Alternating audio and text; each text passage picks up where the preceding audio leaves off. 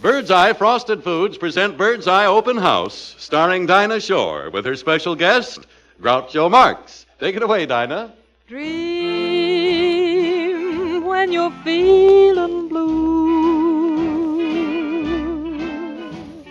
Dream, that's the thing to do. Just watch the smoke rings rise in the air. You'll find your share of memories there. So dream when the day is through. Dream and they might come true. Things never are as bad as they seem. So dream, dream, dream.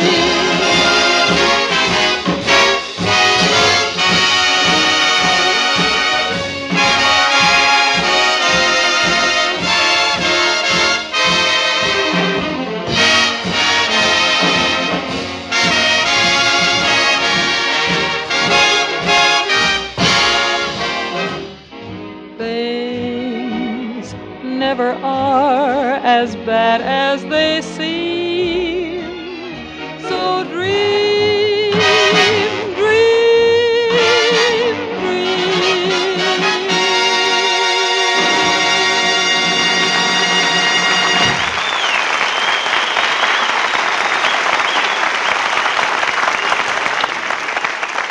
Thank you, and hello, everybody. It's nice seeing so many of you on hand for another session of our Bird's Eye Open House. On hand to make your visit an enjoyable one is our very special guest, Mr. Groucho Marx. In the music department, we have Robert Emmett Dolan in the orchestra, Joe Lilly in the chorus, and here's my good man Friday, who's with me every Thursday, Harry Von Zell. Yeah. Hi, Harry. Hello, Dinah. Yeah, I can't talk, honestly. You can't not talk? Not tonight. No, listen, I just passed a butcher shop, and did I see a 12-pound roast beef? Ooh. It was the most beautiful thing I ever saw. Well, why didn't you get it? Get it, she said. Get it. Dinah, with the number of points that butcher wanted for it, 7 soldiers could get out of the army. My word. Well, there you go, Harry. Always thinking of food. Well, now, that's not so. No, Always thinking of food. Dinah, I think of lots of things much more vital than foods. Why, right now, I should be up in San Francisco where I belong. Oh, Harry. Huh? What's the matter? Now, don't be silly. What would you know about international affairs? What would I know about international affairs, you see? Yes. Dinah, permit me a few small-sized guffaws. Guff, faw. Faw. Why, I'm surprised. Only last week, Dinah, I was called in on an important meeting on post-war reconversion. Who else attended? Henry Kaiser was there. Henry Kaiser? He brought up the subject of shipyard reconversion, and General Arnold brought up the subject of airplane reconversion, and then I got up and brought up the subject of Lana Turner. What happened? Nothing. She's one project that don't need reconversion. Well, now I'm jealous, and I'm going to sing. Oh, that's all.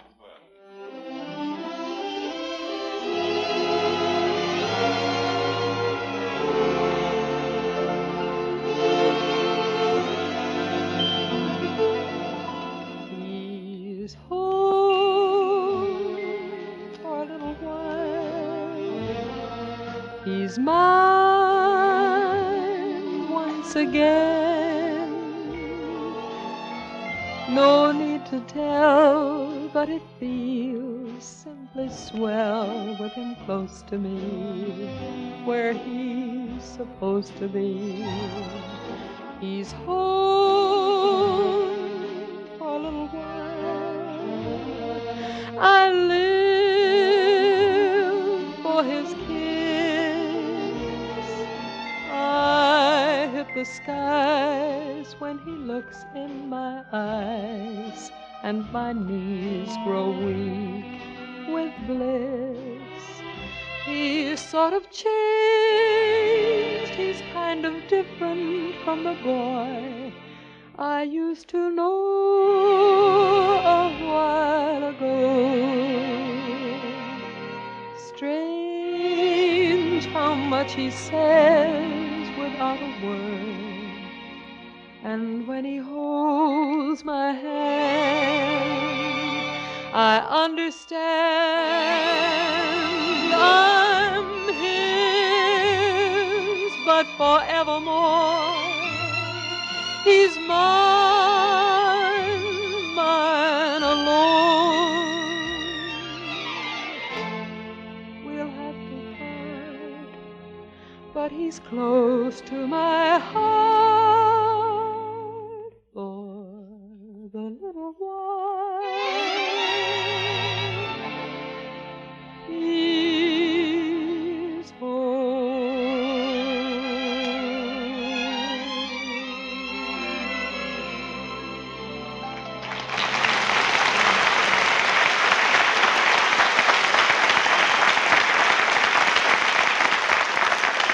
Oh, that was swell, Dinah. Thank Say, you. you know something? While you were singing, I did a little figuring.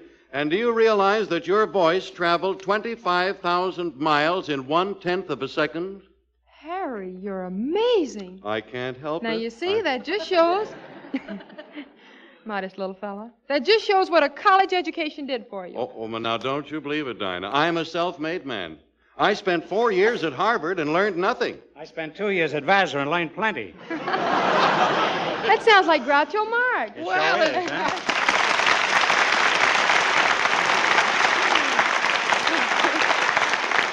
Hello, I don't want to get out Groucho. of... Hello, Dinah, my sweet. How are you? Dinah, I've seen you look lovely, but never as lovely as you look tonight. Why, that dress is magnificent. Well, thank you. I'm so glad you like it. You know, it's the first dress to come out of unoccupied France. Maybe, but it's certainly well occupied now. Groucho, I've never known a man who notices women's clothes as much as you do. Why shouldn't I? Why, next to a woman, what is more important than clothes? A girdle that fits. A girdle, eh? That Von Zelt certainly has an elastic mind. Another remark like that, and I'll see to it that you're sent up the river for a two-way stretch. Well, Groucho, you've certainly got a point there. And it's right on top of your head. I keep it that way to sharpen my pencils. Oh, please now, fellas, stop it. Don't start that all over again. No squabbling. Well, he squabbed first. You can't get chicken or you can't get squab. You see what I say, Dinah? Here we were having an intelligent discussion when this buffoon breaks in and... Me, a buffoon. That's a laugh. Buffoon. That certainly is a laugh. Well, maybe it isn't a laugh. I don't know. They told me it was. I told you, Dinah, the man knows nothing. Is Now, that Harry. so? Well, for 3 weeks I was at Dumbarton Oaks. Oh, but I didn't see you. I was at Dumbarton Oaks. I was disguised as an acorn. I was out on a limb for 2 days. Oh, please, let's... Nothing personal, though. Groucho, you just have to face it now. I can't picture you thinking seriously of the international scene. I just No, can't. well, at the moment I'm involved in a tremendous international project to build a superhighway up the coast of California, through Canada, across Alaska, over the Bering Sea. And I, Groucho Marx, have just gotten official permission from Joseph Stalin himself. To run the road through Russia? No, to run a hot dog stand outside of Moscow. We're using red mustard. And yellow frankfurters. I can't get a word in edgewise. Oh, it's Not what with I red tell mustard. you, Dinah. He knows nothing about international affairs. He's a buffoon. Buffoon. Only last week I had a long talk with Molotov. And you know what I said? What? Nothing. I can't speak a word of Russian. Well, I can speak a word of Russian, and I will. That's it. Muravkov. Muravkov. Muravkov. What does that mean? Spinach. Spinach. Spinach. Bird's eye, quick frozen spinach. Muravkov? Muravkov? The most delicious, luscious, garden fresh spinach you ever had the pleasure of sinking your teeth into. So garden fresh you'd think you had just picked it out of your own garden. And when the representatives of all the nations are seated around the conference table, what do you think they'll ask for first? Diner, I can get 11 to 5 around the corner. The guy says Muravkov. Or spinach. Well, I know where I can get 12 to 1. I'll take 12 to 1. You will? Yeah, 12 to 1 is my lunch hour, and what's better at lunch than bird's eye spinach? He said he got a one-track Maravka. Well, no, it's so easy to prepare, Groucho. There's no washing, no sorting, no sand or grit. Nothing to do with bird's eye Maravka, but take those glistening green leaves of perfectly clean spinach out of the package. I'm glistening every word you say. Why, really, it's so easy. You take it out of the package, pop into boiling water, cook, and eat. And that's all. Dinah, this spinach auctioneer doesn't know anything about international affairs. He doesn't know a pact from a treaty. Oh, no? I know that bird's eye spinach comes attractively packed and is a treaty for the whole family. I thought for a minute I'd never get out of that. As far as I'm concerned, you can crawl back in again. You and your Maravka. And think of this, Groucho. Imagine cream Maravka, huh? Are you using the same script I've got here? Yeah, but I put cream on top of mine. Hey, Groucho, Use anything comes around here. Here's another thing. 1 box of bird's eye spinach will serve 4. It doesn't take a ration point, and it's really wonderful eating. So everybody should buy lots of packages of bird's eye spinach. Dinah, I've listened to Von Zell long enough. It's time I told you that I had a long talk with Stettinius. And he assured me that right now I've got 1 foot under the conference table. Oh, Groucho, he's just pulling your leg. That's great. That's just what do you mean? Well, all he has to do is pull the other leg, and I'll have both feet under the conference table.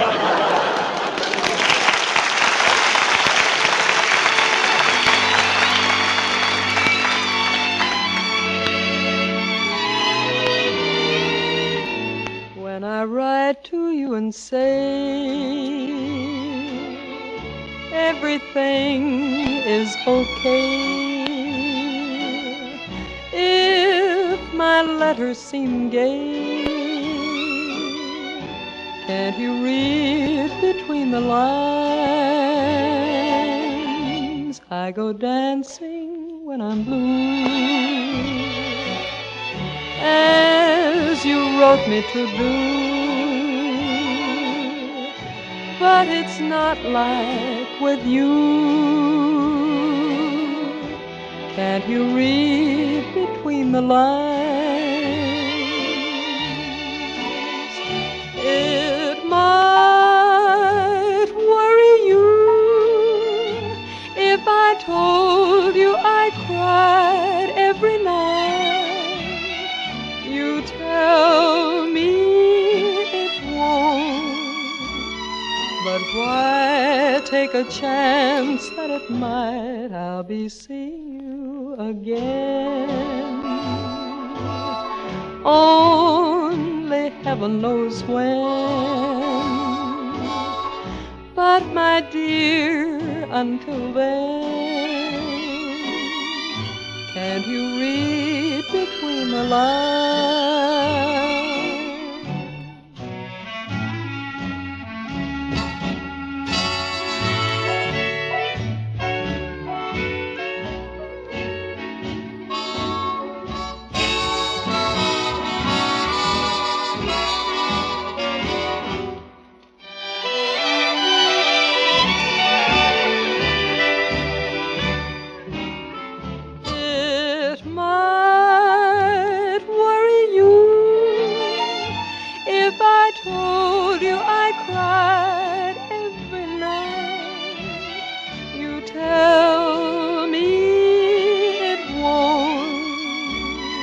But why take a chance that it might I'll be seeing you again?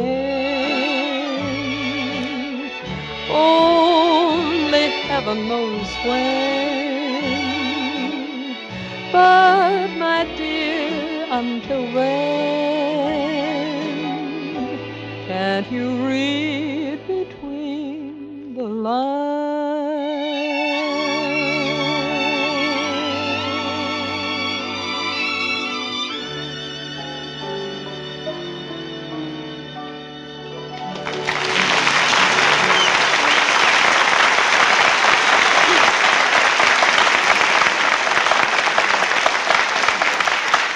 Now, Now, ladies and gentlemen, comes time for the Bird's Eye Little Players to bring you an episode in the home life of the Thorndikes.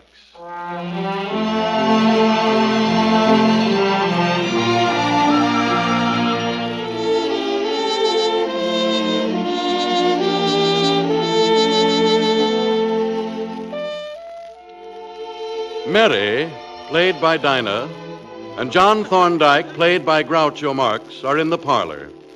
It is the night of their daughter Olive's graduation. Mary speaks. Oh, John, Yes, matey? how are things at the department store today? Department store? What department store? Sears. Sears? What business is he in? He runs a department store. A department store? What's that got to do with me? But, John, you've been working there for 20 years. 20 years. Well, this is a fine time to tell me. What do I do there? You're in lingerie. I'm in lingerie? Yes. No wonder the floor walkers keep whistling at me. Tell me, John, did you go in to speak to the boss today? What boss? Mr. Sears. Mr. Sears? What business is he in? He owns a department store. Lucky man. What a business to own. Huge profits. Makes money year in and year out. It's positively a foolproof business. Oh, I wish you owned a department store. Not me. Why not? It's too risky. And now, matey, what did you want to ask me? Did you speak to the boss about a raise? I should say not. Why not? He doesn't deserve a raise. John, it's you I'm talking about. You deserve a raise. I do? Yes. Why? Well, after all, John, you've been working there for 20 years. 20 years is a long time, matey. And I've just made up my mind. What are you going to do? I'm going to quit tomorrow. But where will you apply for another job? Sears. But, John, you have a job at Sears now. Good. Then I can apply during my lunch hour. Now, please, John. John, dear, promise me you'll speak to your boss. My boss? Who's my boss? Sears. Sears. Can't you ever say anything else but Sears? Matey, I've got a good mind to break out engagement. But, John, we've been married for 19 years. 19 years? Yes. Good. I'm tired of being a bachelor. Well, I think I'll go out and see a movie. A movie? John, now don't tell me you've forgotten about tonight. Tonight? What's tonight? You're going to the public school graduation. Graduation. Don't be silly. I graduated from public school 30 years ago. Not your graduation. Well, that's different. Well, matey, you're graduating at last. I'm not graduating. Left back again, eh? John, it's your daughter who's graduating. My daughter? Who's my daughter? Olive. Olive? Who's Olive? Olive is your daughter. Ridiculous. Of course she's your daughter. She looks just like you. Who looks just like me? Your daughter. She does? Yes, she has your nose. No wonder I couldn't smell the corned beef and cabbage last night. Oh, she's a lovely child. Who's a lovely child? Olive. Olive? Who's Olive? Your daughter, John. Just think, she's sweet 16 and she's never been kissed. Well, don't you think it's about time one of us kissed her? John, just think she's in high school now, and when she's 20, she'll be at finishing school. Finishing school at 20. That's remarkable. I didn't finish school until I was 37. Of course, I was only half finished. My father was Swedish.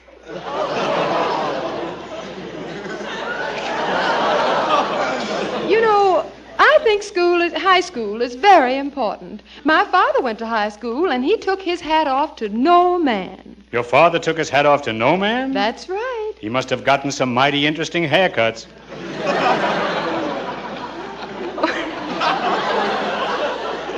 Oh, John, you're so absent-minded. I just know you didn't get a graduation present for Olive. What did you get her? I bought her a fountain pen, the kind that doesn't leak 16,000 feet in the air. 16,000 feet in the air. Yes. Olive is a tall girl, isn't she?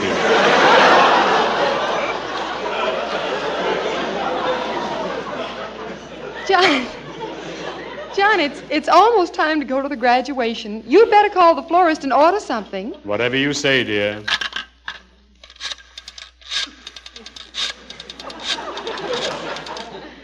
Hello, Acme Flowers? Yes, I'd like to order some flowers. For who? Just a moment. Who are the flowers for? For Olive. Olive? Who's Olive?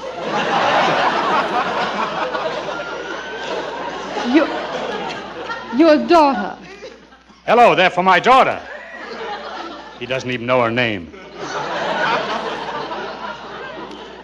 Those florists. What's that? You suggest bachelor buttons? How much are they? What's that? $6 a dozen for bachelor buttons? Well, just send over the buttons. You can keep the bachelor. Goodbye. And now, matey, I hope you're satisfied. Well, let's go to the movies. Have you forgotten? We're going to Olive's graduation. Olive? Who's Olive?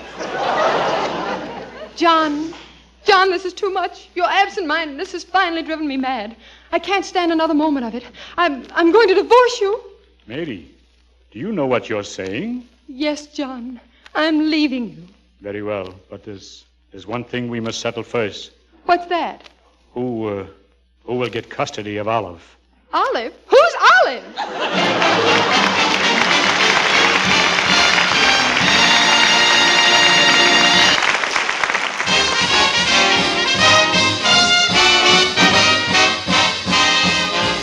Evelina, won't you ever take a shine to that moon?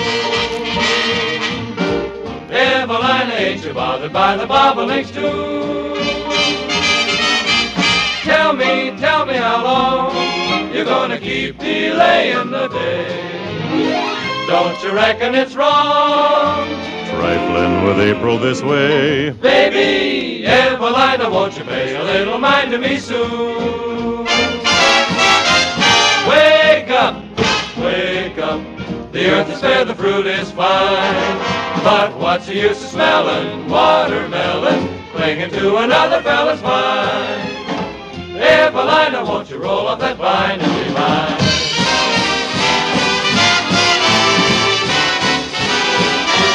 Wake up, wake up. The earth is fair, the fruit is fine. But what's the use of smelling watermelon, growing on another fella's vine? Oh, Evelina, won't you roll right off the vine and be mine? Roll off the vine and be mine. All mine, all mine, all mine.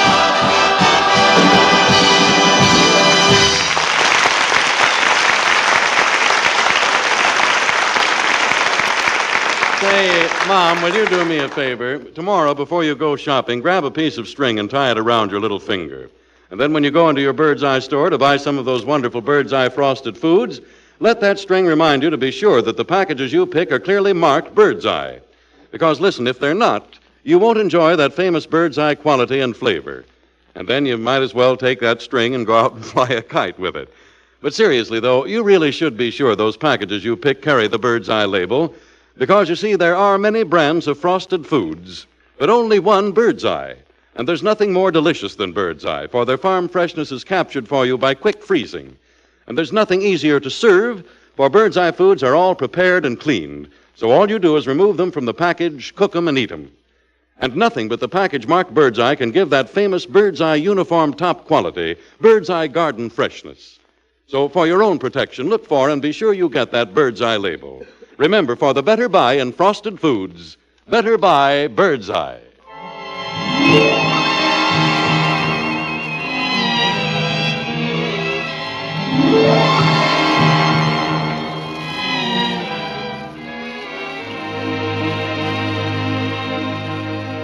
You belong to my heart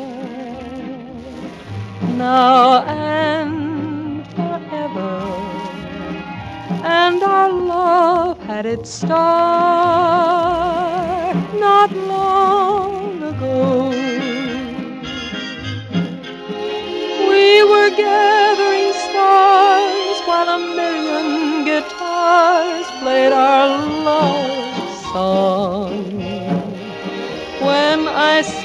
I love you, every beat of my heart said it too. 'Twas a moment like this. Do you remember? And your eyes held a kiss when they met mine. Now we own all the stars, and a million guitars are still playing. Darling, you are the song, and you'll always belong to my heart. We were gathering stars while a million guitars played our love song. When I said I love you, every beat of my heart said it too.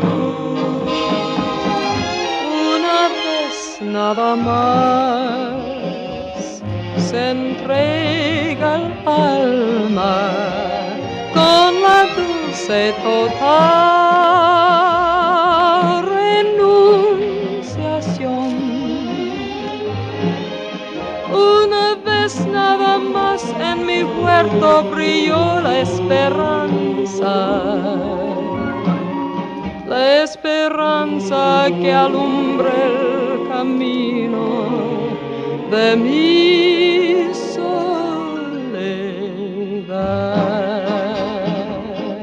La da di da da da, la da di da da da, la da di da da da da. You belong to my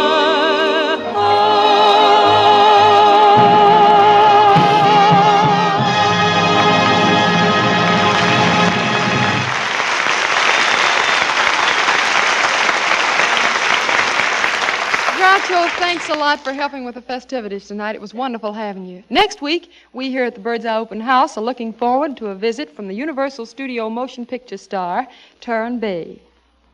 Girls, please. Ladies and gentlemen, we're all hoping and praying that VJ Day will soon happen. But we all know that hopes and prayers are not quite enough when there are 80 million Japs who still have to be beaten. So let's not just hope and pray. Let's buy war bonds. Let's make this 7th war bond drive the biggest yet. You know, the road to Tokyo is a long and a rough one. It'll be paved with suffering and American lives. Let's shorten that road the only way we can, by buying bonds. They're an investment in the United States, in democracy, and a better world. Night, everybody. Say, friends, next week, tune in a half hour earlier and hear a full hour of entertainment. The Frank Morgan Show with Cass Daly, followed immediately by Bird's Eye Open House with Dinah Shore, her special guest, Turhan, Robert Emmett Dolan, his orchestra, Joe Lilly, his chorus, and yours truly. Bird's Eye Open House, starring Dinah Shore, is written by Howard Harris and Sid Zelinka.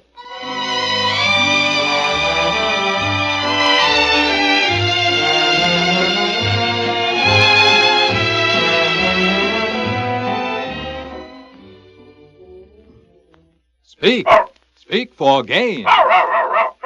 Yes, dogs put their bark of approval on Gaines. Gaines, Gaines dog meal that nourishes every inch of your dog. The complete meal containing everything dogs are known to need. Meat meal, vegetables, cereals, minerals, and vitamins. That's why it's been a trusted standby of prized dog breeders and veterinarians for over 15 years. Listen to your dog speak. Speak for Gaines. America's largest selling dog food.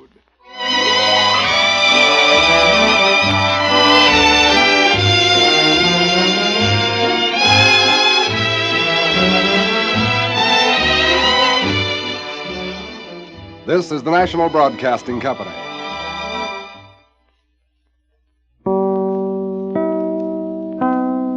You're listening to KFI Los Angeles, Earl C. Anthony Incorporated, California Packet Distributor. Following is transcribed. Every night after supper, here's the way the songs begin. I like chiclets, candy-coated chewing gum.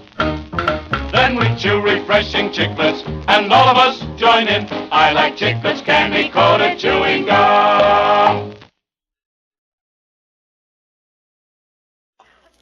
Bird's Eye Frosted Foods present Bird's Eye Open House, starring Dinah Shore, with her special guest, Turhan Bey. Take it away, Dinah.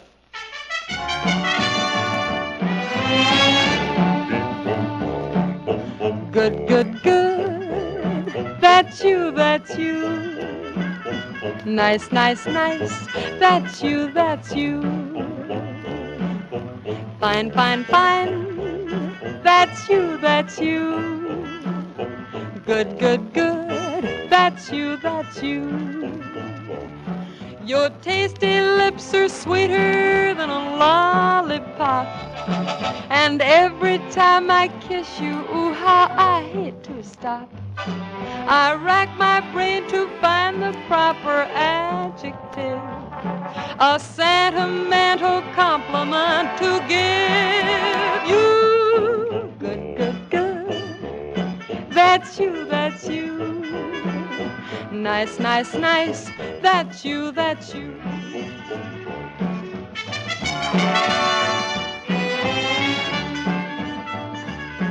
I never went to Eton University, therefore I have a limited vocabulary, and so I use the language that I have on hand while making love to you on your veranda. Good, good, good. That's you, that's you. Nice, nice, nice. That's you, that's you. Fine, fine, fine. That's you, that's you. Good, good, good. Sweet, sweet, sweet. Fine, fine, fine. Yum, yum, yum. Good, good, good. That's you, that's you. That's you, that's you. That's you, that's you.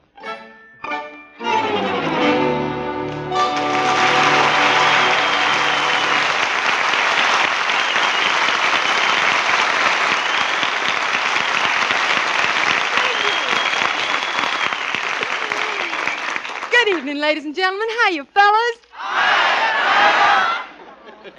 I'm fine, and welcome to another free-for-all at our Bird's Eye Open House. Our special guest of the evening is that man who's had such a fast and sensational rise in the motion picture world, Mr. Turhan Bey. Harriett, you'll just have to control yourself. Excuse me. That's all right. On hand to make him feel at home are the regular members of the Bird's Eye Open House Committee, namely Robert Emmett Dolan and the orchestra, Joe Lilly and the chorus. And here comes my favorite announcer, who's a very big man in Hollywood, Harry Von Zell. How are you, Harry? Well, hiya, Dinah. Well, that was awful nice. Did you really mean what you said about me just then? I certainly did. After all, you are a big man in Hollywood. Oh, gosh. As a matter of fact, you're beginning to spread over into Glendale. I knew it. I might have known it was a trap. You're always going around making cracks about my size. And it's very ironic, you know, when I'm on such a strict diet. You're on a diet? Yeah? Oh. Look, Harry, I don't like to be the kind of hostess that talks or anything, but last night at my house when they passed the turkey, how come you took 2 drumsticks? Oh, 2 drumsticks? 2 drumsticks. 2 drumsticks. Yeah. 2 drumsticks. Yes, 2 drumsticks. Well, I like to mash my own potatoes. Well, look, Harry, if I've said anything to offend you, all I can say is it's true. Well, that's better. Look, tell me, Dinah, is Turhan Bey really coming over here tonight? He certainly is, and I hope you'll know how to behave when he gets here. Well, don't worry about me. I'm all prepared for him. Are you sure? Sure. I spent all last night in a Turkish bath.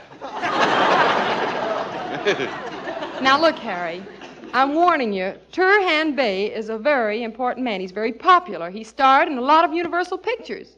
Well, that doesn't faze me, you know. After all, I came darn near getting that part Robert Walker had in The Clock, you know. The Clock? Yeah. Why didn't you get it? Well, my hands were all right, but they didn't like my face.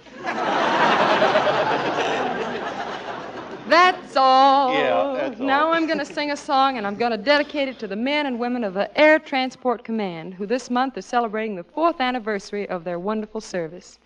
A hit tune for a hit outfit, Lorre.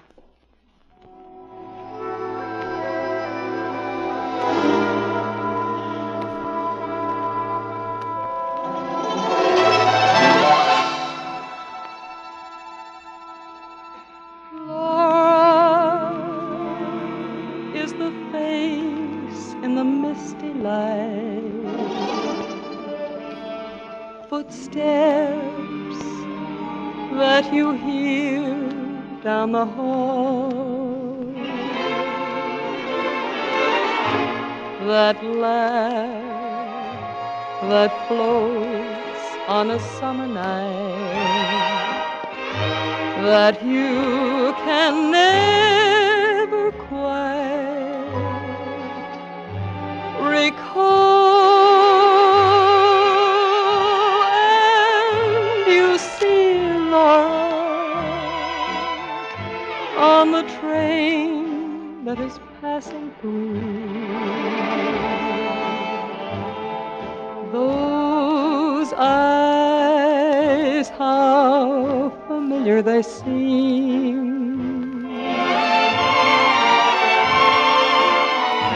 She gave your very first kiss to you.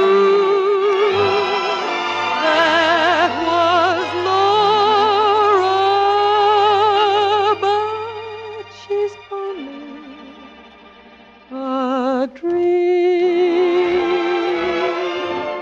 And you see Laura on the train that is passing through. Those eyes, how familiar they seem. She gave your very first kiss to you. That was Laura, but she's only a dream.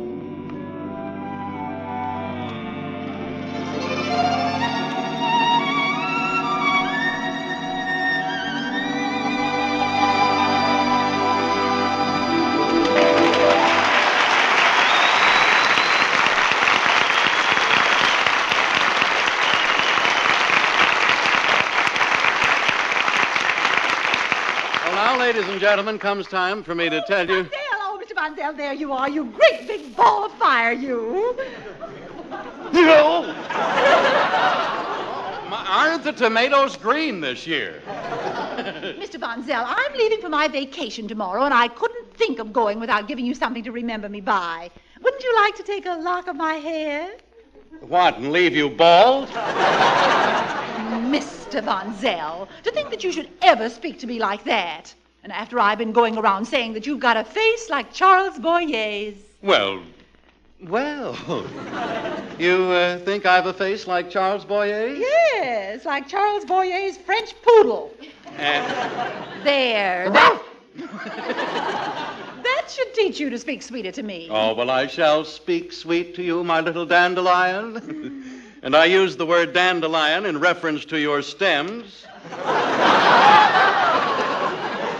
Oh, no, now, please accept my apologies. Well, all right. After all, I am going away, aren't I? Yes, tell me, where are you going to spend your vacation? Oh, at a mountain resort. Oh, the beautiful country with its trees and flowers and birds and bees. Oh, nature is wonderful. Oh, I just love Mother Nature.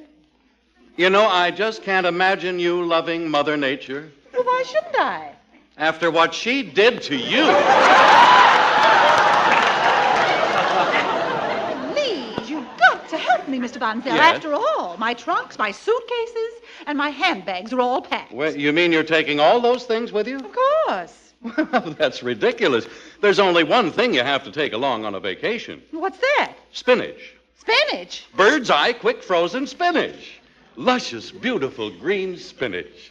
With all that wonderful fresh from the garden flavor and the vitamins and minerals sealed in by quick freezing. Why, it's delicious, simply delicious. Take it with you, and then when you're in the moonlight with an attractive man, win his heart with bird's eye spinach. Oh, don't be silly. Well, that's not silly. Look, after all, the surest way to a man's heart is through his stomach. Through his stomach? Yes. But I want his lips, not his appendix. Oh, after all, what do you know about a woman's problem? I know all about women's problems, and I know how to solve them. You really do? Of course. Now, you take you. You want a vacation. Yes. I'll tell you what I'm going to do.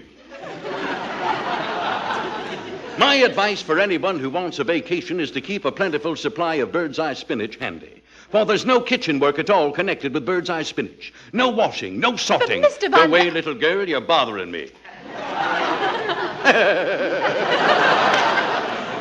No, really, you simply have to take those glistening green leaves of perfectly clean, perfectly delicious spinach out of the box and pop into boiling water. To prepare it as a vacation from work. Its eating is an adventure. Oh, don't talk to me about adventure. No. Last year I had all the adventure I ever want to have at the seashore. Oh, really? Yes. I was swimming in the ocean when an octopus came up from the bottom and threw all 8 of his powerful arms around my throat and wouldn't let go. Oh, well, what happened? I was never so thoroughly necked in all my life. Oh, dear. Well, I can readily see then why you're not going back to the beach this year. Yes, and my main objection to the beach is that I can't stand sand in my clothes. No, sand. Oh, yes, sand. Women can't stand sand in their spinach either, you know. And that's one of the big reasons they buy bird's eye spinach, because there's not a trace of sand. No sand, no grit. There's no waste. You can eat everything you pay for. Why, one box, you know, serves 4 people. Really, bird's eye spinach is an economical, convenient, and delicious treat. And no ration points required. Yeah, that may all be true, but just between you and me, do you think I'll ever get a man? Oh, of course you will. Why, ever since time began, my dear, men have been running after women, and women have been running after men. Oh, then I'd better hurry home. What for? To get my sneakers. That's one track meet I want to get into. Yeah, well, good luck.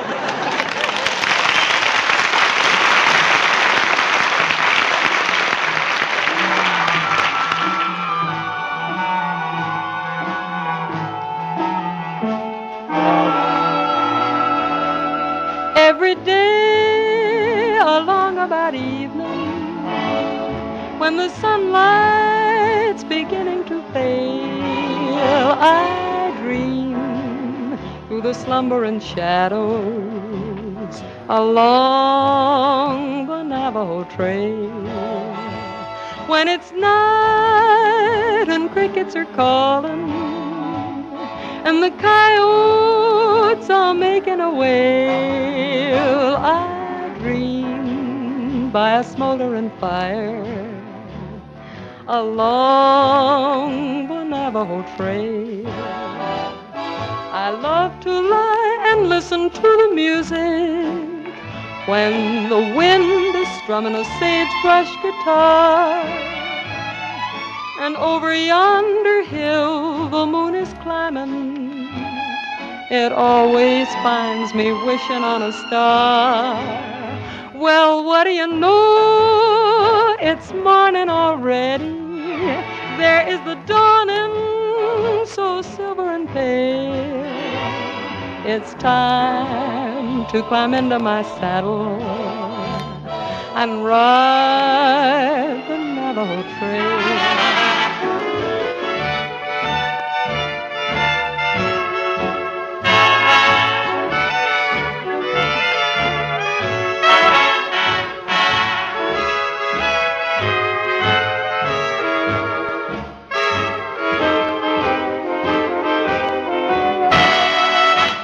What do you know? It's morning already.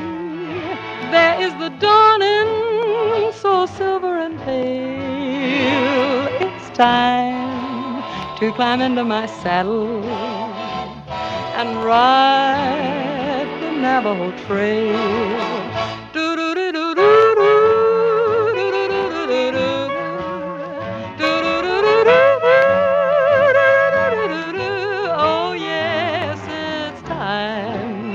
Climb into my saddle and ride the Navajo Trail.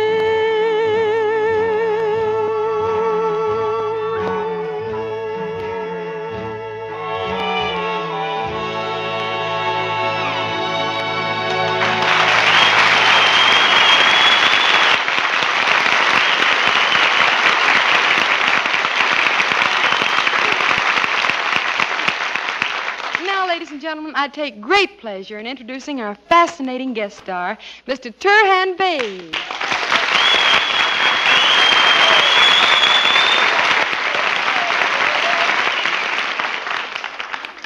Thank you, Dinah. As I gaze upon the beauty of your face and form, I must turn to the romantic language of France to express what I feel in my heart. Vous êtes charmante, ma chérie. Si belle. Je t'aime, ma chérie. Well, what does that mean in American? I see you took a postgraduate course at Hollywood and Vine. Oh, you've got me wrong, Dinah. I'm not that way at all, really. Oh, please, now. Turhan, tell me the truth. Don't you ever get tired of chasing girls? I'll let you know as soon as I catch one. I bet you're the sort who'd let a blonde turn your head. You're wrong again, Dinah. No blonde ever turned my head. Really? No, but the cute little redhead once made a pinwheel out of it. Say, Dinah, I didn't see that. Oh, it's all right. I want you to meet our guest star. This is Turhan Bey. Turhan, this is Harry Von Zell. Turhan. Oh, noble one. Oh, noble one, I deem it a rare and exalted experience for one so humble and lowly as I to be permitted to kneel in your most honorable presence. Hiya, Fatso. Fatso that's a fine thing. See here, my poor man's pasha. One more crack like that and I'll knock you into a cocked fez. Harry. That's telling him, eh? Now, wait just a minute, Harry. I forbid you to speak that way to a guest of our Bird's Eye Open House. Oh, Dinah, let him talk on. It's just a preview of what it will be like when there is more gas around. Look, Dinah, why doesn't this guy just put on his Turhan and go jump in the bay?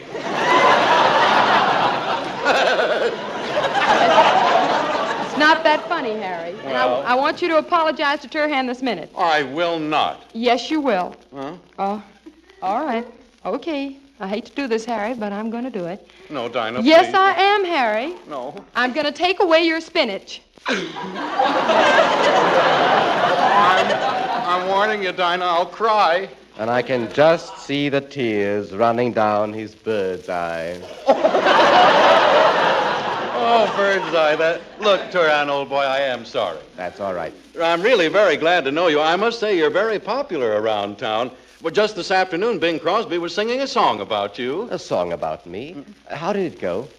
Turhan, Turhan, bay. Oh, Harry, you're just downright silly. Why talk such nonsense when we can ask Turhan some sensible questions about the customs of his native country? Dinah, you're so right. Look, Turhan, there was something I wanted to ask you.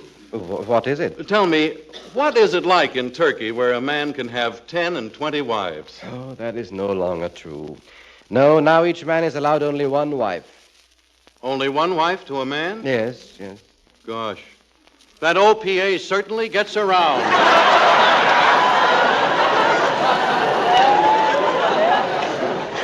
Well, Turhan, it wasn't always that way, was it? No, Dinah. I remember the time I visited my uncle in Istanbul. He had 7 beautiful wives, one for every day in the week. Which one was the prettiest? Oh, I'm not saying. But Saturday night was not the loneliest night in the week. Well, Turhan, I don't know much about your country, but I must say the women are beautiful. Yes, some of the girls are quite pretty. Pretty? Oh, boy. I went to a nightclub the other evening, and I saw a Turkish girl do the dance of the 2 veils. Harry, you mean the 7 veils. I mean 2 veils. This nightclub had a minimum cover.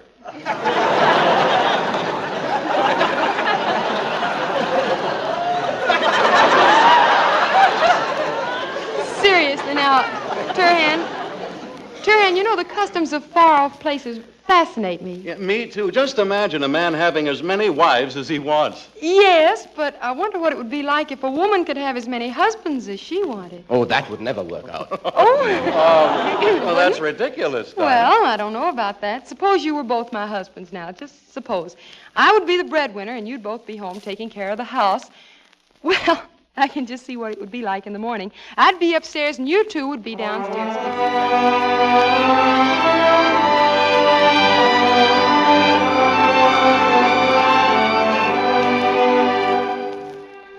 Oh, Turhan, you're just an old slowpoke.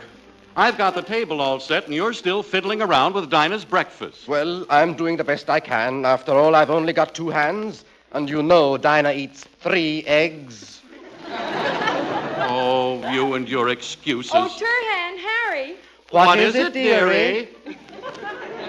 How many times must I tell you to stop hanging your nylon socks all over the bathroom? Oh, bean juice. Getting so that a man can't even rinse out a few things in peace. Now, boys, I simply must talk to you about how you run this house. Oh, what are you going to pick on us now for? Well, it's those paper plates you serve meals on. Isn't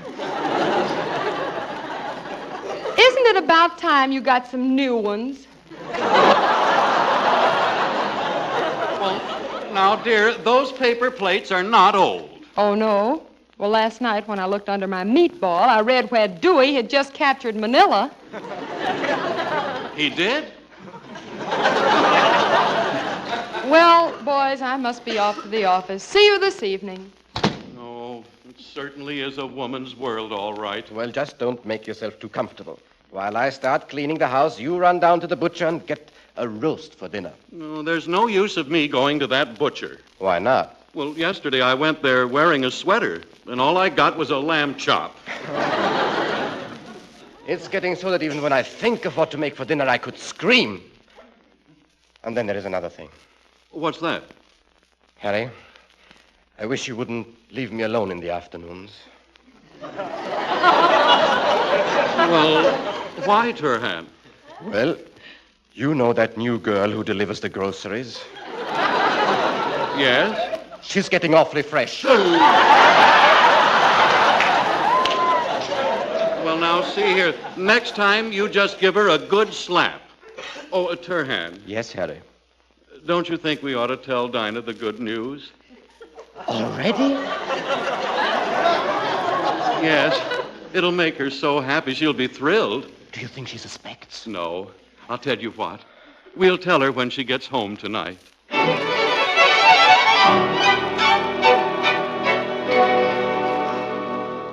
Hello, boys. What have you got for dinner? Well, how about a kiss? Oh, all right. One for you. And one for you. No hug? No hug, no love, no nothing. I had a hard day at the office today. Oh, well, sit down, dear. We have something to tell you. You tell her, Turhan. No, you tell her. No, please, you... Now, for heaven's sake, somebody tell me. We have a surprise for you, dear. You can't mean that. Yes. But when?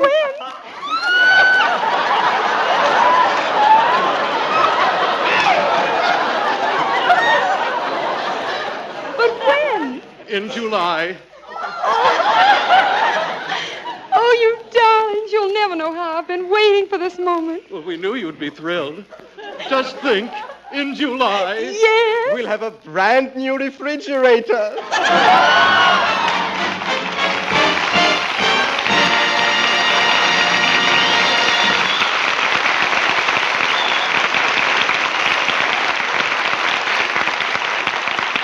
Say, Mother, will you do me a favor? Tomorrow, if you're down at your Bird's Eye store and happen to be looking into the Bird's Eye case and perchance reaching in and picking out a package, take a good look at the label. If it's marked Bird's Eye, then, ma'am, you're getting the best darn buy in frosted foods there is. For you're getting Bird's Eye quality, Bird's Eye flavor and goodness. And believe me, that all adds up to a hunk of good eating. Remember, there are lots of brands of frosted foods, but only one Bird's Eye. You see, Bird's Eye offers you foods that are grown under careful supervision, picked at the peak of goodness, then immediately sorted, cleaned, and quick frozen, so that all the farm-fresh flavor, the vitamins and minerals are sealed in until you're ready to enjoy them. So, for your own protection, look for and be sure you get that Bird's Eye label. Remember, for the better buy in frosted foods, better buy Bird's Eye.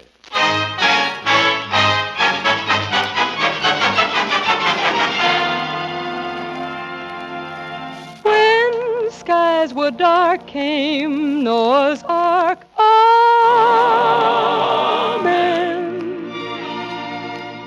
When lions roared came Daniel's Lord. Amen.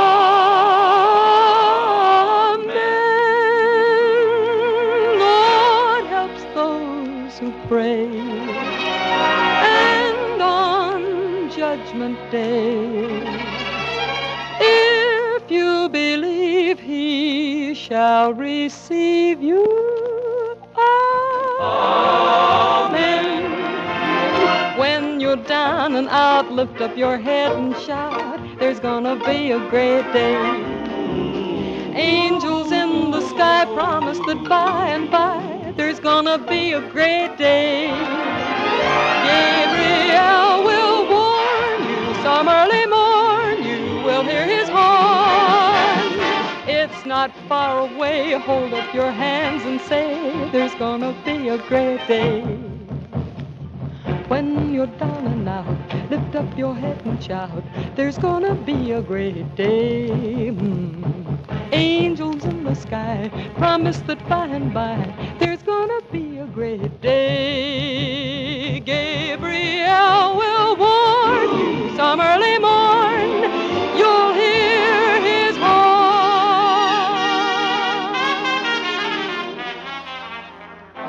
La da da.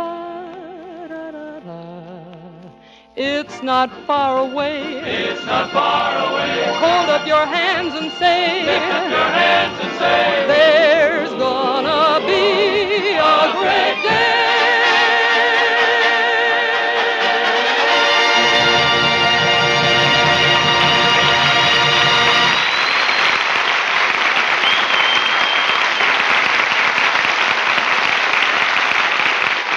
Thank you, Turhan Bey, for helping to make it a thoroughly delightful evening. Next week, our guest is to be that famous Paramount star, Alan Ladd. Girls, please. Now, before we close up shop for the evening, I'd like you to mull over this thought. Food needs two things, God's good earth and man's labor. We here in America have God's good earth, but we desperately need man's labor to get that food. For right now, as you must know, there's a very serious farm labor shortage. Serious enough to threaten next year's food supply. Serious enough to cut down the flow of food to our fighting men. That's why Uncle Sam is asking for 4 million of us to join the United States Crop Corps to help the farmers grow and harvest America's crops. If you can volunteer, apply now at your county agricultural agent's office. Night, everybody.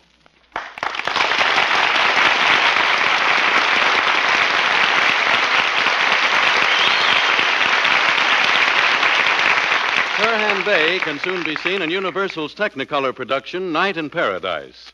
Bird's Eye Open House, starring Dinah Shore, is written by Howard Harris and Sid Zelinka.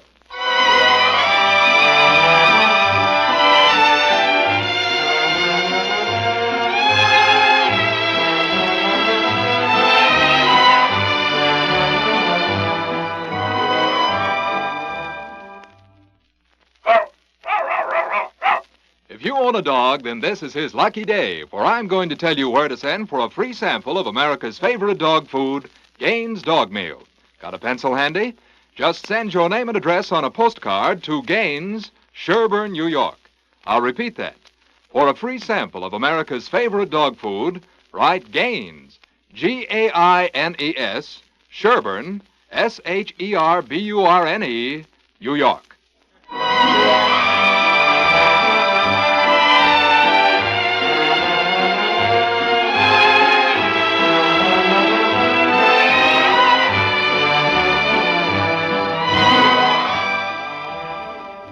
This is the National Broadcasting Company.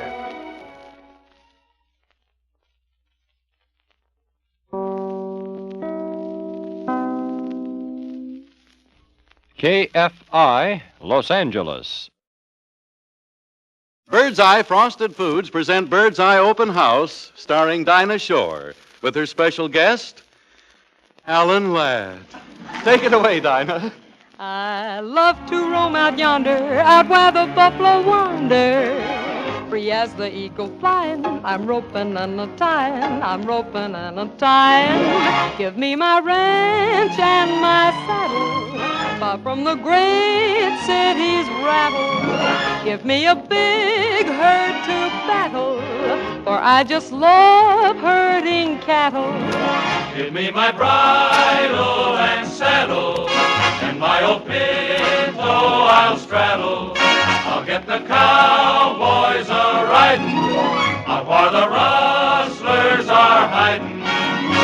Allá en el rancho grande, allá donde vivía. El bueno rancho Rita, que alegre me decía, que alegre me decía. Te voy a hacer tus calzones como los usa el ranchero. Te los comienzo de lana, te los acabo de cuero. Give me my ranch and my cattle, far from the great city's rattle.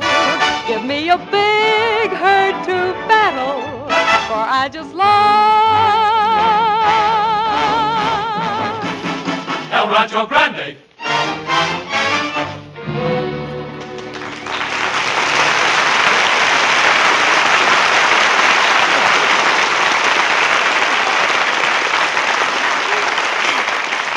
Good evening, ladies and gentlemen. Hi, you fellas. Oh, I'm fine. And welcome to the final session of this season's Bird's Eye Open House. Right now, Robert Emmett Dolan and the orchestra are busy putting slip covers on the furniture, and Joe Lilly and the chorus are seeing to it that the gas and the water are turned off. And coming over any minute to help close the shutters is our good neighbor, star of Paramount, Salty O'Rourke, Alan Ladd. Now, please, just a moment. And here is one of our most valuable possessions already packed in camphor, Harry Moth-Proof Von Zell.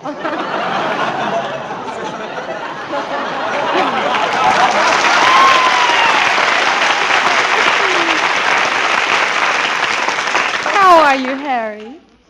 Harry, how are you? Speak to me. Hiya, Dinah. Well, I guess this is it. Harry, what's the matter? You know what's the matter. This is our last show. That's what's the matter. Oh, well. Harry, honey, we'll all be back in September. After all, 3 months isn't such a long time. Maybe not to you, but I'm not getting any younger. And I ain't been feeling so. Well, what I mean to say is, you never know. Oh, poor Harry, I'm so sorry to hear that. Gee, maybe I better get in touch with Harlow Wilcox of Bill Goodwin or Ken Carpenter. What? Wait, Harlow Wilcox good? What are you talking about? Well, you know, I might need a younger man. Younger man. Look, Dinah, I just remembered something. I'll be right back. Where are you going? I promised to bring my governess in to see the show.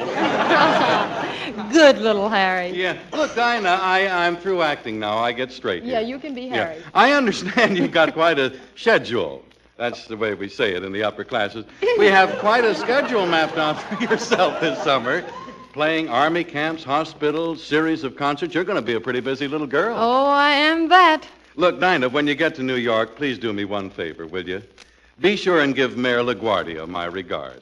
Oh, well, I'll do better than that. I'll bend over and kiss him for you. Bend over. Bend over. Tell me, Harry, what are your plans for the summer?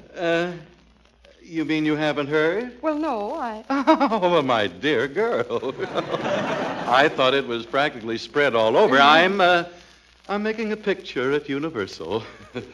You're making a picture? Uh-huh.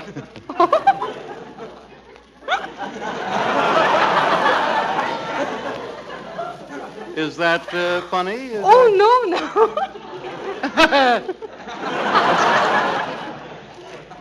Dinah, listen, I don't understand this levity. Wouldn't you say that I'm a good bet for pictures? Yes, if I got big enough odds. I see. Well, it happens that the studios seem to think I'm a very good bet for pictures, I'll have you know. Oh, they do? As a matter of fact, they've given me my choice of a leading lady to play opposite. The choice is finally narrowed down now to two. I don't know which one to choose. Who are they? Flicka and Lassie.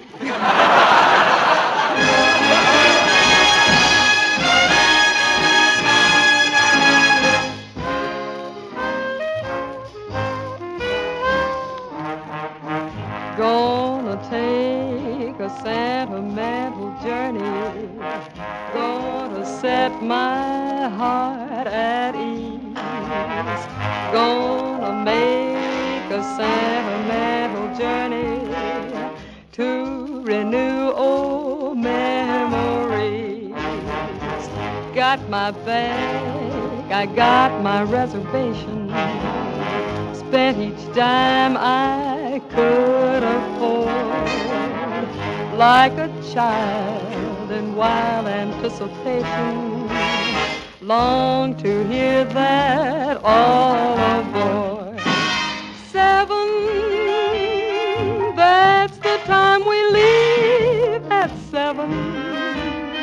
I'll be waiting up for heaven, counting every mile of railroad track till I get back. Never thought my heart could be so yearning. Why did I decide to roam? Gotta take a sentimental journey, sentimental journey home.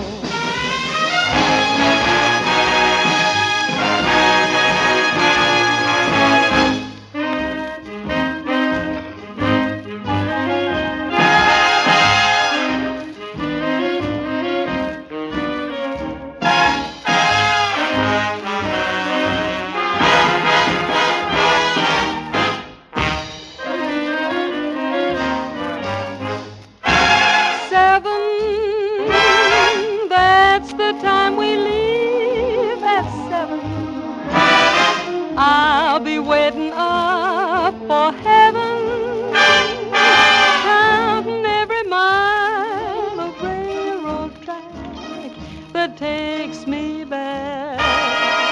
Never thought my heart could be so yearning. Why did I decide to roam? Gotta take the sentimental journey, sentimental journey home.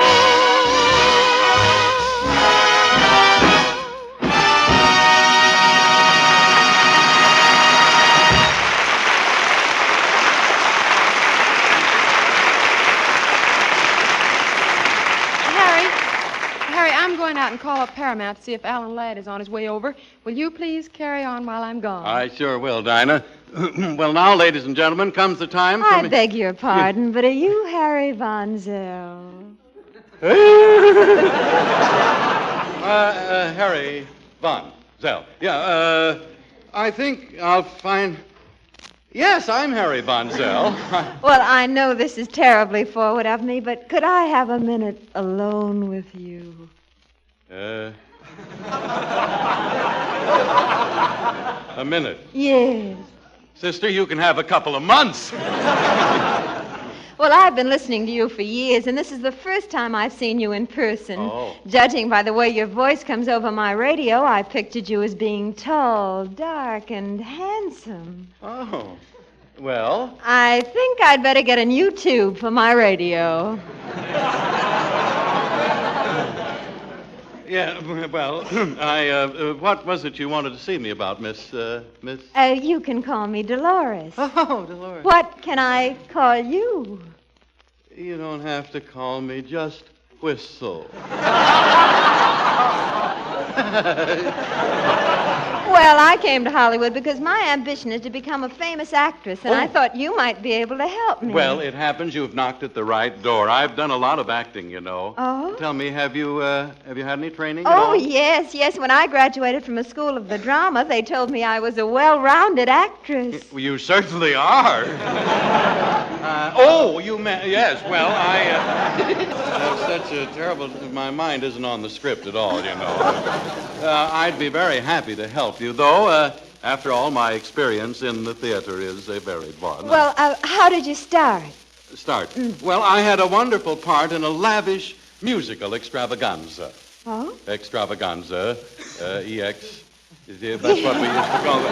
As the curtain rose, there on the stage were 80 beautiful girls dressed as snowflakes. Then I come out. What did you do? I shoveled off the snow. Well, I'm afraid you don't understand. I want to be a dramatic actress. Drama? Oh, well, I've played drama all over the...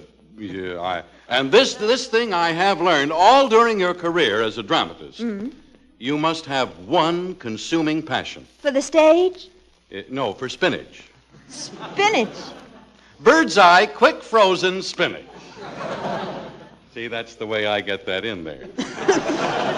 No, but really, you can't help but like this beautiful green spinach, Dolores, with all the wonderful fresh from the garden flavor and the vitamins and minerals sealed in by quick freezing. Oh, really? I don't see what spinach has to do with acting. The stage, after all, the play's the thing.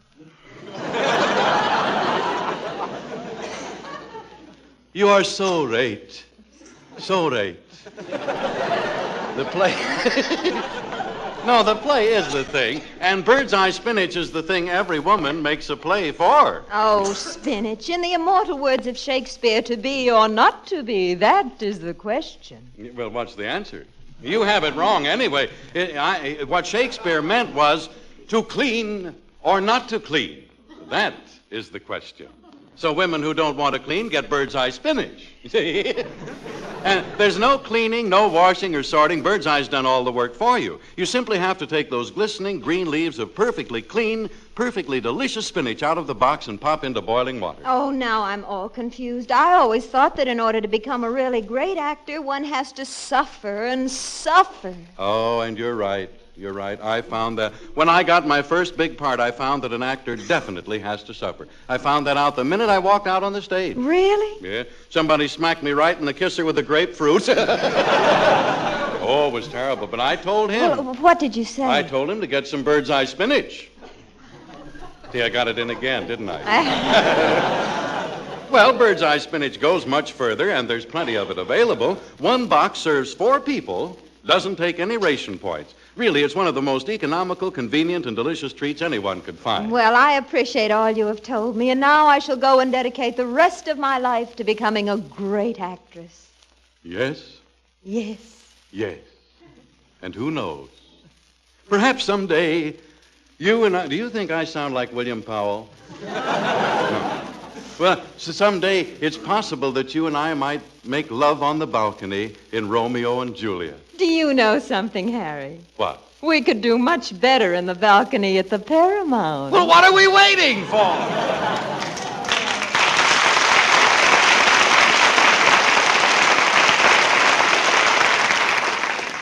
This arrangement of Stardust was made by Sergeant Ralph Wilkinson while I was in England last summer, and I had the privilege of singing it with the orchestra of a man who left a great musical heritage, Major Glenn Miller.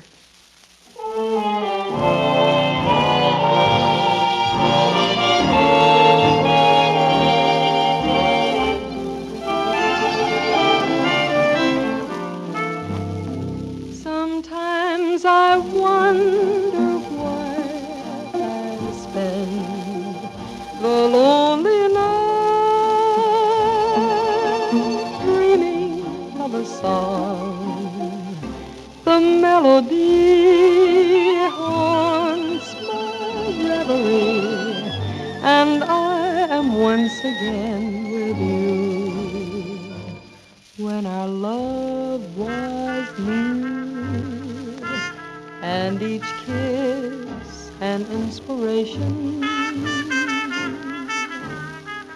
Ah, but that was long ago, and now my consolation is in the stardust of a song beside a garden wall. When stars are bright, you are in my arms. The nightingale tells his fairy tale is full. Though I dream in vain, ever in my heart it will remain. My stardust melody, the memory of love's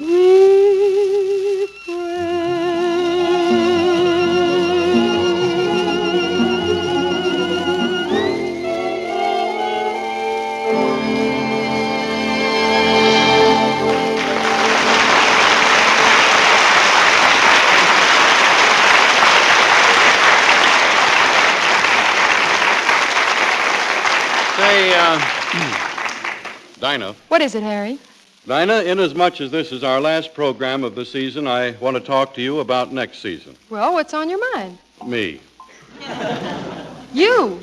Yeah, I'm giving out with a warning right here and now. I'm through standing up here and taking all those cracks from your guest stars. Like when Frank Morgan told me I was so fat that if I turned myself into the butcher, I'd get enough red points to keep a restaurant and meat for 2 years. Well, Harry, he was only kidding. You couldn't blame him for that. Yeah, but he said it. There is a rumble of anticipation in the audience. But they're not supposed to know about it until later. No, I know, but I haven't forgotten the time that Frank Sinatra said that if I stood in front of Boulder Dam, you wouldn't be able to see Boulder Dam. Well, what are you going to do about it? I'm going to get rid of this frog in my throat, and then I'm going to go on. Okay. But I'm telling you, next season, the first guy who makes a crack about me being fat is going to get a punch right in the nose. Hiya, Pudgy Puss. Well, Harry? Yeah, you distinctly heard me say next season. Alan Ladd, welcome to our Bird's Eye Open House.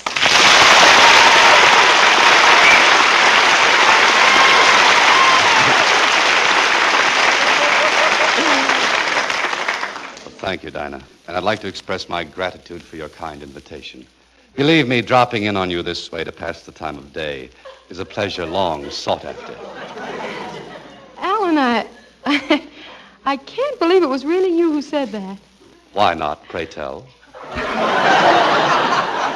Well, I don't know, but I was sort of prepared to meet Alan Ladd, the man who shoots cops and the lover who slugs his women. Why, Dinah, surely you're joshing me. Why, I'm the very soul. I'm the very soul of chivalry. Permit me to illustrate with an anecdote. It was but a fortnight ago that I was strolling through the country with a young lady. It started to rain. We came to a large puddle. I took off my jacket, spread it over the puddle, and said, "You first, my dear." You really did that? Certainly, I ain't no joke. I wanted to see how deep that puddle was.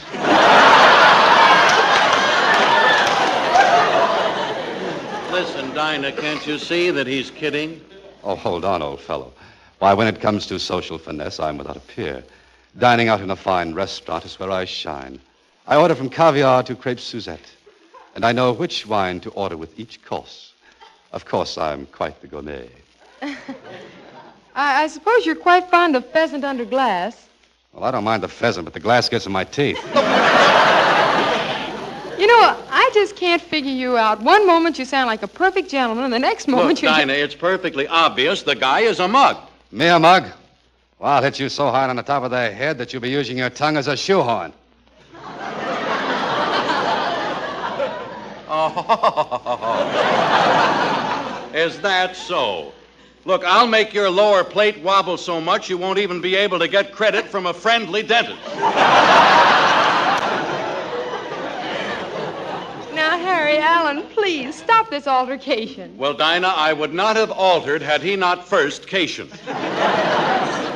Alan, there's something about you that interests me. Tell me, how did you ever get to be the #1 tough guy of the screen? Well, Dinah, it goes back a long way. Back to the day I was born.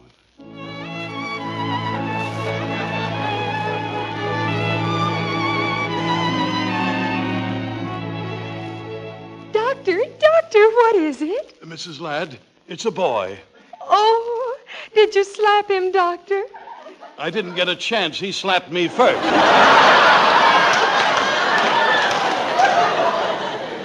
you don't mind, Mrs. Ladd, I'm getting out of here. Oh, Doctor, did you leave a formula for the baby? Formula nothing. You can start that kid on K rations. And that, Dinah, is how I got my start. What about the neighborhood you lived in? Was it tough? That wasn't so tough. Why, the ice cream parlor would only serve 3 Mickey Fins to a customer.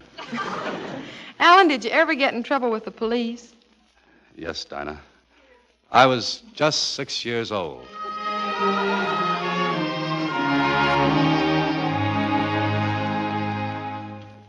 Are you Mrs. Ladd? Yes, officer. What's wrong? Plenty. Your son Alan is in the city jail. In jail? But the boy is only 6 years old. Why did you arrest him? He was pulled in for playing hopscotch. Oh, well, that's ridiculous. How can you arrest a child for playing hopscotch? Lady, he hijacked the scotch. Oh, that's very interesting. But what would you say was your most exciting escapade as a child? Well, at the age of 8, I ran away to sea. You ran away to sea? Yeah. I ran away to see a burlesque show. Well, what about school, Alan? Did you ever go to school? Well, certainly. And I'll never forget my teacher, Miss Hildebrand.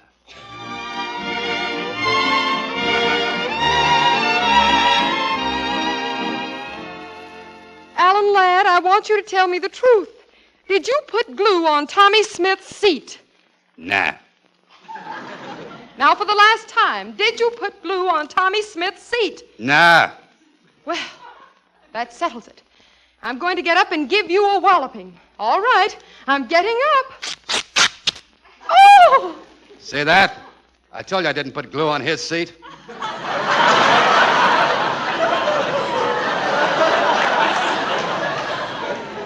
Alan Ladd, you're incorrigible. And another thing, I'm going to keep you after school until 5 o'clock because you don't know any of the questions. Teacher, if you keep me until 5 o'clock, I still won't know any of the questions.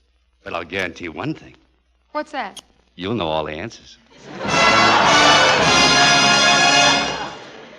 Well, just one more question, Alan. How did you get your start as public enemy number 1 of the screen? Well, believe me, Dinah, it wasn't easy. I went from studio to studio, and I couldn't get a break until one day I took matters into my own hands.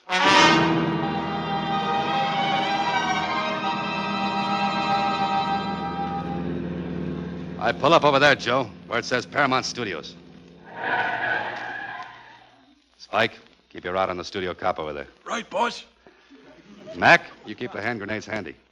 And remember, when I say the word, we blast our way into the joint. Come on, let's go.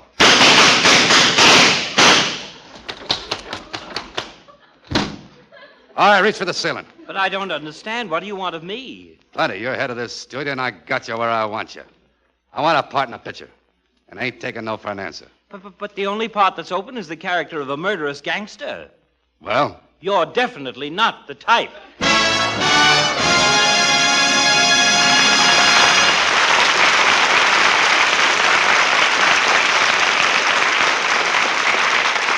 Oh, Alan, it was wonderful. Thank you for coming over and being such a good sport. The pleasure was all mine, Dinah. But now, let's get down to cases. I know that most of this hard guy stuff is just publicity. Between us, Alan, have you ever done anything really bad? Dinah, I've never told anybody, but if you promise to keep this strictly confidential, I will tell you of a pretty awful thing I did once. I've tried to forget it, but I just can't. Oh, I promise not to tell a soul. Well, I was only 19 at the time. I probably had the wrong friends. I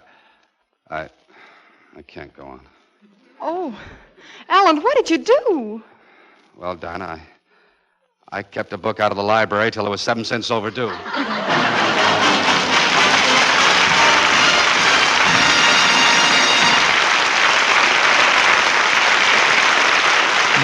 friends, you know, this is our last program of the season, and it's my last chance for a while to put a bee in your summer bonnet about bird's eye. But I think I won't tell you how wonderful they are and how delicious or how easy to serve. I just want to leave you with this thought. When you do reach into the bird's eye case for those swell frosted foods, just make sure the packages you pick carry the bird's eye label. Because, you see, there are many brands of frosted foods, but only one bird's eye. Only bird's eye gives you that famous bird's eye uniform top quality, that bird's eye flavor. And honestly, you'll really enjoy bird's eye frosted foods They all taste so garden fresh you'd think you had just picked them out of your own garden.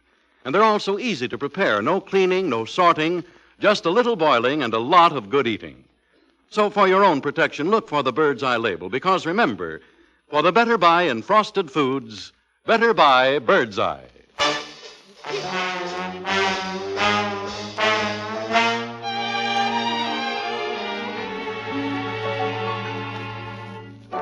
After D-Day, I worried until the E-Day. I've got my welcome well rehearsed, but first he'll have to cross the Atlantic to get to the Pacific. He'll have to cross the Pacific before he comes back to me. My love for him just grows stronger. The days and nights seem longer. I know what makes them seem longer, but that's how it's got to be. Every day just adds to my devotion. But until the day that they run out of ocean, he'll have to cross the Atlantic to get to the Pacific. He'll have to cross the Pacific before he comes back to me. He'll have to cross the Atlantic to get to the Pacific. He'll have to cross the Pacific, but that's how it's gotta be. Every day just adds to my devotion. But until the day that they run out of ocean, he'll have to cross the Atlantic to get to the Pacific.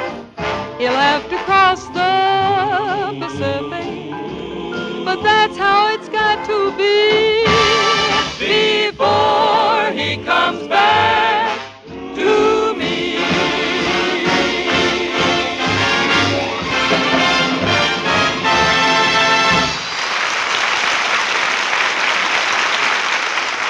Ladies and gentlemen, boys and girls, all you fine people in the listening audience who have helped to make it such a wonderful radio year for us all here at the Bird's Eye Open House, thank you. A month or so before the frost is on the pumpkin, we'll all be back with a new fall session, and it would really be nice to have you with us then. We all hope that by the time we're beaming your way again, the little yellow men of the rising sun have had a total eclipse, and your loved ones are at home or on their way home to you. The best way to speed that up, of course, is those ever-loving war bonds. Thank you, and goodbye for now, everybody. Speak. Speak for gains. No wonder Fido speaks for Gaines, Gaines, Gaines Dog Meal. It's the complete meal to nourish every inch of your dog. Gaines contains everything dogs are known to need. Meat meal, vegetables, cereals, minerals, vitamins, everything. Prize dog breeders and veterinarians have recommended Gaines for over 15 years. Nourish every inch of your dog with Gaines. He'll speak. Speak for Gaines. America's largest selling dog food.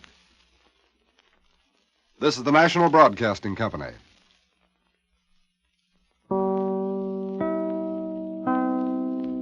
You are listening to KFI, Los Angeles, Earl C. Anthony, Incorporated. Noah Webster says, 9:30.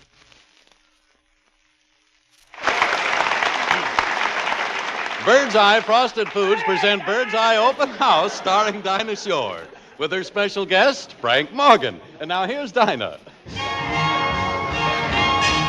Did you hear that whistle down the line? I figure that it's engine number 49. She's the only one that'll sound that way on the Atchison, Topeka, and the Santa Fe.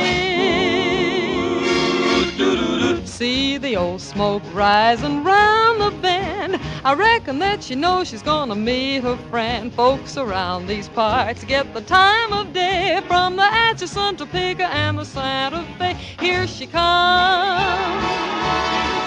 Ooh, ooh, ooh, ooh, ooh. Hey, Jim, you better get the ring. Ooh, ooh, ooh, ooh, ooh. She's got a list of passengers that's pretty big, and they all want lifts to Brown's Hotel. 'Cause lots of them been traveling for quite a spell, all the way from Philadelphia on the Atchison, Topeka, and the Santa Fe. Here she comes.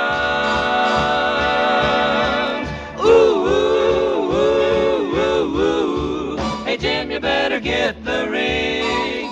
Ooh, ooh, ooh, ooh, ooh. She's got a list of passengers that's pretty big, and they all want lifts to Brown's Hotel. 'Cause lots of them been traveling for quite a spell, all the way from Philadelphia on the Atchison, Topeka, and the Santa Fe.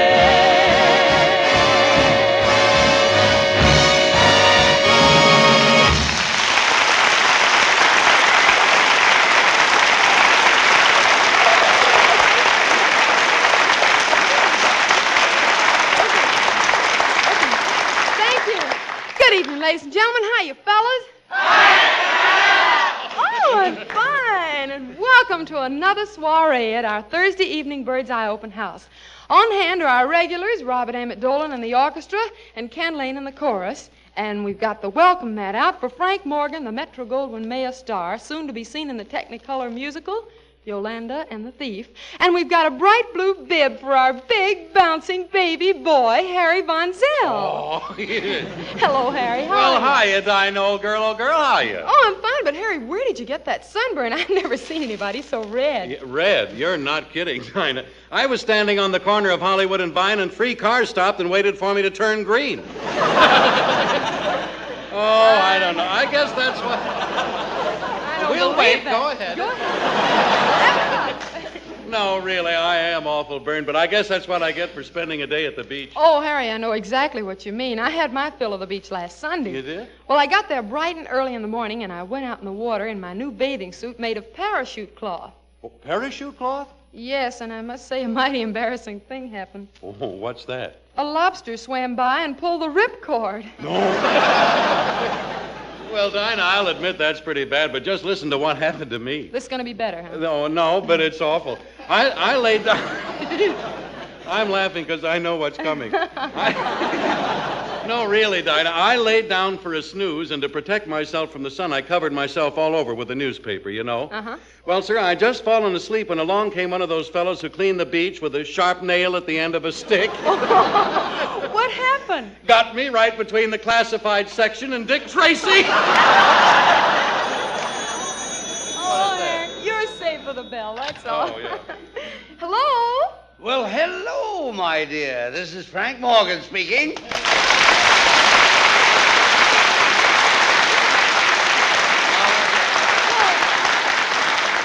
Hello, Frank. For heaven's sakes, I haven't seen you in months. What have you been doing? What have you heard? Well, It's a lie. I never even knew the girl. I mean, I'd like to have you come over to my house this evening. Nothing pretentious. We'll just listen to some music, and later on we'll have a little intimate supper. Do you like pheasant? Oh, yes, I'll bring Harry Von Zell.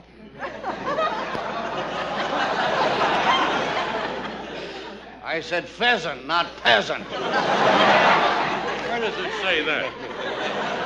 But, Frank, you don't seem to understand. I'm always with Harry on Thursday nights. You are? Well, that's too bad. I thought you and I could be alone. We could sit on the balcony in the moonlight and just... Well, what you difference... Might, and I might. Wait a minute.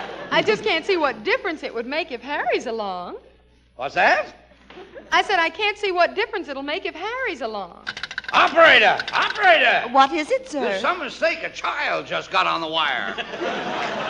Hello? Oh, there you are, Dinah. Well, my car and chauffeur will pick you up in a few minutes. Oh, good. We'll see you later. Bye now. Goodbye, darling.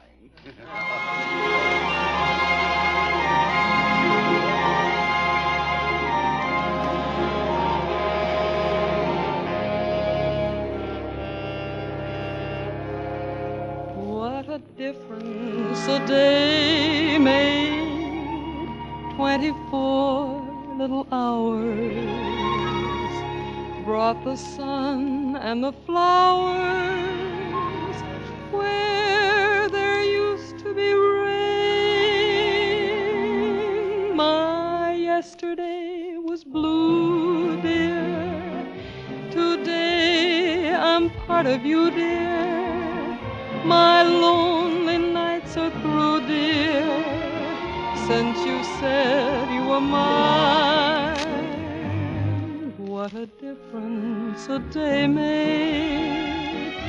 There's a rainbow before me. Skies above can't be stormy. Since that moment of bliss, that thrilling kiss, it's heaven when you find romance on your menu. What a difference a day made, and the difference is you.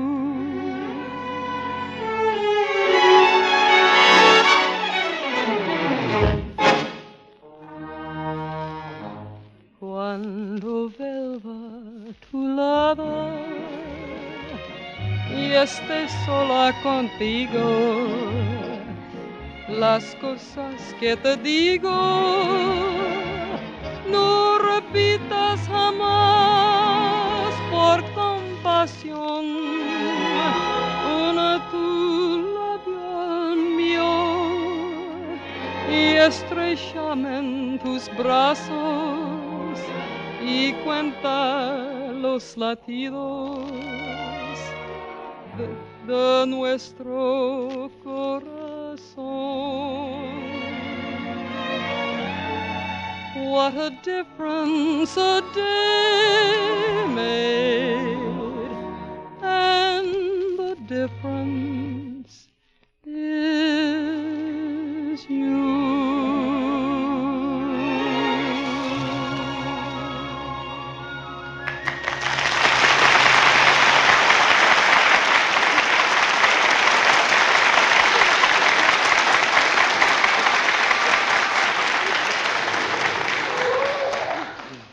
I am Mr. Morgan's chauffeur. Are you Miss Dinah Shore? Well, that's right. How did you recognize me? Mr. Morgan described you as being attractive, charming, and beautiful. Well, I like And you're that. Mr. Van Zell? He knows me? That's right. How did Mr. Morgan describe me? I'm sorry, sir, but there's a lady present. Yeah. Oh, he did he? Well, you just won't wait. you please step into the car? Yes, thank you. I beg your pardon. But as you notice, I've no rear view mirror. So would you mind looking behind every once in a while? Well, I don't understand. Why don't you have a rear view mirror? Mr. Morgan had it removed. Said I peeked. Well, look, I've never been to Mr. Morgan's home. Is it a large place? Large? Well, just to give you an idea, he has 3 swimming pools. 3? Yes, hot, cold, and bourbon.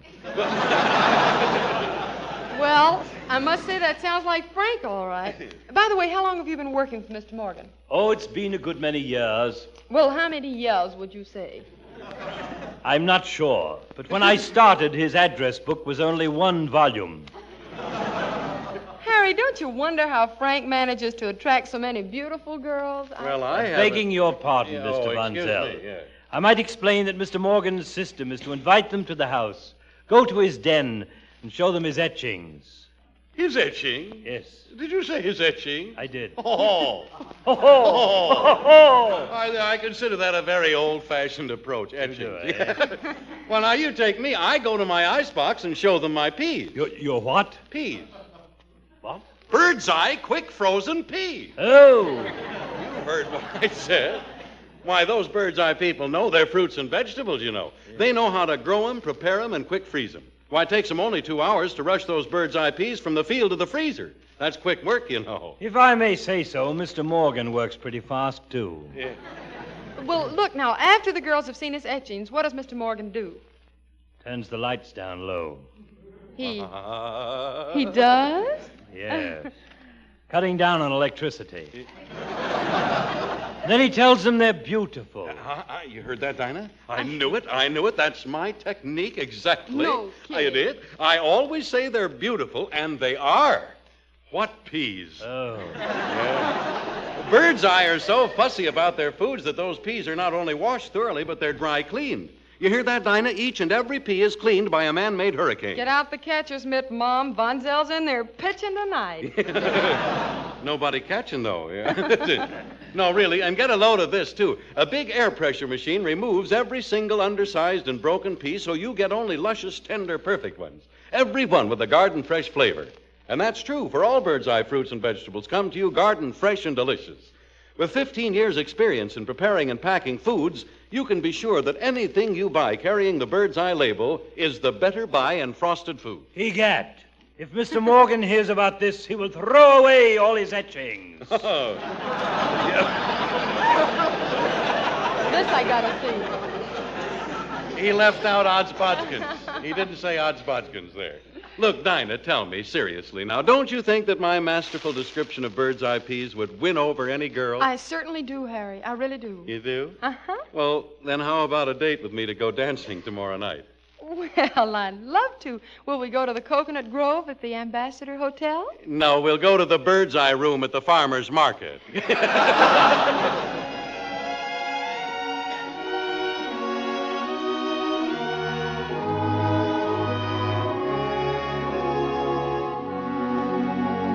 Till the end of time, long as stars are in the blue, long as there's a spring, a bird to sing, I'll go on loving you. Till the end of time, long as roses bloom in May, my love for you will grow deeper with every passing day, till the wells run dry and each mountain disappears. I'll be there for you, to care for you through laughter and through tears. So take my heart in sweet surrender and tenderly say that I'm the one you'll love and live for till the end of time.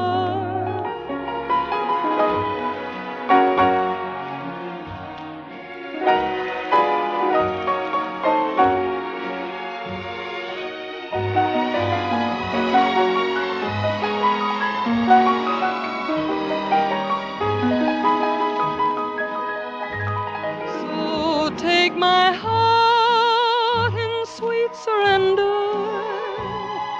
and tenderly say that I'm the one you'll love and live for till the end of time.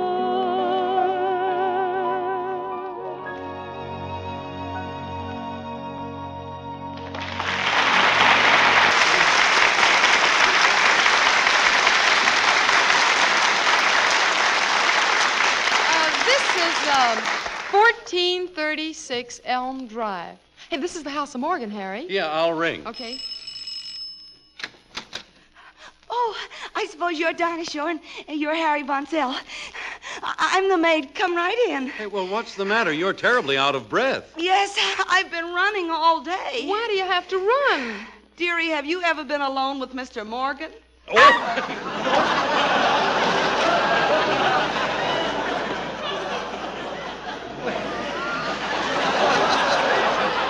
not Miss. Greetings, Greetings. Welcome to my humble abode. Well, how are you, Frank? Glad to see Dinah. you. You do, Frank. My dear, permit me just to gaze upon you for a minute. Never have I seen you looking more glorious. You look like $1 million. Thank you. Well, how about me? Anybody got change for a quarter? And you, Frank, gee, I think you look wonderful. I've never seen you looking so well. Well, little wonder, my dear. After all, I go to bed early, get plenty of fresh air. I don't run around with the girls, and I don't drink. Ladies and gentlemen, the opinions of Mr. Morgan are not necessarily those of the sponsor or anybody else.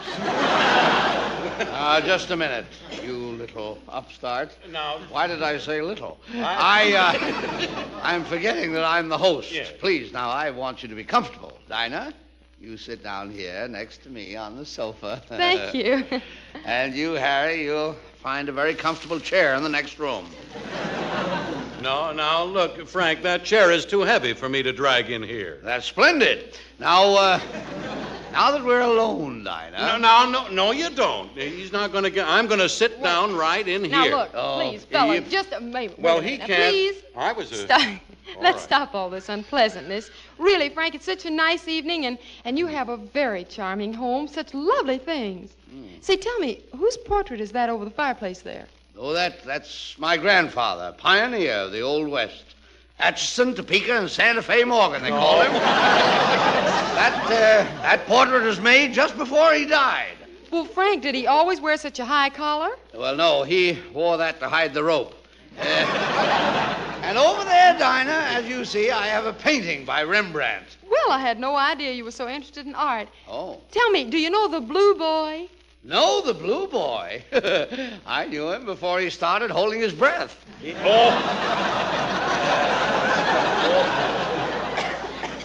Tell me, what would you folks like to drink? Well, I'll have some water. I'll have some water. Yes, well, you can wash later. What do you want to drink? Oh, Frank, you've always been a playboy, haven't you? Don't you ever think of the important problems of the world? Surely you're jesting, my dear. I, a playboy? Ridiculous. Why, beneath this exterior frivolity, there beats the heart and the brain of a modern super-industrialist. Captains of industry. I beg your pardon? Well, Captains of industry who know the real Morgan refer to me affectionately as the Henry Kaiser of Cucamonga County. Oh, don't make me laugh. What business were you ever... Huh? That would be... No, I mean it. That's ridiculous. What business were you ever in? My bouncing buffoon is now safe to divulge the fact that during the war I was the guiding genius of the Morgan Aircraft Company. And I'm now busily engaged in reconversion of airplanes to washing machines. Well, that's wonderful. Those washing machines are really needed, Frank. Well, of You course. certainly are a boon to the housewives. I am? I mean, I am. That's very sweet of you, Dinah. Now, what was I talking about? Housewives. Housewives. Yes, well, our first housewife was rolled off the assembly line. Frank, what am I talking about? Our first washing machine came off the assembly line this morning, and I'm sorry to say that due to a slip-up, it came out equipped with a propeller. And before I had checked it, it was sold to Mrs. A.J. Hannaberry. What did you have to say? Well, we haven't heard yet. The last time she was seen, Mrs. Hannaberry was rinsing out a pair of shorts 20,000 feet over Kansas City. Oh, now, Frank. Frank, I don't believe that. Well, that's as true a word as I've ever spoken. Well, that I believe. Thank you. And to do my share in the lessening of post-war unemployment, I just built a tremendous plant, and I've employed 500 recently discharged wax and waves. Oh, my gosh, it's wonderful working around that plant, surrounded by 500 beautiful girls. Mm-hmm. And just what do you manufacture at that plant? My boy, who cares?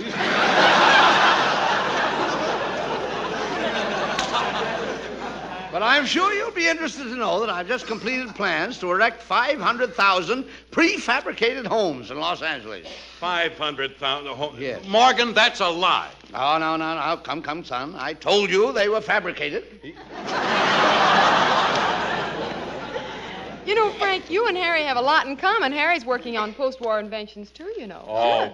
Oh, come on, now, tell him about it, No, Harry. now, Dinah, I don't want to. Oh, please, I'm sure Mr. Morgan's interested. Well, certainly, my boy. Speak up. Well, it's a new fountain pen. Oh, really? Yeah, I've made all sorts of tests. It's absolutely guaranteed not to leak in a submarine. Well. It won't leak in an automobile, and it won't leak in an airplane. Well. But there's just one trouble with it. What's that? It leaks in your pocket. Bonzel, why don't you go in the kitchen and brew yourself a cup of DDT? Kills little things like that. Now, Dinah, I must tell you about my trip on the first round-the-world jet-propelled passenger plane. Oh, my, that sounds exciting. I'll bet those things are plenty fast, huh? Fast. I left Los Angeles in the morning, had lunch over Chicago, met a beautiful girl. She and I had dinner over New York. A fuse blew and the lights went out over Newfoundland. What happened? She slapped my face over Paris. Well, maybe I shouldn't say this, but, Frank, I don't see how that could happen. Well, we were pretty high at the time. But all this is of very little import compared to the work I've been doing in Washington. And one of my greatest political inspirations was to bring over a cute little dancer from Hawaii as a candidate for Congress. Oh, now, hold on a minute, Morgan. Why? Well, what would a Hawaiian dancer know about the affairs of Congress? Well, not much, but she can sure put a motion before the House. How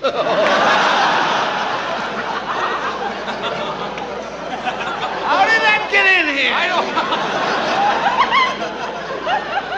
Feeling so I was back on my own show. Heavens!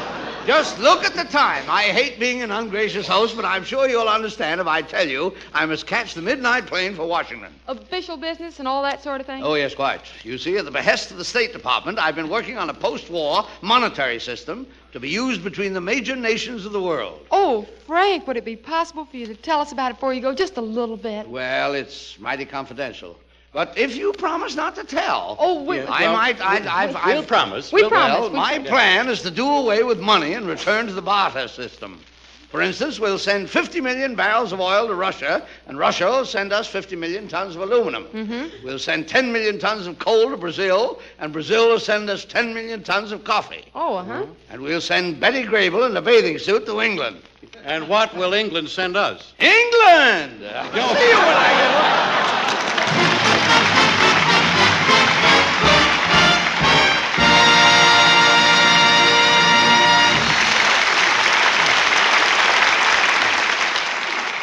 Say, Mom, when you walk in your food store tomorrow, make a beeline for Bird's Eye, will you? I mean that shining white case where you'll find those wonderful Bird's Eye frosted foods. But just a word of caution, before you pick, look. Look and see if the package you picked says Bird's Eye on it. That's because there are many brands of frosted foods, but there's only one Bird's Eye. No frosted food is Bird's Eye unless it says so on the package. And believe me, it pays to be fussy because there's nothing more delicious than those Bird's Eye frosted foods. They all taste as though you just picked them out of your own garden, and they're all so easy to prepare. No cleaning, no sorting, just a lot of good eating. So for your own protection, look for that Bird's Eye label. Oh, and listen, pretty soon now you'll be seeing more Bird's Eye frosted foods, for the new crops have been picked, prepared, and quick frozen as only Bird's Eye can do it, and soon will be on their way to your store. So for the better buy in frosted foods, always remember, better buy Bird's Eye.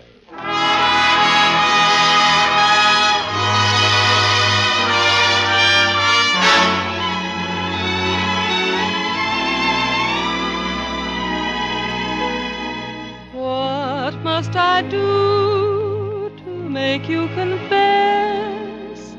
Is it no? Is it yes?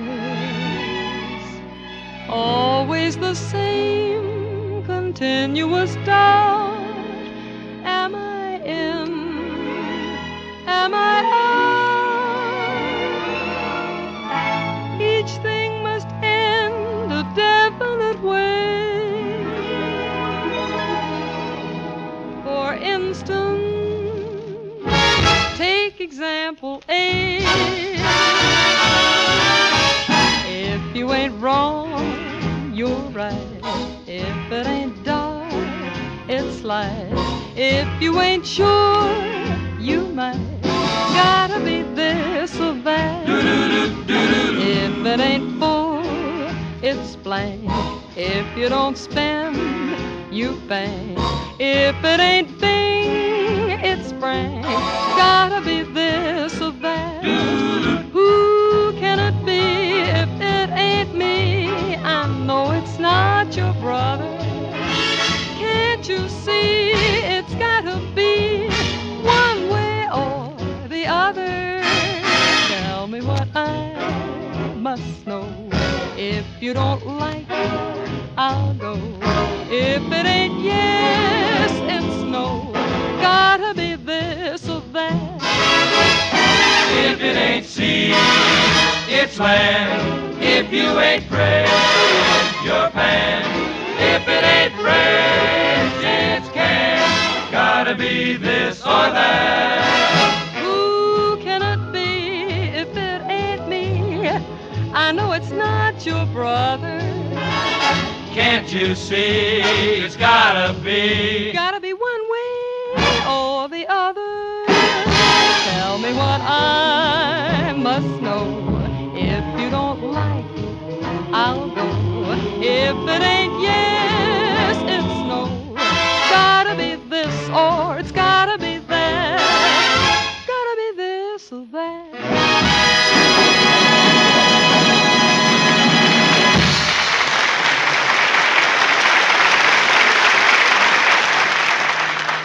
Thank you, Frank Morgan, for dropping over. It's always fun seeing you. And next week, please tune in because we're expecting visits from Joseph Cotten and Bill Goodwin. You know, the war may be over, that is, as far as the shooting is concerned, but the war won't really be over until every one of our boys are home. To get them home, a great deal depends on the merchant marine. There can't be real peace, nor can our aims be attained unless all the merchant seamen now on the job stick to the job. And unless all men with sea experience use that valuable experience in our merchant marine. It's really that important. Experienced officers and seamen with certificates are badly needed, so if you can qualify, wire collect to the Merchant Marine, Washington, D.C. Here's a real opportunity for a worthwhile and lucrative peacetime career.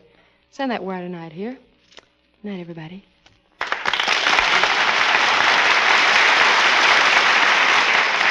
And friends, here's some very good news. Next Thursday, September 20th, and every Thursday thereafter, tune into this station a half hour earlier to hear from our good friends George Burns and Gracie Allen when they return to the air for Maxwell House Coffee. Also on the program will be Meredith Wilson and his beautiful chiffon music, Bill Goodwin and that fine guitarist Les Paul. Be sure to join both of us next week, won't you? Bird's Eye Open House starring Dinah Shore is written by Howard Harris and Sid Zelinka.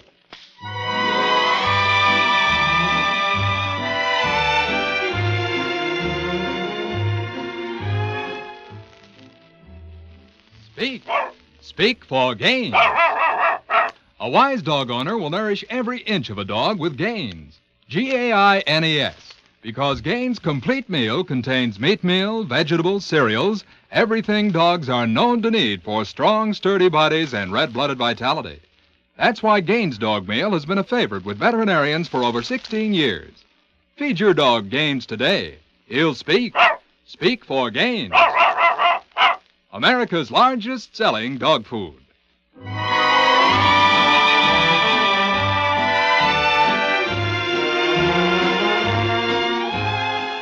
This is the National Broadcasting Company.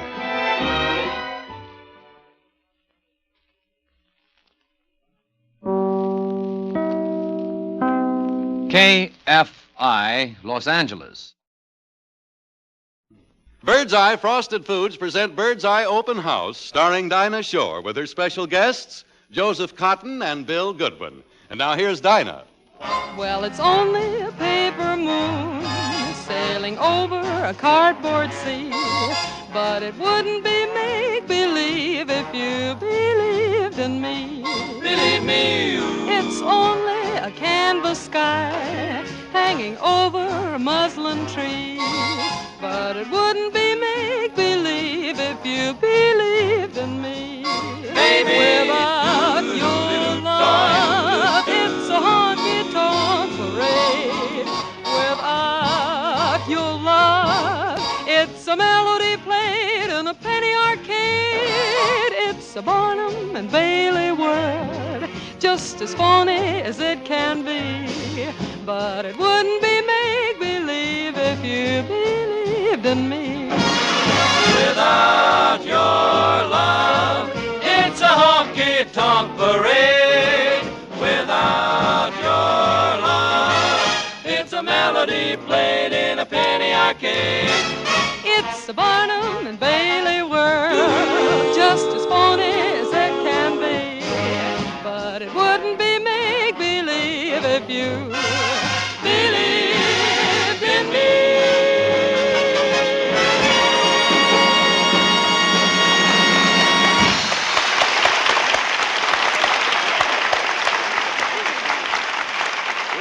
Thank you. Good evening, ladies and gentlemen. Hiya, fellas. Oh, I'm fine. And first off, before welcoming all of you to our Bird's Eye Open House, I want to tell you that we're as delighted as you are to have George Burns and Gracie Allen on NBC right ahead of us.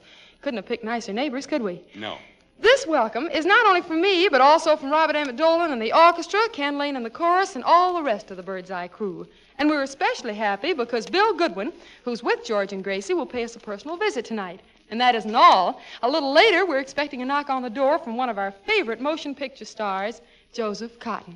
So all in all, it looks like a pretty big night. Yes. But before all those things happen, here's that friendly philosopher of frozen foods, Harry Von Zell. Hi, Harry. Yeah, there's always something that comes in ahead of the good stuff, isn't there? We don't think so. Well, Dinah, honestly, it's so good to see you. You know, I'm awfully lonesome these days. Why? Well, I just don't seem to meet anybody since the cigarette shortage is over. Since the cigarette... Yeah. Harry, what has that got to do with meeting people? No more cigarette lines. Yeah? Well, Dinah, you may not realize it, but most of the friends I've made in the last few years were people I met in cigarette lines. Oh. Now, Harry, please. People didn't become that chummy in a cigarette line. People didn't become that chummy. In a cigarette line. They didn't. No. Dinah, listen to what happened. If you want to laugh, I'll wait a while. If they only will. Yeah. No, well, it's true, Dinah. Listen to what happened to a friend of mine in a cigarette line. I'm ready. This fella got at the end of a cigarette line. Mhm. Standing in front of him was a very attractive girl.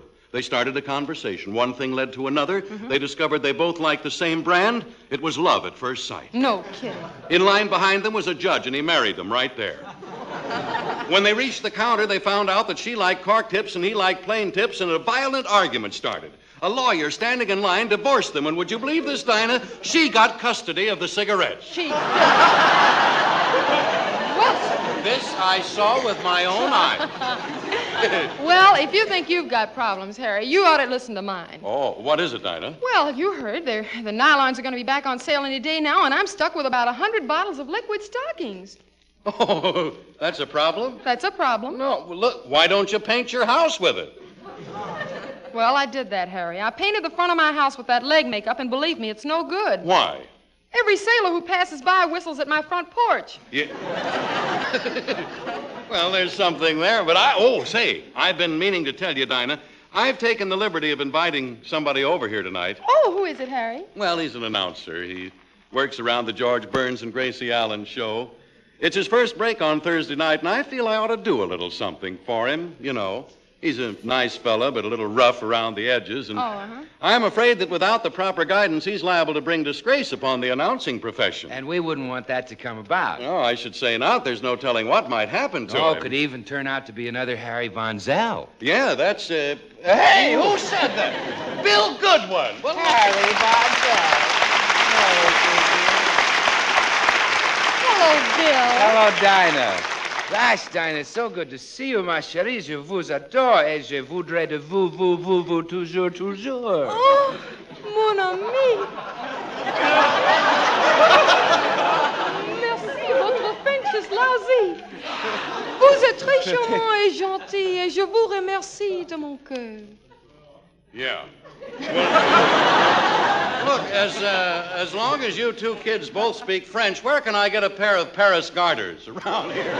Harry, why don't you just run along now? Oh, Bill, that's not nice. Harry was just telling me how much he wanted to help you. Well, I don't. It's always that way, Dinah. Whenever a feller wants to help a feller, the feller never lets the feller help the feller who wants to help the other feller.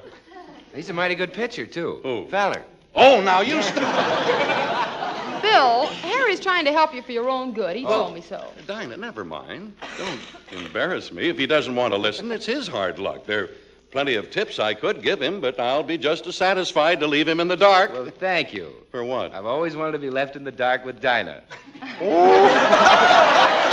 Goodwin is sharp tonight. Tell me, Harry, truly, though, what is wrong with me? What is wrong with you? Start with the first thing. Oh, this may take a couple of hours. Look, Bill, suppose we just ease into this by starting off with your clothes, for instance. Now that you're on the air on Thursday night, you should dress just like me. Just like you? Yeah. Harry, I refuse to wear button shoes. Who told him I wore button shoes? Harry, I don't see why you're criticizing Bill's clothes. I think he dresses very nicely myself. You do? Mm-hmm. Well... Very chic. Chic? Yes. Well, all right, we'll just skip that and touch lightly on one of your other deficiencies, Bill. For instance, permit me to say that if you were to greet a charming guest star on your show, I don't believe you would even know how to kiss her hand. Oh, is that so? Yeah. Allow me to demonstrate.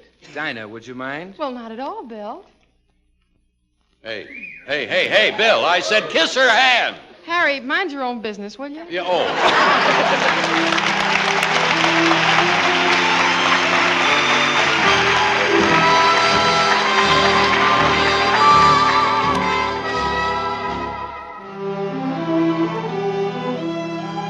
Here's an old song in a new setting, and incidentally, my latest Victor recording. I'm in love with you, honey. Say you love me too, honey.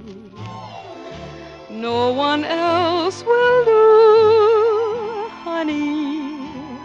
Seems funny, but it's true. Loved you from the start, honey. Bless your little heart, honey. Every day would be so sunny, honey, honey, with you.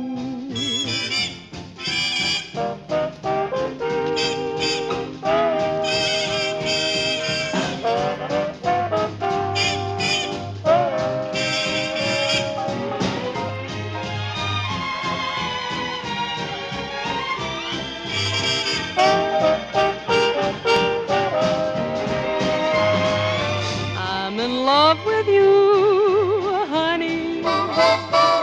Please say you love me too, honey. No one else will do, honey.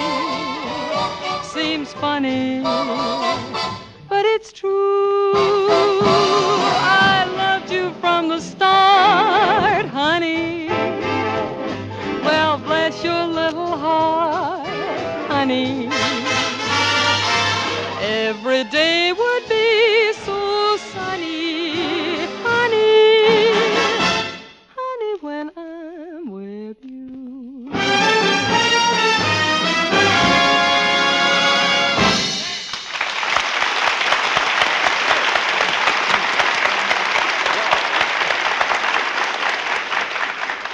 Well, Bill. Yes, Harry. Now that we're alone here, let's cut the kidding and get to work, huh? I think I can help you a lot. Well, that's awfully decent of you, Harry. After all, I'm working for a new sponsor, Maxwell House Coffee, and I do so want to make good. Oh. I do. You do? Yes. Well, now there, Billy boy, don't you worry about it a bit. Okay. I think we can fix this fine. We'll start with what I think is most vital, your pronunciation, enunciation, and your diction. Now, suppose you read something. All right, Harry. Now listen to this. Folks, when you think of coffee, think of Maxwell House. William! What did I do? Think where you are, my boy. I need a little patience for this. Remember, you are now one of the elite, Bill. You are a Thursday night announcer. Oh. Don't get me wrong. I think your coffee is fine in its place, may I say, but let me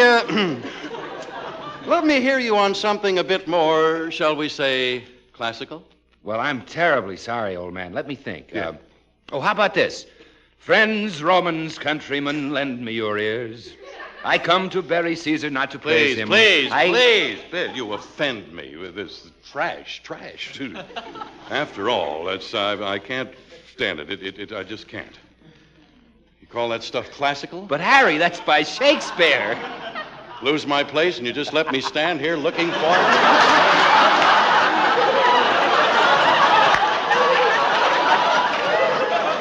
Who wrote it, did you say? I thought you memorized it. That's by Shakespeare, what I just said. Shakespeare, bad. Shakespeare, bad?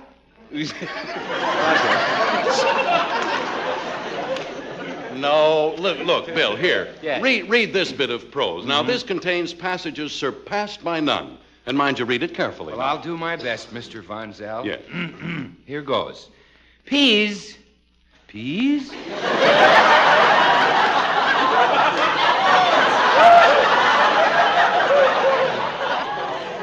That's what it says, peas. Bird's eye, quick frozen peas. Now, go on, Bill. Go on with it. Yes, sir. And all the other bird's eye quick frozen foods are delicious, delectable. The finest fruits and vegetables you ever ate. Yes. That's because the bird's eye people really know how to grow vegetables and fruits. Prepare and quick freeze them so that they come to you perfect in every detail. That's right. Perfectly clean, perfectly delicious, and a cinch to serve. Bravo! Magnifique. Magnifique?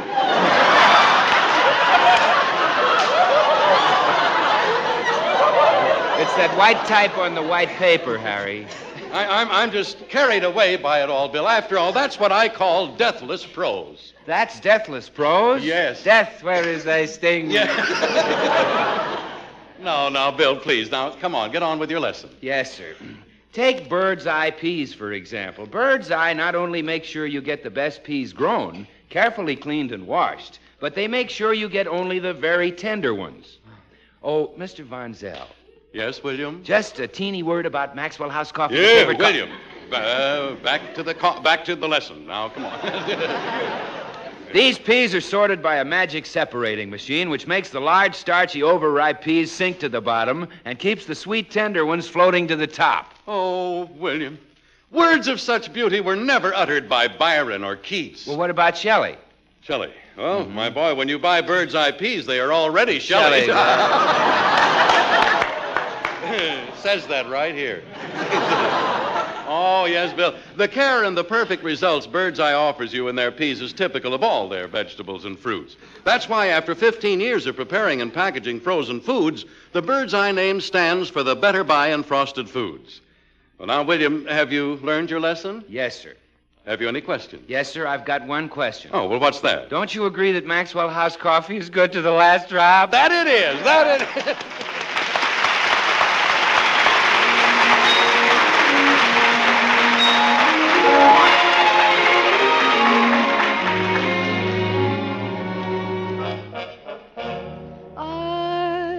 Wish I knew someone like you could love me. I wish I knew you place no one above me. Did I mistake this for a real romance?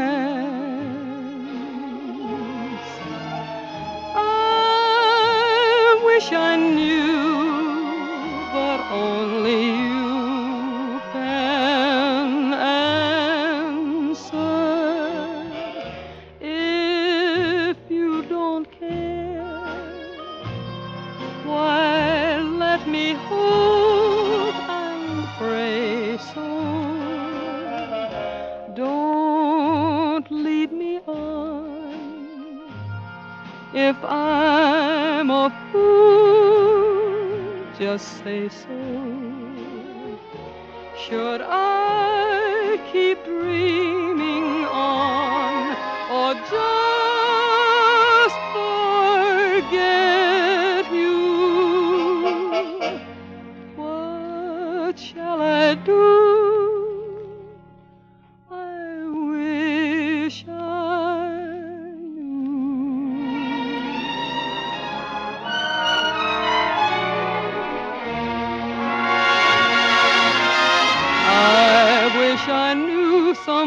one like you could love me. I wish I knew you place no one above me. Should I keep dreaming on or just forget you? What shall I do? I wish I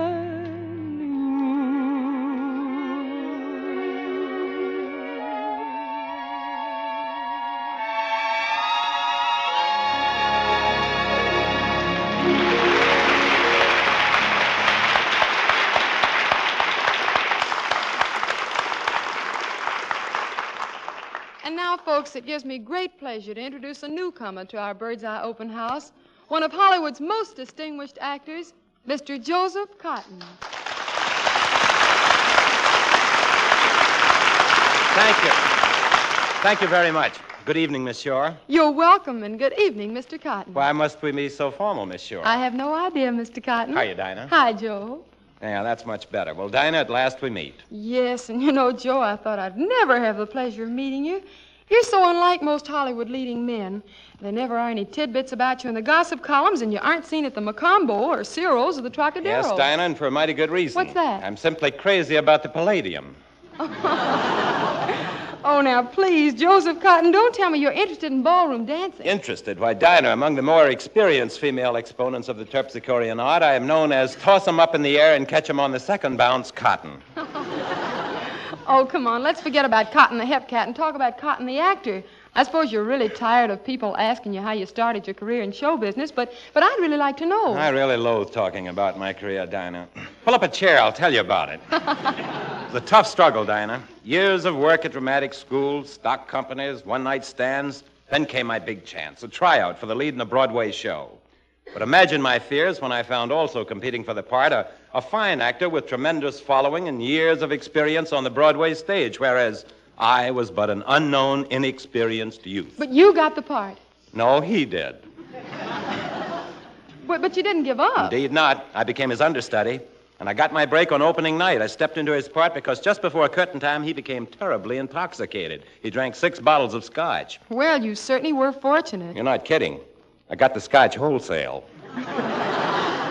Joe, I must admit you've come a long way since those days, and I've enjoyed each of your pictures more than the last. What do you know? A fan. Thanks, Dinah. Well, I must confess that in your last picture, I was really thrilled by that scene when you kissed Jennifer Jones. Oh, that was Love Letters. Love letters. Joe, wish you'd do me a favor. What is it? How about dropping me a line sometime? Dinah, I've answered some of your questions. I wonder whether you'd answer one of mine. With pleasure, Joe. What is it you'd like to know? Well, I've done most of my work on the stage and in movies, and I'm not very familiar with the workings of radio, so what I want to know is, after I've been invited to guest on your show, just what happens behind the scenes. Gee, I hardly know where to start. Let's see now. Oh, I know. Our sponsor happens to be here right now. Why not speak to him first and see what his ideas are? Fine. All right, Mr. Barr. Mr. Barr. Yes, what is it, Dinah, my dear? Mr. Barr, our guest star wants to know what you'd like him to do on the show. Mr. Cotten, meet our sponsor, Mr. Barr. Well, I'm mighty glad to know you, Cotten. Now, don't you worry about a thing, son. Our program goes about like this. The show opens with Dinah singing a beautiful song. Yeah. Then Von Zell talks about peas.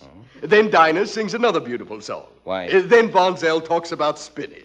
Then Dinah sings... I hate to interrupt, but when do I make my appearance? Oh, now don't you worry. I'm sure we can squeeze you in between the peas and the spinach. Mr. Barr, I'm not trying to tell you how to run your program, but wouldn't it give me a little more time for a scene if you'd leave out the spinach? Leave out the spinach? Young man, how dare you look me in the bird's eye and say a thing like that? Mr. Barr, all I meant was... I'll be quick frozen. Why, if you try to do it... Well, boys, I'm certainly glad to see you two getting along so well. I know Mr. Cotten knows just what you expect of him now, Mr. Barr. Yes, well, good. Nice knowing you, Cotten. See you later. And remember, don't take any wooden spinach. And now, Joe, I think you ought to meet our director, Mr. J. Chumley Bunker. We're very fortunate to have him. He's had years of experience on some of the most important daytime serials. Well, did he ever have anything to do with John's other wife? Well, he tried, but John objected. Mr. Bunker. Mr. Bunker. Yes, Dinah, what is it? Mr. Bunker, meet Mr. Cotten. Glad to know you. Oh, that will never do. Mr. Cotten, I greatly dislike correcting you this soon. But the proper delivery for that line is, I'm glad to know you. Terribly sorry, Mr. Bunker. I didn't mean to offend you. I'm glad to know you. That's much better. Now tell me, what acting experience have you had? Well, I played for many years on Broadway. I mean, the Broadway stage, and I've played motion pictures for the last 5 years. That's too bad. But we'll have to make the best of it. Now, Mr. Cotten, before you appear before the microphone, permit me to explain that in radio, as opposed to the cinema and the stage, all of our entertainment stems from the mouth and is directed toward the ear. What about the nose? Well, now, that reminds me. Maybe you better meet our writer. Now we're getting somewhere. His name is Larry Swick, and he's a comedy writer. I'll call him. Oh, Larry? Hold it, Dinah, hold it. I'll be with you in a minute. I'm just making up a joke that I heard Bob Hope do on the air last night. Now, what did you want? I want you to meet our guest, Mr. Cotten. This is Larry Swick. I'm glad to know you. Oh, you've already met Bunker. Now, don't ever listen to him. Tell me, Cotten, you got any jokes? Jokes? I haven't any jokes. Oh, that's going to make it tough. Now, let me think. Your name's Cotten. Picking cotton. I ought to be able to get a joke about cotton. Oh, I'm quite sure. Well, if you're that sure, then you get the joke. And now, before I start writing the stuff, tell me a little something about your background. Well, after I graduated from college... You graduated from college? Yes. Hey, Dinah. What is it? What do you know? This week we got a guy who can read. Well, Joe, now you've met everybody. And those are the people who put the show together? That's right. Well, Well, I'd love to be on sometime. well, we'd love to have you. Good night, Joe. Good night, Dinah.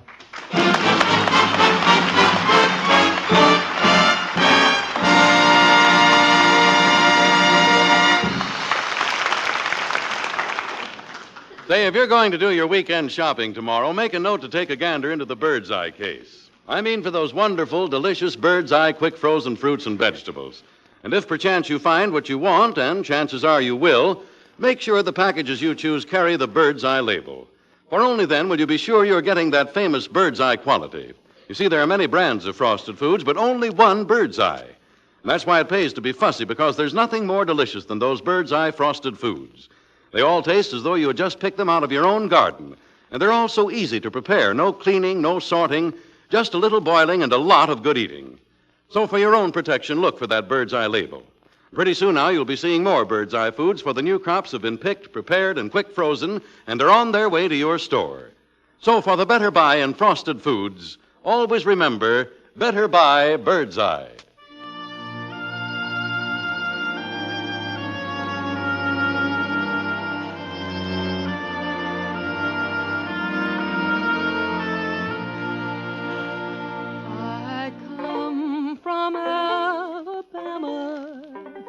With my banjo on my knee, I'm a-going to Louisiana, my true love for to see. Well, it rained all day the night I left. The weather, it was dry. The sun so hot I froze to death. Susanna, don't you cry. Oh, Susanna, don't you cry for me. 'Cause I come from Alabama with my banjo on my knee. Had a dream the other night when everything was still. Thought I saw Susanna come running down the hill. The buckwheat cake was in her mouth, the tear was in her eye. Says I'm coming from the south, Susanna, don't you cry. Oh, Susanna, don't you cry for me. 'Cause I come from Alabama with my banjo on my knee. Oh, Susanna, oh, don't you cry for me. 'Cause I come from Alabama with my banjo on my knee. Oh, Susanna, don't you cry for me. 'Cause I come from Alabama with my banjo on my knee. Oh, Susanna, don't you cry for me. 'Cause I come from Alabama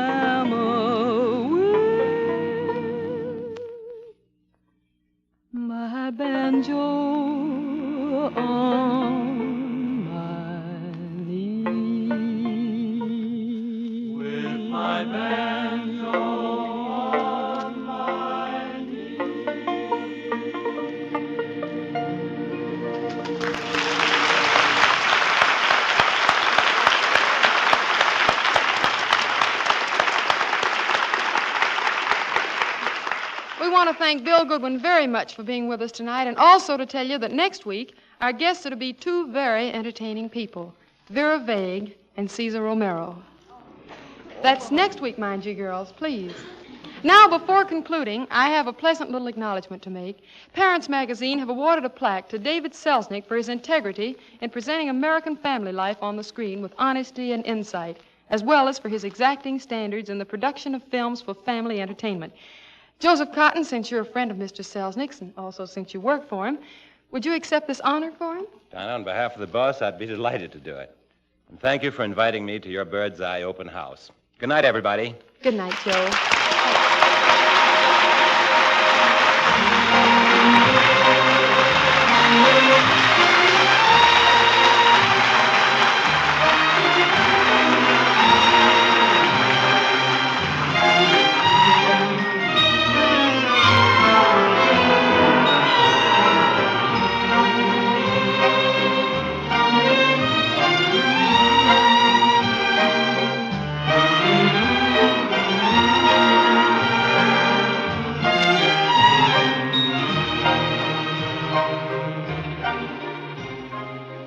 Well, friends, it's been a lot of fun playing parlor games with you tonight, and may we suggest that next Thursday you tune in a half hour earlier to hear our good friends George Burns and Gracie Allen, along with Meredith Wilson and Bill Goodwin.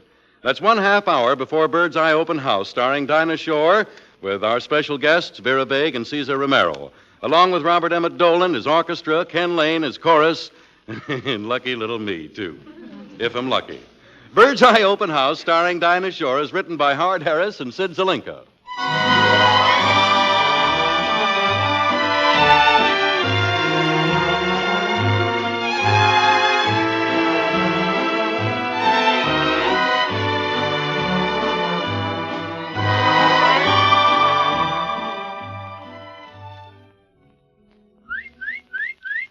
Yes, Fido, this is your week to bark. It's National Dog Week.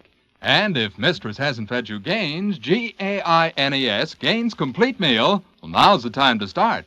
For Gaines nourishes every inch of your dog because it contains meat meal, vegetables, cereals, important vitamins and minerals, too. So remember, Fido, during National Dog Week and all year round, speak. Speak for Gaines, America's largest selling dog food.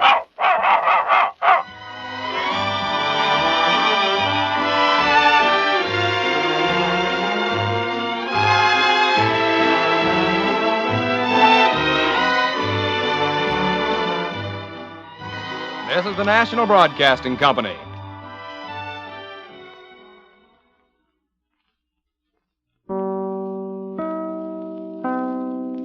KFI, Los Angeles.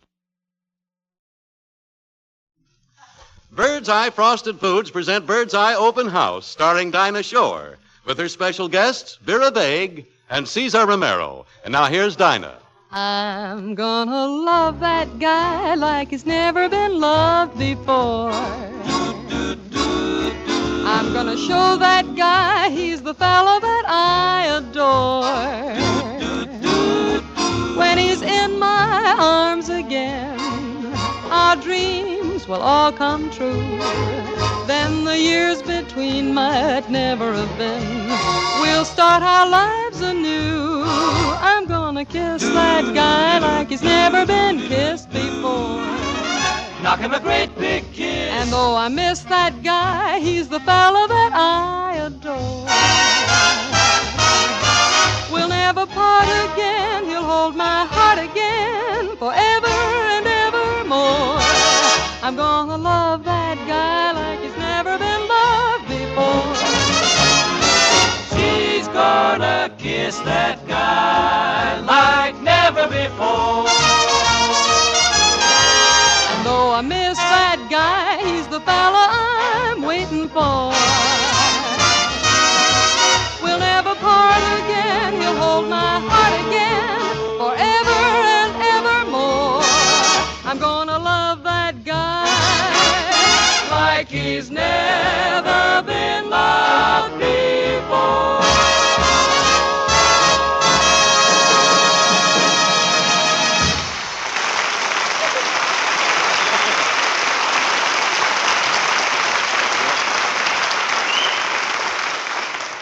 evening, ladies and gentlemen. Hiya, fellas. Oh, fine. And here we all are again, Thursday nighting at our Bird's Eye open house. Much present and accounted for are Robert Emmett Dolan in the orchestra and Ken Lane in the chorus. And hanging their hats in the guest closet this evening are two of our very favorite people. That pin-up boy of the Coast Guard, Cesar Romaro, and that turned-down girl of Cucamonga County, Vera Vague. And standing right here beside me is my pudgy little pal, Harry Von Zell. Oh, Hello, Pudgy. Harry. Oh, hiya, Dinah. Hey, what is that perfume you're wearing tonight? Nice, huh? Gee, that smells très beautiful. You are so French. What, may I ask, is the occasion, Dinah? I'm expecting a visit from Cesar Romero. Yeah, oh, him. Yeah. Well, what is so wonderful about that? I'm expecting a visit from Vera Vague. What preparations have you made? I have sprayed myself with DDT. Taking no chances. Now, Harry, that's very unkind. Vera is a dear friend of mine, and I won't have you inferring that she chases men. Infer that she chases men? Dinah, listen, she once chased me down Sunset Boulevard, across Vine Street, all through the Broadway Hollywood department store. I thought I lost her between rugs and drapes, but she finally trapped me between shorts and girdles. Oh, now, Harry, you're putting it on a little thick, but I guess I'll have to go along with you. Vera is a little fond of the opposite sex. I'm telling you, Dinah, I feel sorry for that Romero guy when she sees him. Oh, yes, I imagine she'd love to have a date with a Latin from Manhattan. My dear, I wouldn't care if it was a jerk from Albuquerque. Vera Vague.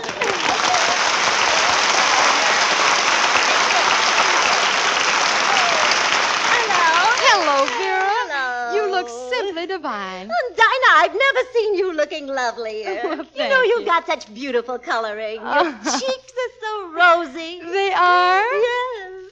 It must be the steam from that laundry you're working in.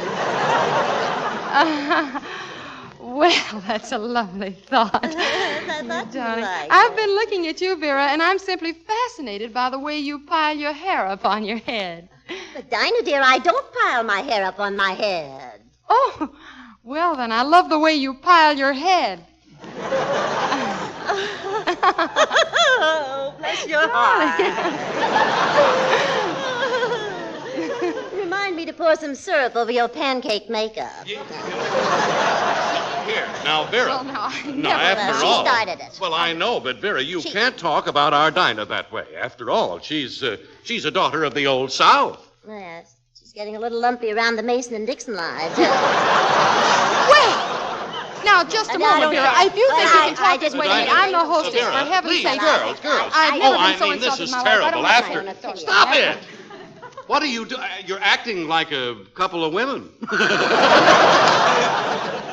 Well, maybe Harry's right, Vera. I'm willing to call a truce if you are. Oh, certainly, darling. I was only kidding. Oh, I wasn't. Now, listen, if you're going to stay. Well, Don't do it. Vera, what's been happening lately? Oh, lately? Uh-huh. Dinah, the most wonderful thing has been happening. I'm so excited about it. You know, all during the war, I worked with the girls at the ration board. Several nights a week, the girls and I did Red Cross work, and every day at the defense plant, I was always surrounded by girls. What are you doing now? I'm reconverting to men.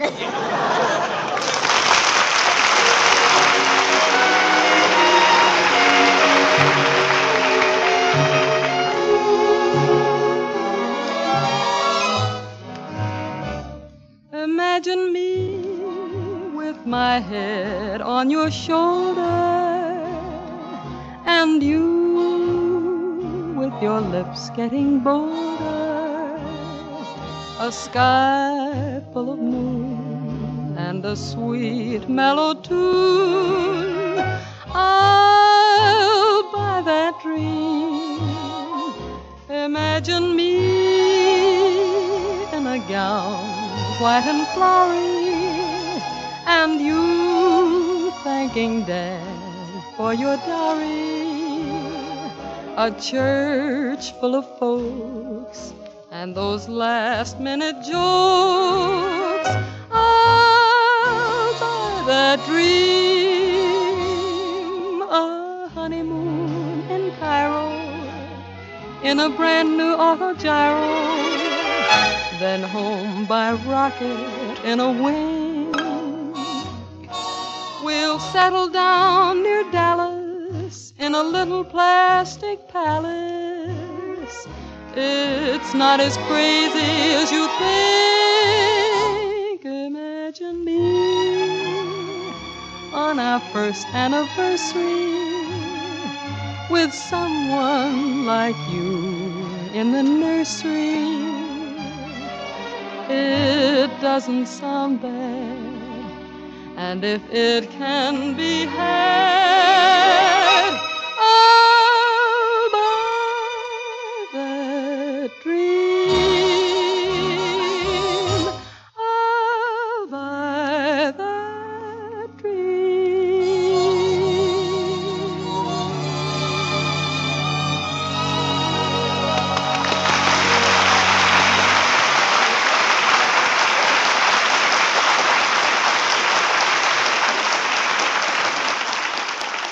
Oh, Harry. Yes? Harry, now that we're alone, I'd like to talk to you. Oh, what's on your mind, Vera?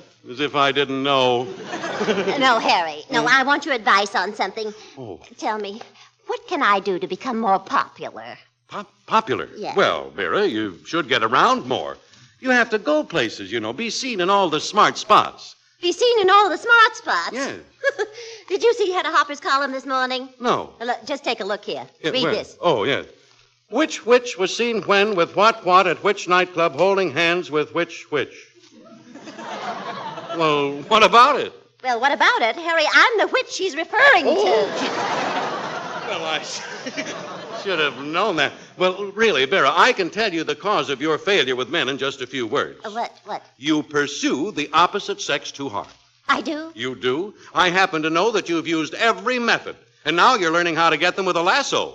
Oh, Harry, now that I won't stand for. I wouldn't think of using a lasso to catch men. You wouldn't? Certainly not. Not after I spent 10 years learning jujitsu.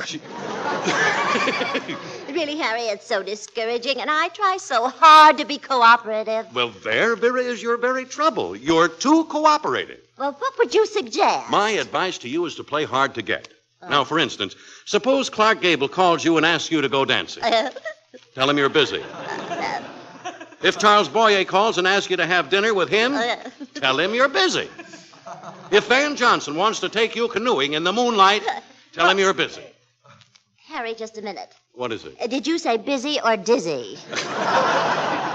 No, really, Vera, it's very obvious that you're in too much of a hurry to get a man. Hurry? Well, Harry, I'm not getting any younger.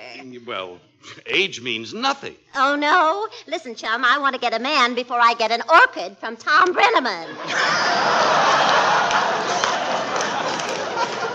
Oh, Harry. Yes, Vera? Why don't we stop pretending? You know how happy we could be together. Oh. Just you and me. Oh, no. Oh, no, I'm sorry, my dear, but that could never be. Oh, so 'tis another woman you love. 'Tis not another woman I love. Then 'tis what? 'Tis peas. Peas? Bird's eye, quick frozen peas. Well, what do you know? Yes. Well. But they're really terrific. I'm not kidding about that, you know. All those bird's eye fruits and vegetables taste like you just picked them out of your own garden. Uh-huh. And you don't have to fuss around with them either. Yeah, well, I'm not so fussy. I like you, don't I? Well, I'm kidding. No, it isn't there. I just...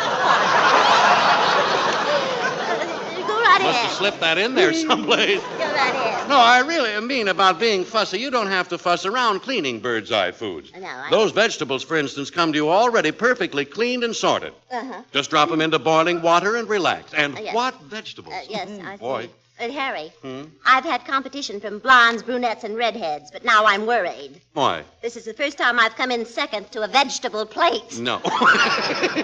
Well, anyway, soon you'll be seeing more bird's eye foods in your store because the new crops are on their way. Oh, they are? Yeah, and remember, it just isn't bird's eye quality unless it's got the bird's eye label. Oh, no. That I know. And don't forget it either, because for the better buy in frosted foods, you better buy bird's eye. Mm-hmm. Yeah. Go ahead. Go ahead. Talk Yeah. about bird's eye. Forget me. I don't care. Well, Vera, don't be upset about it. You can't blame me for loving those bird's eye frozen foods. No. And who knows, my dear, maybe someday I may find a place in my heart for you, too. I'm not interested. Yeah. Why? Because if you think I'm going to neck in an icebox, you're crazy. Oh.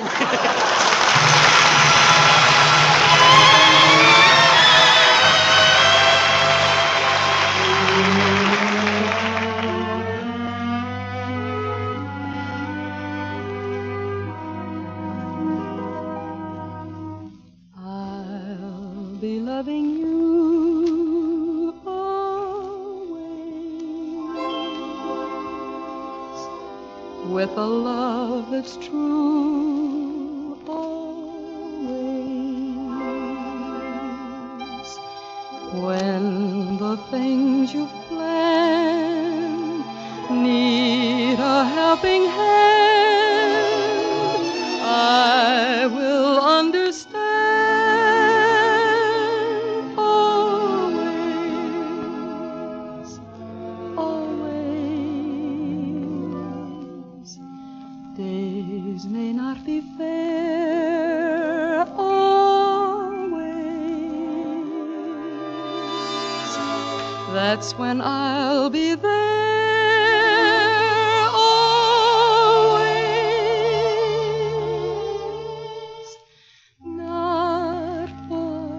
Just an hour, not for just a day, not for just a year, but always. We stroll the lane together, laughed at the rain together, sang love's refrain together, and we'd both pretend it would never end. One day we cried together, cast love aside together. You're gone from me, but in my memory we always will be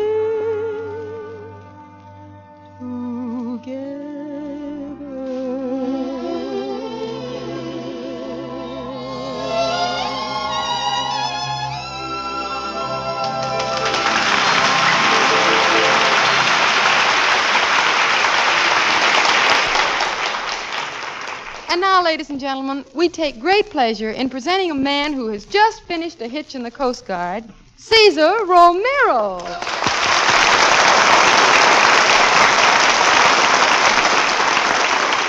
Thank you very much. And as for you, Dinah, how's about slipping me a kiss? Well, Cesar Romero, I never heard you speak that way before. Well, after all, kid, I wasn't a sailor for 3 years for nothing. Well, 3 years is a long time, and I suppose you found things pretty different when you got back, huh? No, on the contrary, Dinah, nothing had changed. The day I got back from the South Pacific, I dashed to a phone, I called Lana Turner, and things were just the same. They were? Yep, she still said no. But you know, while I was away, I heard some interesting things about you, Dinah. Oh, what do you mean? Well, I mean about you entertaining our troops at the front during the invasion of Germany.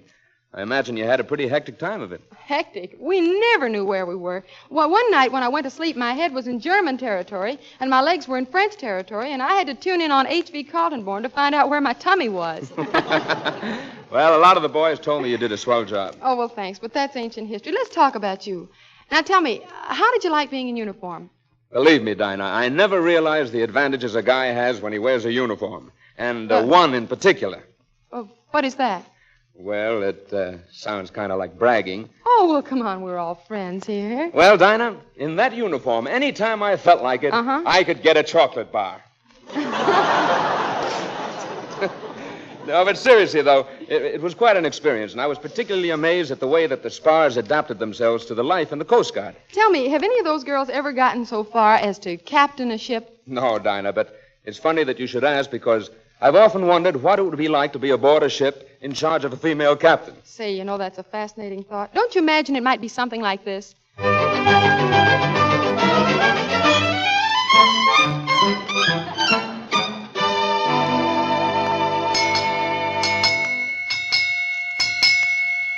How's it going, sailor? Not so good, matey. And believe me, this is the last time I sail with a dame in charge of the ship. Yeah, it's murder, ain't it, mate? You said it. I'm used to taking orders, so I didn't mind when I had to hang gingham curtains on the portholes. And I didn't mind when I had to hang drapes in the brig. But when I had to rinse out the captain's nylons on the poop deck, that was too much. Here comes Captain Dinah. Look lively, mate. 16 men on a dead man's chest, yo-ho-ho, and a bottle of rum. How many times have I told you, no hard liquor on this ship? Make that yo-ho-ho and a bottle of tomato juice. Oh, heavens to Betsy. And there'll be no swearing either. Aye, Captain. Crew, there's some strange goings-on alongside the ship. Listen. 2 times 2 is 4. CAT spells cat. 3 times 3 is 9. Ahoy there. Who are you? Oh, just the school of sharks. I'm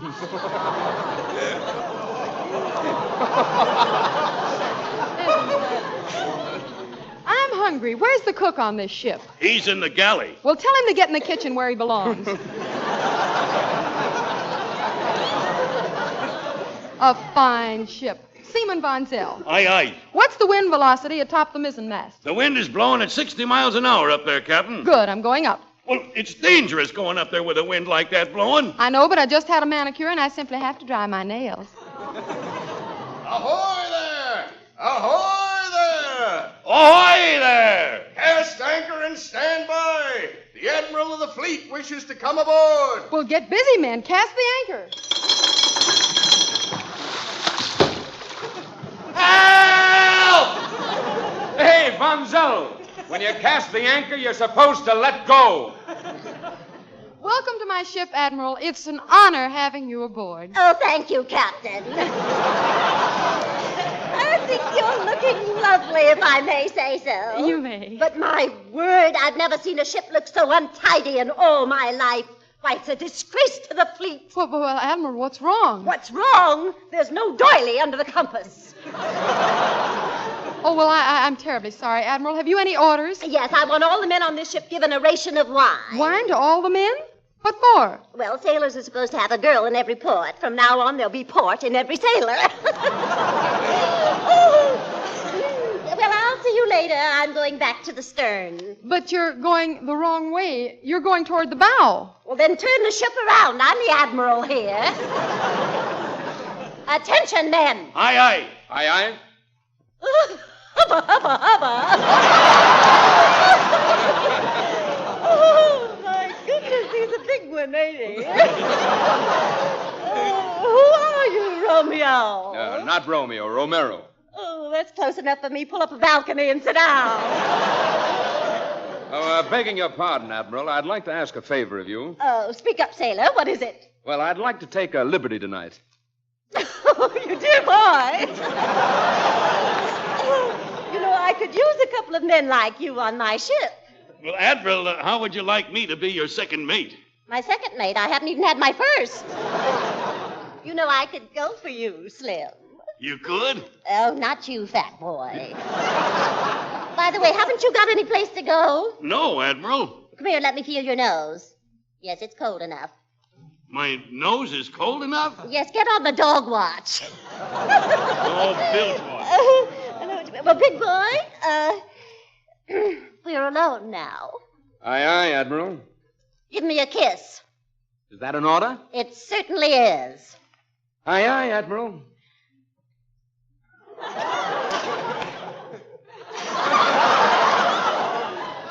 What's your rank?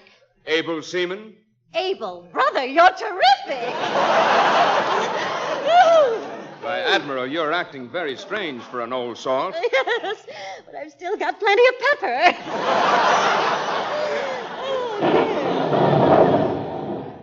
Looks like we're running into a storm, Admiral. Yes, and it looks like a bad one, too. Admiral, it looks like a hurricane and something's gone wrong with our rudder. Well, I'll take charge. Ahoy, mate! What's our position? North by east, east by southwest, longitude 43, latitude 38. Never mind that. What ocean are we in? Look, Admiral, there's a desert island ahead. Oh, heavens, we're heading for the rocks. If we hit those rocks, we'll be shipwrecked on that island for years. Just you and I with a crew of 300 men. Shipwrecked with 300 men? That's right. The rocks are right in front of us. What are your orders? What do you think? Full speed ahead.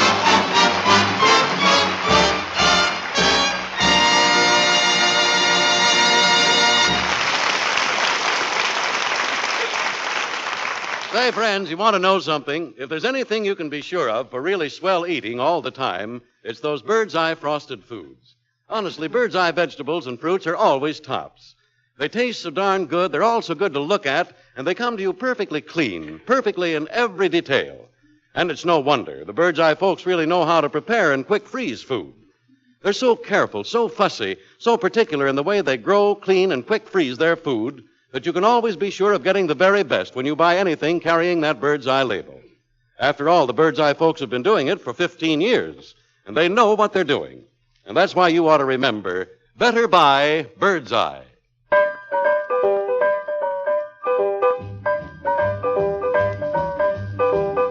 It isn't often that we get to introduce a song that's a tried and true hit, such as the one coming up now.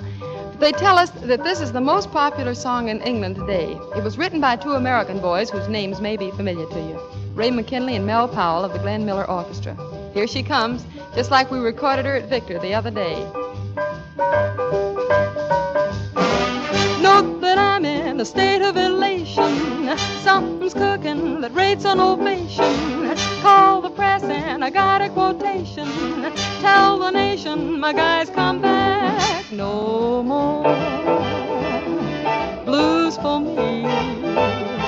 No, no, no, no more. No more. Just good news for me. Just good news in store. So roll the car out, we're gonna get moving. Hang the star out, my guys are proven. When we step out, we really get moving. Life's improving, my guys come back. Tell that preacher man today is the day. Got my feature man, and we're on our way.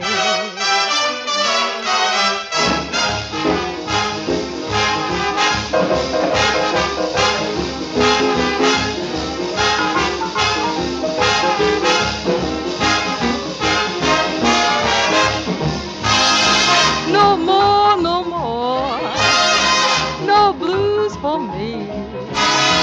No more, no more, no more. Just good, good, good. Good news for me.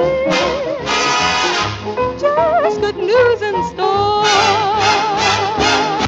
So roll the car out, we're gonna get moving. Gotta hang the star out, my guys are proving. When we start to step out, we really get grooving, baby. Life's improving, my guys come back. Tell that preacher man today is that day.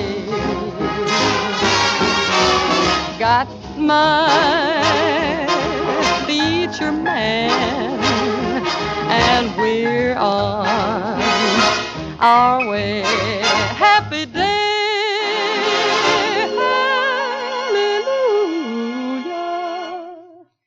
My guys come back.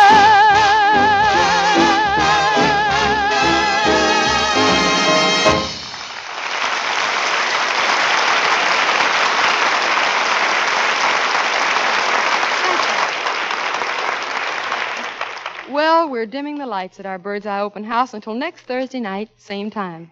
Now, I want to thank our charming guests, Vera Vague, who can soon be seen in the Columbia picture Snafu, and Cesar Romero, who appeared through the courtesy of 20th Century Fox and will be seen in their forthcoming Technicolor production, Three Little Girls in Blue. Next week, we're looking forward to a visit from that man with the big eyes and bigger mustache, Jerry Colona. Now, folks, till we meet again, keep well, keep happy, and keep those war bonds. Night, everybody.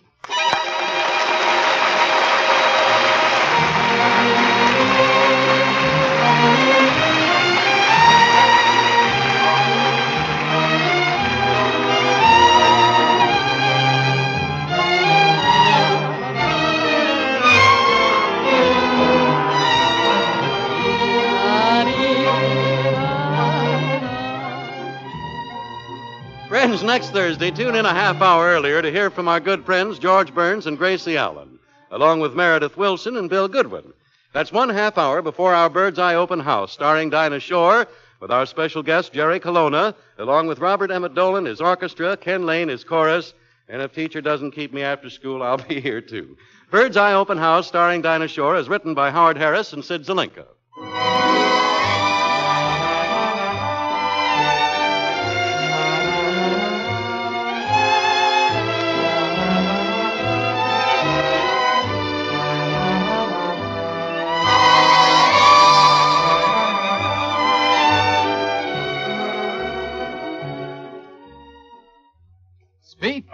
Speak for Gaines. Yes, dogs put their bark of approval on Gaines, Gaines, Gaines Complete Meal that nourishes every inch of your dog. It contains everything dogs are known to need: meat meal, vegetables, cereals, minerals, and vitamins. That's why Gaines Dog Meal has been a trusted standby of prize dog breeders and veterinarians for over 16 years. Listen to your dog speak. Speak for Gaines, America's largest selling dog food.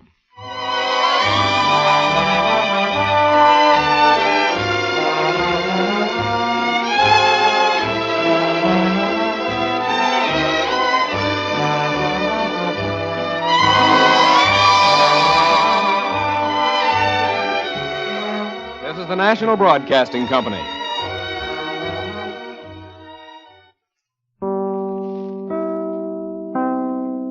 KFI, Los Angeles. Following is transcribed. Hey, neighbor, try delicious flavor. Get some Beeman's gum. Beeman's Pepsin gum. Hey, neighbor, do yourself a favor, for it really aids digestion. Beeman's Pepsin gum. Well, give me a package of Beeman's Pepsin chewing gum, please. The Richfield Reporter brings you the latest news at 10. Bird's Eye Frosted Foods present Bird's Eye Open House, starring Dinah Shore, with her special guest, Jerry Colona. And now here's Dinah.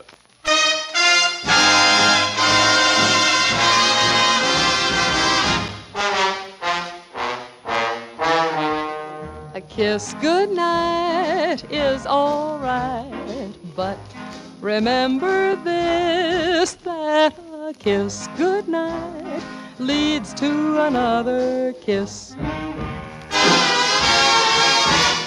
A kiss goodnight with a hug real tight is nothing short of bliss, and a kiss goodnight leads to another kiss.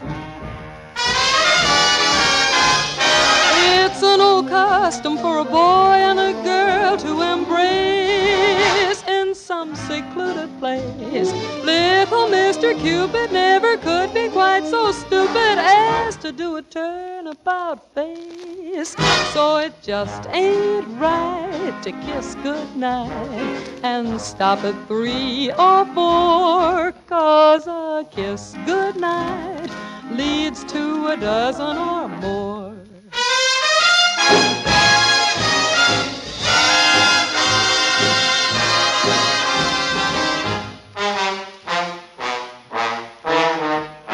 A kiss goodnight is all right, but remember this, that a kiss goodnight leads to another kiss.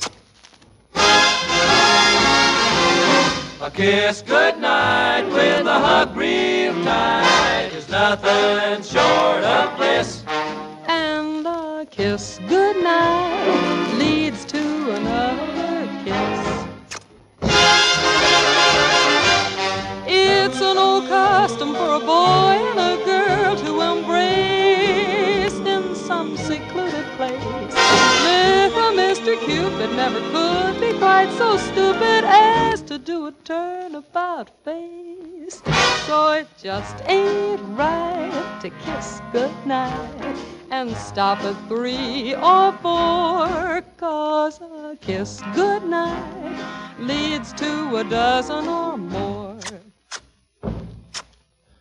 'Cause a kiss goodnight leads to a dozen or more.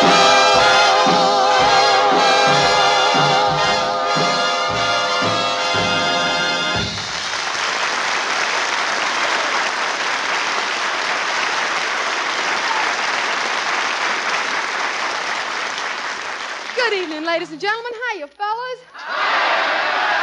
I'm fine. And how is Harry Von Zell this evening? Oh, I'm fine, Dinah. Hey, That's good. before we start, I wanted to... Oh, well, excuse me just a minute, Harry. Hello, Bird's Eye Open House. Dinah Shore speaking. Hello, Dinah. This is Professor Colona. Will!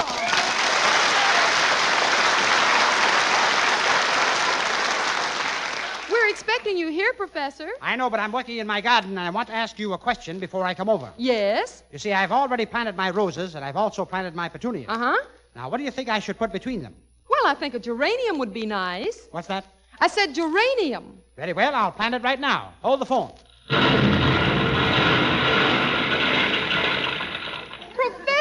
Professor, what happened to the geranium? Geranium? Egad, I thought you said uranium. Come in.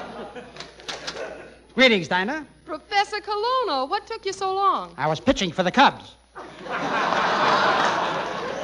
Well, make yourself at home, Professor. Here, I'd like you to meet Robert Emmett Dolan, our conductor. Mm-hmm. Conductor.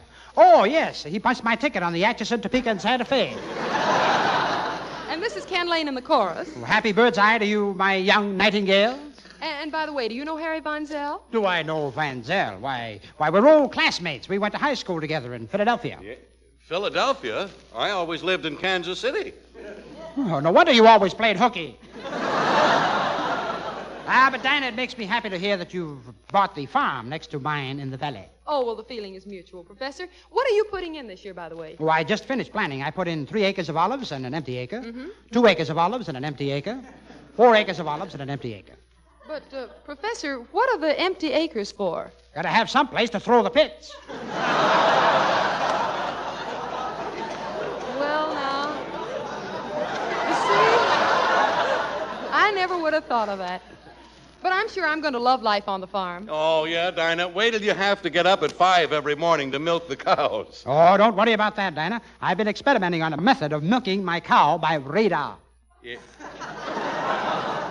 By radar? Yes, I removed the equipment from an old bombing plane, and for a whole week now, I've milked her by radar. Well, what happened? My cow is now madly in love with a B-29. Well, my word, Dinah, this man is a veritable genius of farming. It's evident that he went to agricultural college. On the contrary, Von Zell, I went to Vassar. Oh, now, wait just a minute, Professor. I don't see how you could possibly have gotten into that college. Only girls go to Vassar. Only girls? Gad, I must have learned more in high school than I thought. Oh.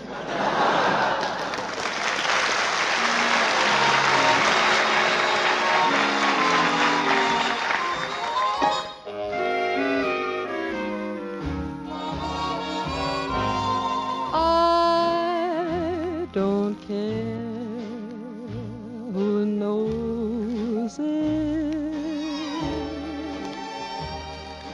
I'm in love with you.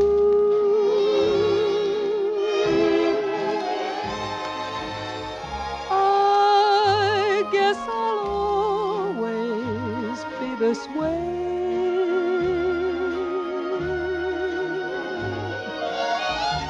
Nothing you do or say can ever change me. I'm for you forever.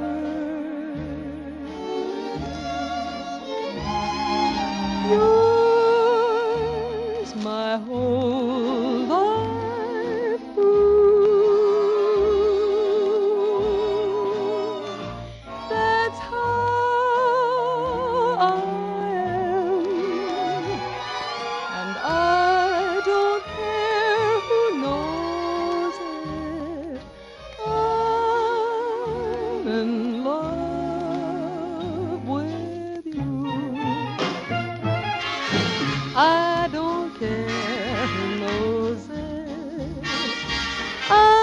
I'm in love with you. I guess I'll always be this way. Nothing you do or say can ever change me. I'm for you forever. Oh, my whole life through. That's how I am. And I don't care who knows it. I'm in love with you.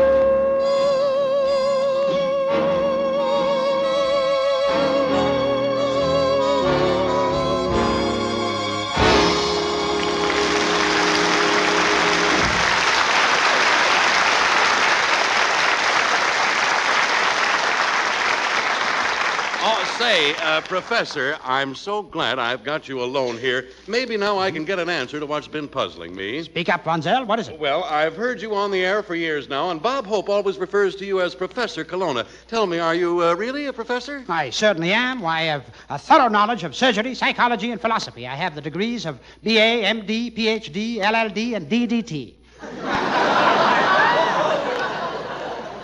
DDT? Yes, I kill flies, too. Yes, my work at the large universities was truly inspiring. Von, you should see how they build men at Yale. Uh-huh. Have you noticed how they build the girls at UCLA? I once taught at UCLA, and the class was composed of 50 gorgeous girls. Every day I'd spend the first half hour asking each girl a question. Well, what about the second half hour? Each girl would answer no. The little minxes. I have the same trouble, Professor, but what I'm most interested in is your undergraduate career. Were you popular at college? Why, I was a big football star. Oh? Oh, yes. Never will I forget the big game I played for Harvard Medical School. That was my biggest triumph. Did you make a touchdown? No, but I took out the referee's appendix. Yes, those were the days. Tell me, Von Zell, when you were at college, did you go out for football? No, I didn't. Football wasn't thrilling enough for me. Then what did you go out for? String beans. String beans? Yes. My mother always said, son, go out for string beans and make sure they're bird's eye French-style string beans.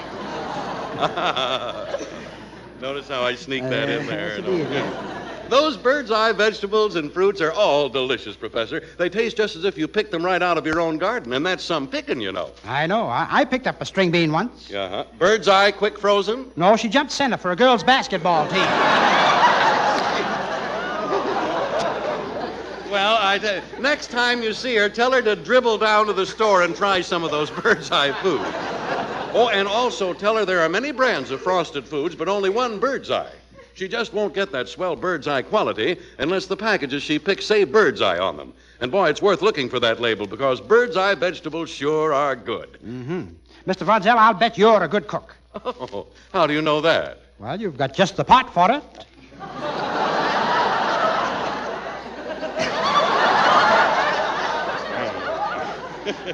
Well, thank you. It's awfully nice. I know that you must be a good cook, too, Professor. Oh, what makes you say that? Well, you've got just the strainer for it.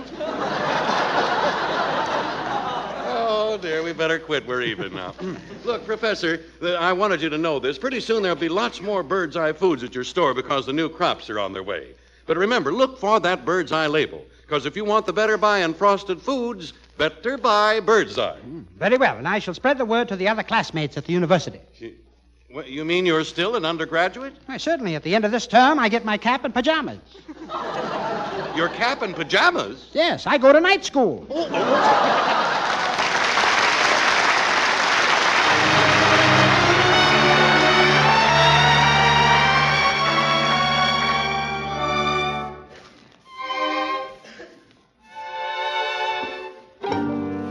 How much do I love you? I'll tell you no lie. How deep is the ocean? How high the sky? How many times a day do I think of you? How many roses are covered with dew?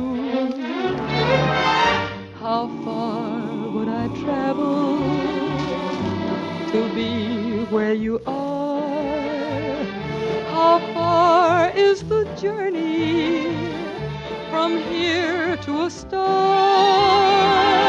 And if I ever lost you, how much would I cry? How deep is the ocean? How high is the sky? How deep is the ocean? How high the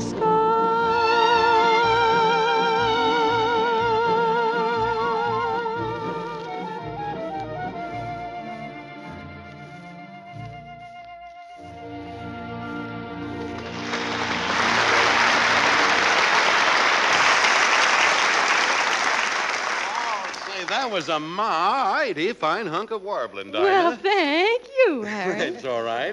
What goes on now? Well, I was just talking to Professor Colona, and he'd like to give his conception of what life is like in a motion picture studio. So if you'll read the opening announcement, and Bobby Dolan will furnish the mood music, I'll dash off and apply the grease paint. Okay, Dinah. Ladies and gentlemen, the Bird's Eye Open House Players present a drama of life in the motion picture business entitled, I'm Enjoying the Kildare Picture Tremendously, or I've Got a Lady in the Balcony, Doctor.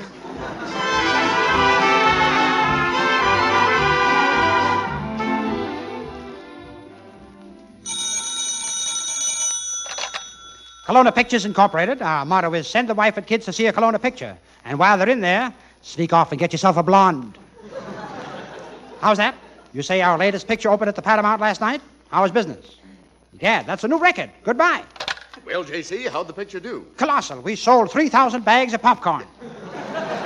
J.C., that'll make you the greatest producer in Hollywood. Yes, and I'm not satisfied yet. I'm planning my next epic now, and it's a toss-up whether I put Gable and Lamar in the picture or butter and salt in the popcorn. But first, I must get the public's reaction. I'll take a nationwide poll. Gallup? I'd love to. Get out the horses. By the way, J.C., have you found a girl with a southern accent for the lead in our Civil War picture? Yeah, I forgot all about it. Send in my secretary. Okay, J.C. Miss Culpepper, take this letter. Address it to the editors of every newspaper in the country. Dear sirs, production on our epic picture, Belle of the Old South, has been held up for 6 months due to the fact that we can't find a girl with a real southern accent anywhere. If you can find a girl who talks like a southerner, fame and fortune will be hers. Signed, Colona Pictures Incorporated. Now, read that back. Dear sirs, you all.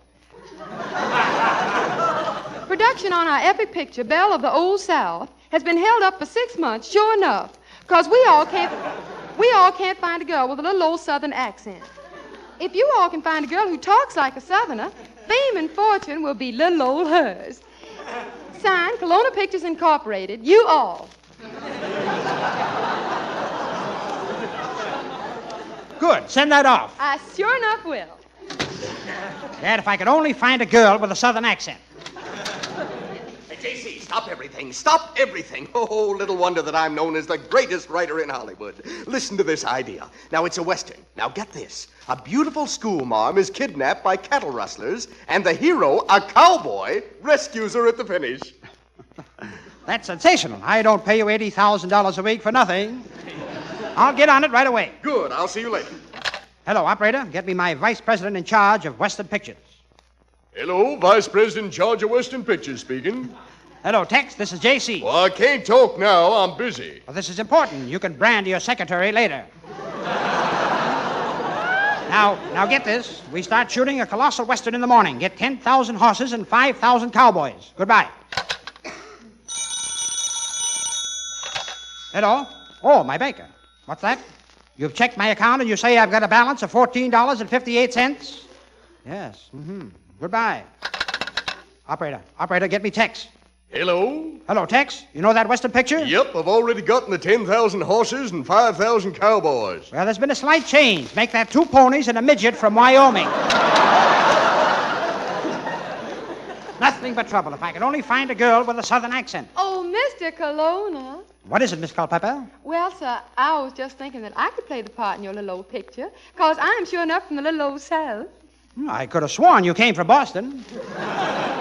Oh, Mr. Colona, honey, you must be joshing. Why, I come from Alabama. You come from Alabama? You're sure pretty enough, but I'm afraid your legs won't photograph. Good heavens, sir. Wait till I get the banjo off my knee. That's much better. What a beautiful form. After this Civil War epic, I'll build a picture around you. You've heard of the movie My Vines Have Tender Grapes? What will you call my picture? My blondes have slender shapes. But now we must get busy. All the battle scenes from my Civil War picture have been shot. Go down and see them and come back here. And Miss Culpepper? Yes? And on your way out, send in my child star, Twinkle Toes Snout. Yes, sir, Mr. Colona. I'll send him right in. Come right in, Twinkle Toes. Ah, Twinkle Toes, my baby star. You're always welcome in my office. And what's on your little mind today? Well, look, Mr. Colona, I've been a baby star for 30 years now, and I think it's about time I grow up. But Twinkle Toes, think of your public. Oh, tell my public Twinkle Toes, remember the Hayes office? Well, gee whiz, I don't want to be a baby anymore. Well, I'm sorry, Twinkle Toes, but your contract says that you must play baby parts as long as you have those beautiful blonde curls. Yeah, but now they're on my chest. But the whole nation thinks of you as a baby. Yeah, and I'm getting darn sick of it, too. I've been married for 15 years now, and my wife still throws me over her shoulder and burps me. But Twinkle Toes. And that's not all. In my last picture, when I put on my costume, I got stuck with 8 diaper pins. I'm telling you, I quit. Well, steady now, Twinkle Toes. Let's talk this over calmly. Do you mind if I smoke a cigar? No, not at all. You mind if I play with my rattle? No. Remember, Twinkle Toes, it was I who gave you your chance at pictures. Remember your first picture? It was just a small part. All you said was goo. All I said was goo. All I said was goo. I'm growing up now, and it's about time that I had my big chance. Well, what do you want to do? I want to say goo, goo, goo. Well, all I could... Mr. Colona, the studio is ruined. Oh, calm down, Miss Culpepper. What's the matter? I just saw the battle scenes from your epic of the Civil War. Those scenes cost $3 million, didn't they? Yes, what about it? Well, they're wrong. Every scene is wrong. Oh, they're not wrong. I know what I'm doing. This will be one Civil War picture with a different ending. What do you mean? This time, the South wins.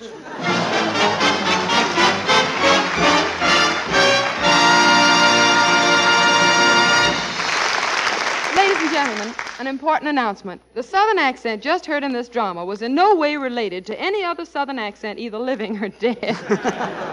Professor, I thought you were wonderful, and I seriously think you'd make a great motion picture producer. Oh, thank you, Dinah, but that wouldn't interest me. You see, my greatest love, present company accepted, is singing. Well, now, that's a coincidence, Professor. I, too, love to sing. You do? You do, too. Well, then, what are we waiting for? Let's do it. Let's go.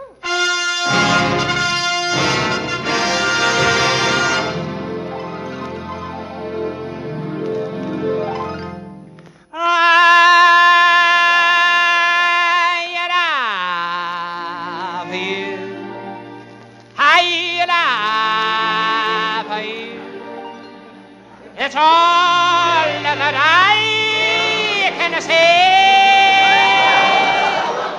He said he loves her very much. Gerald, darling, do you really mean that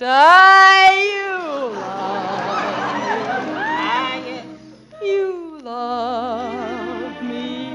If I remember well, I think I said that. I'm not quite sure, but I think I... The same old words you're saying in the same old way. Have I heard?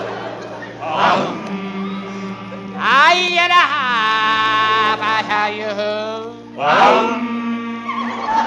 Words that are divine. And down, my dear.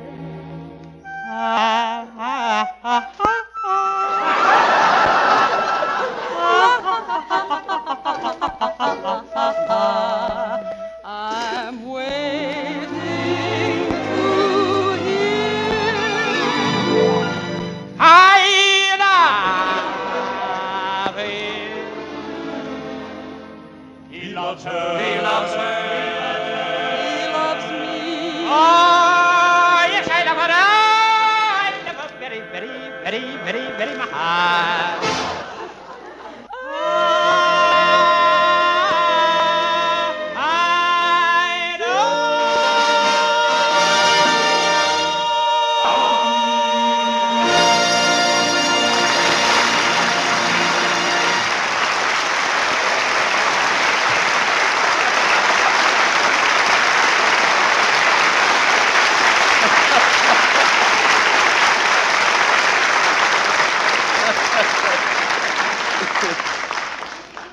me. Say, if any of you gals or guys, too, are going to do some shopping tomorrow, make a point to include some of those swell Bird's Eye quick frozen vegetables and fruits. Honestly, you'll love them. They all taste so darn good, they're all so easy to prepare, and they're all so perfect in every detail. And it's no wonder the Bird's Eye folks really know how to prepare and quick freeze good foods. They're so careful, so fussy in the way they grow, clean, and quick freeze their foods that you can always be sure of getting the very best when you buy anything carrying that Bird's Eye label. After all, the Bird's Eye folks have been doing it for over 15 years, and let me tell you, you enjoy the results in every single mouthful of Bird's Eye foods. So for the better buy in frosted foods, better buy Bird's Eye.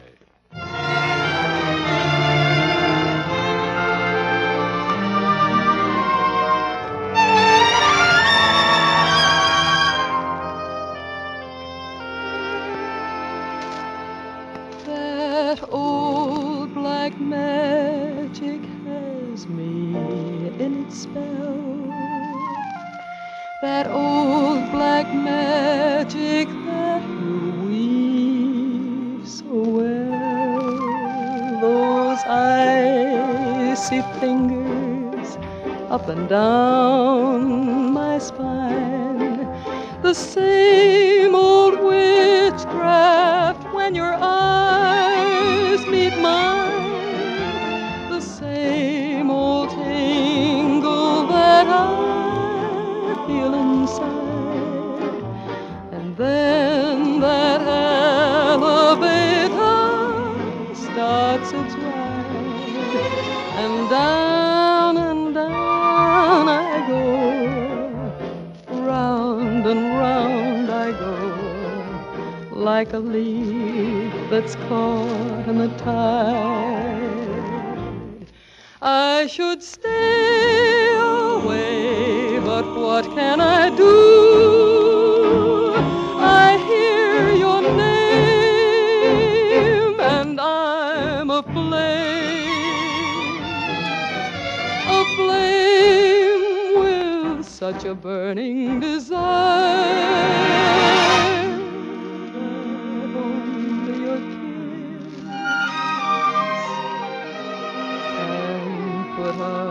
The fire, for you're the lover I had waited for, the maid that fate had me created for, and every time your lips meet mine, down and down I go, round and round I go, in a spin, loving the spin I'm in, under that old black magic Colona. La da da da da da da. La da da da, la da.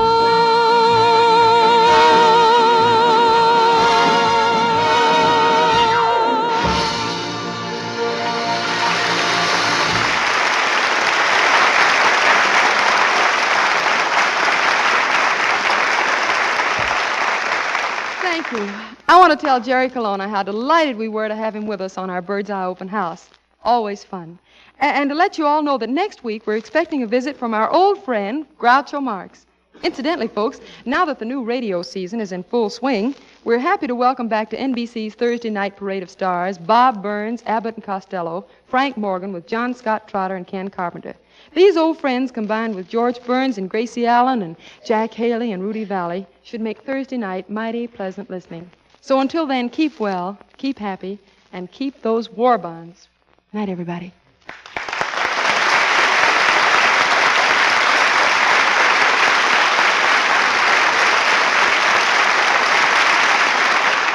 Say, friends, next Thursday, tune in a half hour earlier to hear from our good friends George Burns and Gracie Allen, along with Meredith Wilson and Bill Goodwin. That's 1/2 hour before our Bird's Eye Open House starring Dinah Shore with our special guest, Groucho Marx, along with Robert Emmett Dolan, his orchestra, Ken Lane, his chorus, and me, too. Jerry Colona appeared tonight through the courtesy of the Pepsin and Company. Bird's Eye Open House starring Dinah Shore is written by Howard Harris and Sid Zelinka.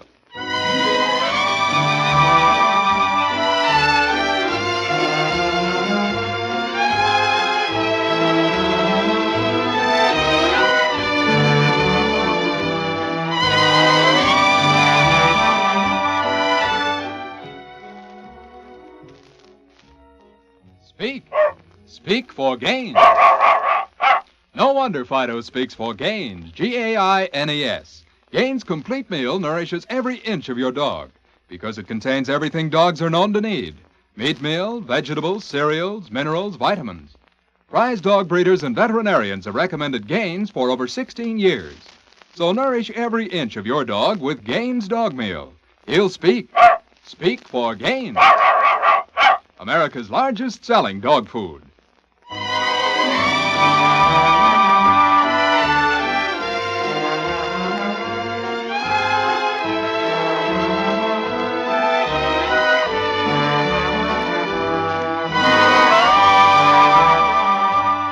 This is the National Broadcasting Company.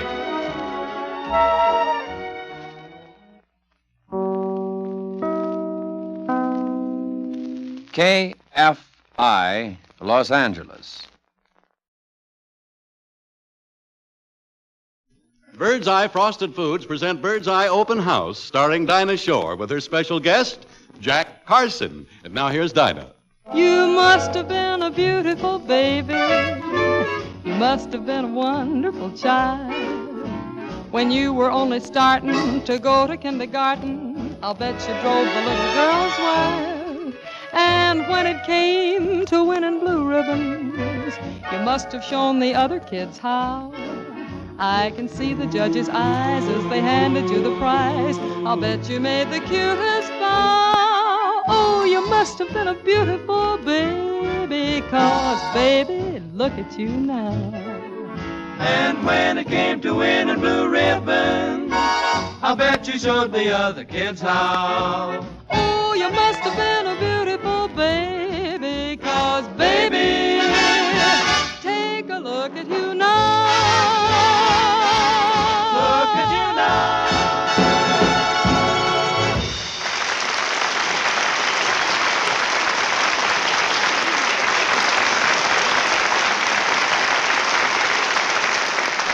Good evening, ladies and gentlemen.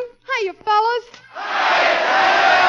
Fine. And how's my ever faithful friend Harry Von Zell? I'm fine. Oh, How are that's you, good. Dinah? Hey, what's cooking on the Bird's Eye Fire tonight? Well, Jack Carson will be over to visit us any minute now, as you Oh, know. good. Oh, by the way, I just got a note from him. Excuse me while I take a look at it. Dear Dinah, I simply loathe those... Harry, listen to this. Huh? Dear Dinah, I simply loathe those corny introductions usually given to guest stars. So here's a simple little introduction for me. Oh, well, I must say he's cooperative. Go ahead and read it, Dinah. Okay. It says, ladies and gentlemen, I take great pleasure in presenting Jack Carson, an outstanding motion picture actor currently starring in Mildred Pierce, a world-famous radio comedian who is as popular with the men as he is adored by the women. And is admired by everyone because of his extreme... Can't make out that last word. Oh, Dinah, that word is modesty. Oh, Jack Carson.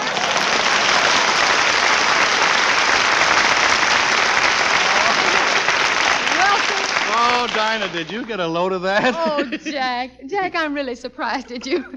The last time I saw you, you said you were no longer in love with yourself. Yeah, I know, Dinah, but this morning something happened. What? I looked in the mirror and fell in love all over again. But I mean, let's not talk about me, Dinah. It's you I want to talk about. Well, You know, Dinah, there's something I've been meaning to... Hiya, Jack. Hello, Harry. How are you? Yes, Dinah. Ever since I first set eyes on you... Say, tell me, Jack, you still going around with that tall redhead? Yeah, I saw her Saturday night, yeah. Dinah, it's a little hard to And say. Jack, how about that cute little blonde? Got a date with her Friday night. Yes, Dinah, it's hard to put into words, but it's a feeling I've got. Whatever happened to that brunette who lived on La Cienega? She moved to Gower. oh, Jack, for heaven's sakes, what is it you want to tell me? Just that, well, that you're the only girl I ever think of.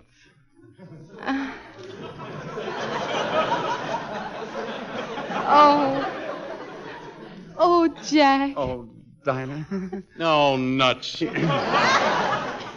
Tell me, Jack, what have you been doing with yourself? Well, I spend most of my time keeping in trim. I spend hours in the gym. I do road work and get plenty of sleep. I've got to keep in shape, you know. Jack, don't you get tired of thinking about your shape? Uh-huh. From now on, I'm going to start thinking about yours. Just to think about that line, I think. By the way, Dinah, why don't you and I do the town together some night? I could show you a magnificent time. You mean we'll go places? Go places? This'll give you an idea. Last night I took a party of 4 to the Macombo. Then I took a party of 6 to Cerro's. Then I took a party of 5 to the Trocadero. Jack, don't tell me you're still driving a cab. Yeah. Dinah, sure, how can you say a thing like that? Why, everybody knows that I happen to be the man about town. Yes, and the town happens to be Anaheim.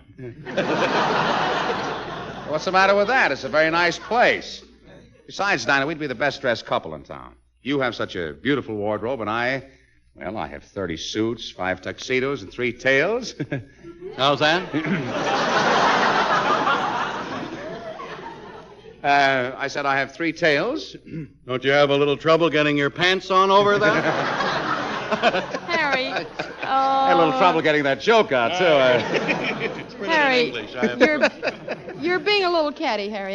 We have to face it. Yes, you are. As a matter of fact, Jack, I've always admired the way you dress. You have? Uh-huh, and I particularly like that tie you're wearing tonight. Well, thank you, Dinah. This is one of my hand-painted jobs. Oh, really? I would have worn my favorite tie, the one with Whistler's mother painted on it, but I had a little accident. What happened to it? Well, I wore it to an Italian restaurant, and the waiter spilled something on it. Oh, is it ruined? No, not exactly, but for 3 days now, Whistler's mother's been knitting a sweater out of spaghetti. Now, Whistler's mother must look more like somebody's antipasto.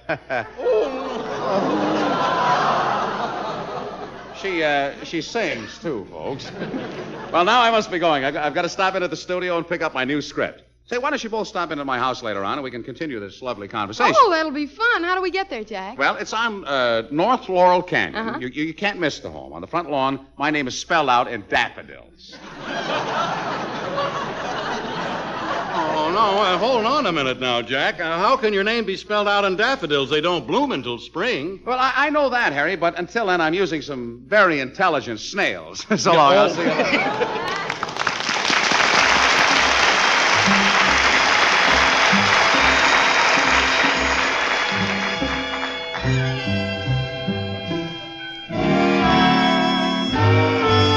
Just kiss me once, then kiss me twice, and kiss me once again. It's been a long, long time. Haven't felt like this, my dear, since can't remember when. It's been a long, long time. You'll never know how many dreams I dreamed about you, and just how empty they all seem without you.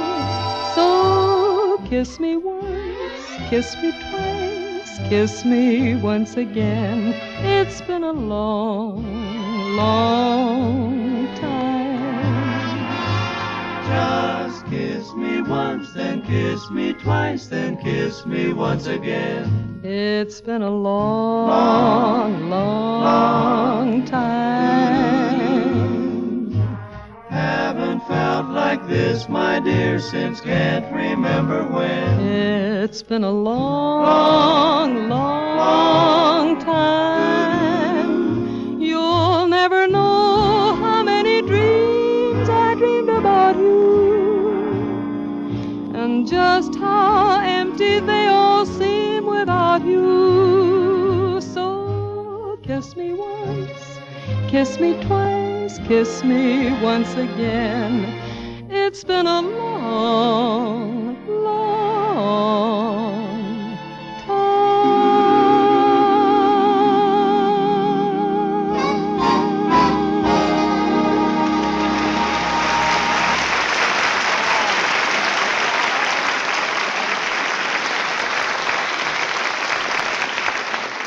Say, Dinah, this looks like Jack's house. Ring the bell. Yeah.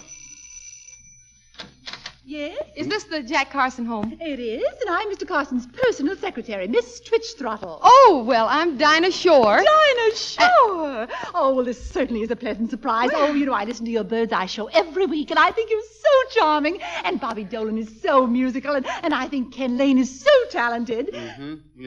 What about me? Oh, I think you're so. Now, look here, my little duckling, and I use the word duckling in reference to your webbed feet. What does she think is what is here? Look, I'll have you know that you are speaking to a man who stands out in radio. Yes, and you'll stand out even further in television. Tell me, Miss Twitchthrottle, are you expecting Mr. Carson in soon? Any minute. He called and asked me to make you folks comfortable. Oh, well, that was very sweet of Jack. Tell me, you know, you probably know Mr. Carson better than anybody else, and we'd like to know, what is he really like? Well, very few people ever get to know the real Jack Carson. You see, most people get their impression of him from the movies and radio, where he's always a blustering, egotistical braggart. But in real life, when he's at home, yes, he's twice as bad. Oh, but still, there's something I must confess. I'm mad about the boy. Oh. Oh, and he? He pays no attention to me at all. Oh. Here I am offering him all my love, and he spurns me for Hedy Lamarr, Lana Turner, and Ann Sheridan. Why is it?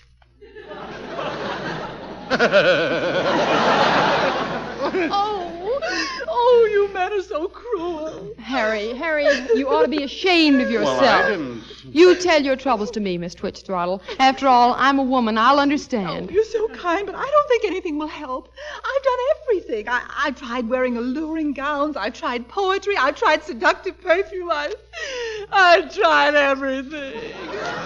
Oh, stop blubbering, will you? I mean, after all, you haven't tried everything, you know. I'm a man, and I know. Well, what haven't I tried? Spinach. Spinach? Bird's eye, quick frozen spinach. Oh, goodness. Oh, listen, delicious, perfectly clean, the easiest to prepare spinach you ever had. Why, all you have to do with bird's eye spinach is to open the package and pop it into boiling water. Oh, now, Mr. Von Zell, tell me truthfully, if a man is really in love with a girl, aren't there other things he'd want besides bird's eye spinach? Mm-hmm. Well, just between the two of us, Miss Twitchthrottle, I wouldn't think much of a man in love who only wanted spinach. Really, I'm sure there are other things he'd want. Like what? Well, like those other swell bird's eye fruits and vegetables. Please. Well, they all taste so garden fresh you'd think you just picked them out of your own garden. Garden. That's it. Now, why don't you get Jack to sit in the garden in the moonlight with you, and then I'm way ahead of you, dearie. Why, last night I took Mr. Carson for a walk in the garden, and as we stood close together in the moonlight, I put my lips close to his, and finally he puckered up, and then... Yes? He whistled the second chorus of the Atchison, Topeka, and Santa Fe. Oh, well, look, my dear, if he whistled, you should have sung, you know. You should have sung the praises of bird's eye and how important it is to make sure the packages you pick say bird's eye clearly as anything on the label. No. Well, I thought you were going to say something. I didn't know. As a matter of fact, there are many brands of frosted foods, you know, but only one bird's eye. And if you want that swell bird's eye top quality, you've got to make sure the packages you pick say bird's eye. And that's my advice to you, my dear, if you want to win the man you love. There's just one hint I'd like to throw in, if I may. Have you ever tried sleeping with a piece of wedding cake under your pillow? Have I? Why, I've had a piece of wedding cake under my pillow for 20 years. No kidding. And you never got the man you love? No, but I sure got an awful lot of crumbs.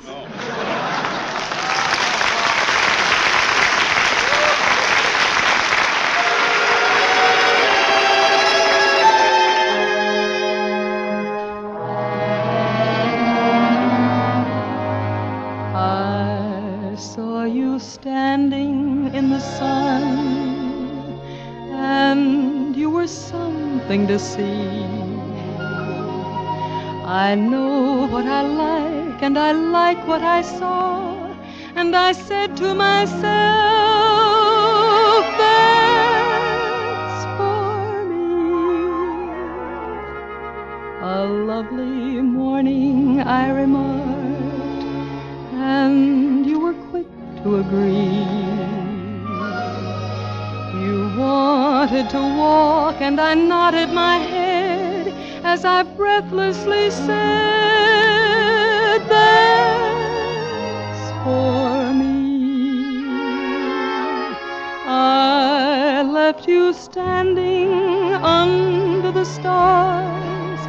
The day's adventures are through.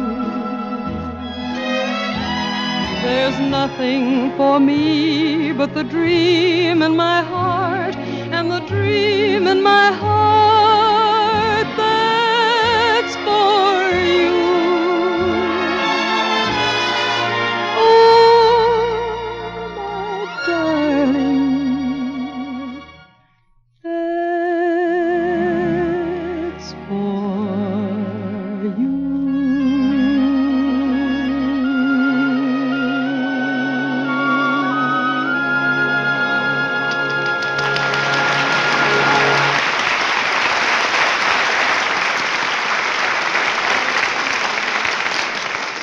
Hello, folks. I'm terribly sorry to keep you waiting, but I couldn't get away from the studio a moment sooner. Oh, that's all right, Jack. Ain't nothing of it, Jack, old Come boy. on in here, kids. I think we'll be all much more comfortable in the den. Oh, hey, this is a swell room. You like it? Yeah, and look at all those photographs on the walls. Say, yes, I was just counting them. 47 pictures, and all of Jack Carson. Yeah.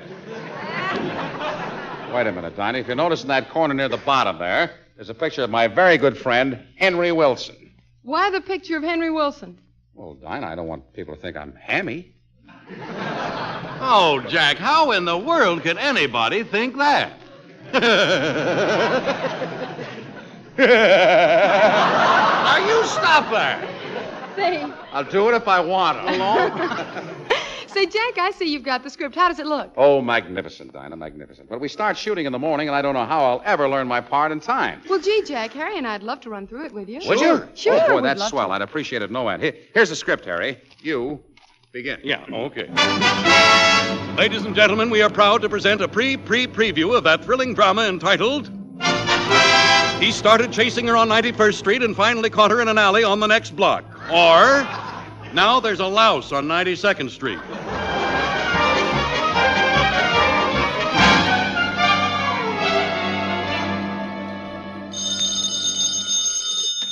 Hello, BFI headquarters.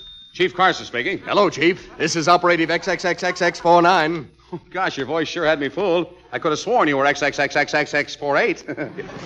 I take it you're calling for instructions. That's right, Chief. I'm leaving for Venezuela now. How do you want me to contact you? Memorize this thoroughly. In contacting me, use the alphabet as follows. A means L, G means Q, Y means R, 18 means 37, 43 means 62, and everything is multiplied by 117 times the last digit. And don't dare write that down. Okay, Chief, I've got the code in my head. What's that? I've got the code in my head. Well, take 2 aspirins and blow your nose. Goodbye.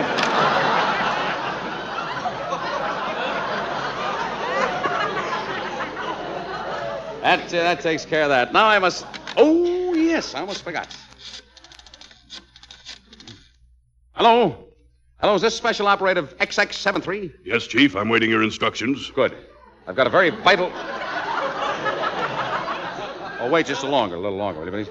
I've got a very vital mission for you to perform. Now, get this. Yes, sir. Take the evening plane for the Mexican border. The submarine will take you to Zanzibar. Then a Chinese junk to Singapore. A rickshaw will take you to an antique store on the outskirts of the Chinese settlement. At midnight, knock on the door. 3 knocks. A man with a long beard will open the door. And remember, at the risk of your life, you must get him to talk. Yes, Chief. What's the information you want? Ask him how many times he's seen anchors away.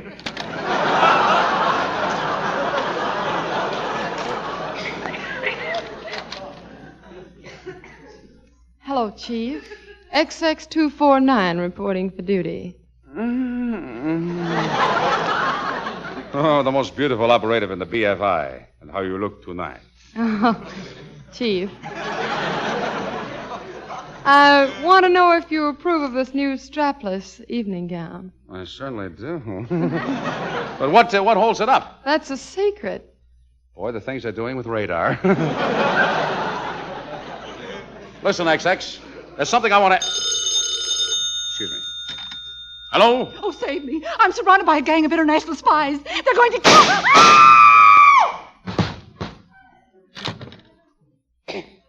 Wrong number.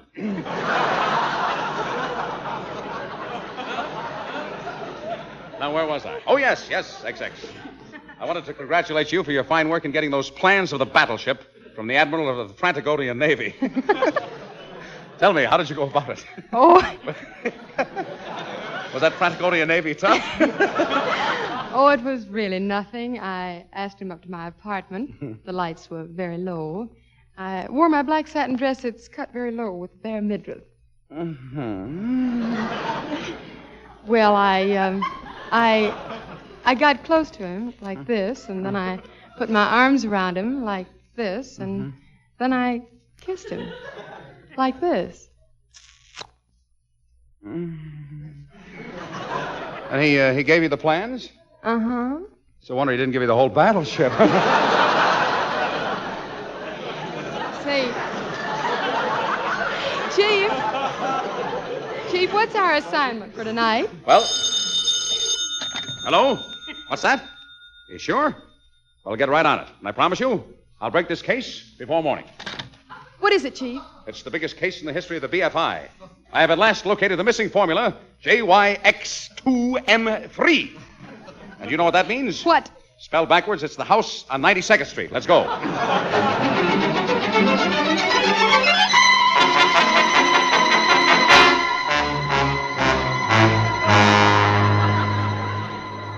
Well, here's an empty cab, Chief. Get in.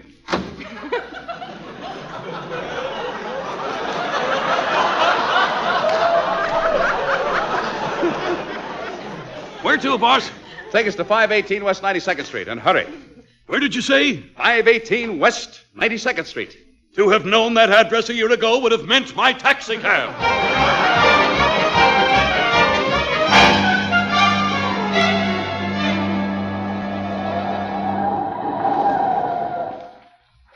Well, here we are. Right over there is the famous house on 92nd Street. The what? The most famous house in the world. Why is it so famous? Because it's got a vacancy.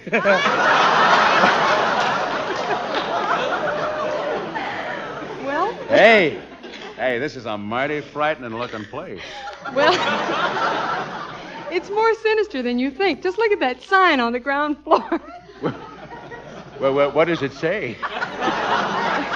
It says, Dr. Wellwolf, the smiling saint. You're doing it now. It's contagious. Dr. Werewolf, the smiling surgeon. I paid top prices for your old brain. Well, this may mean our lives, but let's get into the house. Stick by me. Okay, Chief. Staircase is over there. Let's tiptoe over.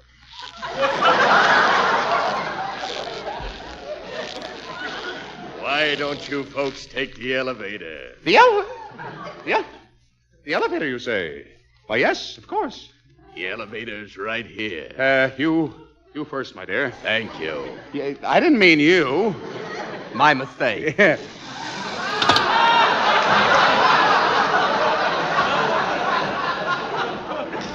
Here, too, eh? What floor? What floor? Fourth floor. Did you say the fourth floor? Yes. To have known the fourth floor a year ago would have meant my elevator.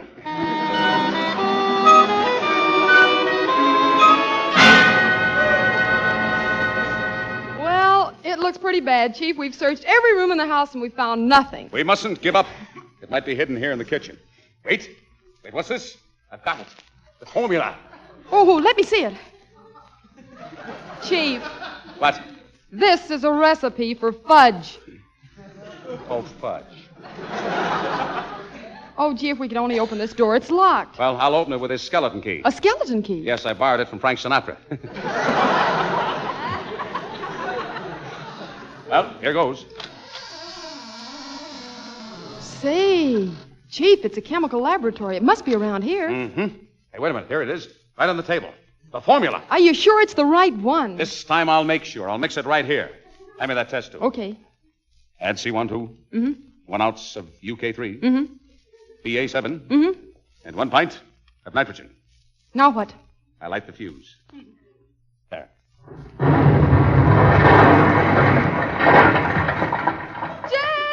Jack, where are you? I'm up here, Dinah, and I just got a great idea for a new picture. What is it? The vacant lot on 92nd Street.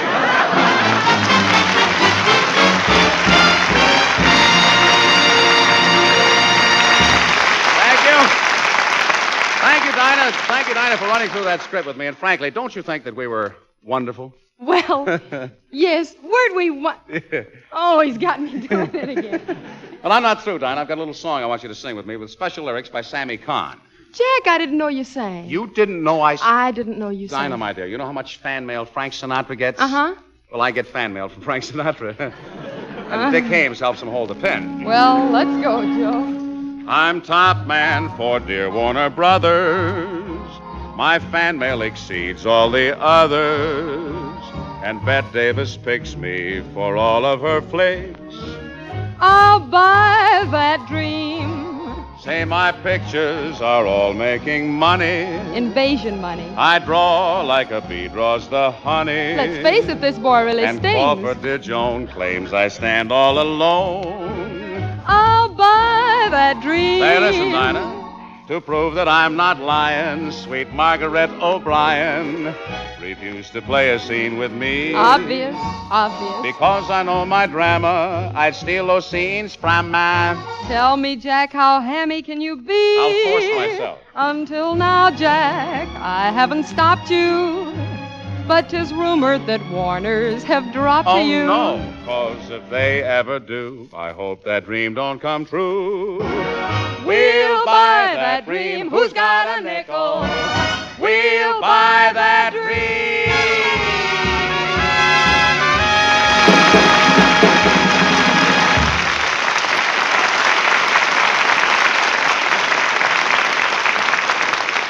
Say, if you're the chief cook and bottle washer at your place, then you should really know about Bird's Eye quick frozen fruits and vegetables. I don't only mean how good they are and how easy they are to prepare and all that stuff like that there. No, I mean that you should know that you can always be sure of getting perfect food when you buy anything carrying the Bird's Eye label. That's because the Bird's Eye folks really know how to prepare and quick freeze good foods. They're so careful, so fussy in the way they grow, clean, and quick freeze their food that you can always be sure of getting the very best. After all, the Bird's Eye folks have been doing it for over 15 years. And believe me, you can taste the results in every single mouthful. So for the better buy in frosted foods, better buy Bird's Eye.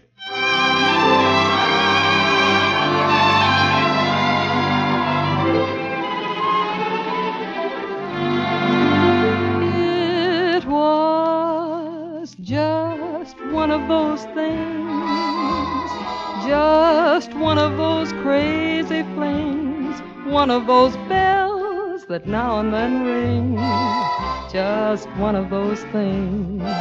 It was just one of those nights, just one of those fabulous flights, a trip to the moon on gossamer wings, just one of those things.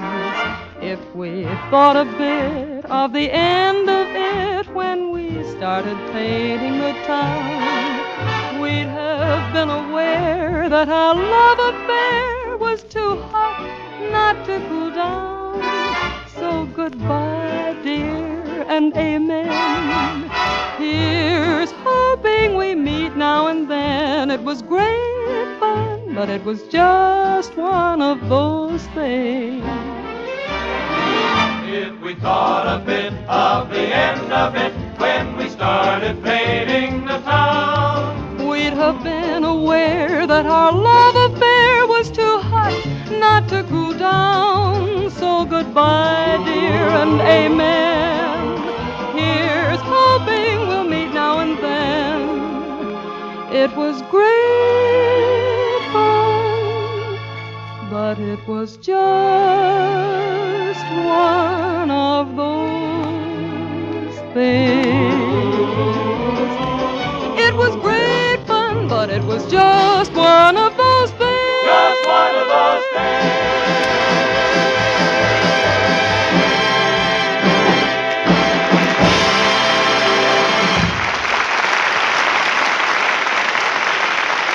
Folks, next week our special guests are going to be Vera and Hedda Hopper, along with Robert M. Dolan, his orchestra, Ken Lane, the four hits and the chorus, and me too. Jack Carson can currently be seen in the Warner Brothers production Mildred Pierce, and appears through the courtesy of Campbell Soups. Bird's Eye Open House, starring Dinah Shore, is written by Howard Harris and Sid Lincoln. For Dinah and the rest of us, good night.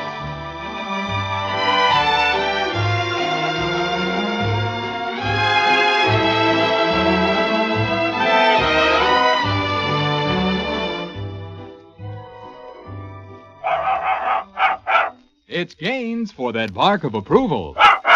Yes, dogs love Gaines Gaines Complete Meal that nourishes every inch of a dog. It contains meat meal, vegetables, cereals, everything dogs are known to need. No wonder Gaines is America's largest selling dog food. Veterinarians have recommended it for over 16 years. Start today. Feed your dog Gaines and hear his bark of approval.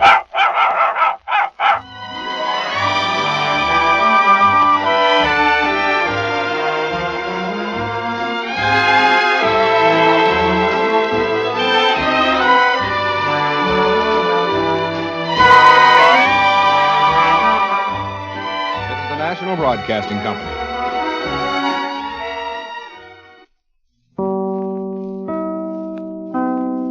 KFI, Los Angeles. Bird's Eye Frosted Foods present Bird's Eye Open House, starring Dinah Shore, with her special guests, Hedda Hopper and Vera. And now here's Dinah.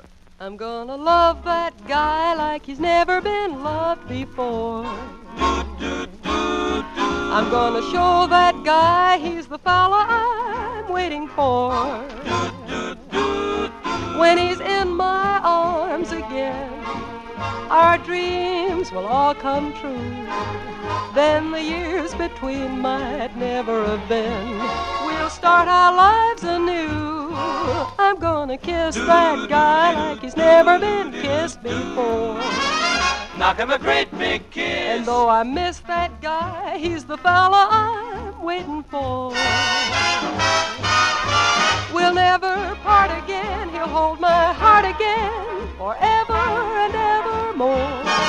I'm gonna love that guy like he's never been loved before.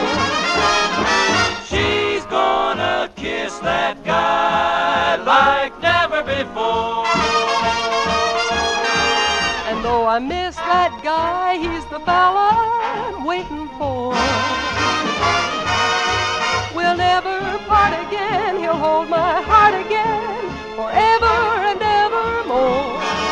I'm gonna love that guy like he's never been loved before.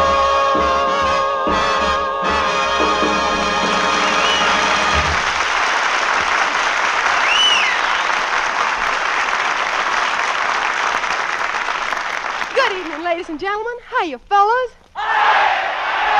Oh, I'm fine. And how's our bouncing bird's eye boy this evening? Bouncing, Dinah. But hey, what was all the excitement about in the hall a little while ago? Well, didn't you hear? Van Johnson was in the studio. So what? So what? That's what I said. So what? I don't see any reason for all the fuss. Van Johnson. Just take away his blonde, curly hair, and what have you got? I don't know, but you can deliver it to my house in the morning. Vera Bay!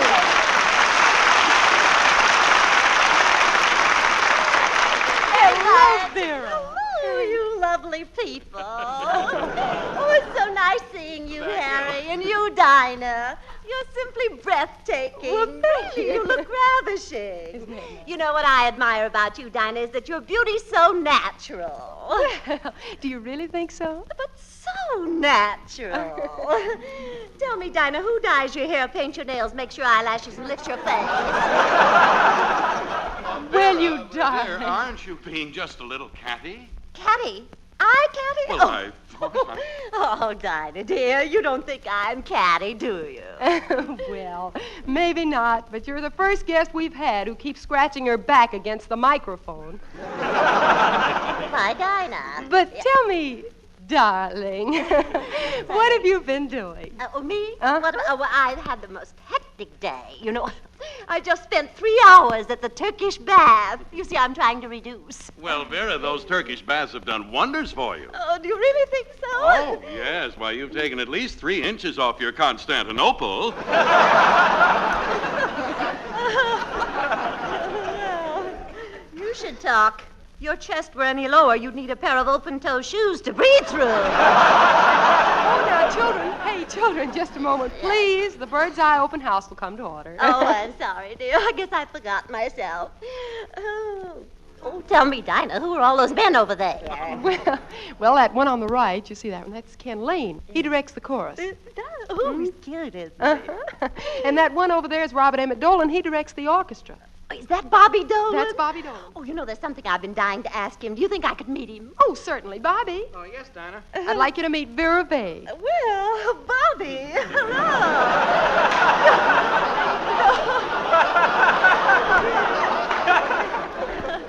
Half an oaf is better than none. You know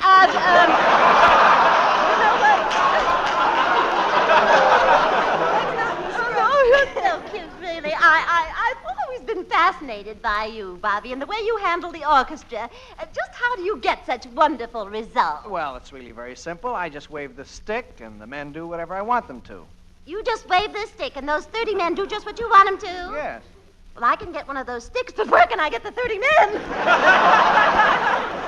Oh, Vera, control yourself, please. Why? Well, I mean, after all, I think it's about time you settled down with the man you love.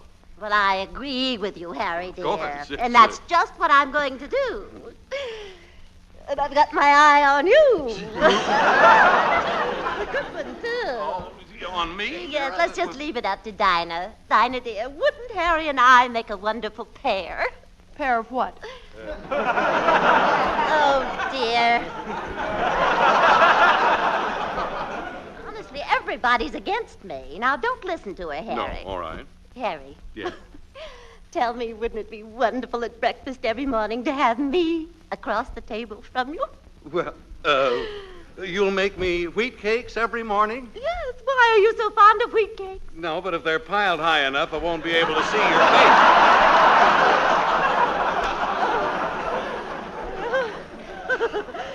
You dear boy, you. Remind me to put some barbed wire in your spaghetti. Now, Vera, honey, you mustn't be so bitter. We've got a very pleasant surprise for you tonight. Somebody very special is coming over. Oh, how interesting. Let me see now. Let's see. You've had Joseph Cotten here, then there was Cesar Romaro, and last week Jack Carson. Who could it be? Hedda Hopper. Oh, he's so... Hedda Hopper! Oh, well, what a treat. Where is Hedda? Oh, she'll be here soon. I saw her in the Brown Derby. Oh, that dame, she'll put anything on her head.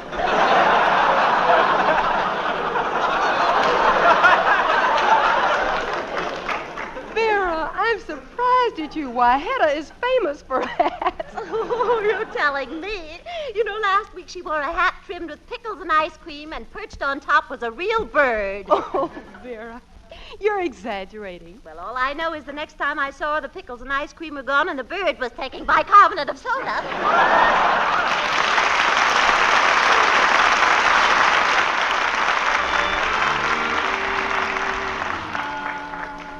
A new song, just the way we recorded it for Victor the other day. I changed my mind about you at 1:30 today. It's not the same without you, and I couldn't stay away. I didn't want to phone you again, but I did. I didn't want to see you again, but I did. I had a certain feeling for you that bothered me. I had to find out what the hidden charms could be. I didn't want to hug you again, but I did.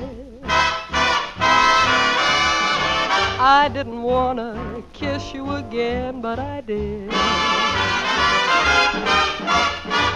I must have been too sentimental doing what I did. I didn't want to fall in love, but I did.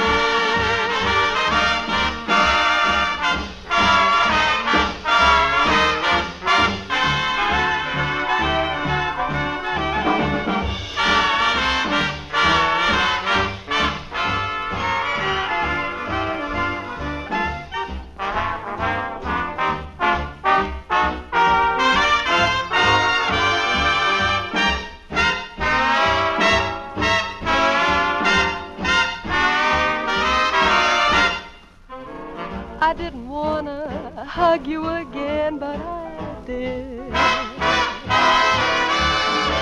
I didn't wanna kiss you again, but I did. I must have been too sentimental doing what I did. I didn't wanna fall in love, but I did.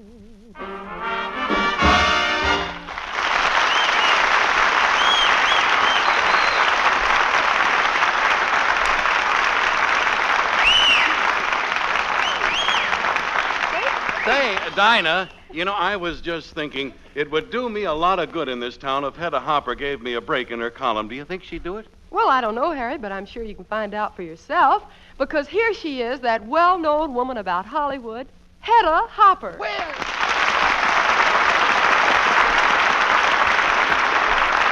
Oh, hello, Dinah. What a day I've had at the studios. I watched them making pictures of Lana Turner in a sweater. Oh, boy. Betty Grable in a bathing suit.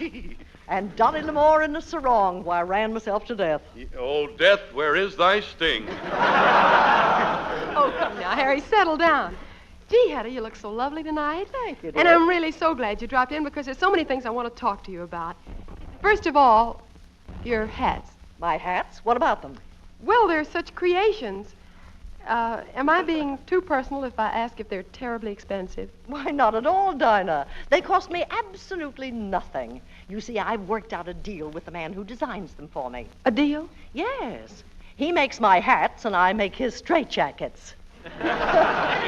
Say, Dinah, do you mind if I ask Miss Hopper a question? Well, not at all, Harry. Go right ahead. Thank you. Miss Hopper, do you ever write the biography of people in your column? I do, if the person happens to be world famous, important, or of great significance to the nation. Yeah. Well, I was born in... Harry. Harry. Oh, it's no use, Dinah. I can see there's no stopping this boy. Well, I'll get out my notebook and pencil. And now, Harry, you may begin. Oh, yes. Well, like most other people, I was born. Yes, you said that. Well, sometimes people don't believe it, you know. But I was born, and if I say so myself, Miss Hopper, I was a very cute baby. Here, look at this picture of me with my mother and father. It was taken just after the stork brought me. My, what a striking resemblance. Yeah. Do you think I look more like my mother or my father? Well, you look more like the storks. Well, I shouldn't have been standing on one leg. Say, Harry, tell Hedda about your educational background. Oh, yeah. Well, instead of leaving home to go to university, I took my college course from a correspondence school. Oh, I shan't soon forget how handsome I looked in my tuxedo at the graduation dance. A correspondence school graduation dance? Yeah, I danced every rumba with the mailman. And soon after that, my father called me into his study and said, "Son, you are approaching manhood, and it's about time you know the facts of life." And then he told you all about the birds and the bees? Oh, no, Hedda, no. I already knew all about the birds and the bees. Then what did he tell you? He told me all about the bird's eye and the spinach. Oh, no! Oh, yeah! Bird's eye quick frozen spinach. It's wonderful, clean, perfect spinach. The easiest to prepare spinach you ever had. Why, all you have to do to enjoy it is open the package and pop the spinach into boiling water, and you can put that right in your column. Harry, that's all very nice for us, and we love it, but what Hedda wants for her column is scandal. That's it. Oh, scandal. Well, Hedda, listen. I happen to know that two of our most famous stars who recently it tickles. Have finally gotten a decision from the highest court as to the disposition of their community property. And do you know what the judge decided? What? He got custody of the bird's eye fruits and vegetables. That's right. And was he happy because those vegetables are so fresh, and it's no wonder they all taste as though you just picked them out of your own garden. There, Hedda, how's that? That's an item. Fine, but you still haven't given me what I need for my column. Well, I was saving that for the last, Hedda. I happen to know what every columnist in Hollywood would die to know. And what's that? I know what Mildred Pierce did.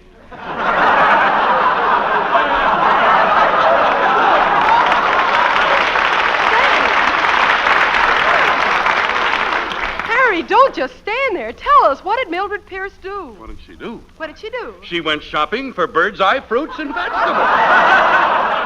Sure, because they're on the way to your bird's eye store right now. But just to make sure you get the one and only bird's eye top quality and flavor, you got to be certain the packages you pick say bird's eye on the label. You see, there are many brands of frosted foods, but only one bird's eye. So look for that label. And that, Hedda, should just about fill your column for tomorrow if I can give you any other. Harry, remember now, Hedda didn't come over here to talk business. Oh, Dinah, well, Hedda's business is fun. Think of her connections. Anytime she feels like it, she can have a date with Gable, Boyer, Bogart. I can? Well, of course. Well, then why am I wasting my time on you? Oh.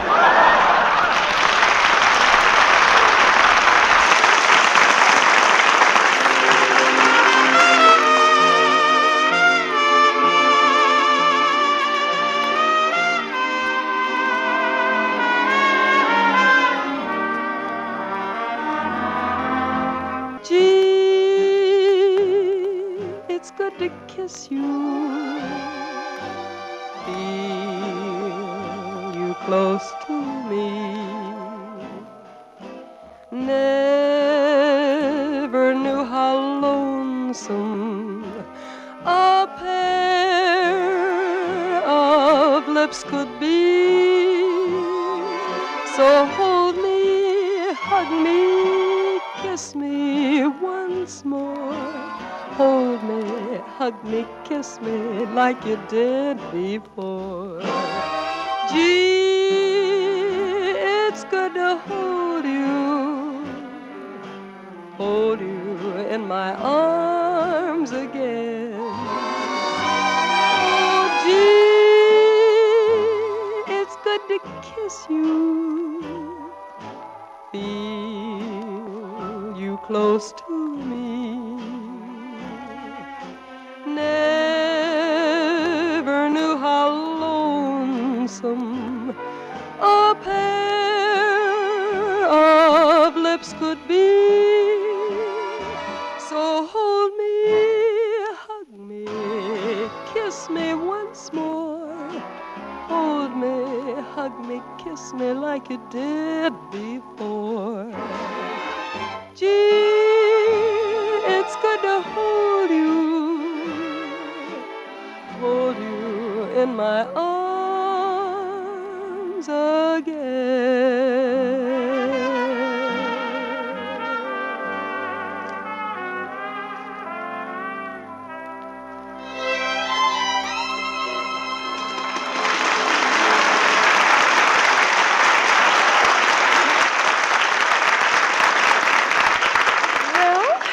Are, girls, just the three of us.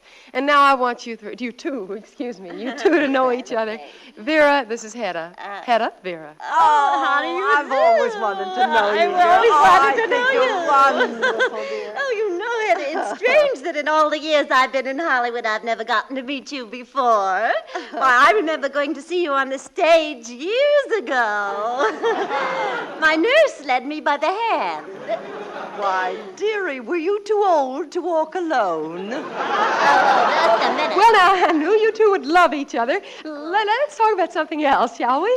I just bought the loveliest frock. It's the most stunning beige trimmed with sequins you ever saw. Oh, my, sounds like a dream. But you should see the dress I just got. It's satin with a bare midriff. Oh, my dear, a dress with a bare midriff is just perfect for you. Oh, do you really think so? Yes. Now everybody can see your tattooing. Oh, isn't she sweet? If I may say so, dear, that's quite a creation you're wearing. Oh, it's just a little thing I grabbed out of the closet. Oh, you poor dear. You got the moth bag, didn't you? Well, so much for dresses. Now what'll we talk about? Literature? Philosophy? Music? Quit stalling, girls. Come on, let's get to the men. Then what I've heard is true. All you think about is the opposite sex. Oh, no, Hedda. That's an exaggeration. Although I must admit that I do lean toward the opposite sex. Lean, my dear, you're the Tower of Pisa with a girdle. Oh, you have such a lovely throat, too. Have you tried gargling with DDT? like her. Why, you darling. For 2 Well, now, cents, look, I- there you are. You see, I just knew you two'd get along beautifully, but let's stop being feminine for a while. And tell me, Hedda, do you really know so awfully much about Hollywood? Well, I don't like to sound hammy, Dinah, but I know quite a bit about all of California. You see, my ancestors settled here in 1849. Oh, real pioneer stuff. Yes, my great-grandfather and my great-grandmother lived in Philadelphia. It was during the era when America was looking westward. One day, Grandpapa Hopper came to Grandmama Hopper and said, Ma! Yes, Pa? Get her 2 daughters, Dinah and Vera, ready. We're leaving for California. California's quite a piece of a holler down the road. How are we going to get there? Don't worry about that, Ma. I know where I can pick up a hot covered wagon.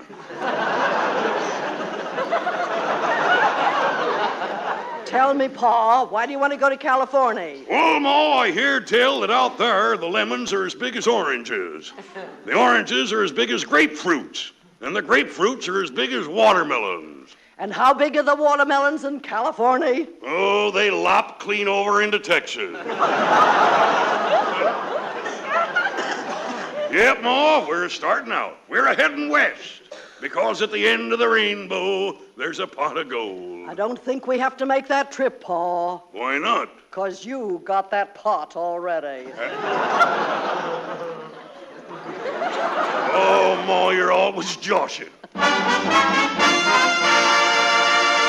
40 days and 40 nights we've been on the trail, Ma. When we started out, we had 4 oxen pulling this wagon, but we had to kill them one by one for food. Get up, get up, get up! Golly, Pa, I'm pulling as fast as I can. Oh, gosh, Pa, I can't stand it any longer. Oh, Tophet, what's the matter, Dinah gal? Well, I'm hungry. All I've had to eat in the last 3 weeks was a hummingbird. Well, what are you kicking about? You got all the white meat, didn't you? Get up there. Oh, you know, Dinah, I love looking out of the wagon this way at the sunset. I'm a-warning you, sis. You better stick your face back in. Why? Because the last time you stuck it out, you started a buffalo stampede. How you all getting along back there, daughter? Fine. You know, Pa, I'm fascinated by this wide expanse of plains, miles and miles of wilderness. And just think, someday, men will build a railroad with shiny rails and trains will go thundering by.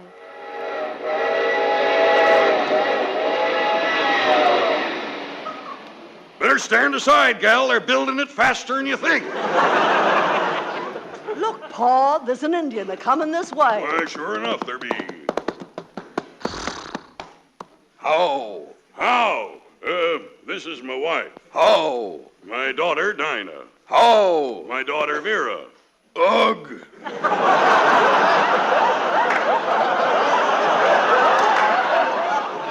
I'd like to give that Blackfoot a hotfoot. By the looks of your headdress, Chief, you must be a pretty important Indian. Me have 64 bucks. Oh, you're a big chief. No, me on take it or leave it.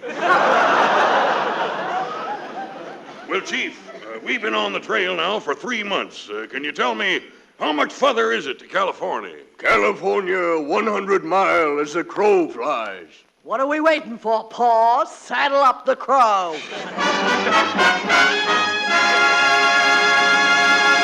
Gee, just think of it. We'll be in California soon, the land of gold. Yeah, and we'll all be rich. Ma, why don't you sing a song for us on it? Sure will, Pa. Reckon I'll sing the Atchison, Topeka, and the Santa Fe.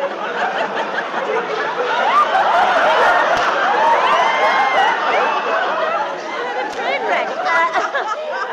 You go ahead and sing it, Ma. You got just the caboose for it. My gosh, look at that sign over there. Patipaka, it says. We're in California. I tell you, we'll settle right here. Right here. Hey, hold it a minute. There's a stranger approaching. What can I do for you, stranger? I'm a-searching for my poor wife. She got lost in the desert a year ago. Her name's Mona. You ain't seen her, have you? No, we ain't. Lost in the desert. Oh, my poor Mona, my poor, poor Mona. And on this spot, ladies and gentlemen, was founded the little town of Pomona.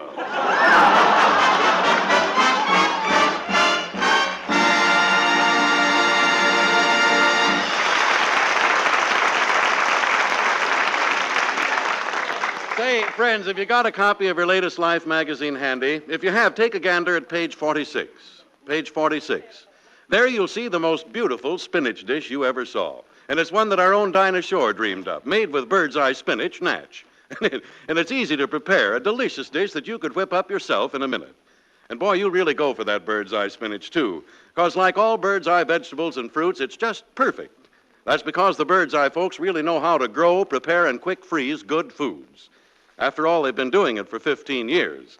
So if you want work-free, waste-free, garden-fresh foods, if you want the better buy in frosted foods, better buy bird's eye.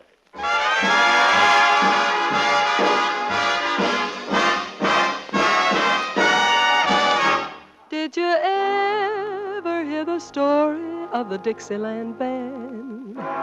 Let me tell you, brother, that the music was grand. They had piano and a clarinet. Only thing they needed was a second cornet. And that's what led to the ruin of the Dixieland Band. When the folks would holler for the maple leaf rag, they would get to swinging, but the trumpet would drag. They had to keep him 'cause he played so sweet, but they needed someone who could give them a beat, someone who swung with the rhythm of the Dixieland Band. He'd play so sweetly. Instead of playing,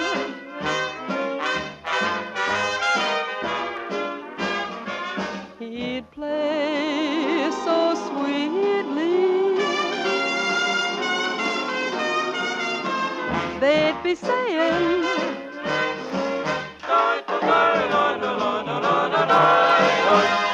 sure enough, he got 'em so they couldn't play right.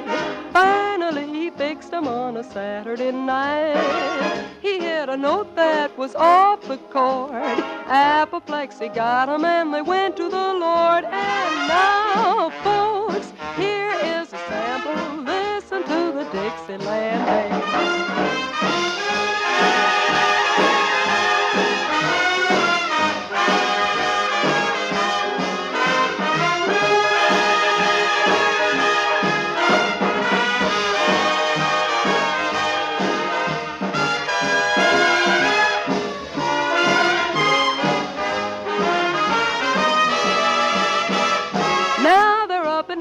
And they're happy at last because they found a trumpet man who really can blast. The way he swings them is an awful shame. He can really do it. Gabriel is his name, and that's the pitiful story of the Dixieland Band. If you hear a trumpet start to play, don't you be afraid that it's the judgment day, 'cause it's just Mr. Gabriel's son and his aid. And the Dixieland Band is a fixin' to play.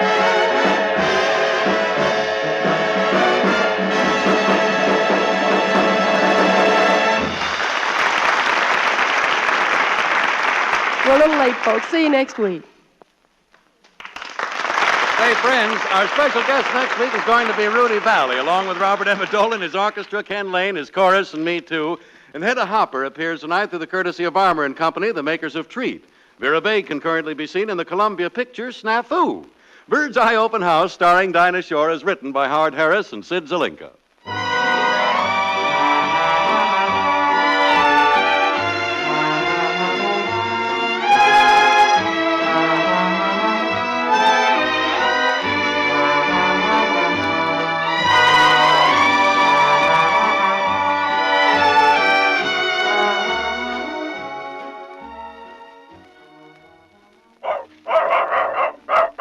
Happy, healthy dogs speak for Gaines. Gaines, Gaines Complete Meal that nourishes every inch of your dog. Gaines contains meat meal, vegetables, cereals, everything dogs are known to need for red-blooded vim and vitality. Kennelmen, prize dog breeders, and veterinarians have recommended Gaines for over 16 years. Listen to your dog speak. Speak for Gaines, America's largest selling dog food.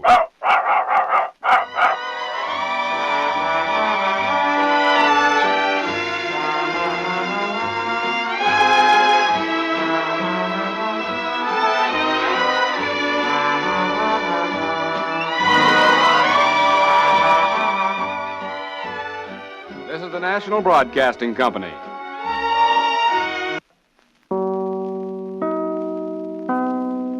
KFI, Los Angeles.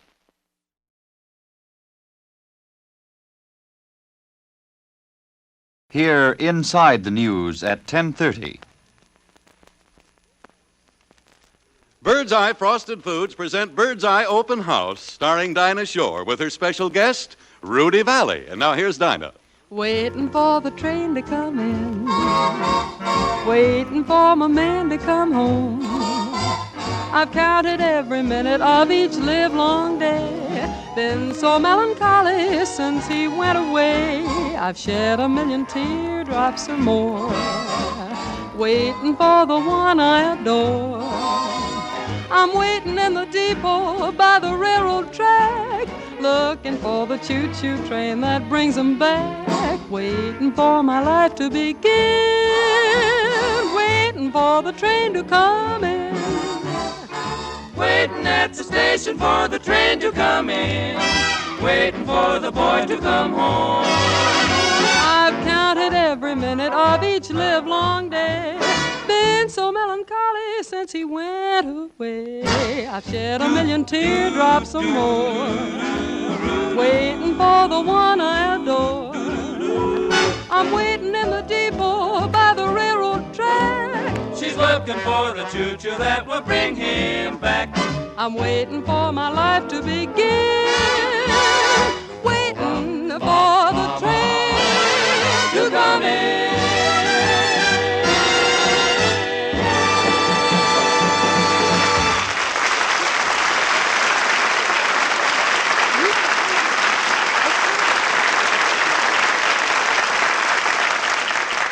Good evening, ladies and gentlemen. Hiya, fellas. Oh, I'm fine. And how nice everybody looks tonight. Robert Emmett Dolan and his orchestra just look beautiful. And Ken Lane in the chorus, gee, you look lovely. But no one is nicer than my buxom Bird's Eye boy this evening. Oh, Dinah, that's nice. Tell me, what is doing tonight? Well, haven't you heard? No. Ye old vagabond lover's dropping in. Oh. Yes, and I'm certainly looking forward to Rudy's visit. Gee, I haven't seen him in months. Well, Dinah, I just happened to see him a few days ago. It was at the bank. And, oh, boy, was he having an argument. It was about a loan. Was he trying to borrow money from the bank? The bank was trying to borrow money from him. Well, I've often heard it said that Rudy I beg your pardon, miss, but is this the radio program Mr. Rudy Vallee's appearing on this evening? Yes. Well, I'm an emissary of Mr. Vallee's, and there are several preparations I should like to make before the arrival of the great crooner. Do you mind? Well, no, I guess not. Go right ahead. All right, fellas. Sam, you take this aisle. Joe, you take this one. I'll take the middle one. Let's go. All right. No, wait. No, fellas. What is this? Just a moment. Gentlemen, you don't mind? Just a moment, please. Wait. Hey, hold Quiet. Hey, wait a minute. Hold it. Just a moment. Quiet. Wait now, Stop please. that right. All right, fat boy, what's bothering you? Listen, what is going on down there? Well, we're selling pictures of Rudy Vallee for 10 cents apiece. Oh, well, now that's ridiculous. I'm sure Rudy doesn't sell his pictures on his own program for 10 cents. Oh, I'll say he doesn't. On his own show, he gets a quarter. Well, look, my friend, there is none of this going on here. Now, I'm going to have to ask you fellas to leave. Now, just a moment. Under no circumstances do we leave before we ascertain the temperature of this auditorium. The temperature? What are you talking about? Well, you see, Mr. Vallee has a very sensitive voice and can sing only when the temperature hovers between 79 and 80. Why, he's so careful that once at Carnegie Hall, he sang all evening with a thermometer in his mouth. What kind? Sang with a thermometer in his mouth? How did it sound? Beautiful. His nose was in excellent voice that time. Well, look, you have my assurance that we'll take care of the temperature. Now, if that's all... Oh, there's just one thing more. Mr. Vallee's entrance. Oh, this I gotta hear. Now, Mr. Vallee wishes no fanfare upon his arrival. He will arrange a very simple entrance for himself. Well... Good day. That's good. God, that Vallee must be some sort of a character, Dinah. Well, he does go a bit overboard sometimes, but, you know, I'm really glad he's going to make a simple entrance.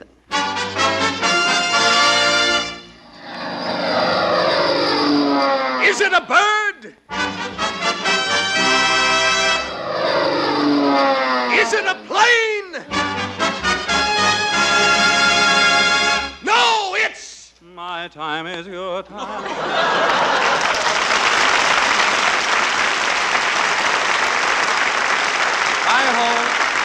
Hi-ho, everybody. This is Rudy Vallee with his Connecticut Yankees coming to you from the Villa Valley. Rudy, what are you saying? Oh, my mistake, Dinah. This script is from 1928. How come? I must be wearing my other suit. Now I think I owe you both an apology for not being here in time, but I had a deuce of a time hitchhiking over here. Oh, wait a minute, Rudy. I happen to know that you have 4 automobiles. Why do you have to hitchhike? My dear boy, I don't have to buy gasoline for my thumb. Oh, no. Oh, dear, Dinah, look, here's a guy who squeezes a dollar bill so hard, but by the time he lets go, George Washington looks like Frank Sinatra. Harry, I resent the implication. As a matter of fact, Dinah has attended parties at my home, and I dare say she will bear me out when I say that I am not cheap. That's right. Rudy, your parties are wonderful, and I still remember how those drinks you served tickled my nose. Dinah, champagne? No, a glass of water with a feather in it. Dinah, once and for all, I'm going to blast the myth of Vallee's thriftiness. When we finish here, I'm going to take you to dinner, then to a theater, then to a swank nightclub, and then I'll see you home. Well, Rudy, won't that be terribly expensive? Fie on the expense. Besides, after years of experimenting, I know that if we share a salad at the Brown Derby, if you sit in my lap in the balcony at the theater, if we split a bottle of 7-Up at Zero, and we walk home, I can do the whole thing for $6.32, and I defy anyone to do it any cheaper.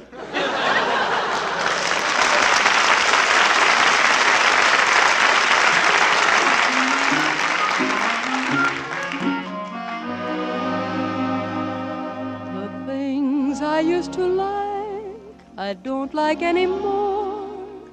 I want a lot of other things I've never had before. It's just like Mother says. I sit around and mope, pretending I am wonderful, and knowing I'm a dope.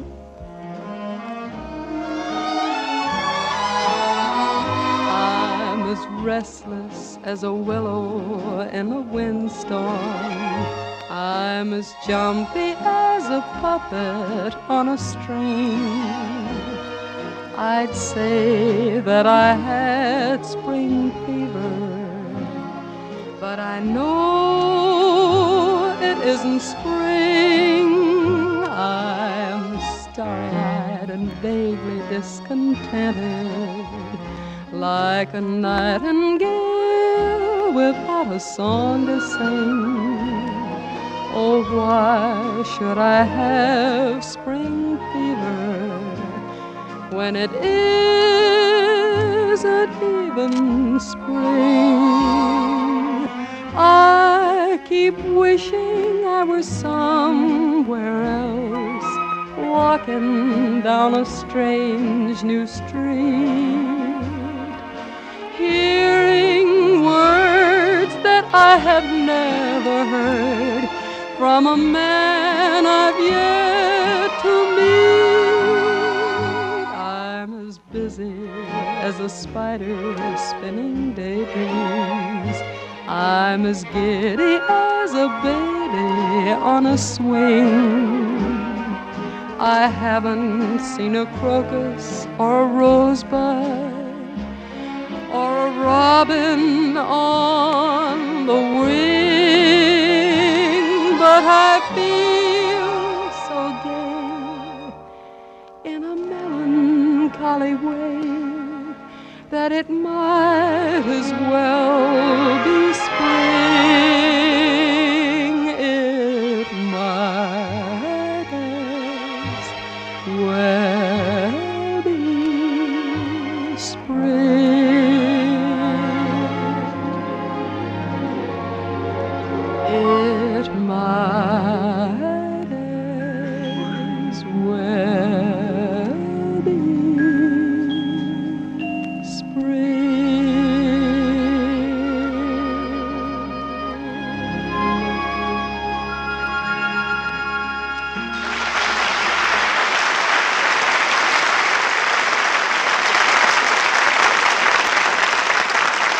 Oh, Dinah, you sang that song beautifully. Oh, thank you, Rudy. As a matter of fact, I think you are the finest singer in radio. Present company accepted, of course. Well, of course. But I want to say that it's an honor having the vagabond lover drop in at our Bird's Eye open house. Gee, just think, all the girls have been chasing you since 1927. And now it's 1945. You know, it's about time one of them caught me.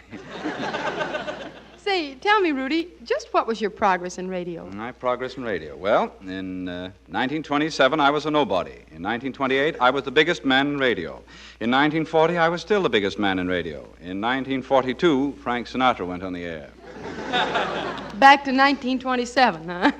Yes, Dinah, I was the first to admit that Frank has a very pleasing and pleasant voice. But beyond that, I would like to know exactly what is his appeal to women. Well, he has an awful lot of charm. I am not completely without charm. He has wavy hair. My hair isn't exactly straight, you know. Well, he's such a big spender. Let's talk about Dick Hames. I promise not to let this get any further, Rudy, but tell me, aren't you at all worried by the competition from younger singers? Well, there is Frank Sinatra. And Dick Hames and Perry Como and Barry Wood and Dave Street and Andy Russell. Please, Dinah, let's not lose our heads. Oh, don't worry, Rudy. Aside from your singing, many people listen to you because of your diction. I think it's perfect. Well, thank you, Dinah. I have always considered diction as being very important. Why, even now, every night before I go to bed, I take a volume of Aristophanes, Socrates, and Plato. And you read them aloud? No, I put them under my pillow so I can read my Esquire more comfortably. Yes, Dinah, I know enough about diction to teach it. Take Harry Von Zell, for instance. I could have him speaking perfectly in no time. Somebody mentioned my name? Yes, Harry. Rudy was just saying that he could help you with your diction. Diction? Oh, now that's a laugh. Well, my diction is perfect. A very common false impression most people have of their own speech, and I'll prove it.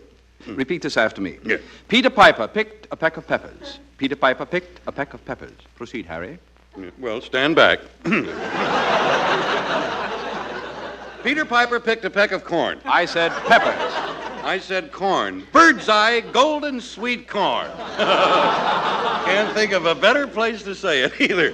Really, Rudy, everyone knows that bird's eye quick frozen corn is the most tender, luscious, milky kernels of the goldenest corn you can buy. And like all bird's eye vegetables and fruits, so farm fresh that you'd think you had just picked them out of your own garden. How was that? Well, if I'm not mistaken, I caught a sibilant S. Am I right, Rudy?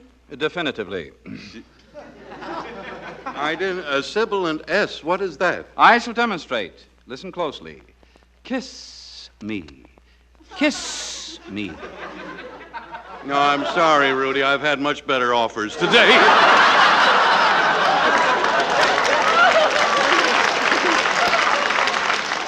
For instance, my bird's eye dealer offered me a pretty good selection of bird's eye fruits and vegetables. Listen to this. ZYXWVUTSRQPONMLK Now, what does that give me? Why, that gives you Now, isn't that a coincidence? That is amazing. What are you talking about? Well, in the ancient language of the Aztecs, Zikwatsponsmuljig Fedgaba means stop in at your bird's eye store and get some of those delicious, easy-to-prepare bird's eye quick frozen foods. That's what it means. And don't forget this. Only Bird's Eye gives you that Bird's Eye uniform top quality, that Bird's Eye fresh from the farm flavor. So be sure you look for that label. Because if you want the better buy in frosted foods, better buy Bird's Eye.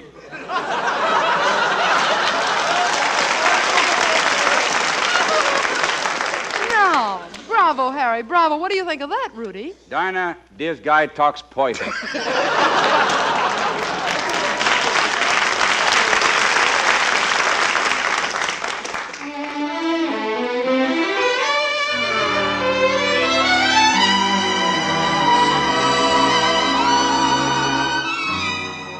how about taking a peek into Saratoga Trunk for a lovely tune I just recorded for Victor?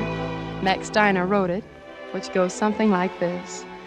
As long as I live, you'll always be part of me. You'll live in the heart of me. As long as I live, as long as I love, I'll share it with you, my own, and want to be loved by you alone. How sure am I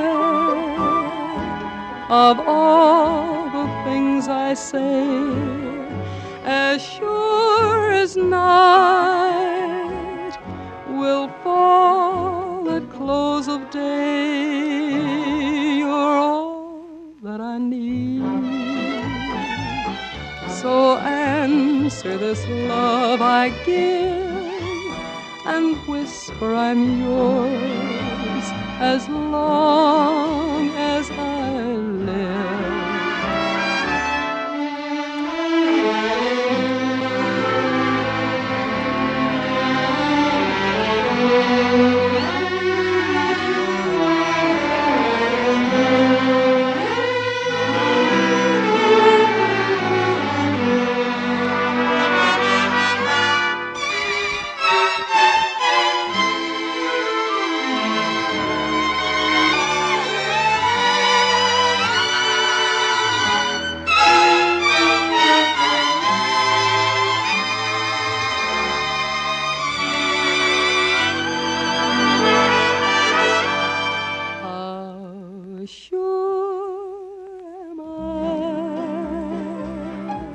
Of all the things I say, as sure as night will fall at close of day, you're all that I need.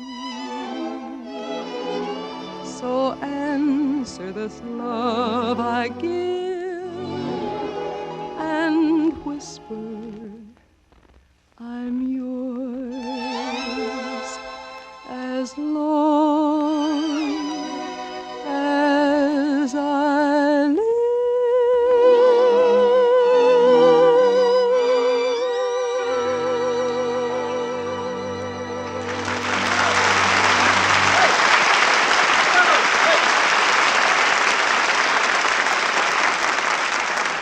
Say, Rudy.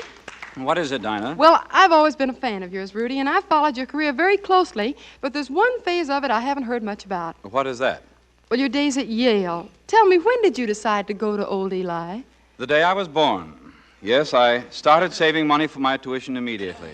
It isn't easy for an infant to save money, you know. But I found a way. Instead of milk, I drank Coca-Cola. Coca-Cola? Yes, that way I got 5 cents back on each bottle. Ah, yes, and it was worth the years of scrimping and saving. Dear old Yale, sic veritas et lumen hoc pluribus. Is that the Yale motto? No, that's on the back of my insurance policy. Yes, Dinah, I got the thrill of my life when my father called me to him and said... Son? Yes, Dad? You are leaving for Yale in the morning. Yale? Gee, Dad, that's slick. Yale. Rah-rah, sis boom ba. I wonder if I'll miss Pa-Pa. Son, I want you to promise me that when you're at Yale, you won't go out for the football team. Oh, don't worry, Dad. I only weigh 112 pounds. 112 pounds? Yes. You'd better not go out for the chess team either. And now there's just one more thing. The little matter of allowance. Does $2 a week sound all right? I'm sorry, Dad.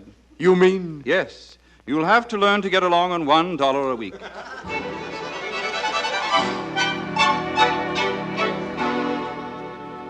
Gracious to Betsy, but it's peachy to be a Yale man. Now I'll unpack my trunk and hang up my trophies. Come in. Well, greetings, lads.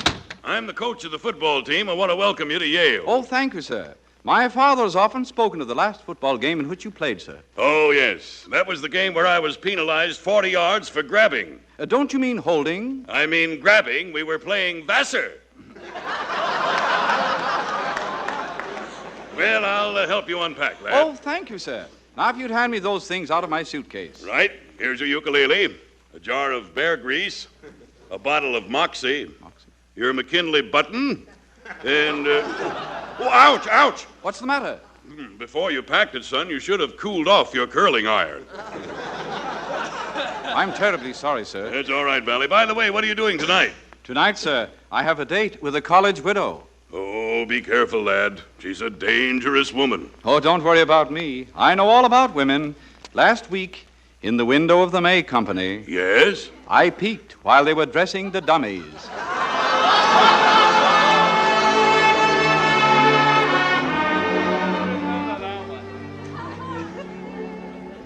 Oh, Rudy, it's so lovely here in the moonlight. Why don't you sit here on this bench next to me? In just a moment, Dinah. As soon as I finish what I'm carving on this tree. There, it's finished. A heart with an arrow through it. Yes, but look at the rest of it. Oh, what a dear, sweet thought. Rudy loves Rudy.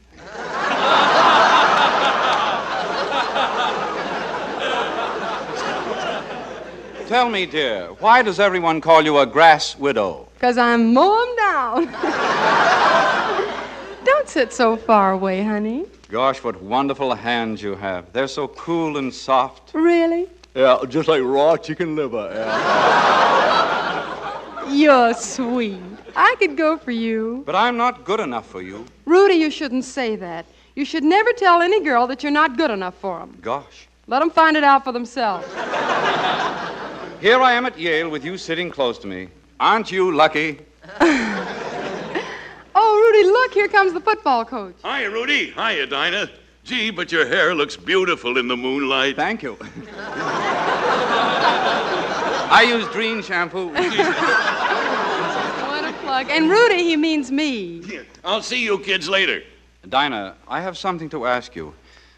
Will you be my girl? Oh, I know this may hurt, but I can't be your girl unless you get into the big game. Then, by Godfrey, I'll get into the big game. I'm going to the gym right now.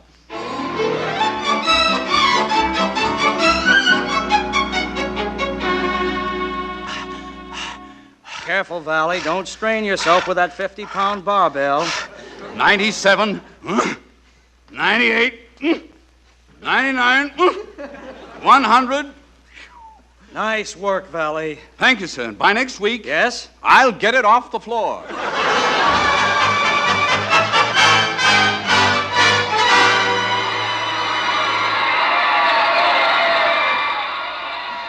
it's the fourth quarter, folks. 1 minute to play, and the score is Yale 6, Princeton 7.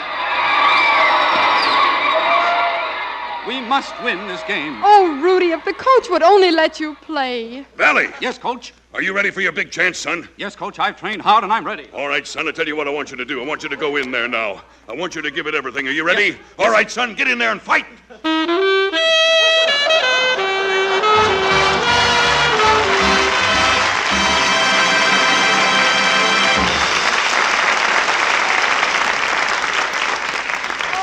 Thank you, Rudy. Thank you very much. Now, Bobby, let's do a song that was popular just about the time Rudy was really an undergraduate at Yale.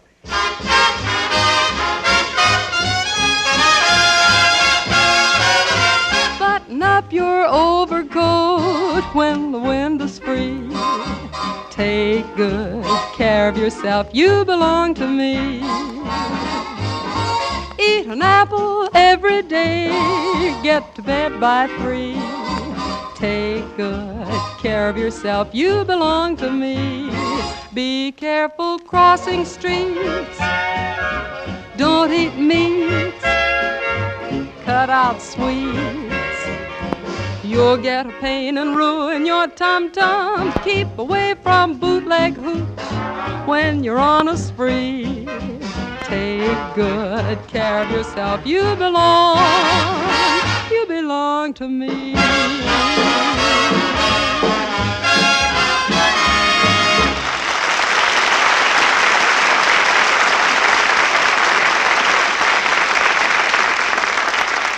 Say, ladies, you want to know something? You could save yourself a heck of a lot of kitchen work these days by buying those delicious Bird's Eye quick frozen foods. Yes, ma'am, save yourself a lot of work. That's because the Bird's Eye folks have done everything for you. And boy, they really know how to prepare and quick freeze good foods.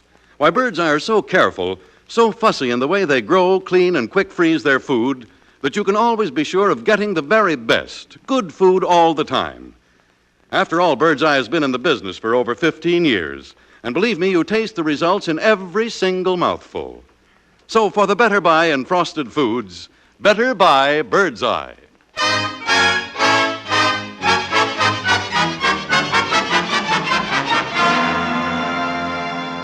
When skies were dark came Noah's Ark. Amen.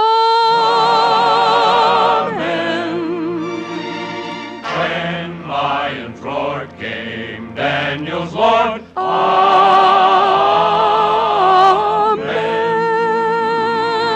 Lord helps those who pray. And on Judgment Day, if you believe, He shall receive you. Amen. When you're down and out, lift up your head and shout, there's gonna be a great day. Angels in the sky promise that by and by there's gonna be a great day. Gabriel will warn you some early morn, we'll hear his horn.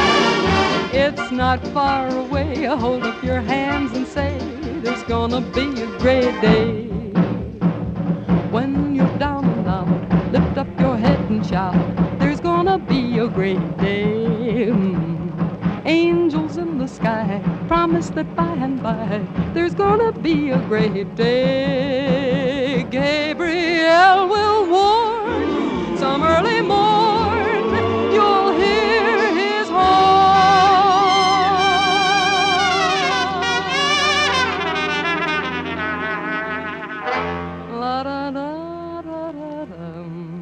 It's not far away. It's not far away. Hold up your hands and say. Hold up your hands and say. There's gonna be a great day.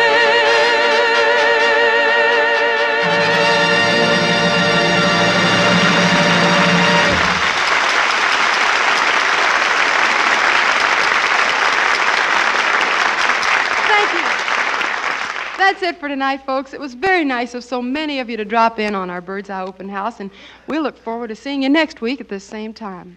I'm sure you're all delighted that Rudy Vallee paid us a visit. We always are. And you often hear Rudy on his own show on Thursdays when he appears for his sponsors, the makers of Dreen Shampoo. Next week, we're looking forward to the appearance of a good friend who visits us quite often on Thursday nights, Groucho Marx. So until then, keep well, keep happy, and keep those war bonds. Night, everybody.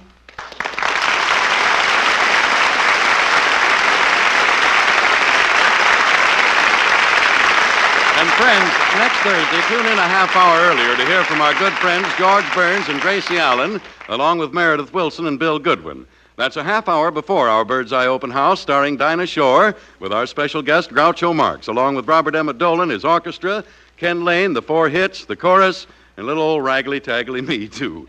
Bird's Eye Open House, starring Dinah Shore, is written by Howard Harris and Sid Zelinka.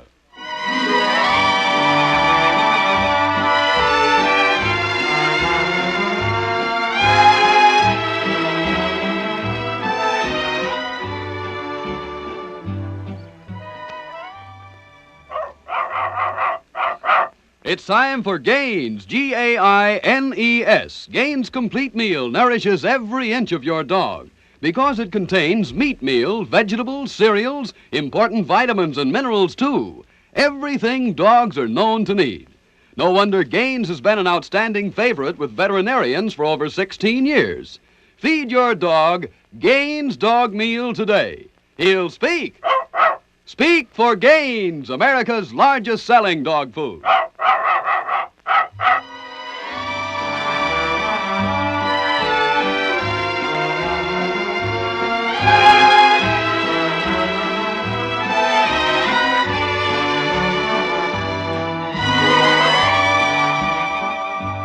This is the National Broadcasting Company.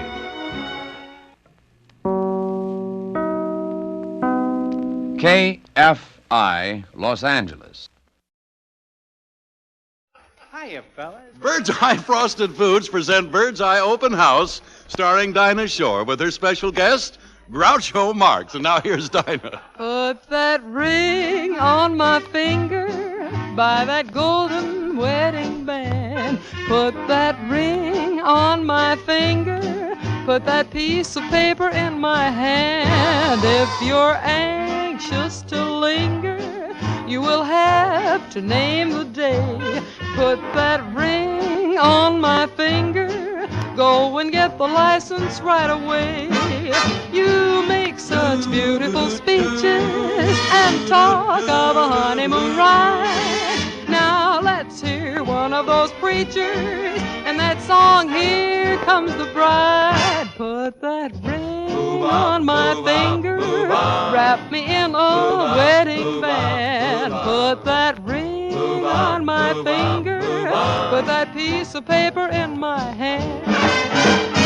You make such beautiful speeches and talk of a honeymoon ride. Now let's hear one of those preachers and that song, Here Comes the Bride. Put that ring on my finger. Wrap me in a wedding band. Put that ring on my finger. Put that piece of paper in my hand.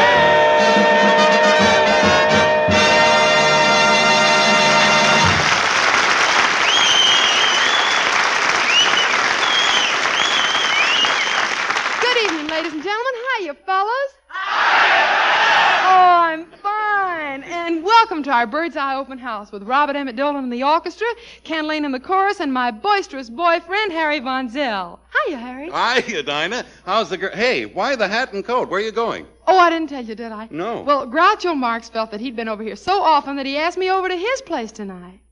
Oh, he asked you over. Uh-huh.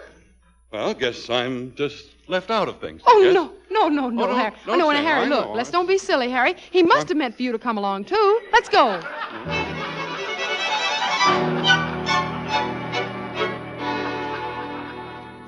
Just a little love, a little kiss. Just imagine an evening alone with the beautiful Dinah Shore. I better take another look in the mirror. I've never seen myself so exquisitely groomed.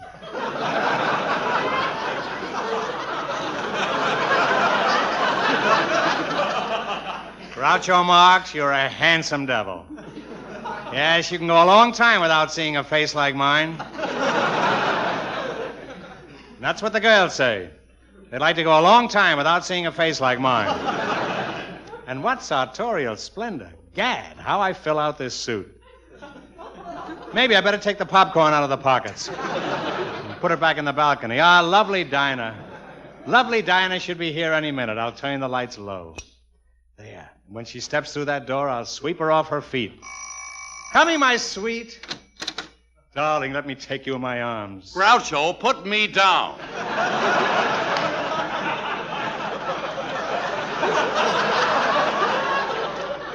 Von Zell, what are you doing here? Well, Groucho, weren't you expecting Harry, too? Of course I was expecting Harry. That's why I put perfume behind my ears. No, you see that, Dinah? I don't think I'm welcome here. Ridiculous, of course you are. Yes, of course you're welcome here. You're as welcome as an OPA man at a landlord's convention. Oh, good. We ought to have loads of fun. What can the three of us do? If we had 4, we could play bridge. If we had 5, we could play poker. Yeah, if we had 22, we could play football. Oh, hey, that's great. Who kicks off? I don't know, but I hope it's you.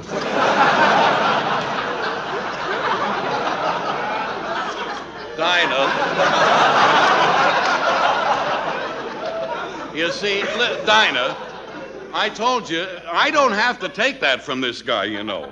Why I came here, I'll never know. I could have gone to Ciro's. I could have gone to the Macombo. Yeah, you could have gone to the Trocadero, too. They're short of dishwashers all over. I'm warning you, Groucho Marx.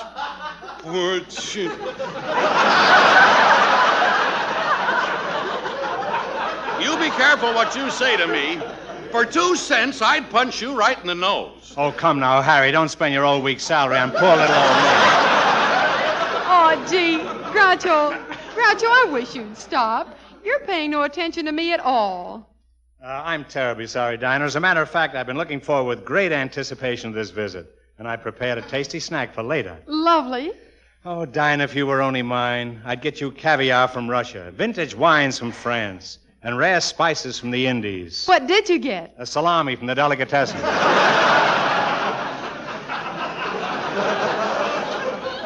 By the way, Dinah, you haven't told me how you like my apartment. Oh, it's charming. Yeah, Groucho, I wonder if you know how lucky you are to find an apartment in Los Angeles. Listen, stylish stout. You're looking at a man who lived in a phone booth for 6 months. Oh, that must have been awful. Yes, but I was getting used to it until a nearsighted old lady came in, jiggled my ear, dropped 3 nickels in my mouth, stuck her finger in my eye, and started dialing Milwaukee. What happened? What happened? She got 3 bars of chocolate.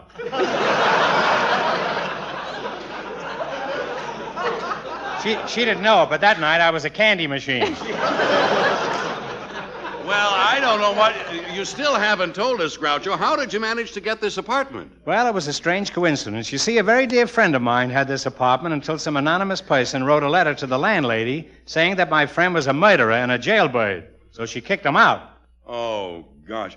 Anyone who would write a letter like that must be a rat. Don't you think so, Dinah? He certainly must be a rat. Don't you think so, Groucho? Pass me the cheese.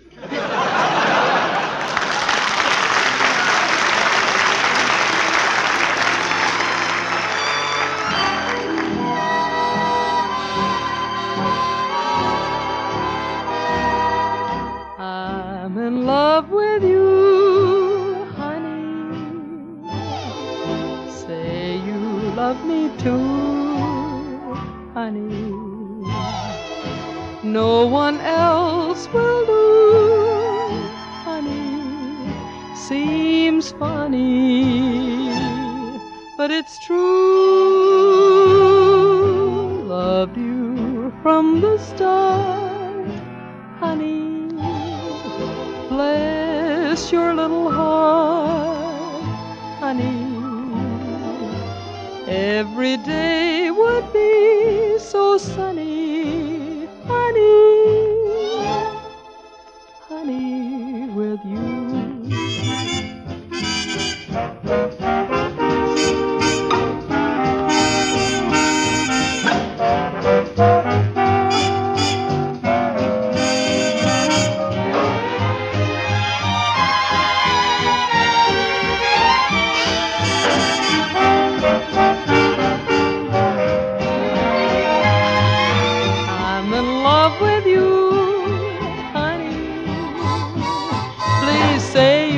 Me too, honey.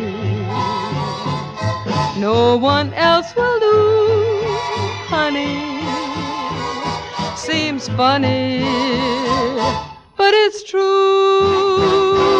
I loved you from the start, honey.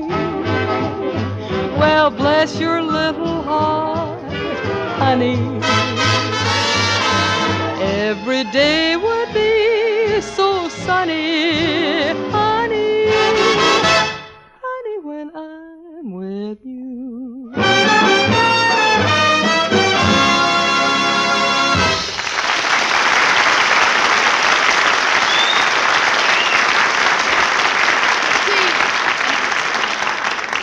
Groucho, it was so lovely of you to prepare such a sumptuous spread. Oh, yeah. The cold chicken is delicious. Oh, excuse me. That's all right. Yeah, Grouch, how's about passing me another drumstick? By all means. It's only the 5th drumstick you've had. Oh, we only had 2 chickens. How could there be 5 drumsticks? It's very simple. One of the chickens used to go around with Gene Krupa. But, Dinah, let's forget about Harry. It's you I'm thinking of. You look so lovely sitting there in the candlelight. Please pass the horseradish. Here. Your eyes, Dinah. Your eyes are like 2... Stuffed olives, please. Here. And your cute little nose, Dinah. Your nose reminds me of a pickle, please. Here. And your ears, Dinah. Your ears look like... And the first guy who asks for the cauliflower gets slugged. Groucho, everything is simply delicious, but I just can't eat another bite. I'm sorry. Get a load of Von Zell looking around for crumbs. Speaking of crumbs, how would you like to look at some old pictures of the Marx family? Oh, I'd love to. Family albums fascinate me. Well, look at this one. It's a very unusual picture of me taken when I was 14 years old. What's so unusual about it? I was only 13 at the time.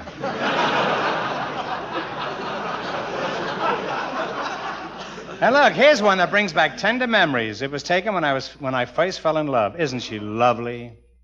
Groucho, that's a Cocker Spaniel. I know. That's why we never got married.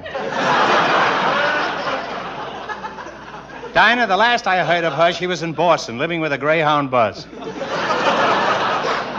Oh, this one is really precious. Groucho Marx at the age of 6 months. Give me that picture. The least they could have done was throw a blanket over me. Boy, Groucho, you're a great host. I haven't eaten this way for months. Yes, and after a meal like that, you should take a nice brisk walk. Say about 400 miles. Oh, no, I'm not taking any walk. When I feel like this, I like to sit back, light up my pipe, blow smoke rings, and contemplate the future. A future full of happiness. A future full of corn. Corn? Bird's eye, quick frozen corn. Yes, sir.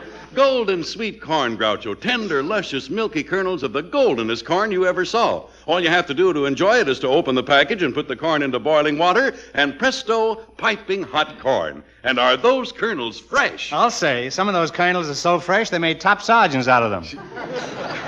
But speaking man to man, Harry, I'd like to be alone with Dinah. I've got an idea. Why don't you go to the house on 92nd Street? House on 92nd Street? And jump out the window. Oh, no, I'm not going anyplace.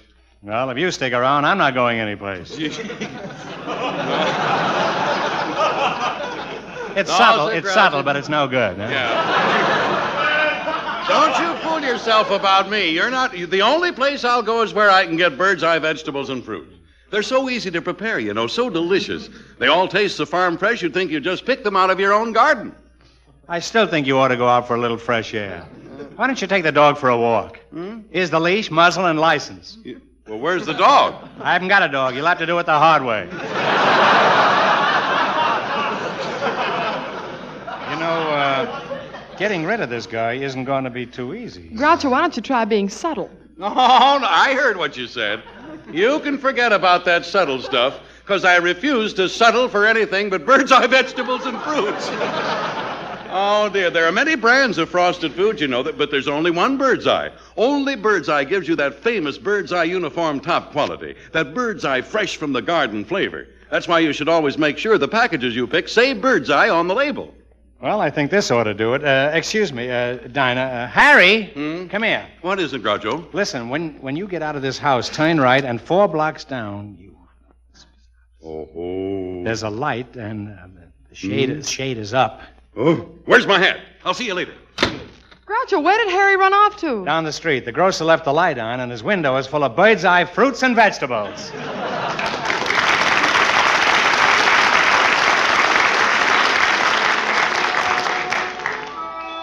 And now, a song by one of our favorite people, Vic Young. His lovely new song, Love Letters. Love letters straight from my heart keep us so near while apart. I'm not alone in the night when I can have all the love you write. I memorize every line. I kiss the name that you sign.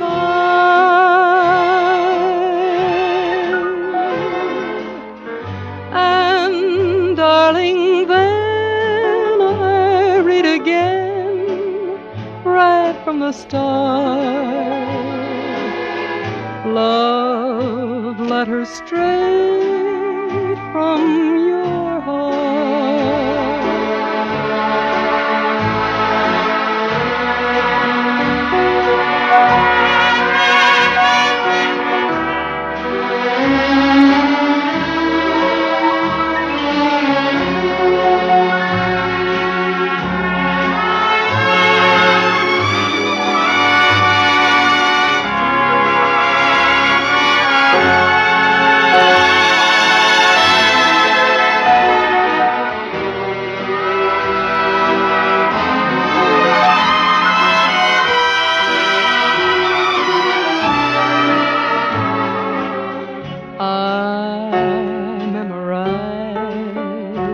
Every line I kiss the name that you sign,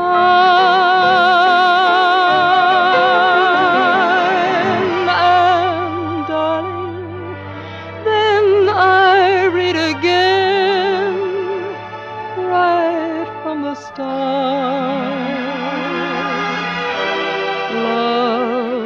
Letter straight from your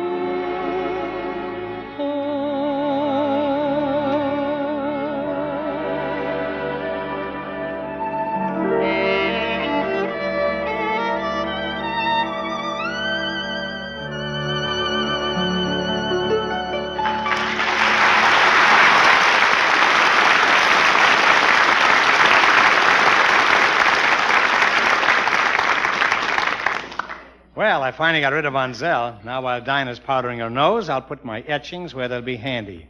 Now, where's the incense?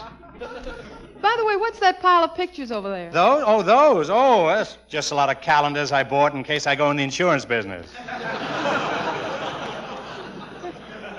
Dinah, there's no use pretending any longer. I can offer you the love of a robust, red-blooded, two-fisted He-Man. You can? Yeah, sit down and I'll get him on the phone. But really, Dinah, I'm mad about you. Every time I think about you, I hear a ringing in my ears. Always ringing in my ears. Now it's getting worse.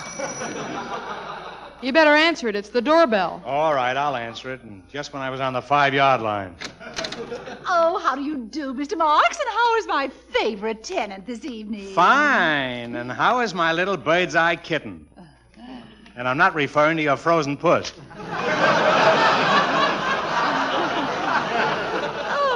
Oh, I'm so sorry. I didn't know you were entertaining a lady. Oh, that's quite all right. This is Miss Shaw. How do you do? Dinah, this is my landlady, Mrs. Cringe-Knuckle. Her husband was the landlord, but luckily for him, he passed away last week. Oh, I'm terribly sorry. Oh, yes, poor man. When he passed away, the tenants were so sympathetic. Really? Yes, they all hung their sheets at half-mast. Wasn't that lovely? Yes, and that's more than you can say for the sheets. As a matter of fact, he was a military man. When he died, they shot off 21 cannon towels. Oh, yes. Now, Mr. Marx, what I came to see you about, well, I'm sure you realize the seriousness of the housing shortage in town. I certainly do. Then I'm sure you wouldn't mind if I moved another gentleman in with you. Another man, but Mrs. Cringe-Knuckle, all I've got is a single bed. Well, that's all right. He isn't married. But I want to be alone with... There, I knew you'd cooperate. Oh, Mr. Hillendale, Mr. Hillendale. Come in. This is it, Mr. Hillendale, and this is Mr. Marx. And I know you and Mr. Marx will get along beautifully. Good night. Well, greetings, Mr. Marx, and a merry good evening to you, Miss... Shore. Dinah Shore is the name. My, what a lovely speaking voice, my dear. You should be a singer. Well, I am a singer. Well, then you should be on the radio. I am on the radio. Well, don't you be discouraged. Stick with it. Remember, Ginny Sims didn't get there overnight. And you're Groucho Marx, eh? Yes, and the only way I can get there overnight is on the Atchison, Topeka, and the Santa Fe. Well, don't let me bother you, folks. I'll go inside and put on my smoking jacket and my slippers, and I'll be back here with a book. He'll be back with a book. 4,382 public libraries in the United States, and this guy has got to read in my living room. Couldn't read that very well in my living room or anyplace else.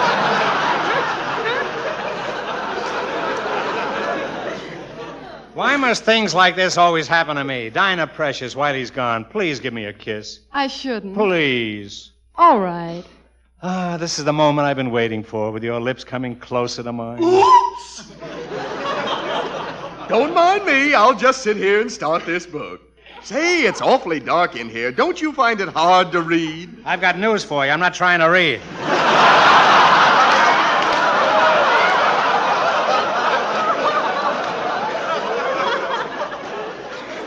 You notice I didn't stumble on that, huh? But, Dinah, you promised me a kiss, and I want it. But, Groucho, you wouldn't kiss me before a stranger. All right, kiss the stranger first.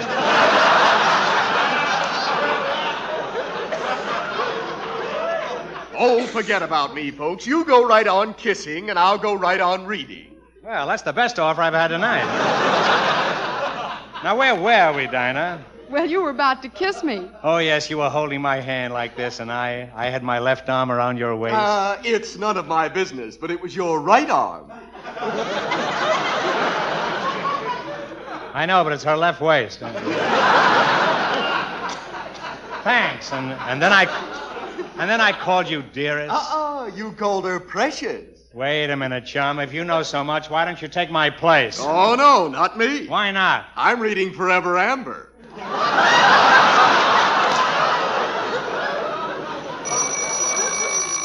This is like a weekend at the Waldorf. Mr. Marx, I'm so sorry to interrupt, but have you heard? What? That the housing shortage is getting worse every hour. No. Yes, I want you to meet your new roommate, Mr. Terwilliger. Well, Mr. Terwilliger, meet Mr. Hillendale. Mr. Hillendale, Mr. Terwilliger. Miss Shaw, Mr. Terwilliger. Mr. Terwilliger, Miss Shaw. Mrs. Cringe-Knuckle, Mr. Terwilliger. Mr. Terwilliger, Mrs. Cringe-Knuckle. And now, ladies and gentlemen. Yes? Shall we dance?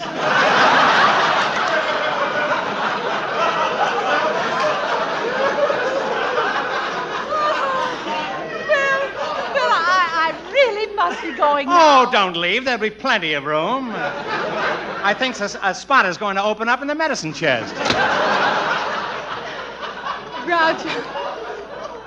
Groucho, if this is the quiet, restful evening you spoke about, I'm going home. Please, Dinah, don't. Say, why don't you boys go over in the corner and play a little blackjack? That's a good idea. Good. I'll be over in a minute with the blackjack. Now, don't you worry about us, old man. I'm sure Mr. Hillendale and I will get along just peachy. What say, Hillendale, old man? You bet, old man. Dinah, old man. Darling.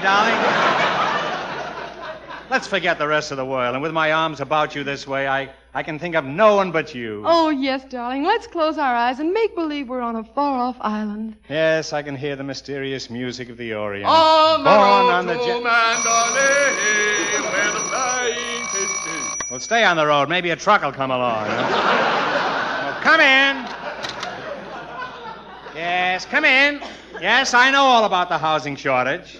Short house? What are you housing talking shortage about? on 92nd Street, huh? What are you talking about, Groucho? It's me, Harry. I came back to take Dinah home. I hope you kids had a lot of fun. Oh, yes, it's been too divine. Oh, yes, we had a wonderful time. Well, Groucho, I'm going now. But please, Dinah, at least let me have that kiss you promised me. Groucho, I'm not going to kiss you in front of this crowd. I'll turn out the lights.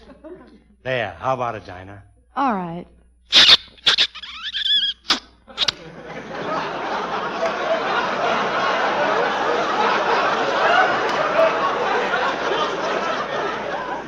That's the way I usually get them.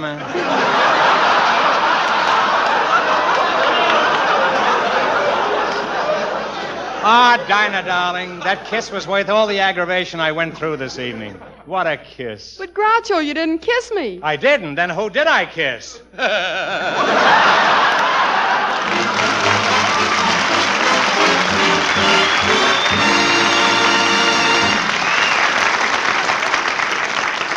Friends, tomorrow when you march off with your market basket to do that weekend shopping, don't forget to come smiling home with some of those swell bird's eye fruits and vegetables. They're so darn good, so clean and wholesome and garden fresh that you'd really think you had just picked them out of your own backyard. You want to know why? Well, it's because the bird's eye folks don't spare anything to give you the best foods grown, cleaned and prepared and quick frozen at the peak of their sunny goodness.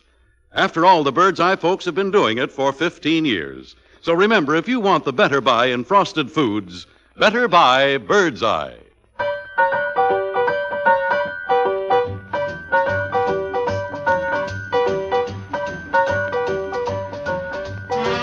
Something's cooking that rates on ovation. Note that I'm in a state of elation. Call the press and I got a quotation. Tell the nation my guys come back. No more blues for me. No, no, no more. No more. Just good news for me. Just good news in store.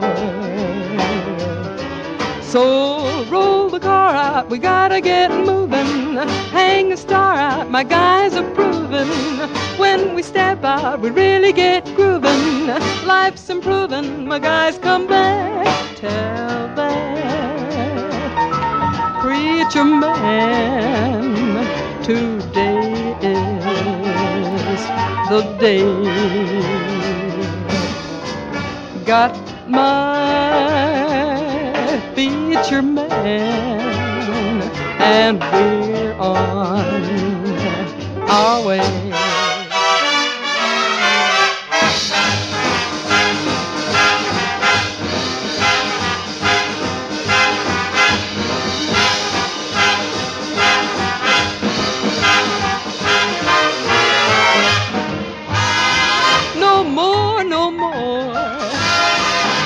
Blues for me. No more, no more, no more. Just good, good, good.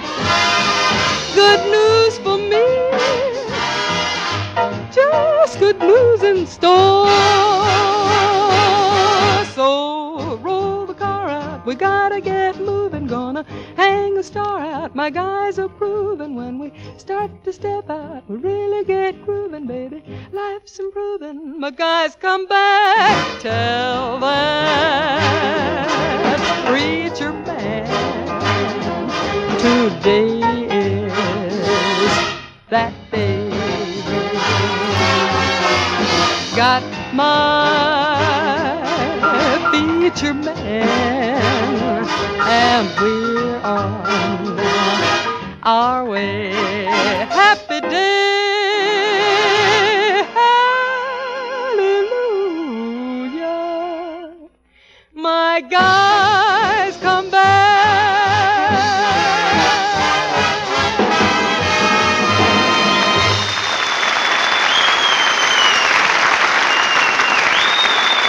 Say, friends, next Thursday, tune in a half hour earlier to hear from our good friends George Burns and Gracie Allen, along with Meredith Wilson and Bill Goodwin. That's a half hour before our Bird's Eye Open House, starring Dinah Shore, with our special guest, Jack Haley, along with Robert Emmett Dole and his orchestra, Ken Lane, the Four Hits, the Chorus, and me, too. Groucho Marx can soon be seen in the Marx Brothers picture, Adventure in Casablanca. Bird's Eye Open House, starring Dinah Shore, is written by Howard Harris and Sid Zelinka.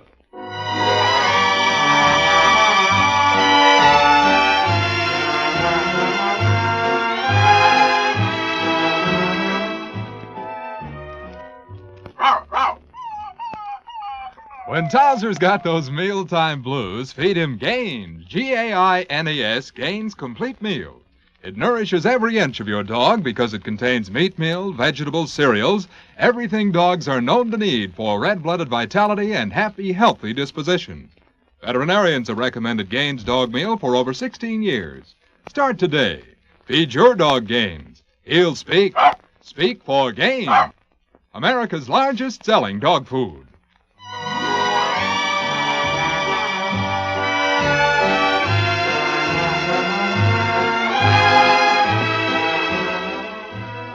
This is the National Broadcasting Company.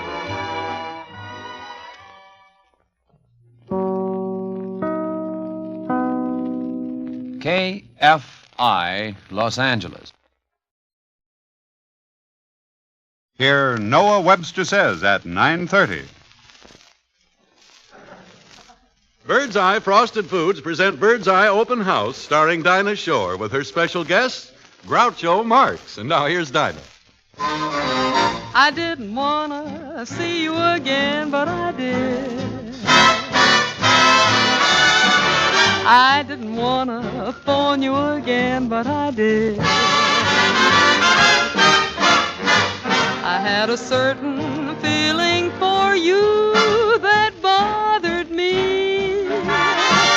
I had to find out what the hidden charms could be. I didn't wanna hug you again, but I did. I didn't wanna kiss you again, but I did.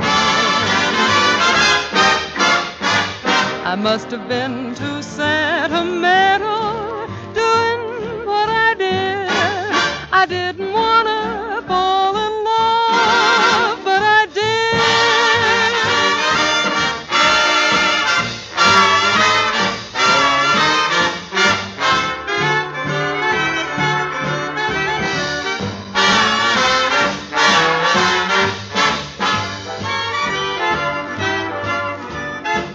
I must have been too sentimental doing what I did. I didn't wanna fall in love, but I did.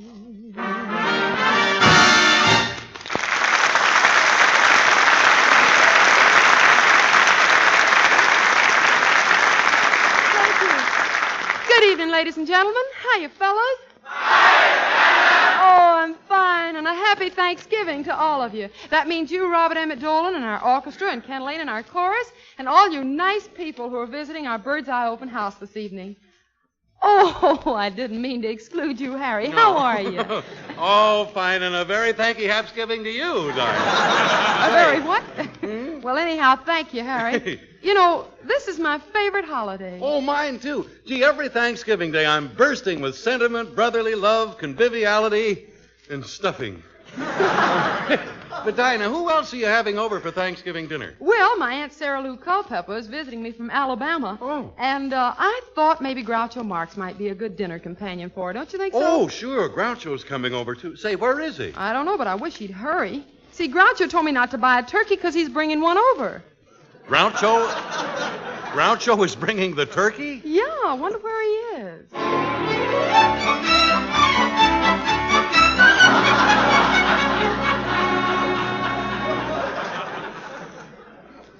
Well, I didn't win it that time. How about another chance on the turkey, Mr. Marx? Only 5 cents, you know. By all means. But what gets me, Ed, is that there actually are suckers who go into a store and pay $10 or $12 for a turkey when you can step up to a cigar counter and win one on a punch board for a nickel. All right, Ed, I'll take another chance. Here you are. Let's see, I think I'll punch this one.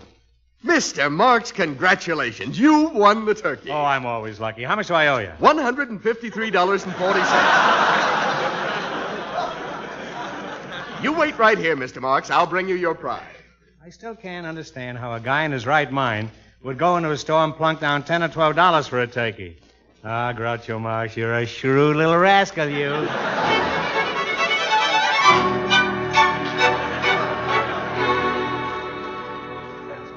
Now, you just stay right where you are, Aunt Sarah Lou. You must be tired from your trip. Just relax while Harry and I finish setting the table. Thank you, Dinah, honey. I hope the trip was pleasant. Well, it would have been pleasant enough if it wasn't for those nasty old customs men. Why, would you believe it? They went through all my luggage, and they even insisted on seeing my little old passport. Well, but you only came up from little old Birmingham. Where did they go through your luggage and examine your passport? At the Mason-Dixon line. Oh. There. Now, doesn't the table look nice? Let's see, Harry, you'll sit over here, and I'll sit over here, and Groucho will sit over there. And Aunt Sarah Lou, you'll sit over here. Yeah, well, gee, I'm hungry. I wish Groucho Marx would get here so we could put that turkey in the oven. I do, too. Oh, I hope that's him. Well, Groucho, how do you do? It's about time. Sorry to keep you waiting, but to all of you I say, Noel, Noel. That means Happy Thanksgiving in French. Well, besame mucho to you. Come outside and say that. No. Bad enough to say it in here. You know, in Spanish, Groucho, that means, where is the turkey? Vanzel, keep your shirt on. Keep your shirt. Never mind. After looking at that shirt, you better take it off. Dinah, I want to present you with the most beautiful turkey you've ever seen. Well, where is it? Right here. Hyman, come on in.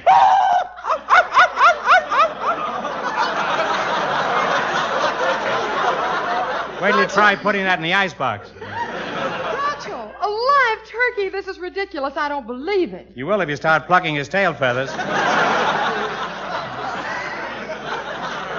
Well, how in the world... You know, this turkey looks like a fellow I used to play pool with in Pawtucket. Well, how in the world did you ever get this turkey over here? On a streetcar. Well, didn't you have any trouble? No, an old lady got up and gave him a seat.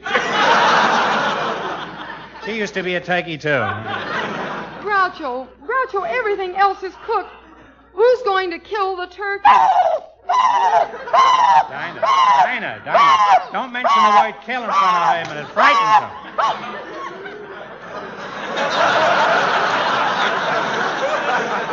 And turkey, stop ad-libbing, will you? You're not kidding. It frightens him. Look at this. This is the first time I ever saw goose pimples on a turkey. There, now, take it easy, Hyman. Take it easy. Take it easy.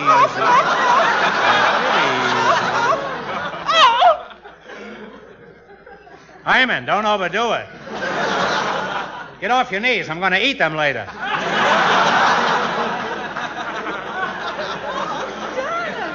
Dinah, child, you neglected to introduce me to this charming gentleman. Hyman, stop bowing. She means me. Oh, Groucho, I'm really sorry. I want you to meet my Aunt Sarah Lou Culpepper. She's from Alabama. How do you do? It's a pleasure, ma'am. I'm always proud to meet a daughter of the old South. After all, I'm a son of the old South. I come from Florida. Pensacola? No, thanks, but I wouldn't mind a drink of 7-Up. Excuse me, Aunt Sarah Lou, but I've got to settle this. Now, Groucho, how are we going to K-I-L-L the T-U-R-K-E-Y? She doesn't spell very well either. It's very simple. We'll just C-U-T his H-E-A-D-O-F-F. All right. You don't have to spell things out in front of me. I don't want any of your old candy anywhere.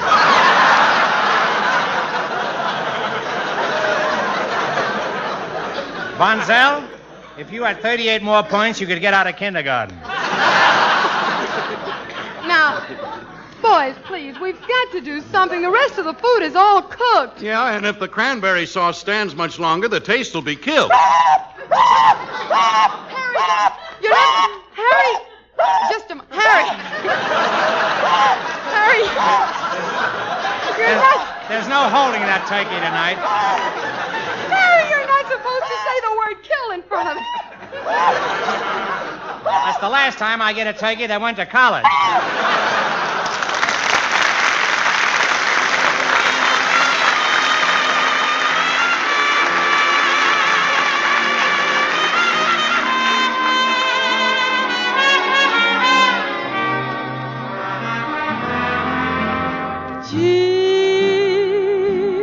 It's good to hold you in my arms. Gee, it's good to have you home again.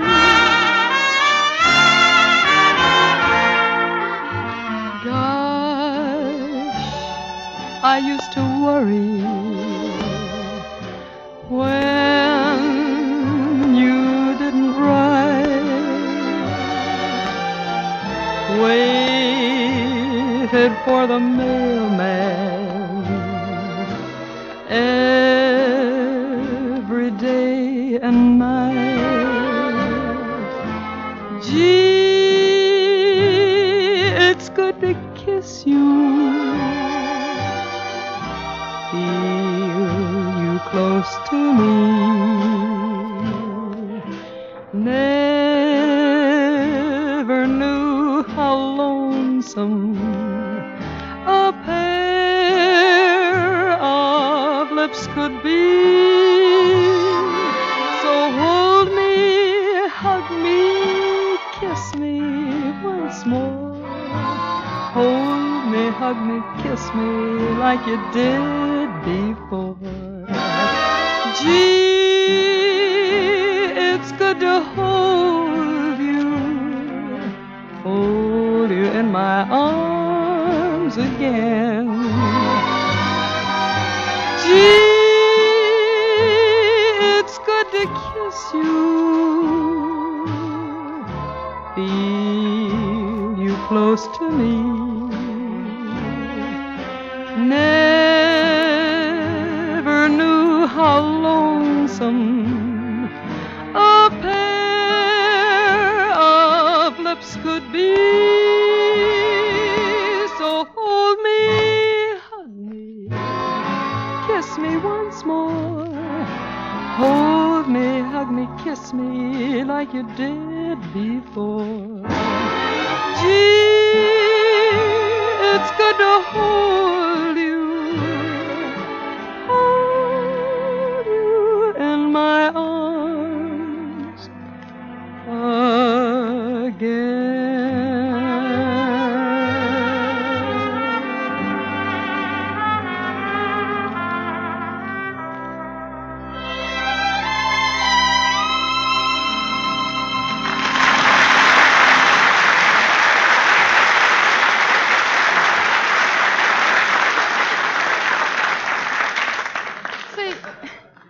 Where's Harry? He's putting Hyman in the kitchen. With that turkey in another room, we might be able to think this thing out.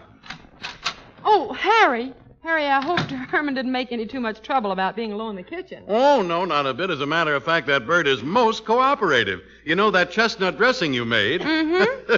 He just stuffed himself with it.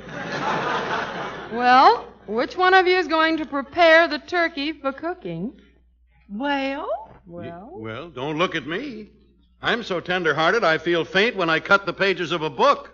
And what about you, Mr. Marx? Oh, I couldn't. I've learned to love Hyman. He's like a brother to me.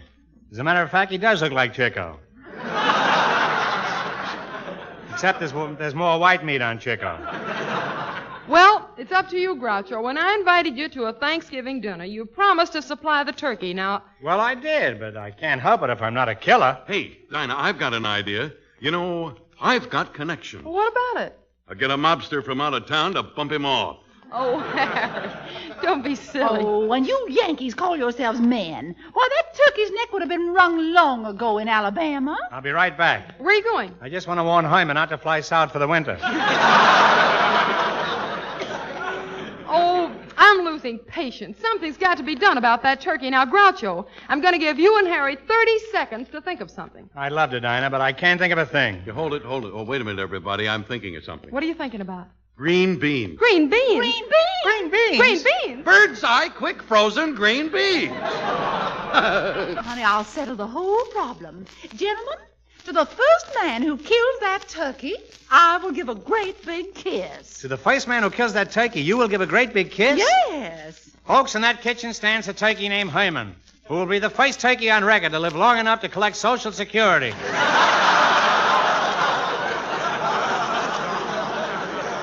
Groucho Marx!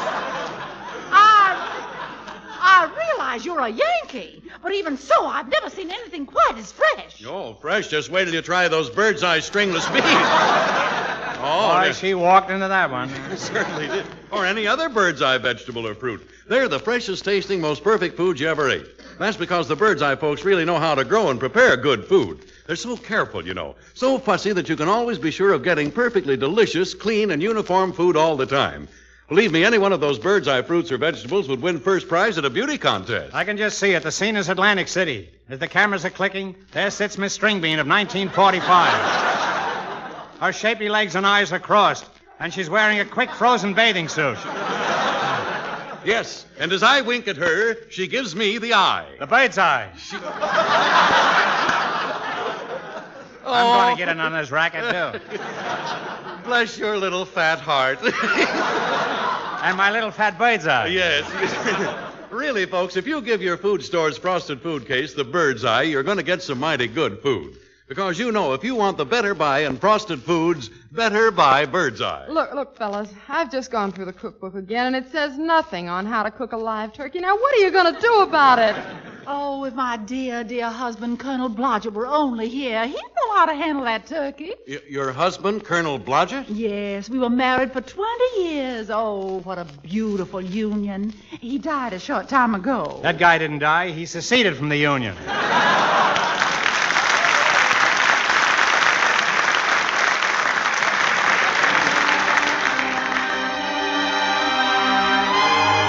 This is the Jerome Kern spot. Tonight, a tune from one score of the innumerable scores he wrote. Lots of couples call it their own song, but it belongs to anybody who's ever been in love. You are the promised kiss of springtime that makes the lonely winter seem long. You are the breathless hush of evening that trembles on the brink of a lovely song. You are the angel glow that lights a star. The dearest things I know are what you are. Someday my happy arms will hold you, and someday I'll know that moment divine when all the things you are mine.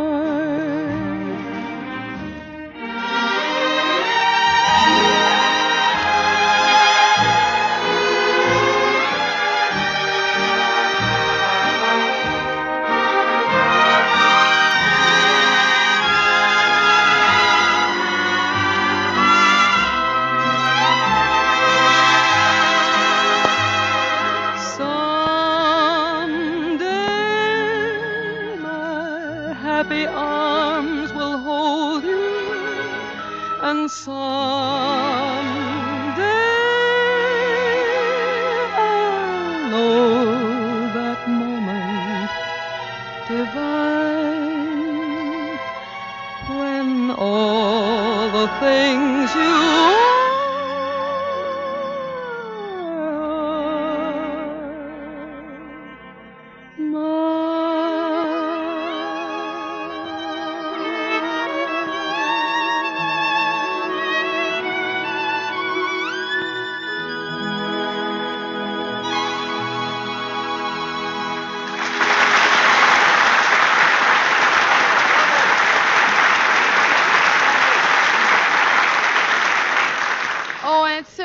I'm so embarrassed. After you came all the way up for a Thanksgiving dinner, this had to happen. My day is ruined. Yes, Dinah, child, I must admit I'm terribly disappointed. This day means a lot to me. Well, I can still remember when I was a little girl, the first Thanksgiving dinner I ate with the grown-ups. Oh, Father had the drumstick, Mother had the wing, and I got the turkey neck. What's that? I got a turkey neck. Well, wear a high collar, nobody will notice it.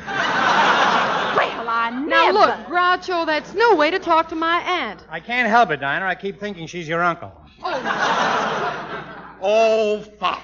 Enough of this. Fop, where does it say that in here, Well, huh? I wrote it in right Oh. there. F-O-P, Fop. That's a funny word, isn't it? Well, you know what I'm going to do? I'm going in there and finish off that turkey. Somebody's got... Groucho, have you got a hatchet in your pocket? No, but take this egg. The turkey will hatch it.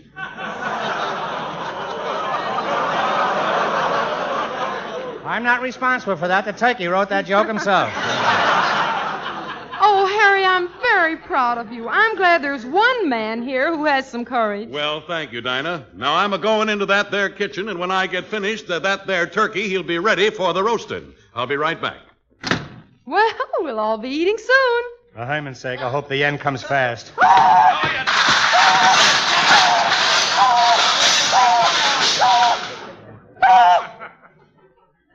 Well, Hyman's in turkey heaven now.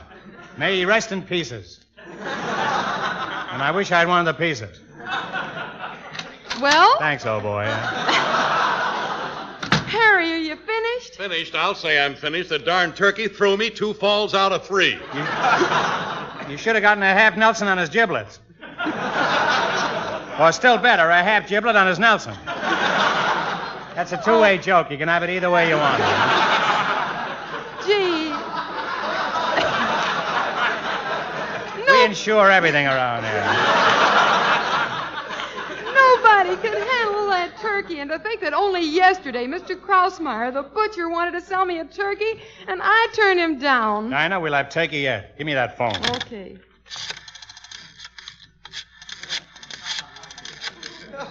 Yeah, she dials like a dog, doesn't she?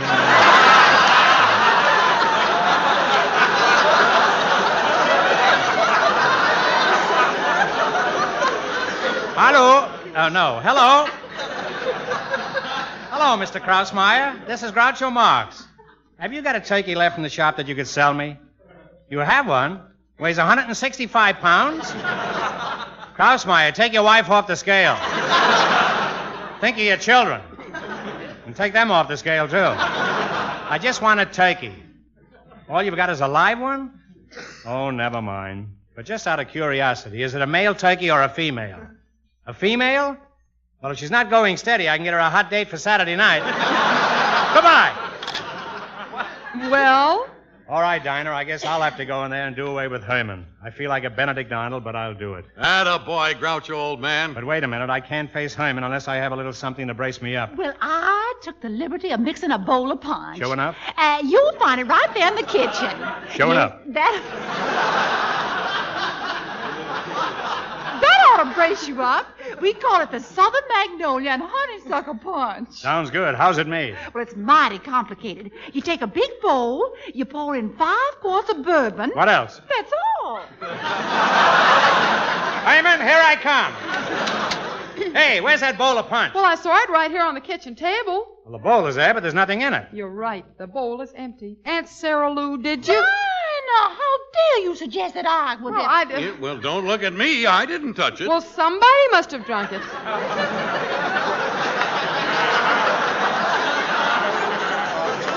I wonder who it could have been.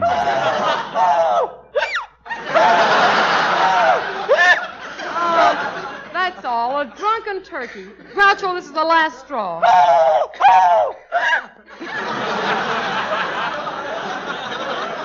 After all the plans I've made for this Thanksgiving Day dinner, there's nothing for me to do but go in the corner and cry. Don't talk that way, Dinah. Why, you'll be the envy of every hostess in America. How? Today, in millions of homes, people are having plain turkey, stuffed turkey, smoked turkey, baked turkey, and roast turkey. Yes? You are the only woman in the United States who has a pickled turkey.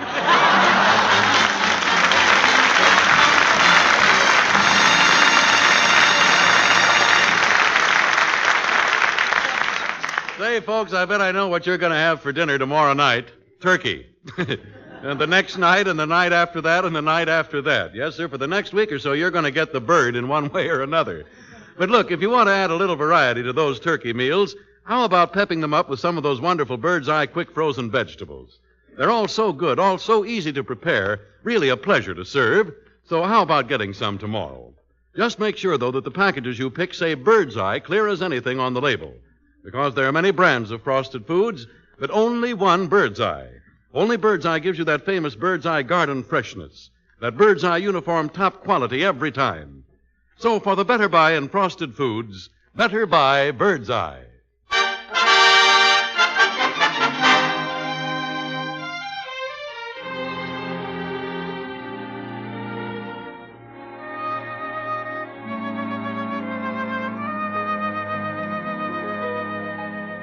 Hallelujah, hallelujah, gather round. Hallelujah, hallelujah, all you sinners I have found. A land where the weary forever are free. Come, you sinners, and just follow me. Forget your troubles and just get happy. You better chase all your cares away. Hallelujah, come on, get happy. Get ready for the judgment day. The sun is shining, come on, get happy. The Lord is waiting to take your hand. Hallelujah, come on, get happy. We're going to the promised land.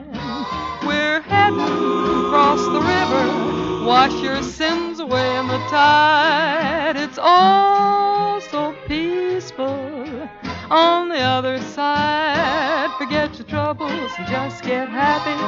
You better chase all your cares away. Hallelujah, come on, get happy. Get ready for the judgment day. We're heading across the river. Wash your sins in the tide.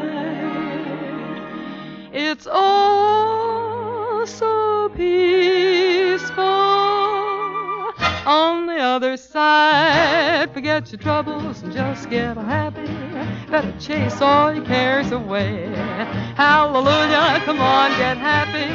Get ready for the judgment day. Hallelujah, hallelujah, hallelujah. Get ready for the judgment day. Get ready for the judgment day.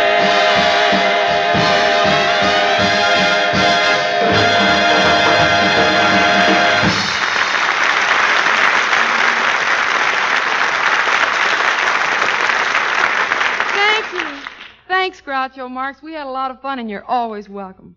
And, folks, that makes for curtain time for now. Hope you enjoyed our Bird's Eye Open House offering so much tonight that you'll all be back with us at the same time next week when our guest will be Alan Ladd. Girls, please. In the meanwhile, keep well, keep happy, and keep those war bonds. Night, everybody.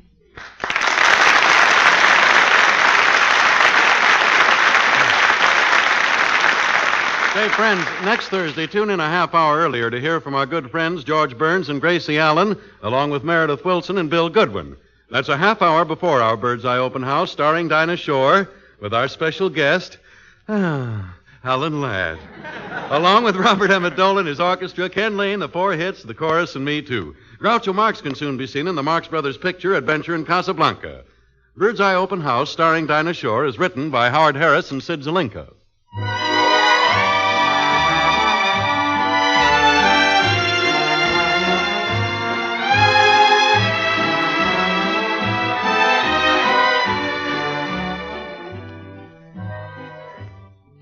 Speak. Speak for Gaines. A wise dog owner will nourish every inch of a dog with Gaines. Gaines, because Gaines' complete meal contains meat meal, vegetables, cereals, everything dogs are known to need for strong, sturdy bodies and red-blooded vitality. That's why Gaines' dog meal has been a favorite with veterinarians for over 16 years. Feed your dog Gaines today. He'll speak. Speak for Gaines. America's largest selling dog food.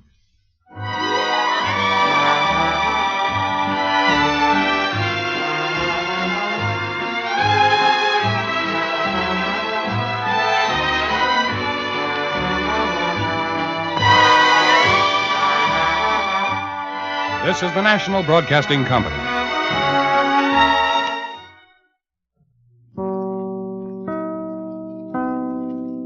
KFI, Los Angeles. Bird's Eye Frosted Foods present Bird's Eye Open House, starring Dinah Shore with her special guest, Red Skelton. And now here's Dinah. Oh, the weather outside is frightful, but the fire is so delightful. And since we've no place to go, let it snow, let it snow, let it snow. It doesn't show signs of stopping, and I brought some corn for popping. The lights are turned way down low. Let it snow, let it snow, let it snow. When we finally kiss goodnight, Goodnight. I'll hate going out in the storm. But if you'll really hold me tight, all the way home I'll be warm. The fire is slowly dying, and my dear, we're still goodbye. But as long as you love me so, let it snow, let it snow, let it snow. Oh, the weather outside is frightful, but the fire is so delightful. And since we've no place to go, let it snow, let it snow, let it snow. It doesn't show signs of stopping, and I brought some corn for popping. The lights are turned way down low. Let it snow, let it snow, let it snow. When we finally kiss goodnight, I'll hate going out in the storm. But if you'll really hold me tight, all the way home I'll be warm. The fire is slowly dying, and my dear, we're still goodbye. But as long as you love me so, let it snow, let it snow, let it snow, let it snow, let it snow.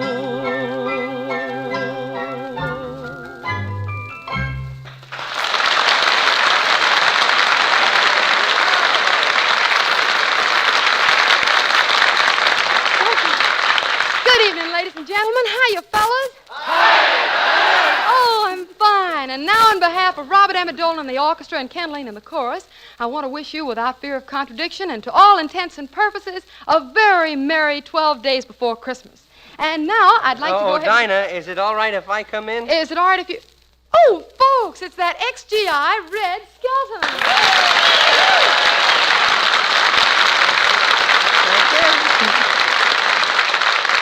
Oh, Red, what a question. Of course you can come in.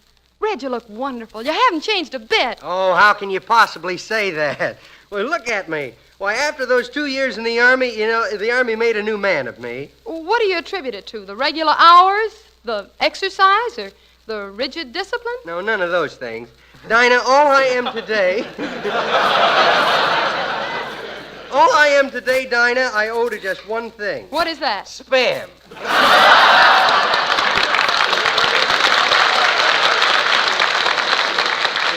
Hiya, Dinah. Hello, Harry. Hey, Dinah, who's your friend? What a question. Harry, don't you listen to the Raleigh cigarette program on Tuesday nights? Raleigh cigarette program? Dinah, don't tell me this is Hildegard.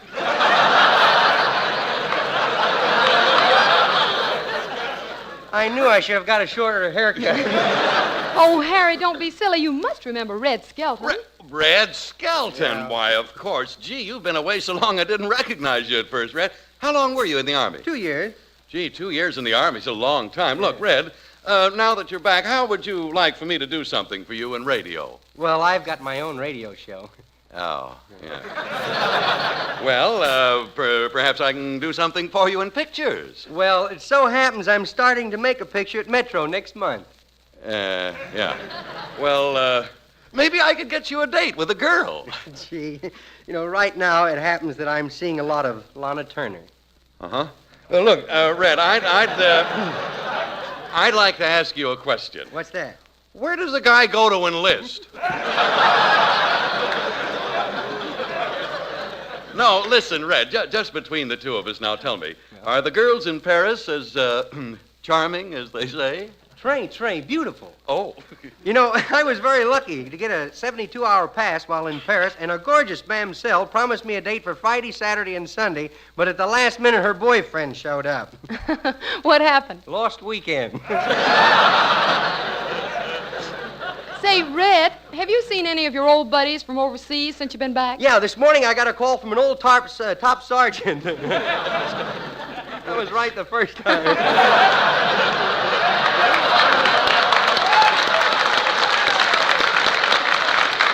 He's the guy that put me on KP for 2 weeks, and he wanted to know whether I could get him a date to go dancing with a famous movie star. So I got him a date. Oh, gee, that was sweet of you. Yeah, but he's going to have a little trouble trying to get Lassie into the Palladium. Well, I guess there's nothing too good for a top sergeant.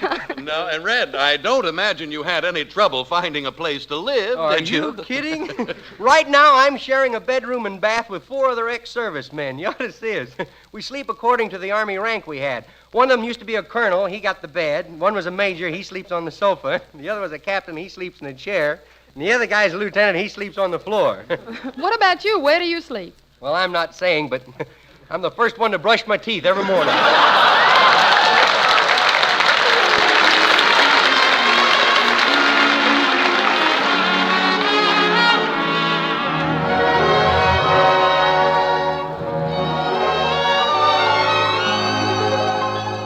I'm always chasing rainbows, watching clouds drifting by. My schemes are just like all my dreams, ending in the sky. Some fellows look and find the sunshine. I always look and find the rain. Some fellows make a winning sometime. I never even make a game, believe me. I'm always chasing rainbows,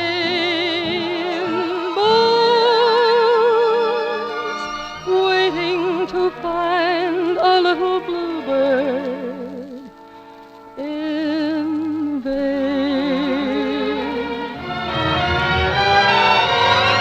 Some fellows look and find the sunshine. I always look and find the rain. Some fellows make a winning sometime. I never even make a game, believe me. I'm always chasing rainbows,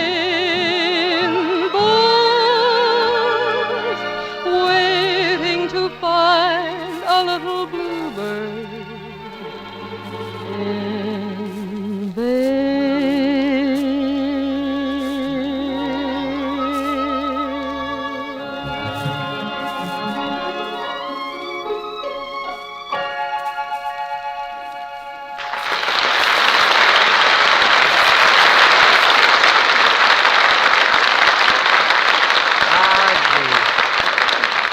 I certainly enjoyed that, Dinah. You know, it's been a long time since I've heard you sing. Thank you, Red. And it's been a long time since I've heard you do something. But, Dinah, I don't sing.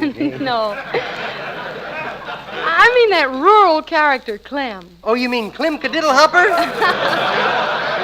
He's the one. How about it? All right, you be my Sarah Dew, and I'll be your Clem. You got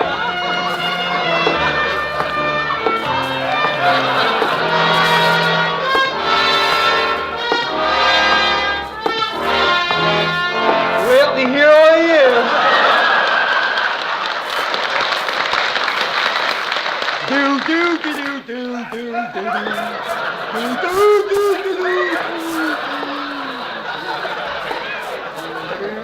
Well, here's Sarah Dew's house. They think I'll knock on the door. T.T. home. Come in. Howdy, Clem. Well, howdy doody to you, too.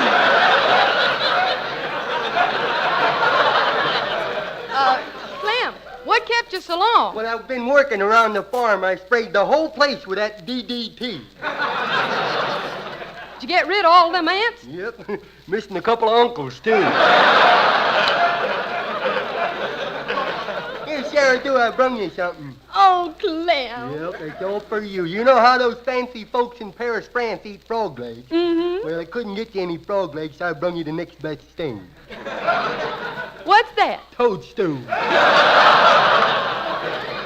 Oh, Clem. Clem, you're a moron. Yeah, I know, and my dues are paid for life, too.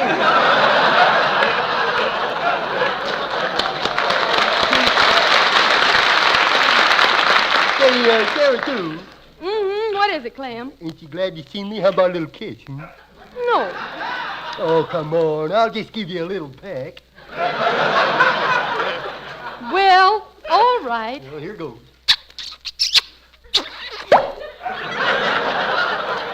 Clem Cadiddlehopper, you said you were only going to give me a peck. Well?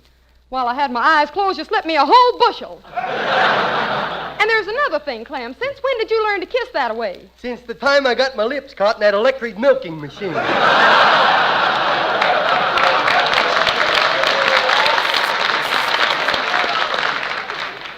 Say, you look awful nice today, Clem. Don't I, though? Must be my new suit. How do you like it, huh? $15 I got this for. Oh, 2 pair of pants. Say, you look awful fat in it. Well, I'm wearing both pair of pants. Say, tell me there, Sarah, dude, am I your dream man? Hmm? Nope. Charles Bourier's my dream man. Charles Bourrier?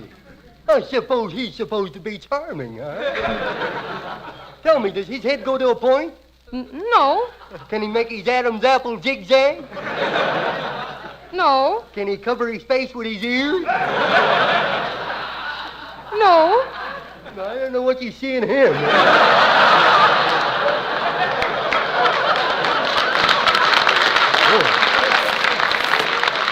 People's choice. That boy can't do anything. You ought to forget about him, Sarah Duke. We can be mighty happy together, you know. I can just picture right on our own little farm. We'll have about 6 cows, we'll have about 3 kids, and 4 pigs. Yes, and they'd all look just like you. Well, that's because you're looking at my profile. It's too fast for her. She didn't get it. St. Sarah, do you marry me, we'll have a regular honeymoon. You mean we'll see Niagara Falls? Better than Niagara Falls. Paul says we can watch him tip over the rain barrel. Well, if you want to marry up with me, Clem, you better ask Paul. Hey, Paul. What is it, Sarah, dear? Paul, Clem's got something to ask you. Well, go on, Clem. Oh, gosh, Oh, Clem, go on. Yes, speak up, boy, speak up. Well, it's just that I want to ask you for the thing that's more precious to you than anything in the world. Oh, this is mighty unexpected, son, but I guess the time has come when I must part with the thing I love most. Then you mean I can have... Yes, son, you can have my chicken a la king. Chicken a la king? Yes, bird's eye chicken a la king. What's that? Oh, delicious, terrific, wonderful bird's eye chicken a la king. Yeah? Yes, it's back now, you know, better than ever. Do tell. Do it tell. Tender, generous cuts of bird's eye chicken, sliced mushrooms and pimentos, bird's eye green peas, snippets of green peppers. You're making my mouth water. Ain't it, though? And rich, smooth chicken broth and gravy. Everything in one package for your main course, Clem. And don't forget, son, she's quick frozen. Paul, I am not. Quiet, gal. I'm talking to the gentleman here. And all you have to do, son, is to pop her out of her package. You mean Sarah do? No! Bird's eye chicken a la king. Oh. Just pop it out of the package and add a little milk and heat it. Yeah. And then you're ready to serve it on crisp waffles, rice, or biscuits. There's hardly any work at all connected with it. In a jiffy, you have a really delicious meal. But Paul, Clem wants to marry up with me. All right, daughter, let him marry you. And for a wedding present, I'll give you my shotgun. Oh, you hear that, Clem? Paul's going to give you a shotgun. Why shouldn't he? All the rest of his daughters are married.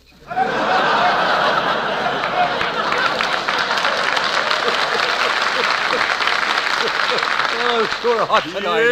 Yeah, he's a clever young man, daughter. And now I can spend the rest of my days alone with all my bird's eye chicken a la king. Oh, land of Goshen, it's so darn good. It's at all bird's eye stores now, just waiting for you to buy it, you know. Believe me, you're going to want lots of this new and improved chicken a la king. And so, children, I give you my blessing. Oh, you hear that, Clem? Now we can get married. When'll it be? Right away. I got my wedding clothes all ready. You mean you're going to wear a high hat? Yep. And you're going to wear a stiff shirt and a hard collar? That I am. And you're going to wear a full dress suit? Yep. But there's one thing I'm wondering about. What's that? Do you think I'd be overdoing it if I wore shoes?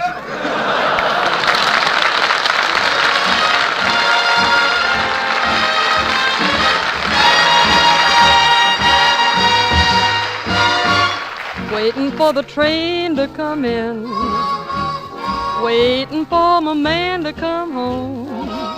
I've counted every minute of each livelong day, been so melancholy since he went away. I've shed 1,000,000 teardrops or more, waiting for the one I adore. I'm waiting in the depot by the railroad track, looking for the choo-choo train that brings him back, waiting for my life to begin, waiting for the train to come in, Waiting at the station for the train to come in, waiting for the boy to come home. I've counted every minute of each livelong day, been so melancholy since he went away, shed 1,000,000 teardrops or more, waiting for the one I adore. I'm waiting in the depot by the railroad track, She's looking for the choo-choo that will bring him back, waiting for my life to begin, waiting for the train to come in.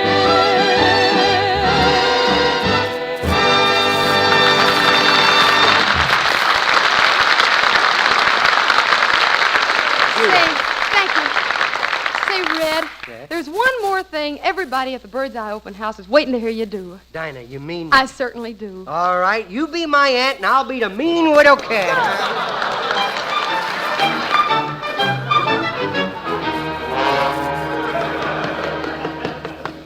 Oh, here it is, 4 o'clock and Junior isn't home yet. Now, where can that child be? Hello, honey, how you come? Junior, look at your suit. It's black. It's all covered with mud. I've got a good mind to... Well, gee whiz, me marbles falling. I had to pick 'em up, didn't I? Oh, don't talk silly. How could you get so muddy picking up your marbles? They fall in a sewer. Oh, you little... You'll have to change your clothes. Oh. Tell me, Junior, what did you learn in nursery school today? I learned all about the American Revolution. Boy, was that exciting. That's the most exciting thing I ever heard about.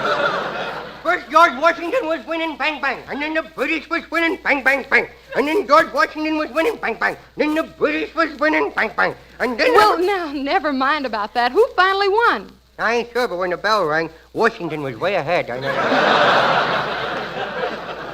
Hey, Annie, I got something in mind. Couldn't you give me a quarter? Give me a quarter, will you? Mm-mm. Give me a dime, then. Give me a dime. Give me No. a dime. How about a nickel? Give me a nickel, huh? No, but here's a penny. Well, that's me. A penny?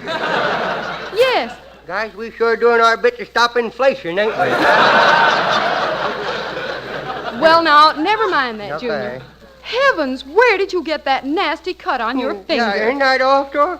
I cut it to shaving this morning. Oh, Junior, don't be silly. You haven't any whiskers. I know I hasn't, but the pussycat has. Oh, my heavens. Well, don't you ever touch your uncle's razor again. You might hurt yourself very badly with it. Then can I use his electric razor? That's worse. You might electrocute... Yeah. Yes, you can use it anytime you want.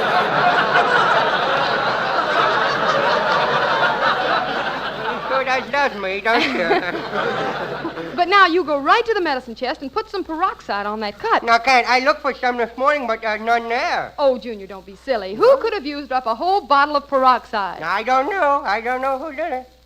But my, ain't your hair blonde today? Junior, I'm taking you somewhere. Oh, good. I'm dying to see Gene Audrey. You are going to see a psychiatrist. I want to find out why you're such a mean little kid.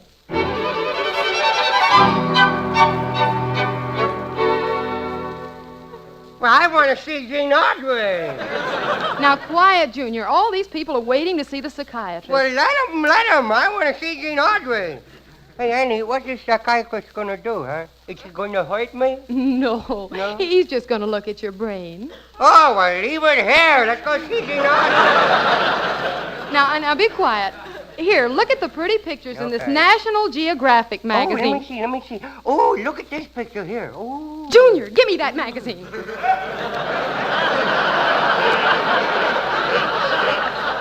Gee, it's just like Esquire with maps, ain't it?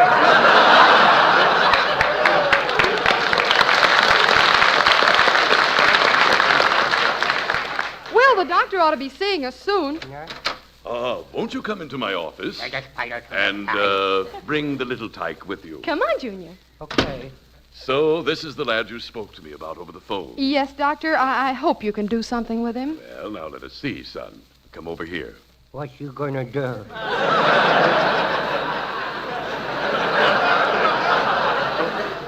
Now, there's nothing to be afraid of. You all right? I just want to ask you a few questions. Oh, really? Now, just lie down on this sofa. Close your eyes. I'll turn the lights down low, and I'll sit right next to you. You want me to lay down with my eyes closed and you sitting next to me? That's right. Why, no. Not me, boy, not me. No. Why not? The last time I did that, somebody swiped me bubble gum. Not me, boy. Oh, come now. I'm losing patience. Well, you should. You're a rotten doctor. Junior! Don't you hit me. Junior! Don't you hit me. It's quite all right, madam. It's quite all right. He's an impetuous little one, isn't he? Now, tell me, son. Son, listen to me. Yes? If I had an arithmetic book in one hand Yes? and a $5 bill in the other, Oh. which would you take? Hey, Annie, let's get out of here. This guy's nuts. Well, mighty interesting. Now, just one more thing, my boy. What's that? Are you ever troubled by dreams? You mean the kind where great big green dragons chase me? Yes. And we're hanging off a high precipice by me fellow pinky? Yes. And I fall into a big hole filled with hundreds and thousands of long, wiggly snakes? Yes. No, I never had none like that.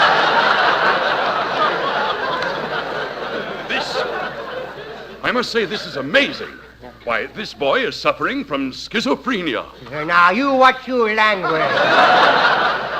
Talk like that in front of me, Auntie. You ought to be ashamed of yourself. Doctor, exactly what does schizophrenia mean? Schizophrenia is a subconscious mental quirk whereby the victim suffers from a split personality. Oh. Now, in this specific case, Junior is really two people. Really? Yes. On the one hand, he is a normal, good little boy. Oh. But on the other hand... Yes? He's a regular Dillinger. I is a good little boy and a Dillinger? That's right. Junior, put down that inkwell. Put down Don't that throw it! inkwell. Don't throw it! I'm gonna do that, brother. I'm gonna do that. Don't do. Junior, why did you throw that inkwell at the doctor? Well, don't scold me. I didn't do that. Well, then who did it? Dillinger did it. Well, sir, now I'm gonna do it. No. You hit me. Look what you did. Don't be sorry. Look what you did. Oh, what did I do? You split me with a schizophrenia.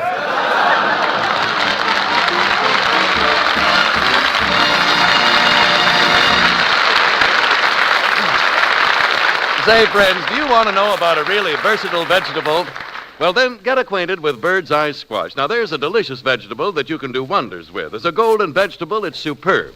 As a dessert, it's superber, so help me. Now, try bird's eye squash in a pumpkin pie, and you'll see what I mean. It's easy to make because bird's eye squash comes to you all cooked and pureed, so all you have to do is thaw, mix with milk, egg, and seasoning, pour into the pie crust, and bake. Honestly, you'll find bird's eye squash makes the most mouth-watering pumpkin pie filling you ever tasted. And while you're at your bird's eye store, why not pick up some bird's eye chicken a la king and serve it for dinner tomorrow night? A whole main course in one package that takes just a minute to prepare. Get some tomorrow, huh?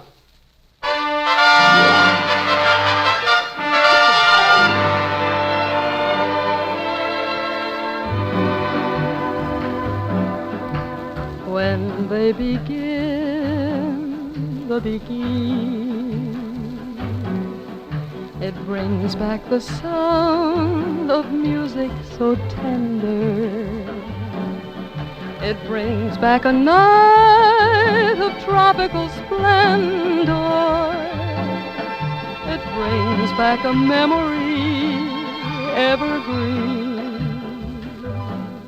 I'm with you once more under the stars, and down by the shore an orchestra's playing, and even the palms seem to be swaying when they begin the beginning. To live it again is past all endeavor, except when that tune clutches my heart, and there we are swearing to love forever and promising never, never to part. What moments divine, what rapture serene, till clouds came along to disperse the joy we had tasted. And now when I hear people curse the chance that was wasted, I know but too well what they mean. So don't let them begin. Let the love that was once a fire remain an ember. Let it sleep like the dead desire I only remember. When they begin the beginning. Oh yes, let them begin the begin. Make them play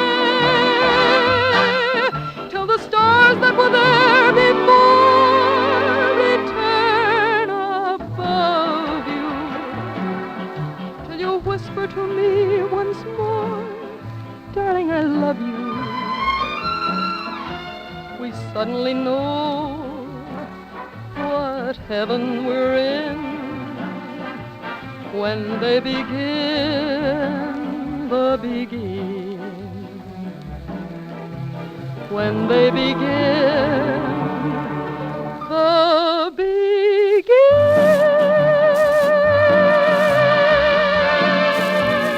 When they begin the begin.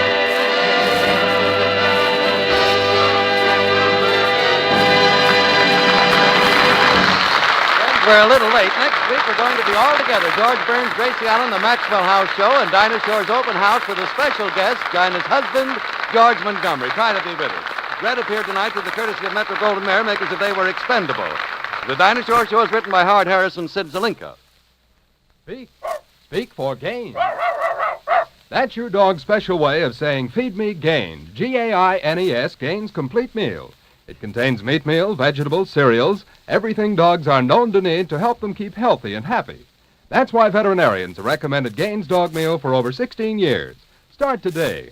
Nourish every inch of your dog with Gaines. He'll speak. Speak for Gaines. America's largest selling dog food.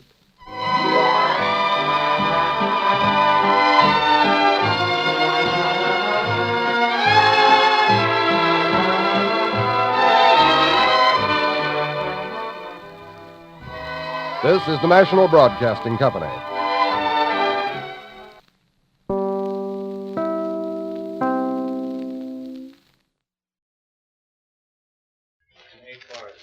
Bird's Eye Frosted Foods present Bird's Eye Open House, starring Dinah Shore with her guest star Groucho Marx. And now here's Dinah. I didn't want to phone you again, but I did. I didn't want to see you again, but I did. I had a certain feeling for you that bothered me. I find out what the hidden charm could be. I didn't wanna hug you again, but I did. I didn't wanna kiss you again, but I did. I must have been too sentimental doing what I did. I didn't wanna fall in love, but I did.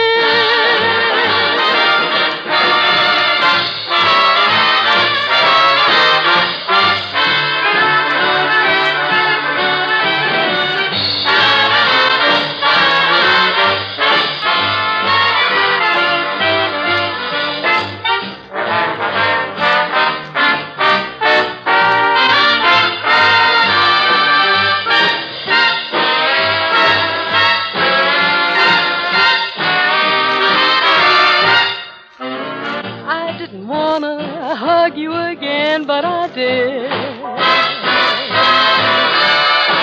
I didn't wanna kiss you again, but I did. I must have been too sentimental doing what I did. I didn't wanna fall in love, but I did.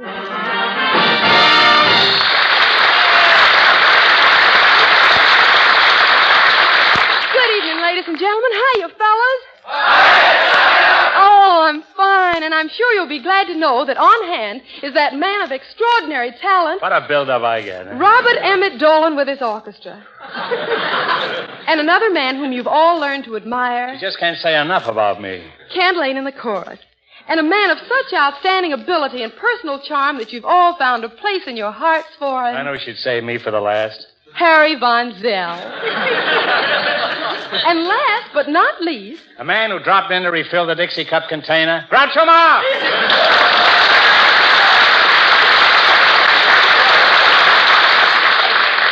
oh, Groucho, I've been so anxious to see you. Tell me, how'd you spend Christmas? Oh, it was all right, but believe me, that's the last time I play Santa Claus. What's wrong with playing Santa Claus? Nothing except that he used loaded dice and clipped me for $82.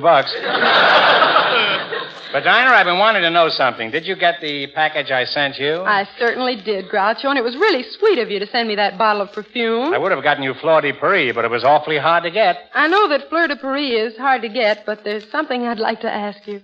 What's that? Why did you get me Essence of Boulder Dam? Forget about it. That's just water under the bridge. Groucho, you haven't told me how you like the tie I sent you. Enormously. It's the most beautiful gift I got. Imagine a necktie with a hand-painted picture of Betty Grable on it. Dinah, if I'd have been wearing that tie a day sooner, I wouldn't have had to pay my doctor for his advice. What do you mean? Well, he told me to watch my stomach. And believe me, it's a pleasure.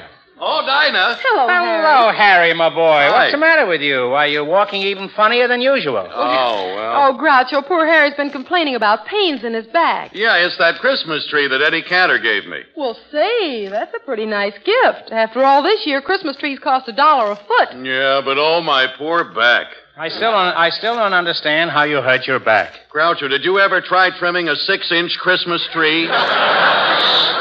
Well, that stumps me. No. Hey,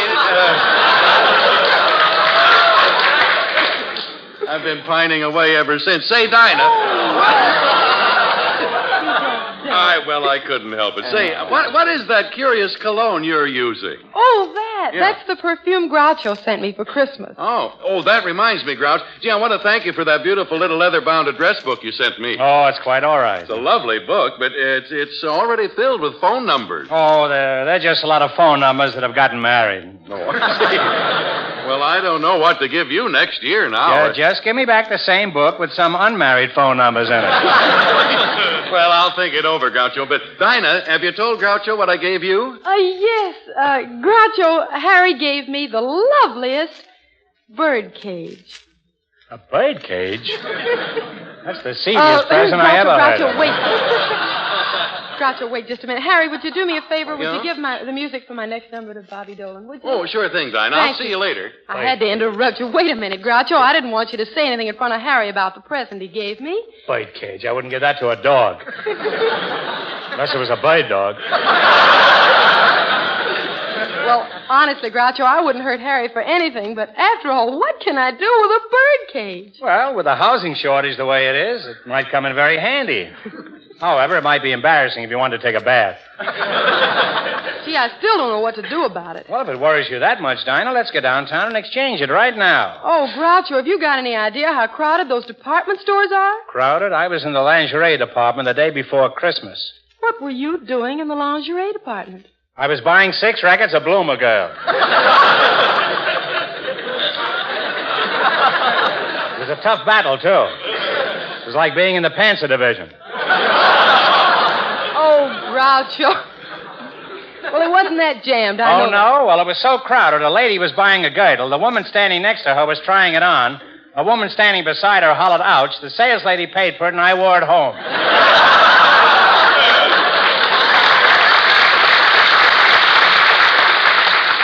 Thank you, all you girdle wearers. Thank you. You know, I thought you looked exceptionally trim today. Dinah, if I go with you, you'll have no trouble at all. I have influence in this town. Why, when I walk into the May Company store and say, I'm Groucho Marx, you know what they say? What? It ain't laugh for men's underwear.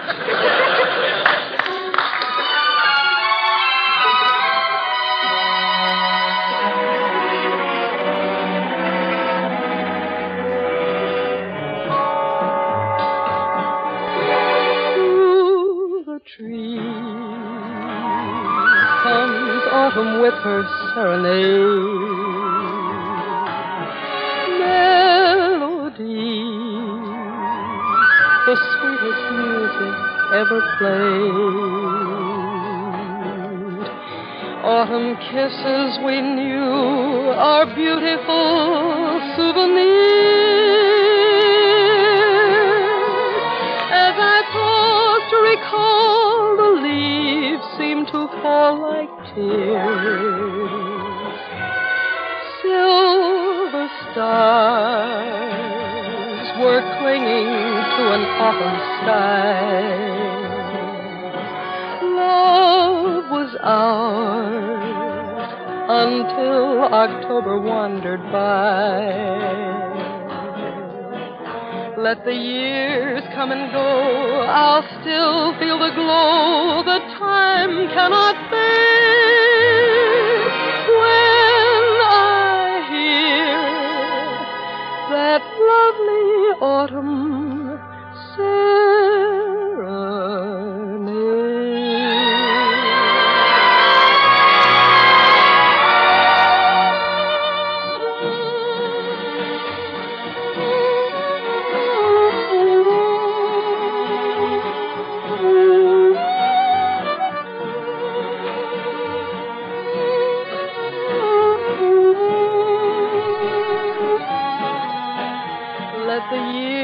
Come and go, I'll still feel the glow. The time cannot fade when I hear that lovely autumn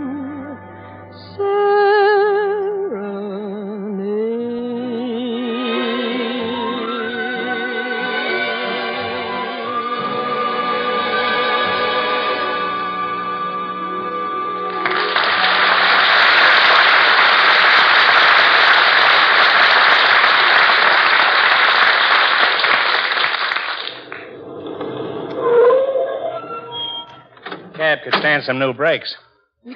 Well, Dinah, here's the May Company department store. Gee, Groucho, I still think that 2 days after Christmas is no time to try to exchange anything. Dinah, let me carry the birdcage. And please stop worrying. I'll show you how much influence I've got as soon as we get inside. Okay. Go right through this door. I'm Groucho Marx. Turn left for men's underwear. Strange, I couldn't get a laugh on that line. That didn't sound any funnier than when I said it.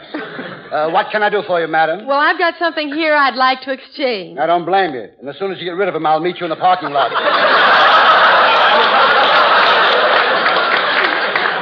Hey, Hey, another crack like that, and I'll jump up and down on your carnation. And I won't take it out of your buttonhole.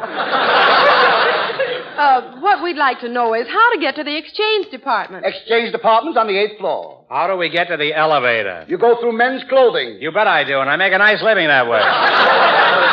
Come on, Groucho. Here's the elevator. Let's go. Elevator's going up. Elevator's going up. Who cares? I don't want to buy an elevator. Careful, Dinah. Gee, I'll be glad when we get rid of this bird cage. 8th floor, please.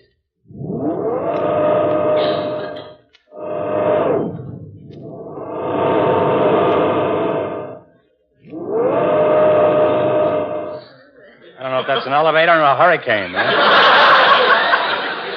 Hey, wait a minute. What's the idea of all this up and down business? You want to go to the 8th floor, don't you? Yes. Well, I'm sorry. In this store, we do it the hard way. 2 floors.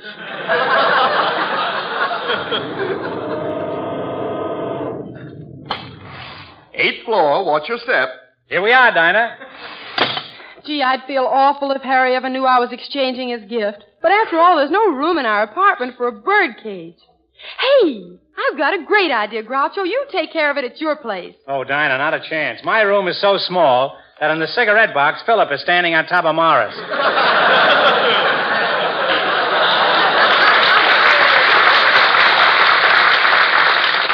Oh, Groucho, will you look at that line in front of the exchange window? Don't worry. We'll get right to the head of the line. Follow me. Okay. Excuse me, madam. Pardon me, sir. Excuse me, miss. See here, you go right to the end of the line. I happen to be the floor walker here. Just a minute, chum. Haven't you ever seen my face in the movies? Those movie theaters are so dark I can't tell one usher from another. I've got news for you. You don't look like Clark Gable. I know I don't. All my friends say I'm the image of Van Johnson.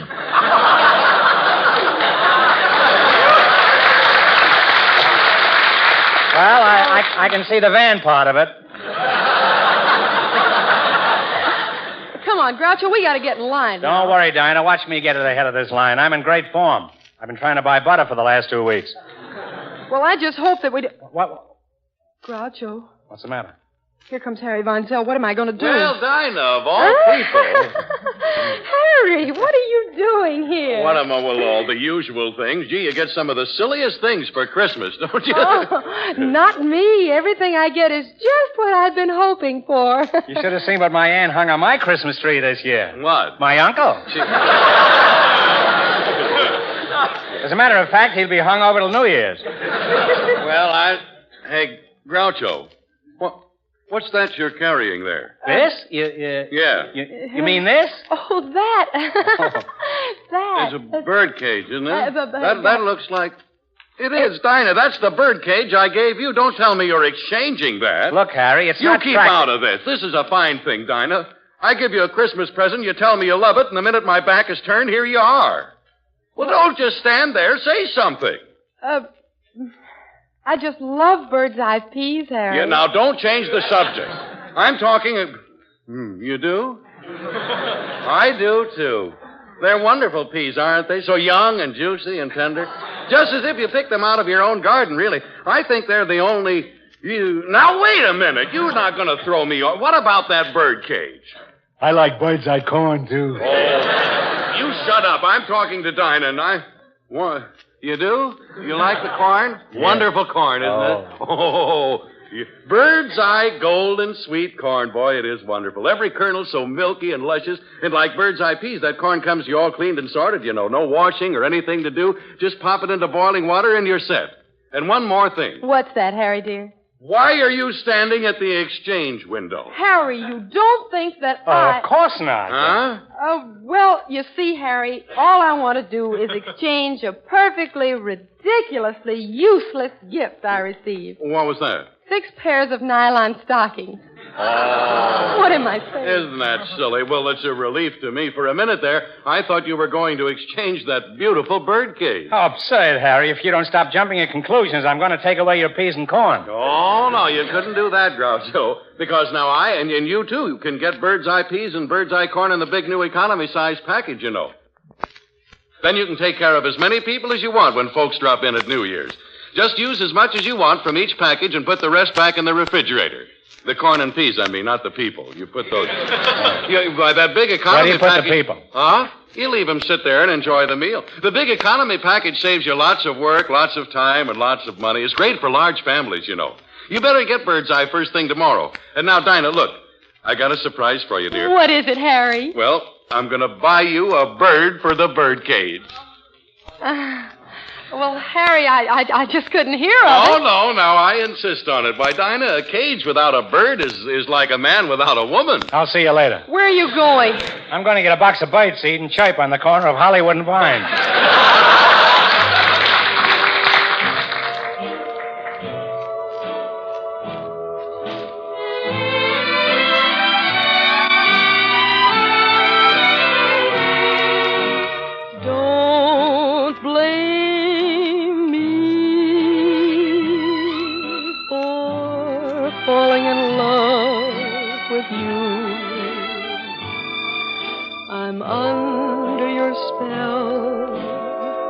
But how can I help it?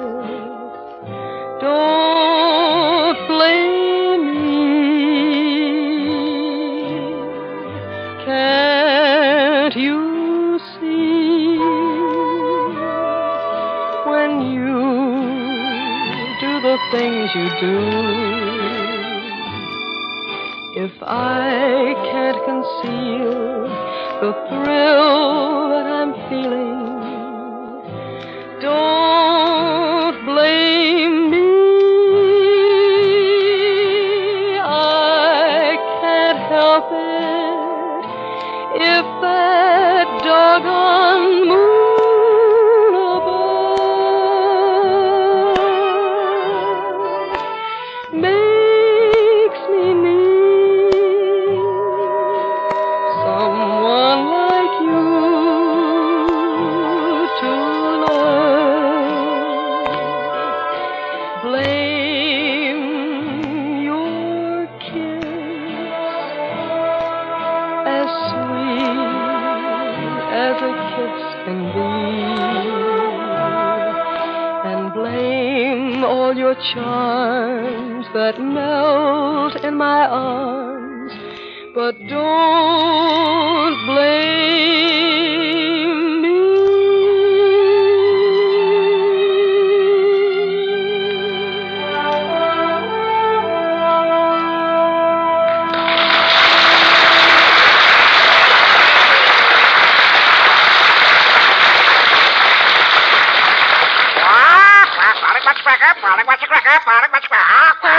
Harry, you said you were going to get me a bird, but how did you happen to pick out a parrot? Well, why, Dinah, he happens to be a very smart parrot. He flew through Harvard in 3 years.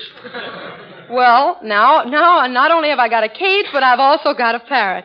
Really, I don't know what to say to you. I know what to say to him, but I don't want to teach that parrot any naughty words. Well, look, I got to run along now, Dinah. I'll leave you with your parrot. Hey, wait a minute, Von Zell. Huh? What do you feed this molting Jimmy Durante? Well, I'd advise feeding him a half a banana. I thought you were supposed to feed him a half an apple. I think you're supposed to give him crackers. They're always yelling for crackers. No, I still think you ought to give him bananas. Give me a couple of bucks and I'll go over to the Brown Derby.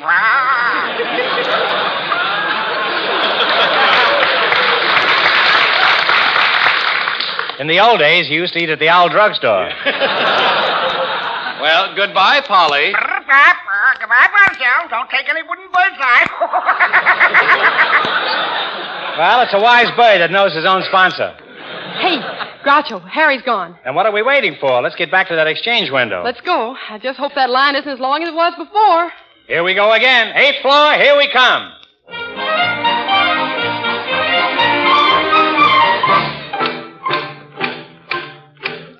Oh, Groucho, I'm exhausted. I just can't stand in this line another minute. Chin up, old girl. Just a moment.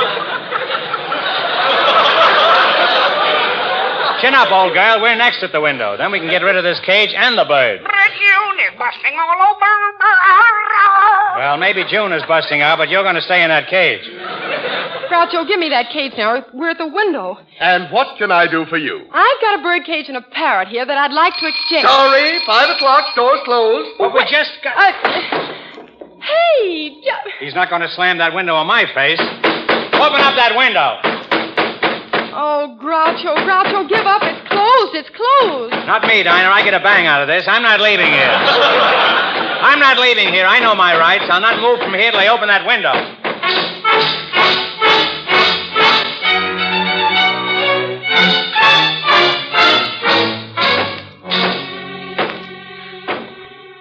Groucho, you might as well give up. You've been banging on that window for an hour. I don't care if it takes me 3 hours. They can't do this to me. I'm Groucho Marx. Turn left for men's underwear.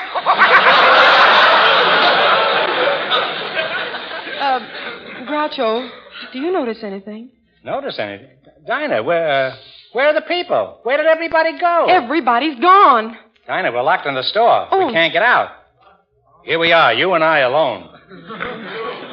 Well, Mr. Marx, with all the influence you have with the department stores, let's see you get us out of here. Don't worry, Miss Shore. I'll find a way. Let's start looking around. Wait, I'll try this door. What's in there? It's just a room full of those window dummies. Quiet, Polly. It's a wonder they wouldn't put some clothes on those dummies. You know, that's the first bird I've ever seen that was part wolf. Yeah, what about Walter Pigeon? Let's try this door. Hello, folks. Won't you come in? Who are you? What are you doing in a department store at this hour of the night? I'm due to the housing shortage. I've been living here since last June. My goodness, how could you live in the May Company for 6 months? Oh, it's easy. I spend my weekends at Bullock's, Wiltshire. Since you live here, maybe you can show us how to get out of the store. Well, it's unfortunate, but once the store is closed for the night, you can't get out. That is, unless you want to set off the burglar alarm. Oh, I wouldn't want to do that and wake up all those burglars. Well, I'm going over to the clothing department and put on a yachting outfit. Why? Haven't you heard? We're having a sale on the 4th floor. Good night. He ought to go to the linen department and get 3 sheets in the wind. Then he could sleep in Southern comfort. Well? Well? I don't know what you're going to do, but I'm going to curl up on this sofa and get some sleep. Yeah? Oh, I'll snooze in this chair. Good night, Dinah. Night. Good night. Good night. Good night. Good night.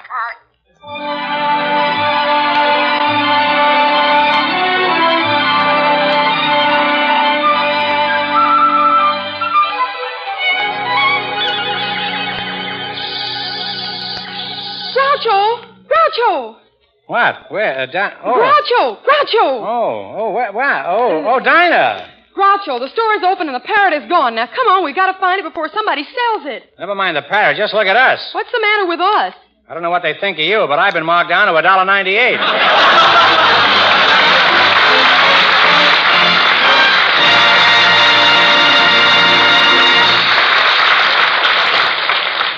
Say, do you want a great idea for your New Year's party? Want something that will be quick to prepare and awful good? Well, then make a beeline to your Bird's Eye dealers and take your pick from his swell selection of Bird's Eye fruits and vegetables. You'll find lots of wonderful garden-fresh Bird's Eye quick frozen fruits and vegetables that will add the perfect touch to your holiday meals. Tasty items like Bird's Eye golden squash, peas, beans, Bird's Eye golden sweet corn, and those Bird's Eye fruits that will bring flavor of summertime to your winter table. So why don't you plan now to let Bird's Eye help you through the holiday with good food and less kitchen work for you? Make it a point tomorrow to stop in at your Bird's Eye store and get yourself plenty of those packages marked Bird's Eye. The better buy in flavor, quality, good eating.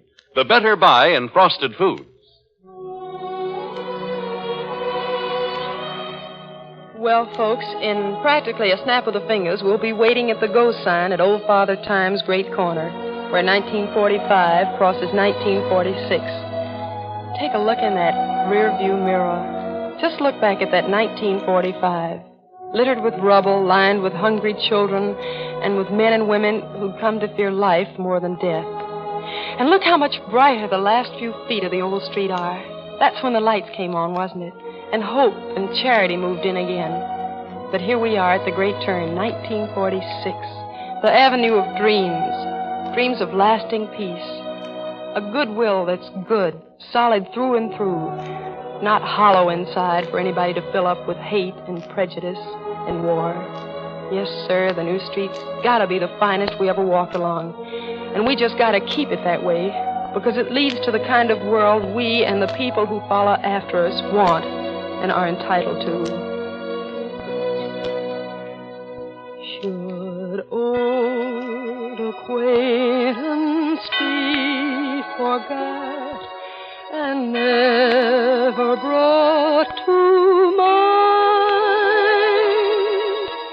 Should old acquaintance be forgot and days of auld lang syne?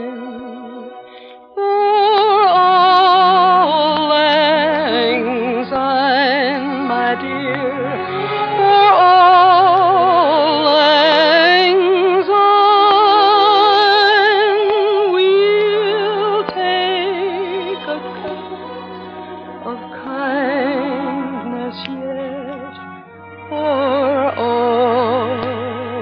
lang syne.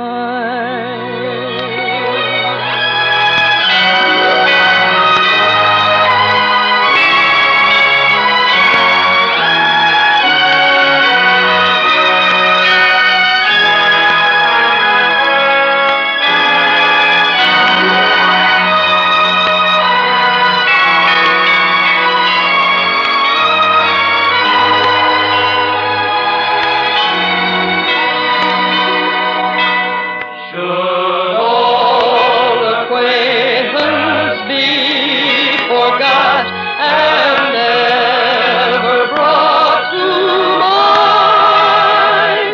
Should old acquaintance be forgot and days of auld lang syne? For auld lang syne, my dear, for auld lang syne, we'll take a cup of kindness yet for auld lang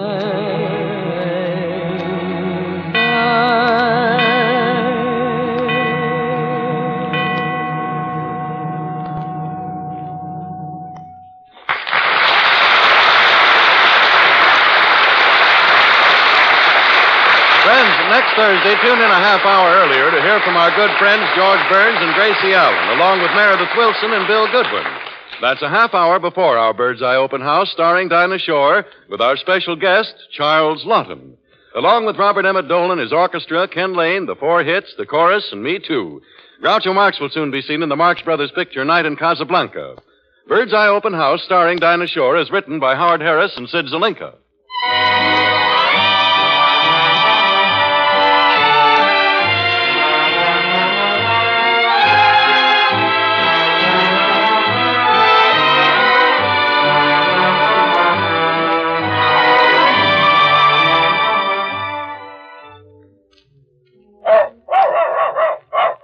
Happy, healthy dogs speak for Gaines, Gaines. Gaines complete meal that nourishes every inch of your dog. Gaines contains meat meal, vegetables, cereals, everything dogs are known to need for red-blooded vim and vitality. Kennelmen, prize dog breeders, and veterinarians have recommended Gaines for over 16 years. Listen to your dog speak. Speak for Gaines, America's largest selling dog food.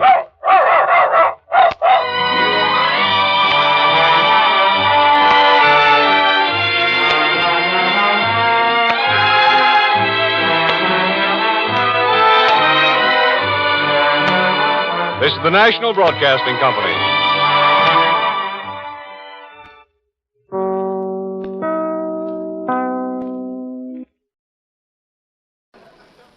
Bird's Eye Frosted Foods present Bird's Eye Open House, starring Dinah Shore with her special guest, Charles Laughton. And now here's Dinah.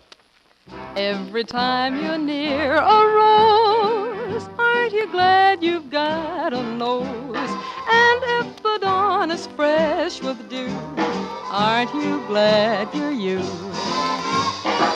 When a meadow lark appears, got 2 ears.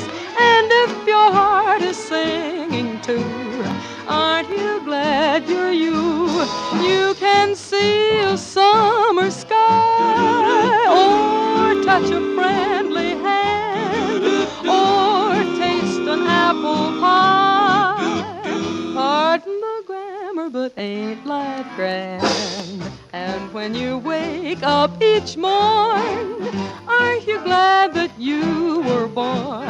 Think what you've got the whole day through. Aren't you glad you're you? You can look up and see the sky, Or touch a friendly hand, or sample an apple pie. Pardon the grammar, but ain't life grand? And when you wake up each morn, aren't you glad that you were born? Think what you've got the whole day through. Aren't you glad you're you?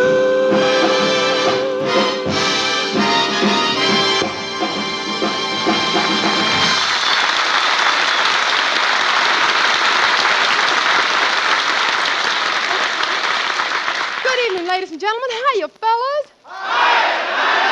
Say, I'm fine, and hello, Harry. Hi. Happy New Year to you. Oh, thank you, and the same to you, Dinah. Gee, this old Bird's Eye Open House really looks spruced up tonight. There's even a new coat of paint on Robert Emma Dolan in the orchestra and Ken Lane in the chorus. Well, it isn't every day that a famous star like Mr. Charles Laughton comes over for dinner, you know. Now, say, how soon do you think he'll be here? Any minute now. Gee, I better go in and give some final instructions to the butler I engaged for the occasion. Will you excuse me, Harry? Oh, sure, Be right sure. back. Worthington? At your service, madam. Worthington, I want to be sure that everything goes well tonight. I hope you don't mind if I ask you about your background as a butler. Oh, not at all, madam. I worked in England for years. My last position was that of head butler for Lord Cruiseman at his magnificent estate at Forever on the Amber. Oh, well, how long did you work there? I was there a year. Everything was going fine until I fell madly in love with the upstairs maid and the downstairs maid at the same time. So I quit. Well, why? No elevator. But begging your pardon, madam, is there any particular way you want dinner served? Yes, there is, with plenty of ceremony, Worthington. So after the soup, you'll give the guests finger bowls, and after the fish, you'll give the guests finger bowls, and after the roast, you'll give the guests finger bowls. I have a suggestion, madam. What is it, Worthington? Forget the finger bowls, and after dessert, I'll give all the guests a bath. Now, is there anything else? No, but when you serve, everything must be correct, Worthington. Remember, Mr. Laughton is an Englishman. Begging your pardon, madam, I am not exactly the smiling Irishman. Well, that'll be all, Worthington. And now for a few last words with the cook. You'll find her in the kitchen, madam. Ooh, cook it once and cook it twice. And cook it once again. It's got to cook a long time. Eloise, I want to have a few words with you. Oh, I know. Charles Laughton is coming to dinner. Charles Laughton. Oh, why couldn't it be Charles Boyer? Don't tell me it's Charles Boyer now. Oh, indeed it is. Oh, he's my dream man. No matter where I go, I see his face before me, even here in the kitchen. Why, do you know when I'm making a pie, I see his eyes in the raisins. I see his nose in the salad, and I see his lips in the hors d'oeuvres. Well, if you see his ears in the hash, don't serve it.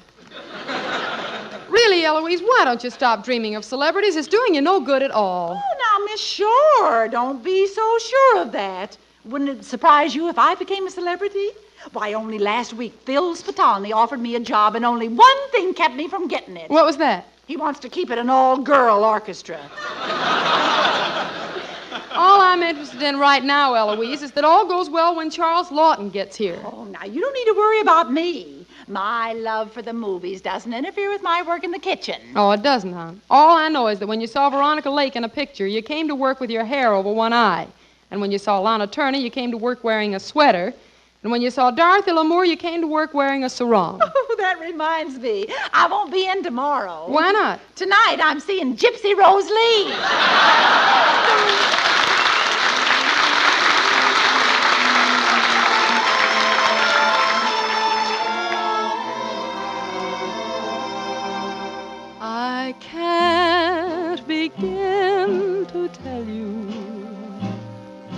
how much you mean to me. My world would end if ever we were through. I can't begin to tell you how happy I would be if I could speak my mind like others do. I make such pretty speeches whenever we're apart, but when you're near, the words I choose refuse to leave my heart. So take the sweetest phrases the world has ever known and make believe I've said them all to you.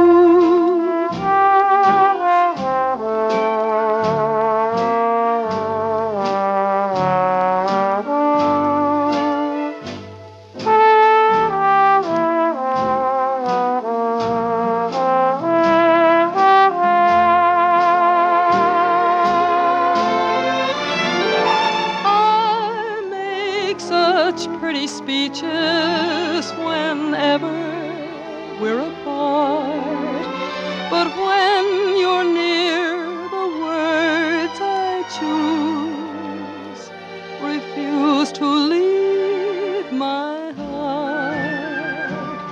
So take the sweetest phrases the world has ever known and make believe I've said them all to you.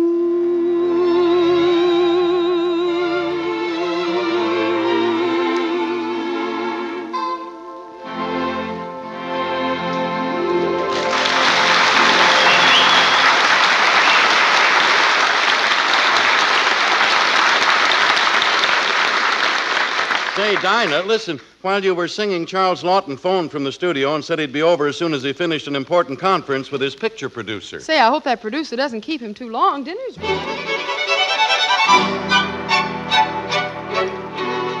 But, Mr. Jones, I'm late now for a dinner date at Miss Shaw's home. I'll only keep you a few moments, Laughton. First off, I want to go over the returns on your last picture. The receipts for last week's show: New York, $14,000. St. Louis, $16,000. Chicago, $15,000. Cincinnati, $14,000. St. Paul, $4.83. I seem to have slipped in St. Paul. Slipped in St. Paul? Brother, don't look now, but your Minneapolis is showing. But all in all, it's doing a smashing business. And all because the role you play in it is one of the cruelest of your career. That's what I wanted to speak to you about, Mr. Jones. Why can't I star in a musical for a change? Charles Laughton in a musical? Certainly, can't you see it? Hundreds of beautiful girls, and I play the part of Chala Chala. Chala Chala? I'm in love with Chicory Chick. Forget about it, Laughton. You're starting your next picture in the morning, and the part you play is that of a maniacal, pathological, sinister, homicidal fiend. It'll be the most awesome horror picture of all time. What's it going to be called? Honeymoon Cottage. As the picture opens, you saw your wife in half. One half you sink into a barrel of cement, and the other half you bury in the basement. What happens next? Then it starts getting gruesome. Here's your script. We start shooting in the morning, and I want you to be ready, so start living the part now. Mr. Jones, I'm going to Miss Shaw's house for dinner. Your career is more important than a social engagement. So you insist that I start living the part now? Yes. Very well, I shall. Laughton, what are you doing with that letter opener? Hey, Laughton, put it down! Put it down! Mr. Jones, you asked for it!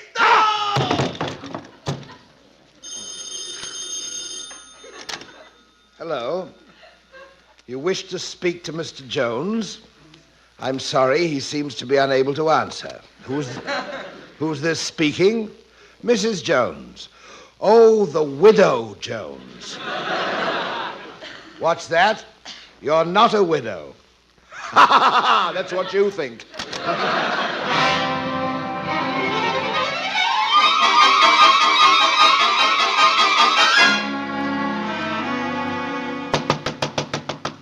Oh, Dinah, that must be Mr. Laughton now. I'll answer it.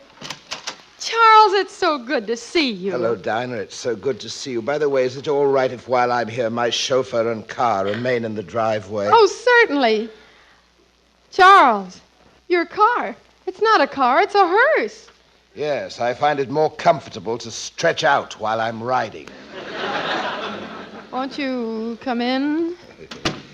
Dinah, there's something about you that fascinates me. Oh, thank you. Is it my dress? No. Is it the way I'm doing my hair? No. Well, then what is it? Your soft, white throat. My soft... Oh, Mr. Laughton, I'd like you to meet Mr. Von Zell, Harry Von Zell. Well, I'm mighty glad to know you, Laughton. Thank you very much. I must say that I listen to you very often over the radio. I believe it's on Wednesday night. My favorite character is on that program. He's called the Psychopathic Soviet, I think. Psychopathic Soviet? Yeah. Oh, you mean the Mad Russian? Yeah, yeah. That's the character. You see, I'm very interested in the subject of insanity. I had one uncle who was violently insane.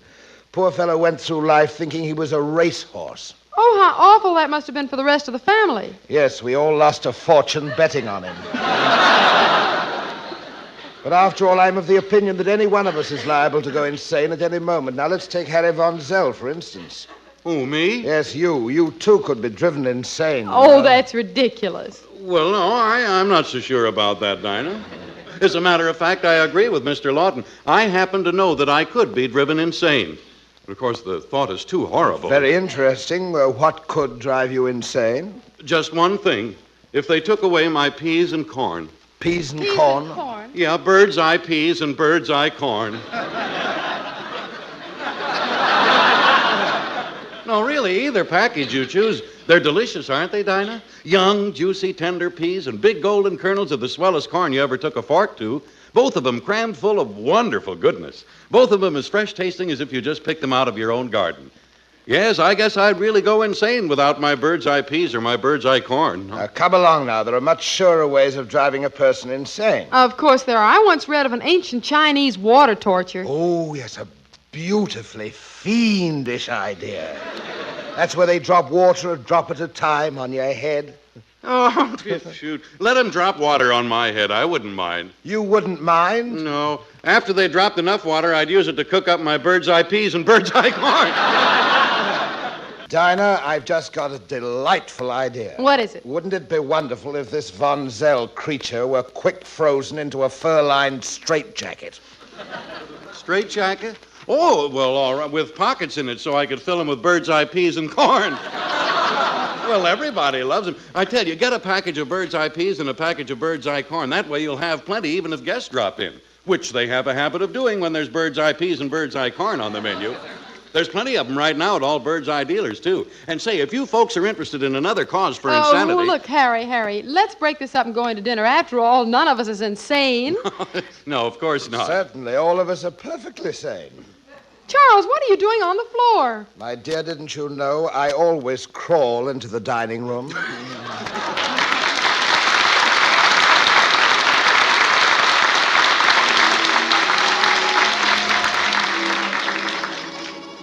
Mary Smith had a college education. Sally Jones had a scientific streak. Susie Brown used to lecture on ancient architecture. Josie Green spoke Latin and Greek. Just forgotten girls with forgotten brains, while history explains. When Madame Pompadour was on a ballroom floor, said all the gentlemen obviously. The madam has the cutest personality.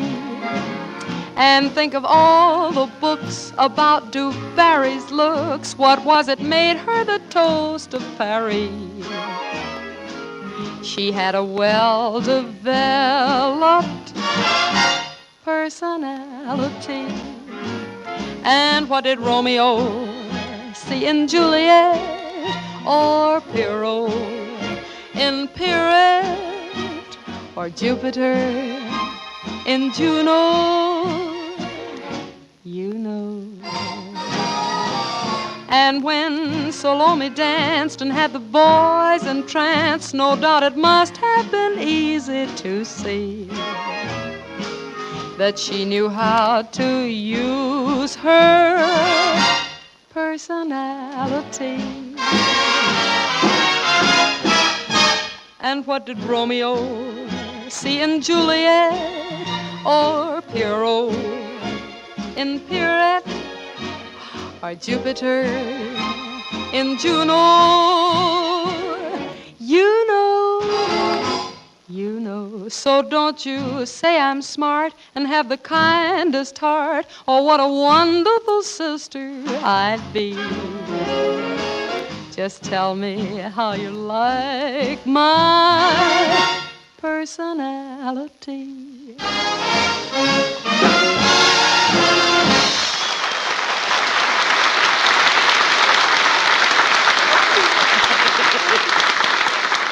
Say, Dinah, listen, while that Laughton guy's washing up for dinner, I want to ask you something.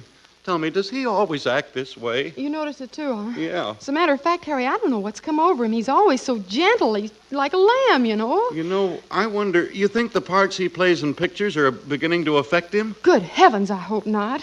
You know, as Henry VIII, he had all his wives beheaded. Yeah, and you remember in Mutiny on the Bounty, he lashed his men into unconsciousness. Yeah, and in The Suspect, Yes, in The Suspect, I murdered my wife by breaking an umbrella over her head. You did? Yes, I was planning a trip to California and figured I didn't need the umbrella. Well, I suggest we sit down and get this dinner over Yes, with. let's. Harry, you sit here, and Charles, you sit over there. Thank you. Dinah, my dear, there's something I want to ask you. What's that? Do you mind if I carve? Carve? Oh, not at all. I'll pass you the carving knife. I already have it. That's not my carving knife.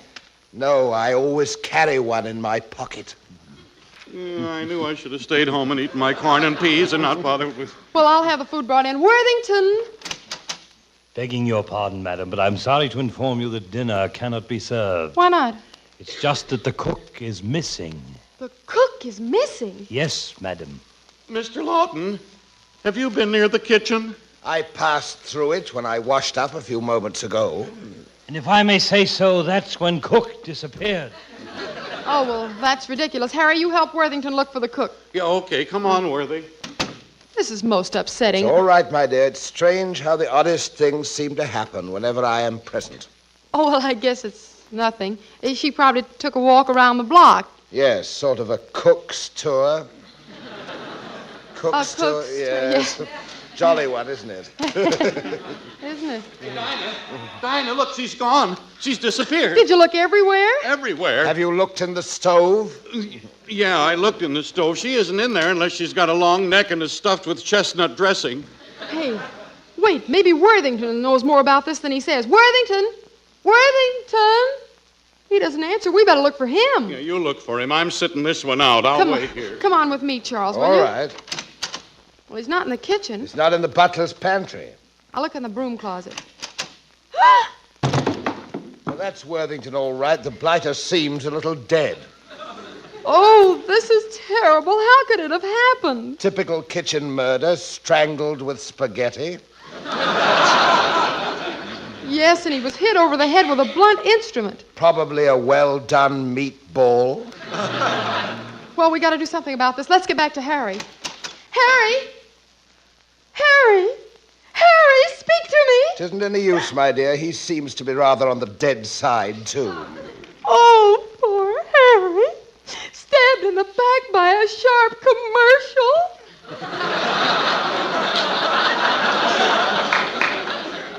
better call the police. Oh, no, you don't. Dinah, I must explain. I'm living the part for my next picture, so you might as well know. It was I who did away with the cook. It was I who killed the butler. It was I who stabbed Von Zell, and now you. I? Your neck, it's so soft. Oh, it's not very soft. Your neck, it's so white. Oh, that's just the powder. But it is your neck. I'd rather not kill you, my dear, but it's for the sake of my picture career. But you'll go to the electric chair. Yes, but if I go, I'll go with an Oscar on my lap. Dinah, this is it! Help! Blast that telephone! Hello? Yes, this is Mr. Laughton. Yes, I know the picture starts in the morning. What's that? What? I'm not playing the part of a homicidal maniac. The picture's changed. It's a comedy. I'm to play a part in the style of Abbott and Costello. Abbott and Costello. All right. Goodbye. Dinah, my dear, I have something to say to you. What is it? I'm a bad boy.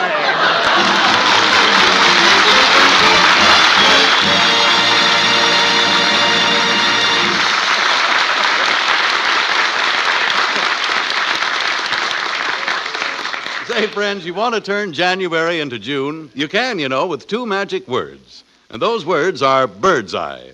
Because bird's eye fruits and vegetables bring to your table all the country fresh flavor of foods picked right out of a summer garden. Visit your bird's eye dealer and take your pick of his swell selection of bird's eye foods. Tasty items like bird's eye peas, corn, beans, squash, and those bird's eye fruits so full of tempting, juicy goodness. There's less work to bird's eye fruits and vegetables, too. The bird's eye folks do all the work for you. And they're economical because every ounce you buy, you serve. There's nothing to pay for and then throw away. So stop in at your bird's eye store tomorrow and pick up several bird's eye fruits and vegetables. Remember, for the better buy in frosted foods, better buy bird's eye.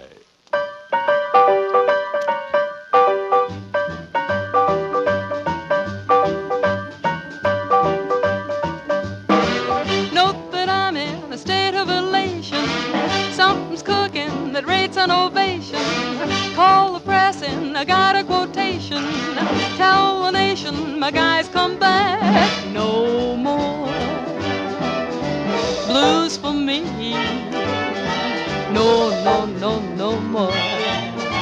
No more. Just good news for me. Just good news in store. Roll the car out, we're gonna get moving. Hang a star out, my guys are proving. When we step out, we really get moving. Life's improving, my guys come back. Tell that preacher man today is the day. Got my feature man, and we're on our way.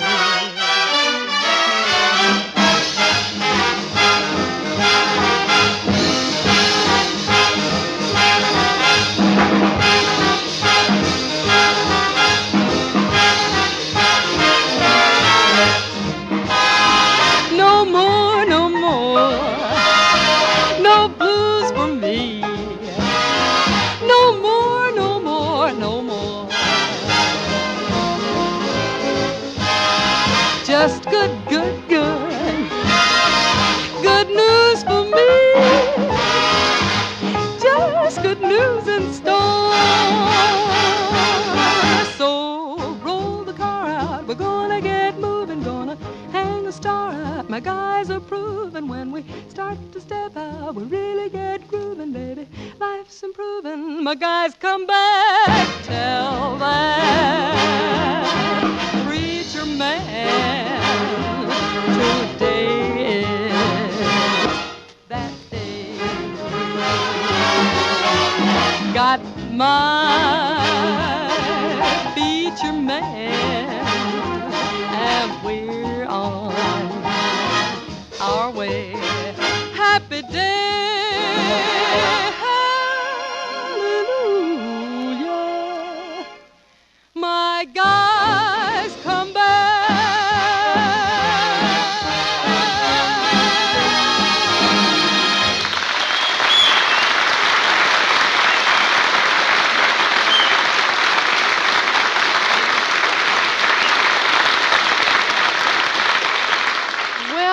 That's about all for tonight, folks. We were delighted to have Charles Laughton with us, and next week we're going to have Groucho Marx as our guest. Before pulling down the curtain, I'd like to say that right now, in 1946, there are places in the world where it takes all the money a woman can stuff into her shopping bag just to buy the day's food for her family. Sounds fantastic, doesn't it? But that's inflation. A terrible nightmare to many people in other countries, and something that Americans must make sure doesn't become a reality here. One way we women can help is by buying United States savings bonds. By stashing our money away now while prices are high, we can keep them from going any higher. So until prices go down, save, my friends, save all you can. Put your extra money in United States savings bonds. Inflation must not come to America. Let's do our parts to stop it. Night, everybody.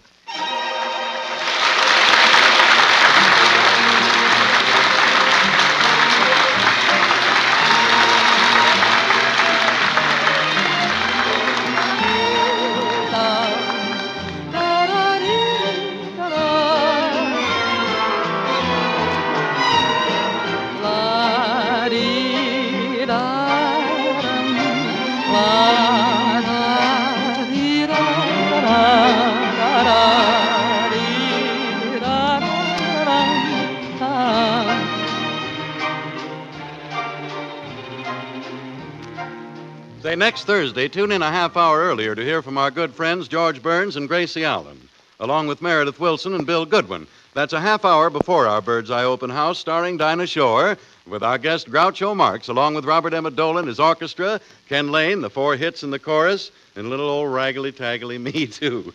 Charles Laughton will soon be seen in the Universal picture because of him. Bird's Eye Open House, starring Dinah Shore, is written by Howard Harris and Sid Zelinka.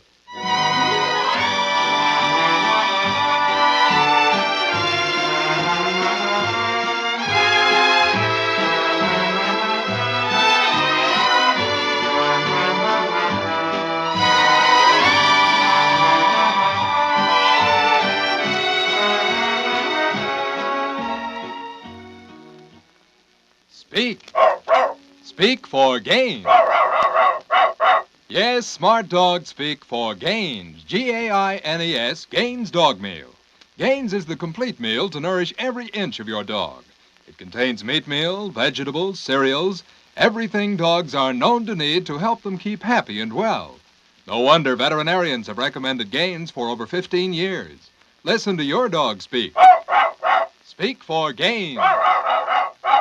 America's largest selling dog food.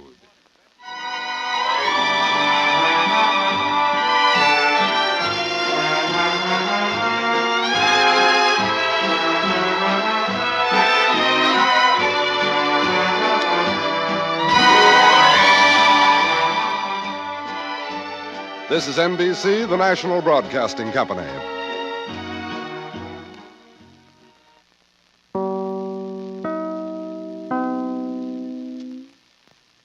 KFI, Los Angeles. Bird's Eye Frosted Foods present Bird's Eye Open House, starring Dinah Shore, chosen as the Woman of the Year in Radio by the editors of Associated Press. Her guest star tonight is Groucho Marx. And now here's Dinah. Oh, the weather outside is frightful, but the fire is so delightful. And since we've no place to go, let it snow, let it snow, let it snow.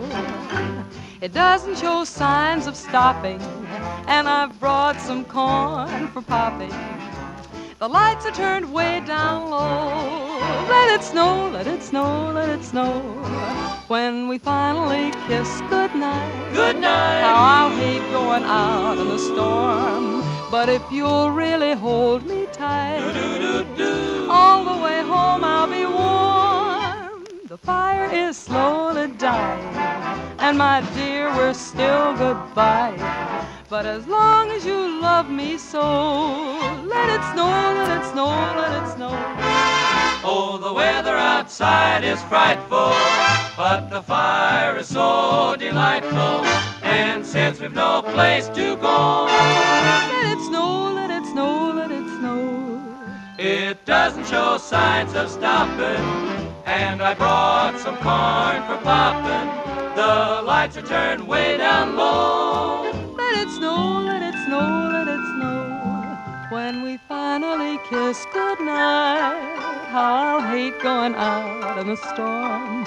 But if you'll really hold me tight, all the way home I'll be warm. The fire is slowly dying. It's out. And my dear, we're still goodbye. Goodbye. But as long as you love me so, let it snow. Let it snow. Let it snow. Let it snow. Let it snow.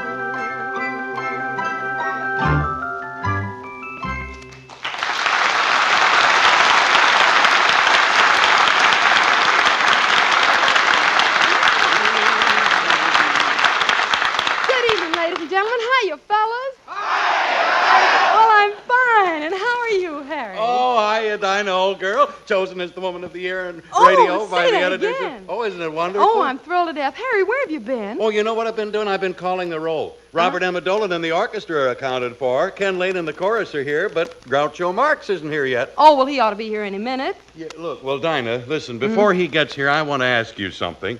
Why is that guy so popular? You got to admit he isn't a good actor. No, he isn't. And he can't sing. No, and he can't dance. He can't make love. Ladies and gentlemen, I want you to meet a man who is ripe for reconversion. Groucho Marx!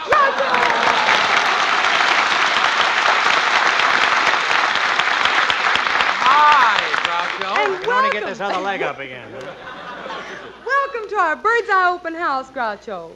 Yes, I can see how welcome I am. I just heard what you two were saying, and Dinah, I'm surprised at you. Imagine saying that I can't sing. Oh, well, Groucho, you're not a singer. Let's face it. Dinah, for your information, I was a great singer before Jessica could drag a net. Yeah, all right, Groucho, you're a great singer, fine, but you must admit that you're no Clark Gable. Just a moment. Oh, no? You ready now? Yeah, okay. I'll say it again. I say you are no Clark Gable. Oh, no? No. It's just as good as I was the first time. Huh? Well, just name one movie star who has broader shoulders than I have. Margaret O'Brien. Yeah, but she doesn't smoke cigars. Harry, stop. Harry, you got... Stop picking on Groucho. Now he's our guest. I don't mind, Dinah. Out of all fairness to Harry, there's one thing I must say for him. Oh. If his shoulders were 4 feet lower, he'd have the broadest shoulders in Hollywood. Why, you... Wait a minute now, Harry. Take That's it some easy. comeback, isn't it? Why you, huh? Well, that's what it says here. Can't you punch that up a little, Harry? Well, sure. Say it again, Harry. Hey, Harry, don't strain your commercial. All right, but Dinah, listen, he can't say things like that about me. After all, when it comes to manly physiques, I don't have to take a back seat. That's right, you don't. You've certainly got one already. Now, boys, let's break it up, shall we? Everybody get in a neutral corner. Gee, No. gosh. No, I'm sorry. No more of this bickering. You Groucho. pick first. Groucho, I haven't Well, seen... he was ringing. We'll never get on. Groucho, where have Maybe you been? just as well, you know. If we keep this up, we're sure to get off. All right, then, Groucho, how have you been? Uh-huh. Oh, I'm tired, Dinah. Last night, all I got was 20 winks. You mean 40 winks. No, I mean 20. I was standing on the corner of Hollywood and Vine. I take no chances. I illustrate every joke. But really, Dinah, I'm dreadfully tired. Why are you so tired? New Year's Eve. New Year's Eve? Not New Year's Eve. New Year's Eve. Huh? Well, I don't know what you're talking about. New Year's Eve was 10 days ago. Oh, you mean December 31st. Yeah. I never celebrate that New Year's Eve. It's too crowded. I whooped it up at the Trocadero last night. Hey, last night was January the 9th. Yes, and at the stroke of 12, I tossed a handful of second-hand confetti in the air. I threw a bag full of water at the head waiter. He threw it back. Without the bag. And then I jumped on a busboy and rode around the dance floor. And that's the way I saw January 10th in. Must have been pretty empty there last night. Oh, I had company. As a matter of fact, there was a couple dancing under my table. They must have been very small. Who were they? I don't know, but all night long, he kept calling for Philip Morris. What a night. And this morning, I got up bright and early and drove to Pasadena for the tournament parade. What a sight. 5 million withered roses. It was right near the main stem. Say, Groucho, tell me. Oh, I think we better leave that alone.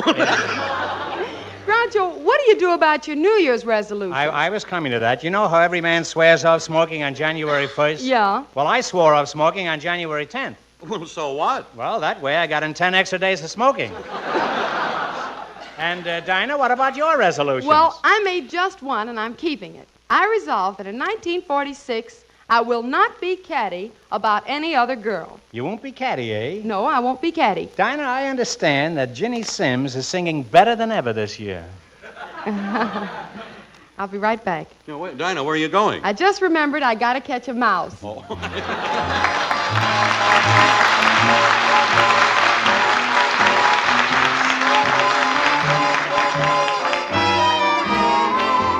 Your eyes of blue, your kisses too, I never knew what they could do.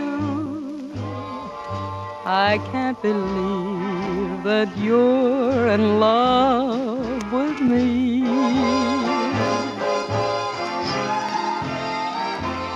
You're telling everyone I know I'm on your mind each place you go. They can't believe that you're in love with me.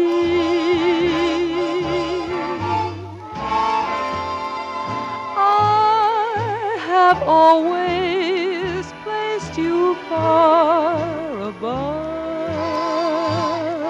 me. I just can't imagine that you love me. And after all is said and done, to think that I'm the lucky one, can't believe that you're in love with me.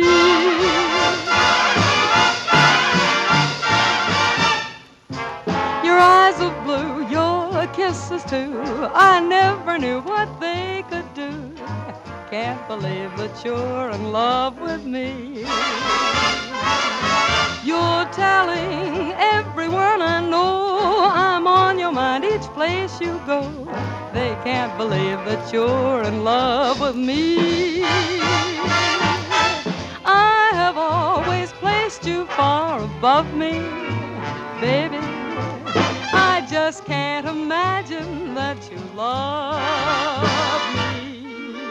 And after all is said and done, to think that I'm the lucky one, I can't believe that you're in love with me.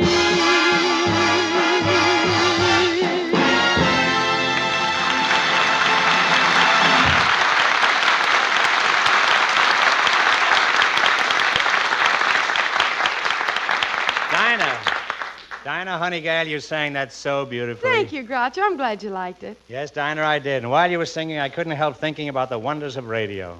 I thought to myself, here's Dinah singing in Los Angeles. And at this very moment in New York, people are having dinner and listening to you. In England, they're having midnight supper. And in Kansas City, my Uncle Joe is just crawling out of bed. Wait a minute now, crawling out of bed. Hey, it's 7:30 in the evening? Well, he only has one pair of pants, and his wife wears them for slacks in the daytime. Say, Groucho. I got that from Bunker. Want to give it back to him? No, I think I'll keep it. Okay. It's strange how many But I'll let Bunker go, I think.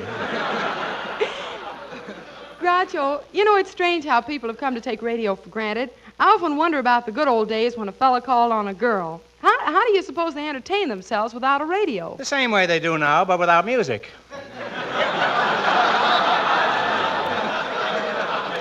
But it's astounding when you think back and recall how few programs there were in the air 15 years ago. Yeah. Now it's gotten so you can't hear all the shows you want to hear because so many of them are on the air at the same time. Yeah, that had me bothered for a while, but I finally did something about it. I bought 7 radios, turned them all on at once and listened. How'd it sound? Well, it's hard to say. You see, Jack Armstrong got into an argument with Superman because Dr. Christian took out Ma Perkins' tonsils by mistake while Dr. IQ was in the balcony with John's other wife. Groucho, you know, I'm surprised that nobody's made a survey to find out what appeals most to people in each show and then build a show around that one thing. Now, Dinah, I couldn't help overhearing what you said, and by the strangest coincidence, I have happened to have prepared just such a show. Oh, you have? Yeah, a show that would appeal to every listener. Amazing. What is it about? Corn. Corn? Corn? Bird's eye quick frozen corn. Now, wait, Harry. I like bird's eye corn as much as anybody does. But after all, you couldn't do a whole show about it. Oh, no. Well, now, wait a minute. Here's a script I wrote, and there's a part in it for each of you. Look, Dinah, this is yours. I get to sing, And, huh? yeah, this is Groucho's. Here, Grouch. Let's go now. Okay, Bobby Dolan. Bird's eye corn is on the air, folks. Take it away, Dinah. Bird's eye corn's the corn for me, the corn for thou, the corn for thee. It is the best, I'm sure you will agree. If you have a family, you can feed them most easily with bird's eye corn, sweet golden corn. It's great. You said it's sad.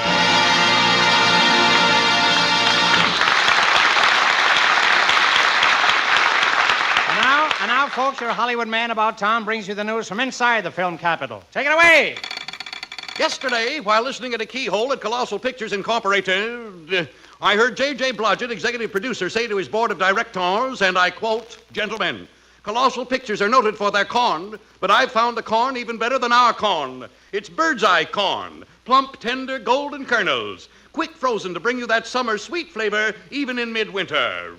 Gentlemen, from now on, whenever there is bird's eye corn to be eaten, please include me in." And I do mean in. And now, folks, a word from our news commentator, Mr. H.V. Cornenborn. Good evening, ladies and gentlemen. I was listening to the news tonight from Russia. Frankly, I don't quite understand the news tonight from Russia. However, I probably would understand the news from Russia if I spoke Russian.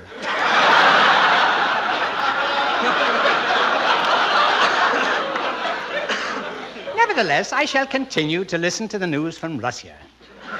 And someday it is possible that I will be able to understand the news from Russia, providing they learn to speak English. However, there is a strong likelihood by that time I will have forgotten how to speak English and will understand only Russian. In that case, I will move to Brazil. Good night and nuts to you.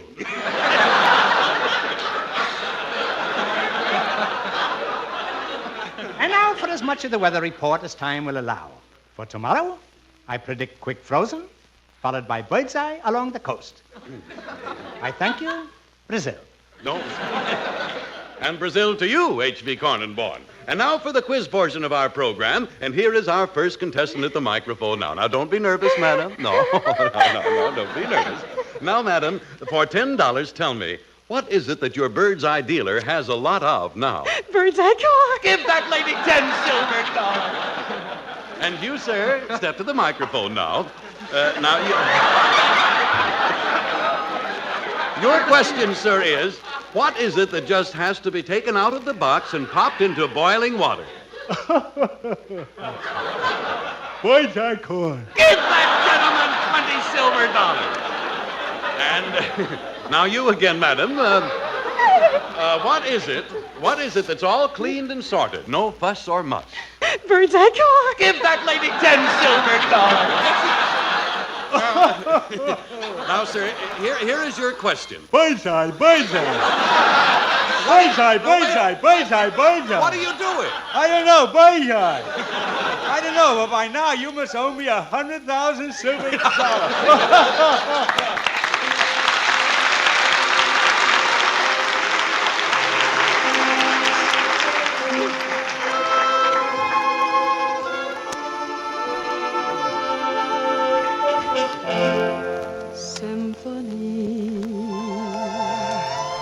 Symphony of love, music from above. How does it start?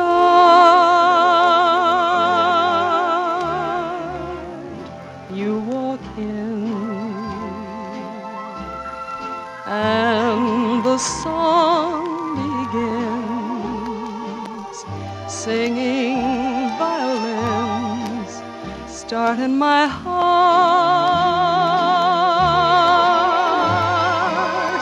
Then you speak, the melody seems to rise. Then you sigh, it sighs and it softly dies. Symphony, sing to me. Then we kiss, and it's clear to me when you're near to me, you are my symphony. The melody seems to rise. Then you sigh, it sighs and it softly dies. Symphony,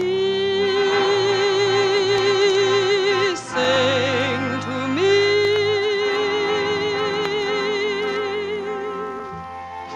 Then we kiss, and it's clear to me when you're near to me, you are my symphony.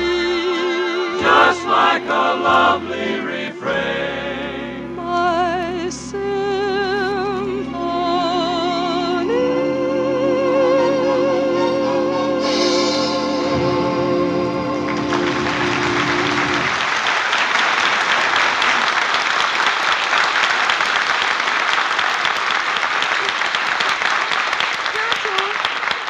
Groucho, there's something I've always wanted to ask you. Dinah, this is so sudden. Oh, no, Groucho. I'm really serious. What I want to know is, have you been in show business all your life? No, Dinah, I haven't. As a matter of fact, at an early age, I set forth on a career of big business, but I gave it up because the pace got me. Oh, you mean you couldn't stand the hustle and bustle? Well, I didn't mind the bustle, but the hustle got me. And I'm glad I got out in time because big business is now going at a faster clip than ever. Oh, I guess it is. Dinah, let me tell you about a big businessman I once knew. His name was Donald D. Tycoon. Yes, Donald D. Tycoon was a mighty important man. Just by looking at him, you could tell he was a bigwig. His toupee kept slipping over his right eye. And now suppose we drop in at the home of Donald D. Tycoon.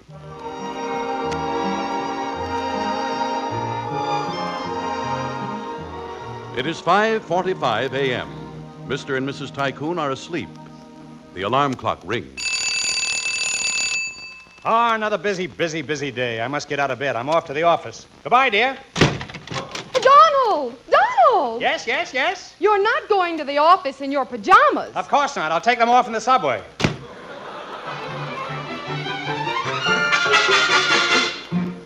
Donald D. Tycoon arrives at his office. He buzzes for his secretary. Busy. Always busy. Good morning, Mr. Tycoon. Morning. I'm ready for dictation. Shall I sit on your knee? No, I'm too busy. Just smear some lipstick on my collar and let it go at that. The dictation you gave me last night is all typed up, and I signed them all Donald D. Tycoon. How many times must I tell you not to waste precious time signing Donald D. Tycoon? Just sign them DDT. DDT? Yes, that's in case I want to take a powder. Anything else? Yes, get me a railroad ticket on this afternoon's train and hurry. What city do you want the ticket for? Any city. I've got deals all over. Oh, DDT, there's a man outside to see you. Run him in. Why am I always so busy? Mr. Tycoon. Yes, what do you want? Make it fast. My name is Herbert Hotchkiss. Mr. Tycoon, I know you're worth millions, and I own the little bakery down the street. Huh? I've owned it for 30 years, and I know I could make more money if I bought another oven. Huh? I can give you the best of securities, and all I need to borrow is $40. $40? Mr. Hotchkiss, I'm surprised at you. We businessmen can't risk $40 on any wildcat scheme such as yours. Oh.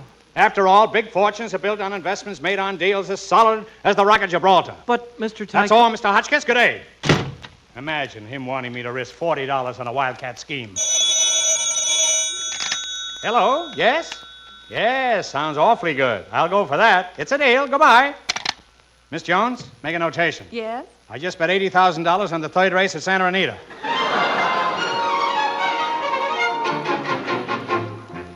In the middle of the afternoon, we find Donald DDT at his weekly visit to the barber shop. Ah, Mr. Tycoon, we're all ready for you. Will it be the usual? Yes, and remember, I'm busy.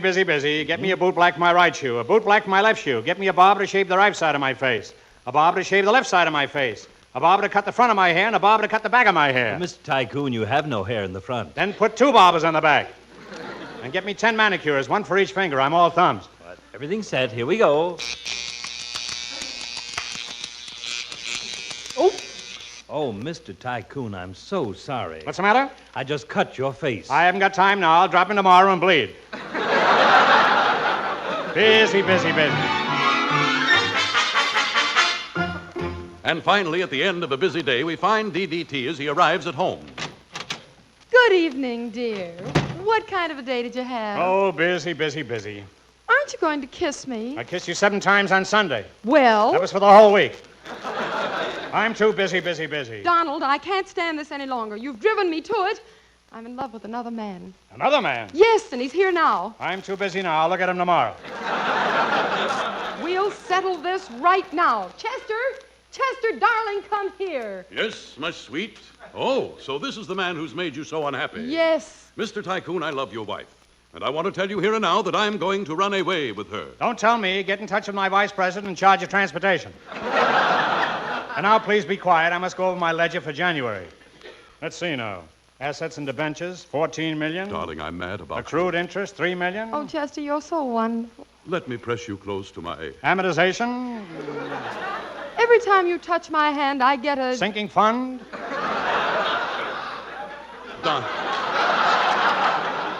Tonight, darling, tonight. We leave for San Francisco on the 10:15. Better take the 10:18. It gets in 4 minutes earlier.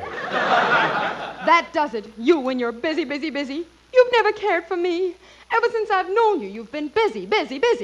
Why, when you were courting me, did we take nice walks like other couples did? No, we went out for a 100-yard dash. Yes.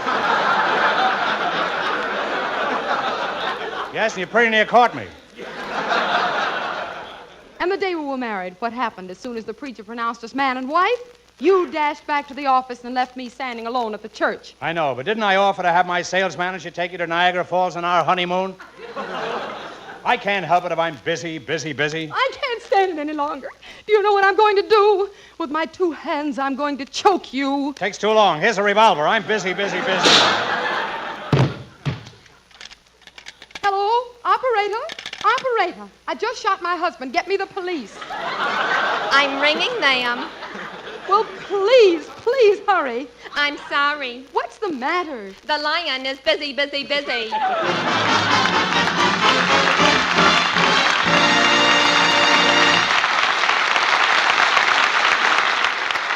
Say, lady, tomorrow, if by chance you happen into your Bird's Eye store and by the oddest coincidence happen to reach into the Bird's Eye case for those wonderful, delicious garden fresh Bird's Eye quick frozen foods, a hope, think of me at that moment, will you? Think of me standing here with my big mouth wide open and saying, Be sure the packages you pick out of that case say Bird's Eye on them. You see, friends, there are many brands of frosted foods, but there's only one Bird's Eye. And the only way to get Bird's Eye top quality and flavor is to be sure the packages you pick carry that Bird's Eye label. And honestly, you'll be really glad you picked Bird's Eye because their foods are so darn good, so garden fresh. And they come to you so easy to prepare, perfectly cleaned, perfect in every detail. So look for that Bird's Eye label because remember, for the better buy in frosted foods, better buy Bird's Eye.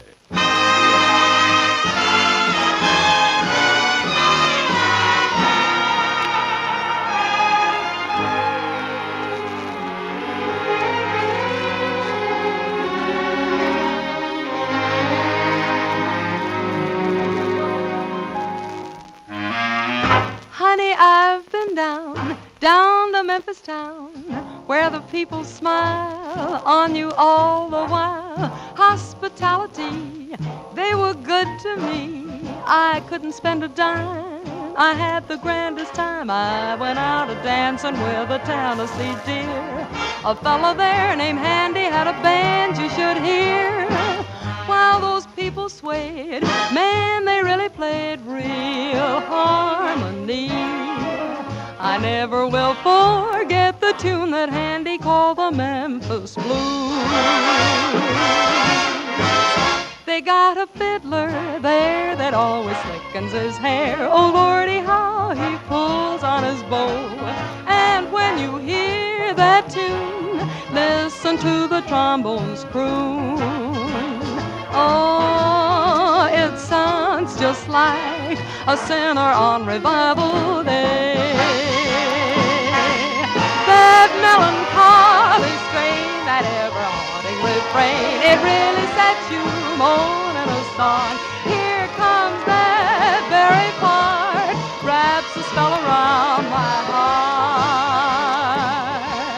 Oh, it sets me wild to hear that loving tune again.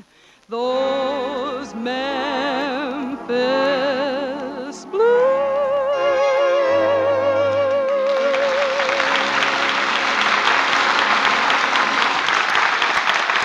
Friends, we're a little bit late. Our guest next week is going to be Rudy Vallee. Try to join us, won't you? Bird's Eye Open House, starring Dinah Shore, is written by Howard Harris and Sid Zelinka.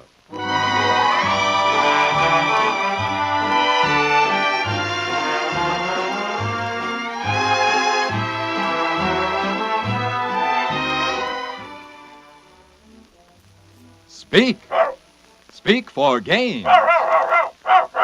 A wise dog owner will nourish every inch of a dog with Gaines, G-A-I-N-E-S, because Gaines' complete meal contains meat meal, vegetables, cereals, everything dogs are known to need for strong, sturdy bodies and red-blooded vitality. That's why Gaines' dog meal has been a favorite with veterinarians for over 16 years. Feed your dog Gaines today. He'll speak. Speak for Gaines. America's largest selling dog food.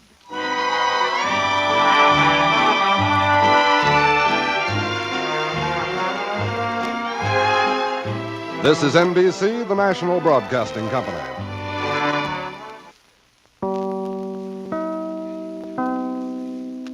KFI, Los Angeles. Come on in and welcome to Dinah Shore's Open House. You're on, Dinah. Chicory chick, chala chala, checkala roll me in a banana, balaka wallaka, can't you see? Chicory chick is me. Chicory chick, chala chala, checkala roll me in a banana, balaka wallaka, can't you see? Chicory chick is me.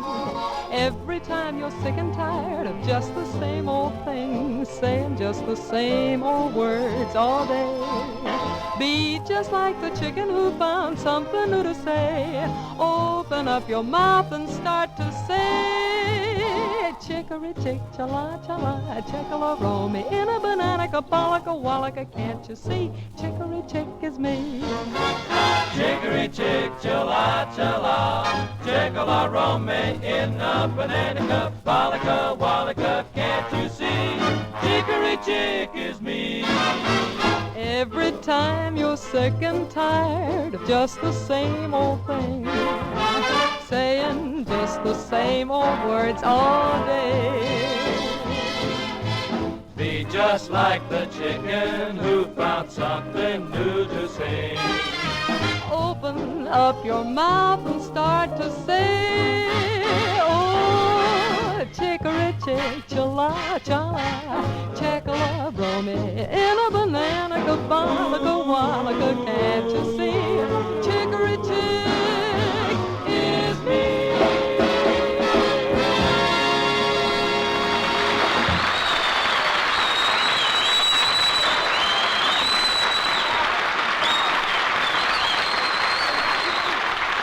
Good evening, ladies and gentlemen. Hiya, fellas. Oh, I'm fine. And hiya, Harry. Everything under control. Oh, yes, here. Fine. Everything is shipshape, Dinah. Robert Emmett Dolan in the orchestra, poised to play, and Ken Lane in the chorus are raring to sing. Oh, that's good, because tonight we're really... Oh, excuse me for a minute, Harry. Hello? Hello? Hello, Dinah? Hello, Groucho. Dinah, I'm terribly sorry I'm not there yet, but I'm a victim of the housing shortage. I'm living in a chicken coop, and I'll be over as soon as I can. Wait now, you're living in a chicken... Well, why can't you come over now? Because I promised my roommate I'd sit on an egg for her until she got back.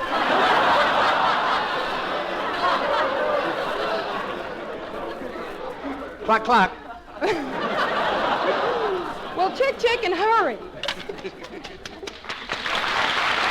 Well, look, Dinah, I suppose that was Groucho. Yes, he'll be here in a minute, but you never can... Well, until he gets here, Dinah, how about drifting back a few musical years for one of your oldies? Oh, all right, my little finale hopper. Oh. Crank up your Stutz Bearcat and look at your John Hell Jr. cartoons, and I'll stand by with my boyish bob and short skirts while Ticker Freeman at the piano helps Irving Berlin and me stir up some tender memories from the hit parade of 1925. Sure enough.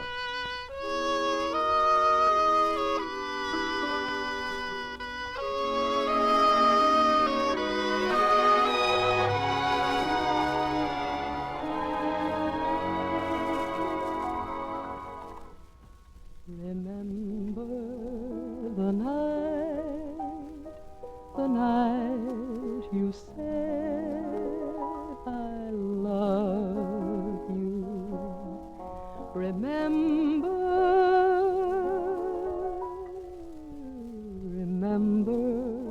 you vowed by all the stars above you. Remember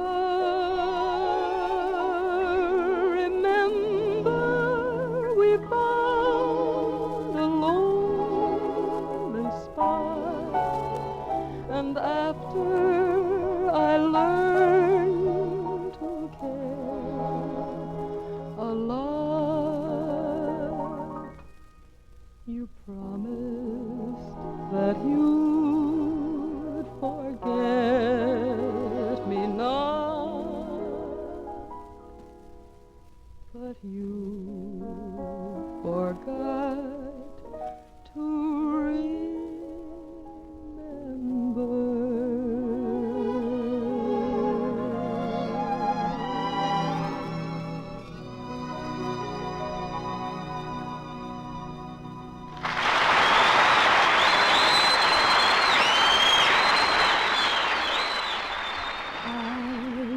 To dream that I would discover the perfect lover someday.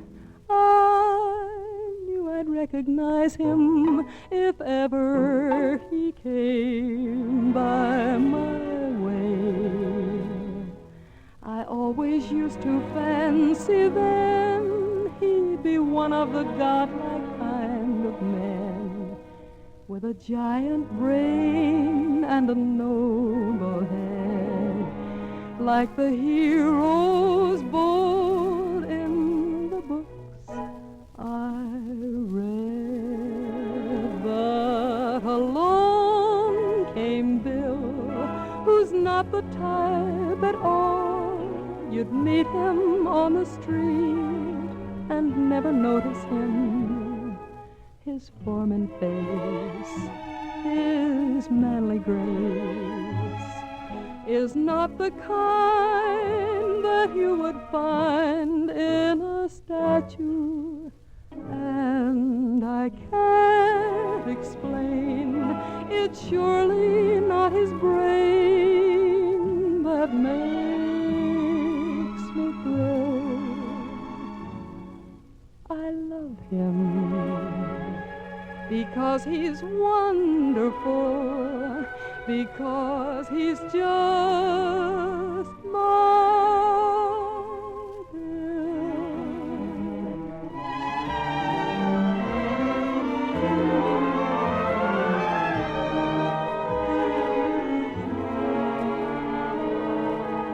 He's just my Bill, an ordinary boy, hasn't got a thing that I can brag about.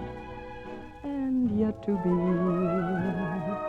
upon his knee.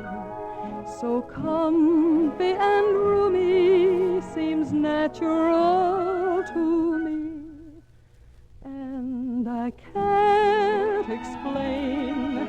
It's surely not his brain that makes me thrill. I love him because he's, I don't know, because he's just my Bill.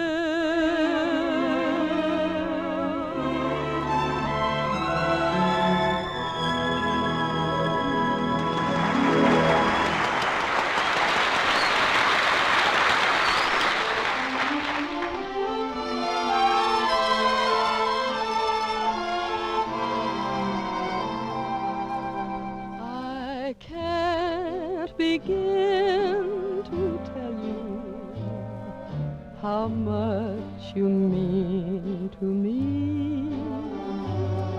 My world would end if ever we were through.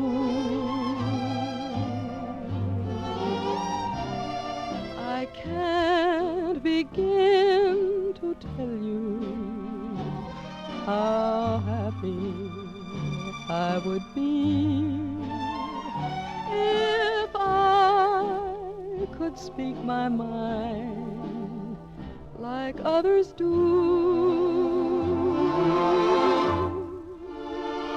I make such pretty speeches whenever we're apart, but when you're near, the words I choose refuse to leave my heart. So take the sweetest phrases the world has ever known and make believe I've said them all to you.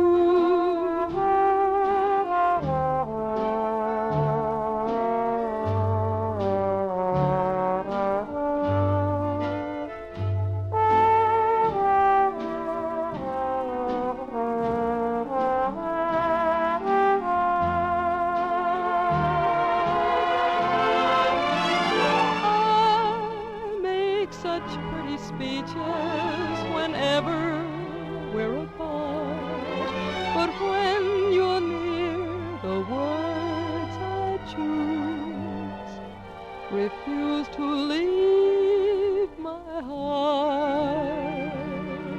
So take the sweetest phrases the world has ever known and make believe I've said them all to you.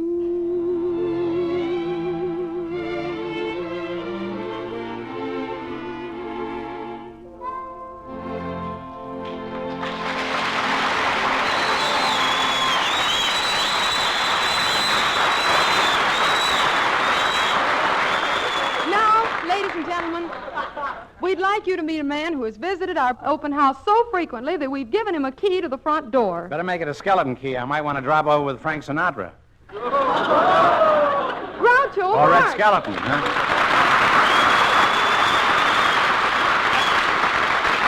Hello, Groucho. Hello, Dinah, my odd Dinah. Just stand there and let me look at you. I just can't believe that you were once the little girl I sat in back of in school. Remember how I used to pull your pigtails? Oh, Groucho, that's ridiculous. I went to school in Tennessee and you went to school in New York. You don't remember, Dinah, but you had terribly long pigtails. You know, it's a funny thing, Groucho, but I just can't picture you as a little boy going to school. Oh, I was a cute little lad and extremely precocious. Why, when I was in the 5th grade, I had a beautiful teacher. I fell madly in love with her and finally asked her to marry me. Marry your teacher? Oh, now, wait, Groucho, what about the difference in age? Oh, that wouldn't have mattered. I was only 8 years older than she was.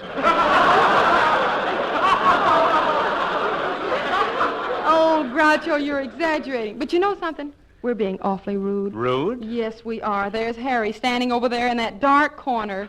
Dinah, you're right. Let him stand out here, and we'll stand in that dark corner. Harry? What is it, Dinah? Hiya, Groucho. Harry, I'm surprised. A big boy like you looking so glum, and in front of company, too. Yeah, well, I've got a reason for being glum after the letter I just got in the mail. What's the sad news, Harry? Been evicted from your house? No, nothing as simple as that. Did your best girl run away? Nah. Did your wife come back? Oh, go on, Groucho. Kid me if you want to. But this is going to make quite a difference in my life. Well, for heaven's sakes, what is it? Well, Dinah, if you must know, I've been turned down for membership in the Williams After Shave Club. That's because he's got 6 o'clock shadow. Groucho, you mean 5 o'clock shadow? I mean 6 o'clock. His face is on Rocky Mountain time.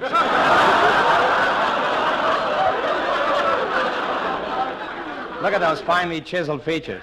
Look, Harry. Harry, don't be sad. You've still got a lot to be thankful for. After all, you're one of the biggest names in radio. Yes, and it's too bad we can't mention that name over the radio.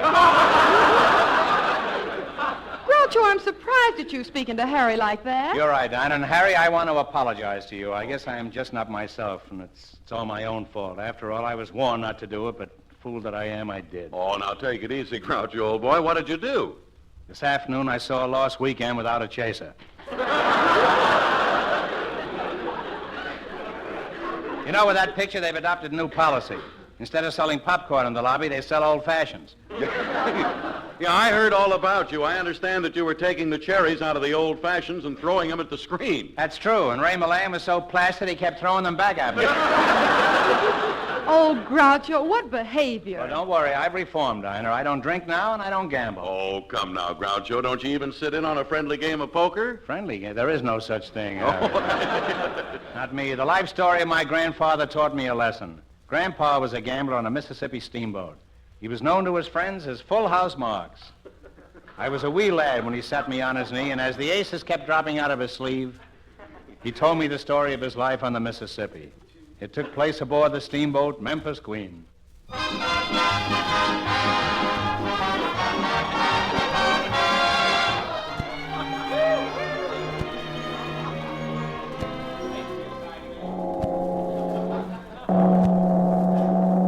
Daughter? What is it, Father? Daughter, I've been sailing this boat up and down the old Mississippi for nigh under 40 years, and I know a man when I see one.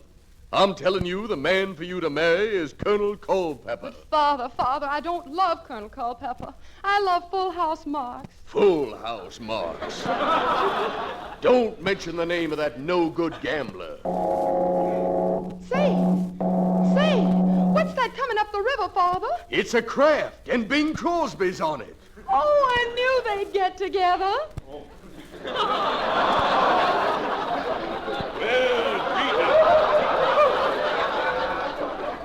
It's only a half-hour program here.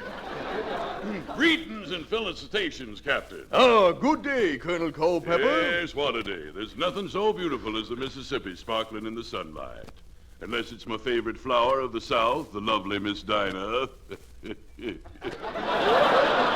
And how is my future bride today? I said, how is my future bride today, I said. You mean me? Daughter, he don't mean me. I'm going below, Father. All right, daughter, but don't let me catch you talking to that no-good Full House Marx. Oh, yes, Colonel, it'll be a happy day for me when you marry my daughter and you tear up the mortgage you hold on my steamboat. I love her more than anything in the world. What beautiful, long, slender lines she has. Your daughter? No, the steamboat. And she's got such a fine, sturdy frame. The steamboat? No, your daughter. And she looks mighty good in a high wind. The steamboat? No, my daughter. And all she needs is to have the old paint scraped off and some new paint put on. The steamboat? Yes, and your daughter, too.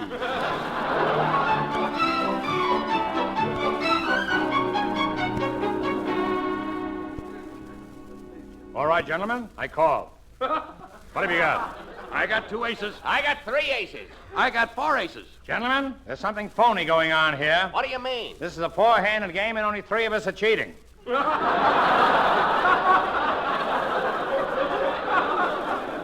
like to get rid of the crook. Oh, Full House, there you are. Dinah, my darling, what are you doing here? I've got to talk to you alone, dear. Excuse me, gentlemen, I'll be back later. Come, Dinah. Let's go up on deck. Lovely, lovely. Oh, how romantic. Let's go to the back of the boat and see the wash. Let's go to the front of the boat. I don't want that laundry flapping in my face.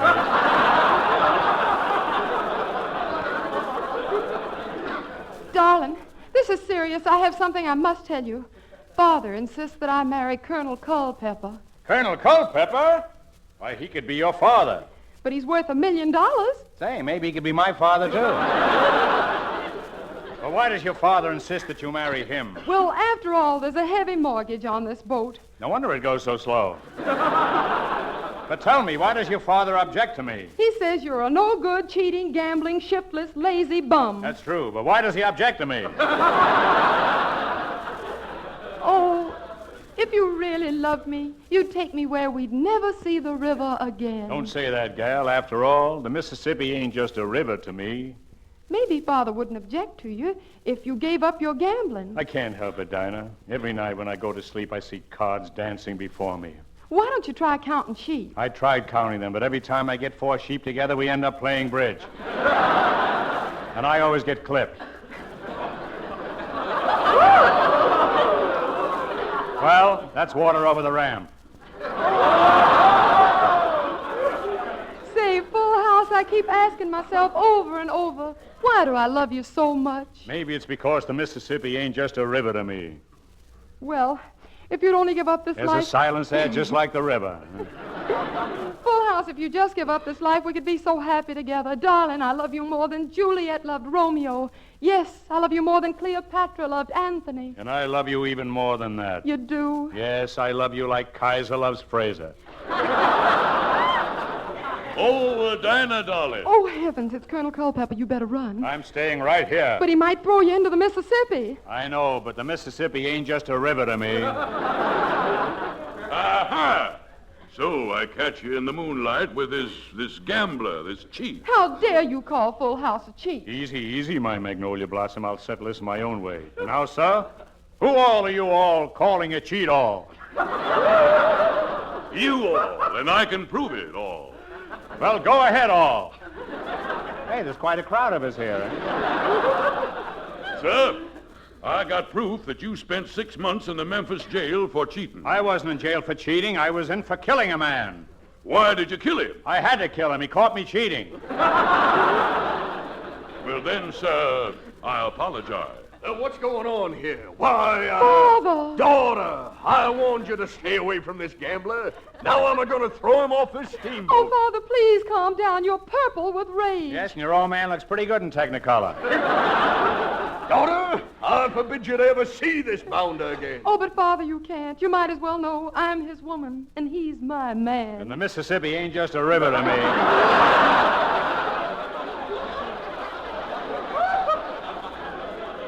Captain, I'm a-losing my patience. Is your daughter going to marry me, or isn't she? Daughter, I appeal to you to marry the colonel. Not only does he hold the mortgage on the boat, but now the cargo I was carrying is ruined. Father, You think you're carrying a cargo? Look at Manzel. Father, you mean those bales of cotton and the bales of rubber are ruined? Yes, steam escaped from the boiler into the hold, and the cotton and rubber can't be separated. I'm ruined. Begging your pardon, sir, you're not ruined. What are you talking about? Just tell me, are you sure that the cotton can't be separated from the rubber? That's right. Then you're the richest man on the Mississippi. What do you mean? You are now carrying a boatload full of girdles. Oh, sweetheart! Darling! And now, sugar, we can be married, and we'll spend our honeymoon at Niagara Falls. Niagara Falls. Oh, darling, I want to go there more than any place in the world. Why? 'Cause Niagara Falls ain't just a falls to me.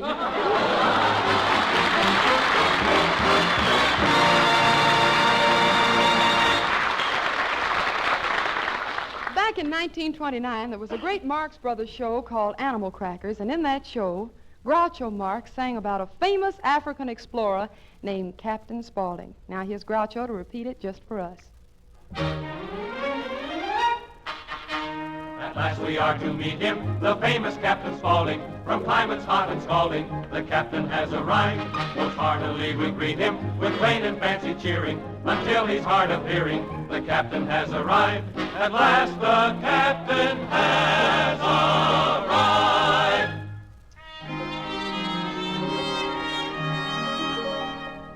Hello, I must be going. I cannot stay, I came to say I must be going. I'm glad I came, but just the same, I must be going. For my sake you must stay. If you should go away, you'd spoil the party I am throwing. I'll stay a week or two, I'll stay the summer through, but I am telling you, I must be a-going. Before you go, will you oblige us and tell us of your deeds so glowing? I'll do anything you say. In fact, I'll even stay. Good! But I must be a-going. Hooray for Captain Spaulding, the African explorer. Did someone call me Schnorrer? Hooray, hooray, hooray. He went into the jungle where all the monkeys throw nuts. If I stay here, I'll go nuts. Hooray, hooray, hooray. He shot an alligator while swimming in the Niger. I thought it was a tiger. Hey, hey! One day in Patagonia, he kissed a girl named Sonia. I wound up with pneumonia. Hooray, hooray, hooray. He brought his name and dying fame, and that is why we say hooray, hooray, hooray. My friends, I want to thank you for this Hooray magnificent... for Captain Spaulding, the African explorer. He brought his name and dying fame, and that is why we say hooray, hooray, hooray. My friends, this is indeed a Hooray for magnificent... Captain Spaulding, the African explorer. He brought his name and dying fame, and that is why we say hooray, hooray, hooray. My friends, this is indeed a magnificent hooray for Captain Spaulding, the African explorer.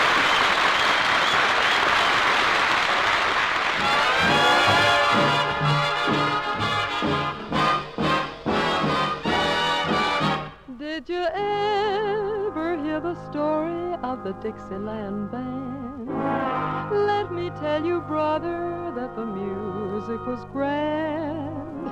They had piano and a clarinet. Only thing they needed was a second cornet. And that's what led to the ruin of the Dixieland Band. When the folks would holler for the maple leaf rag, they would get to swinging, but the trumpet would drag.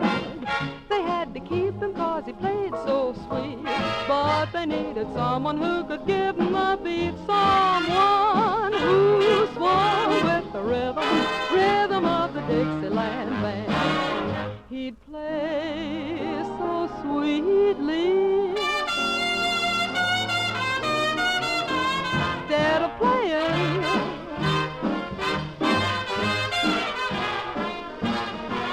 he'd play so sweetly. They'd be saying,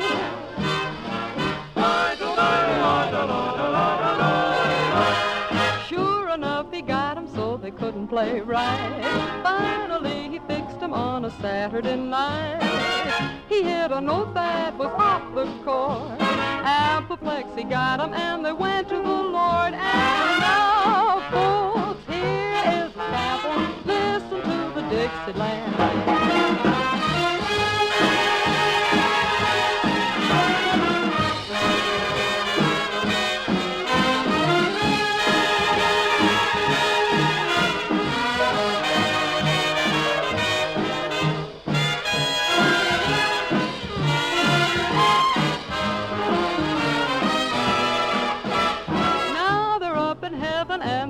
happy at last. 'Cause they found a trumpet man who really can blast.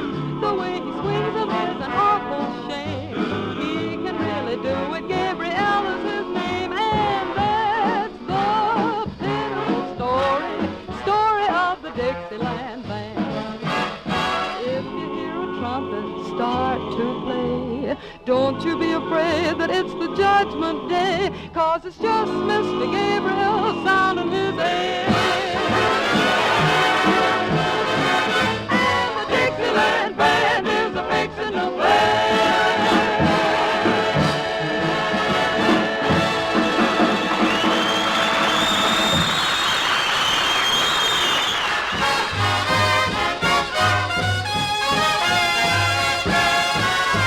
Button up your overcoat when the wind is free. Take good care of yourself, you belong to me. Eat an apple every day, get to bed by 3.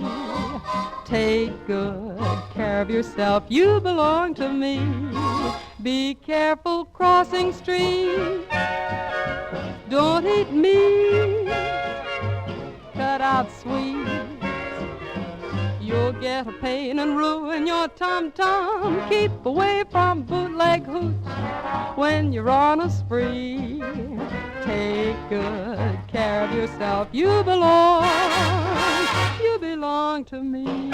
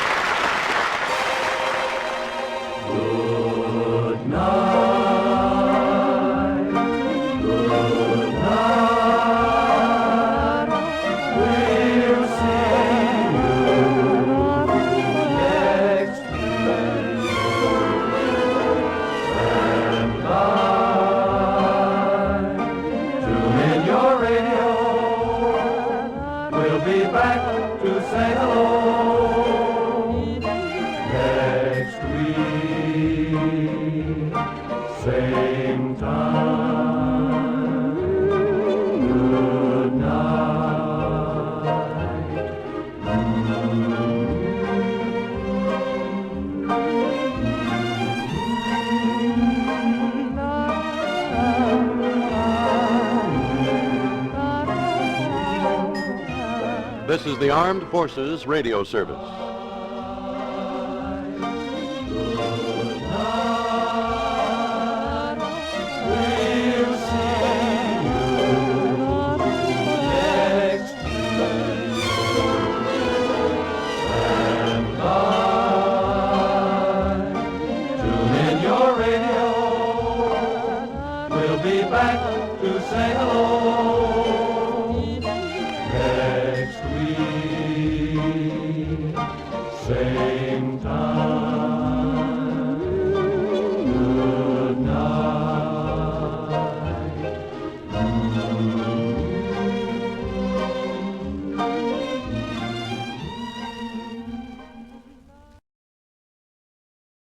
Bird's Eye Frosted Foods present Bird's Eye Open House, starring Dinah Shore with her special guest, Groucho Marx. And now here's Dinah. Oh, the weather outside is frightful, but the fire is so delightful. And since we've no place to go, let it snow, let it snow, let it snow. It doesn't show signs of stopping, and I've brought some corn for popping. The lights are turned way down low. Let it snow, let it snow, let it snow. When we finally kiss goodnight, goodnight. I'll hate going out in the storm. But if you'll really hold me tight, all the way home I'll be warm. The fire is slowly dying, and my dear, we're still goodbying. But as long as you love me so, let it snow, let it snow, let it snow. Oh, the weather outside is frightful, but the fire is so delightful. And since we've no place to go, let it snow, let it snow, let it snow. It doesn't show signs of stopping. And I brought some corn for popping. The lights are turned way down low. Let it snow, let it snow, let it snow. When we finally kiss goodnight, I'll hate going out in a storm. But if you'll really hold me tight, all the way home I'll be warm. The fire is slowly dying. It's out. And my dear, we're still goodbye. Goodbye. But as long as you love me so, let it snow. Let it snow. Let it snow. Let it snow. Let it snow.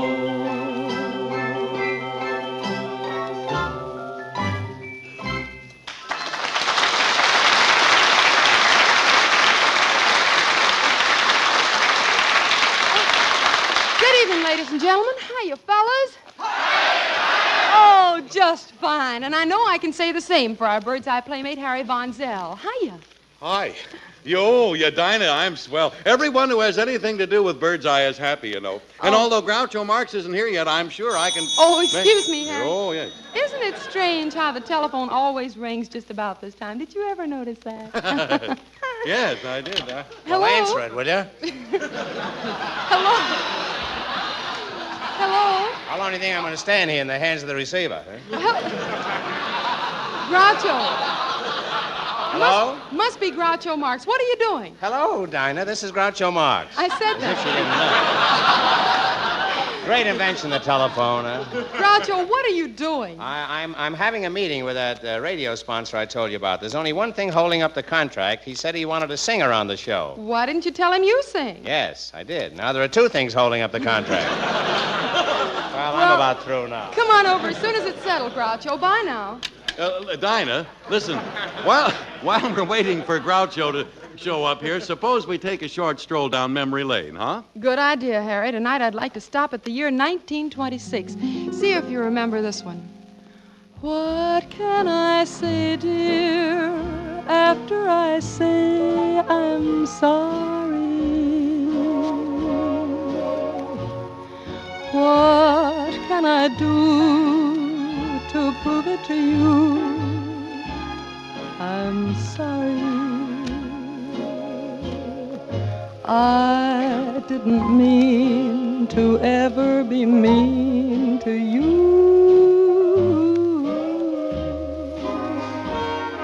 If I didn't care, I wouldn't feel like I do.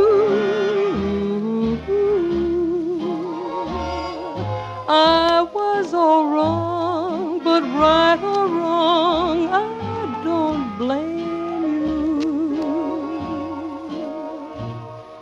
Why should I take somebody like you and shame you? I know that I made you cry, and I'm so sorry, dear. So what can I say, dear, after I say I'm sorry?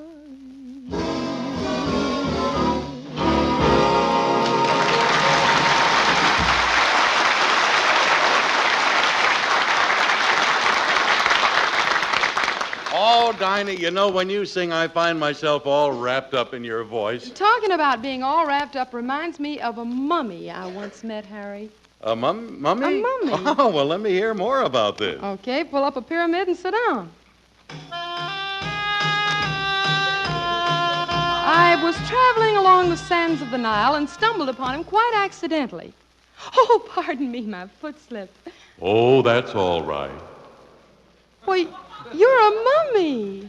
You were expecting maybe Mrs. Nussbaum? And you can talk. Oh, I really can't talk, but in your case, I make an exception. Who are you? I'm Dinah Shore, and I sing on the Bird's Eye Open House program. The program that's sponsored by those wonderful, delicious, and easy-to-prepare Bird's Eye quick frozen foods? Well, yes, but how do you know? Look, I may be a mummy, but I'm no dummy. I know they're wonderful. That's why everyone should see that the frosted foods packages she buys are clearly marked Bird's Eye. Because there are many brands of frosted foods, but there is only one Bird's Eye. Well, yes, I know And all that. only Bird's Eye gives you that Bird's Eye top quality every time.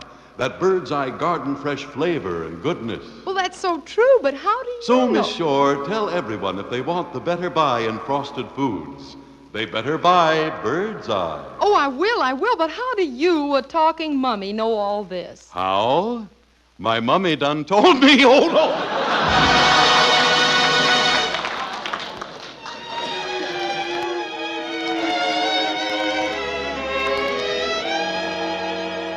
It was just a neighborhood dance, that's all that it was.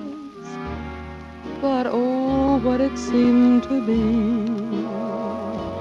It was like a masquerade ball with costumes and all, 'cause you were at the dance with me. It was just a ride on a train, that's all that it was. But oh, what it seemed to be. It was like a trip to the stars, to Venus and Mars, 'cause you were on the train with me. And when I kissed you, darling, it was more than just a thrill for me. It was the promise, darling, of the things that fate had willed for me. It was just a wedding in June, that's all that it was. But oh, what it seemed to be. It was like a royal affair with everyone there, 'cause you said, yes, I do to me.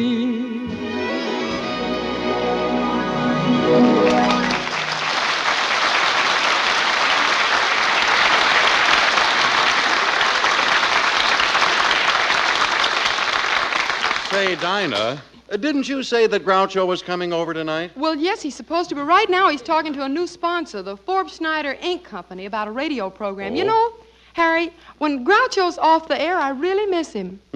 Yeah, with me it's different. When he's on the air, I miss him. Well, Harry, There's a point there someplace. I don't know what it is. it's a joke, son. Oh. But I certainly hope his meeting with the sponsor is successful. I do, really too. do.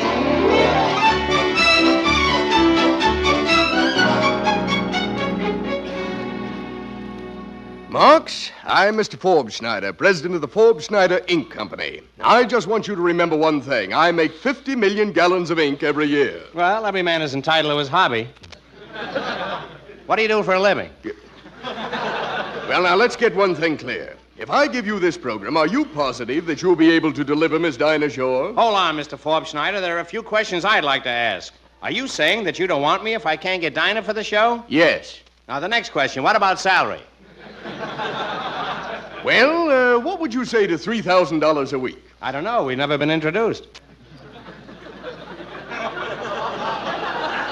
But why stand on ceremony? I'll take it. You'll take it? You'll take it? There's still another variant of that. You'll take it. The $3,000 is That about for the washes services... up that joke. The $3,000 is for the services of Miss Dinah Shore. Give $3,000 to a dope like you? What do you think I am, a flathead? No, you've got a good point there. By the way, did you ever try wearing a donut?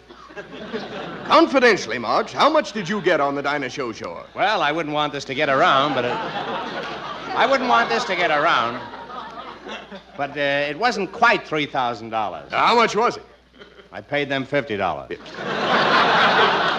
Well, of course, we don't want any money from you. One but, week I sang and they charged me $75.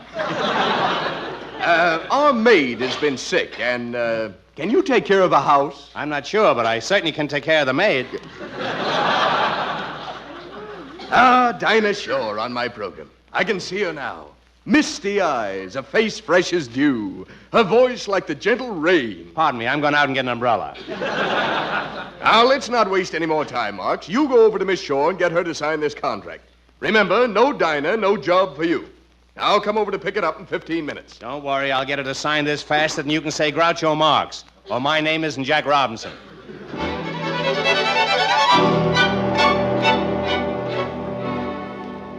Groucho, we thought you'd never get here. What's been holding you up? My starch suspenders.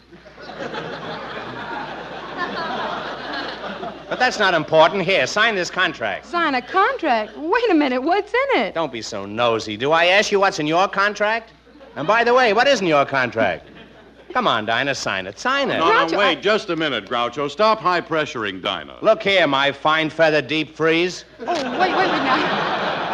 Groucho. Who do you think that Wait a minute, Groucho, please. Now, don't pick on Harry. What's on your mind? Well, Dinah, I've been listening to your program, and lately it hasn't been up to par. In what way? Well, you see, a good program is like a well-dressed woman, and your show is slipping.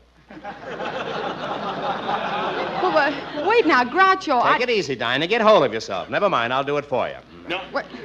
Now, just a minute here. Dinah, I think I see what Groucho is up to. He's trying to get you to leave the Bird's Eye program for his show. Oh, Groucho, really now. You know I'd do almost anything for you, but I'm under contract. I can't leave my show for yours. Oh, well, don't feel too bad about it. I've had tougher breaks. I once lost a Charleston contest. Well, how did you lose it? They caught me dancing.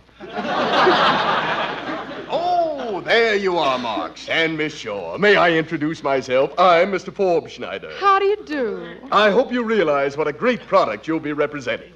Forbes Schneider's ink will write it 20 miles in the air or 20 miles under the sea.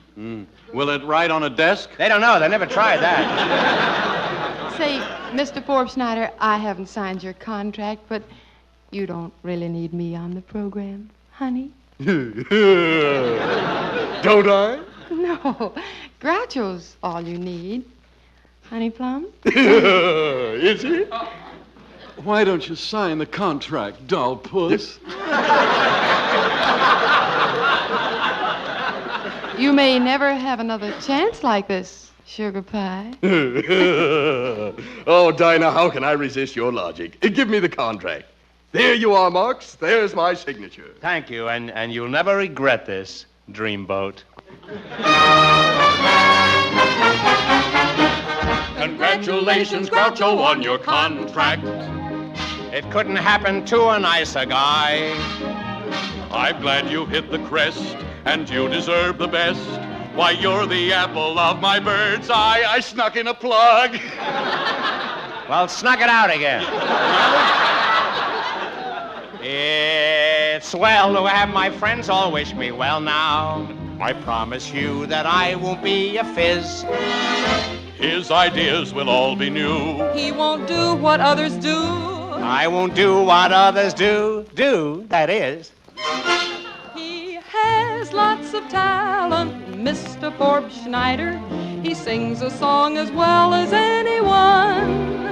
He announces just like I. Show him, Groucho, don't be shy. Bird's Eye is great! Now take away that gun.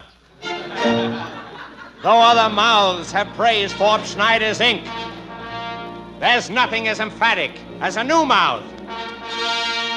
He'll talk it and live it and breathe it and think it. He'll even drink it. Just call me Blue Mouth. He'll top all the comics, Mr. Forbes Schneider. He has a sort of zany, witty knack. I don't see how he can miss. Just for that, you get a kiss. In that case, Mr. F, I take it back.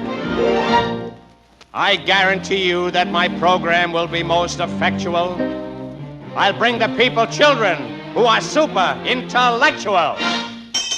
Presenting those mental marvels, the Forbes Schneider kids. And now we turn you over to our quiz teacher, Groucho Kelly Marx. Thank you, and good evening, kiddies. Harry, will you tell the people something about yourself?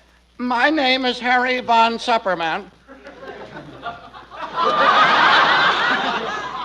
am 2 years old, and for the last 18 months, I have been doing research work on atomic energy with my secret formula. In other words, you were a formula baby.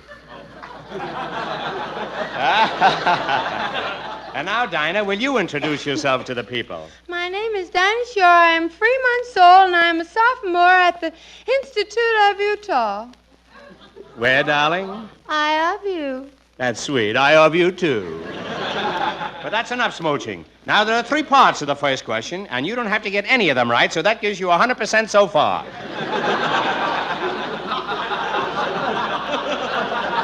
And brings us up to the second question. Dinah, if a man went to college and he got a BA, PhD, a CPA, and a BS, what would he be? A bofticapus. I'm sorry, Dinah, but you got it wrong. The correct answer is a bofticapapus. That means we sent to Mrs. Emily Strunk $1 million in a barrel of Forbes Schneider's ink. Blue-black.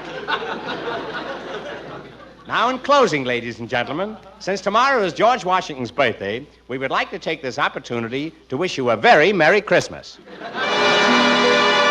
Now, Mr. Marx continues, and his greatness is unfurled as he proceeds to solve the problems of this tepid world. It's 8:45, ladies and gentlemen, and time for the Forbes Schneider Roundtable discussion. Tonight, our guests include Mr. H.B. Zell, eminent authority on cold facts, and Miss D. Shore, who recently contributed to world culture with Kiss Me Once and Kiss Me Twice and Kiss Me Once Again. It's been a long, long time. As usual, our forum is presided over by Mr. G. Marx. Good evening, ladies and gentlemen. The question before our round table tonight is, how can we?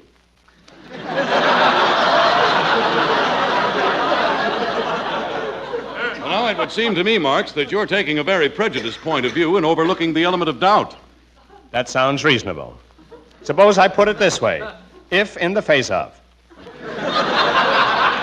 Are you implying, Marx, that the security of our future is imperiled by such an attitude?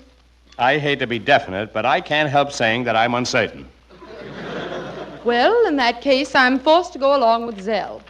Would I make myself clearer if I rephrased the question and said, is there or is there not? But, Marx, you completely disregard Shore's conviction. I'm forced to go along with Zell. Suppose I say that I think. But this is a democracy. Well, then, suppose I say that I. That would cause inflation. Well, then, just suppose. That might work. In that case, I think we all agree. All right, then I'll sum it up. It seems, ladies and gentlemen, that this discussion has conclusively proved that the Atchison, Topeka, and Santa Fe is a great song. And we predict that someday it will become the name of a railroad. Probably the New York Central. The talents of this great artistic Mr. Marx are various. Behold him now as he proceeds to make the world hilarious. People are Groucho, and here is our master of ceremonies, Groucho Marx.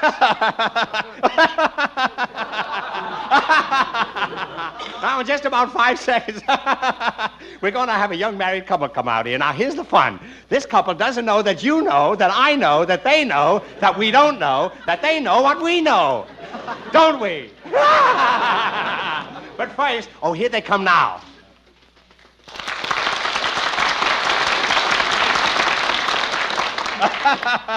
And what is your name? Harry Krillick. Well, how do you spell it? With 2 S's. Splendid. Oh, just the way it sounds, eh? Are you married? What do I look like, smorgasbord? Oh, you're Mrs. Krillick. Likewise, I assure you. You have a first name? Matilda. Isn't that wonderful? Do you mind if I call you Matilda? Why should I mind? I'd mind if somebody called me Matilda. Now, Mr. Krillick, here's how we play People Are Groucho. We give you a 500-pound sack of wheat, and you have to hold it above you. Then, if you fail to answer the question correctly, my assistants break both your arms, and the sack of wheat falls on your head. Any questions? Would you mind if I wear my derby? Now, let's play it fair. Now, Mrs. Now, Mrs. Krillick, you stand opposite your husband because when the sack falls on his head, it automatically releases a trapdoor under you that starts you on your way to China. I'll do the laughing here if you don't mind, huh? Any questions? When do I see my mother again? Well, don't worry about that, because in our next stump, we get rid of her, too. Now, here's the question, Mr. Krillick. Would you tacitate or fracitate a partisan?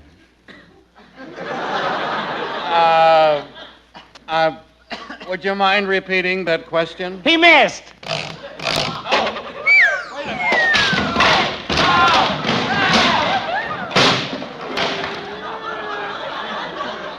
People are Groucho. I was forced to go along with Val.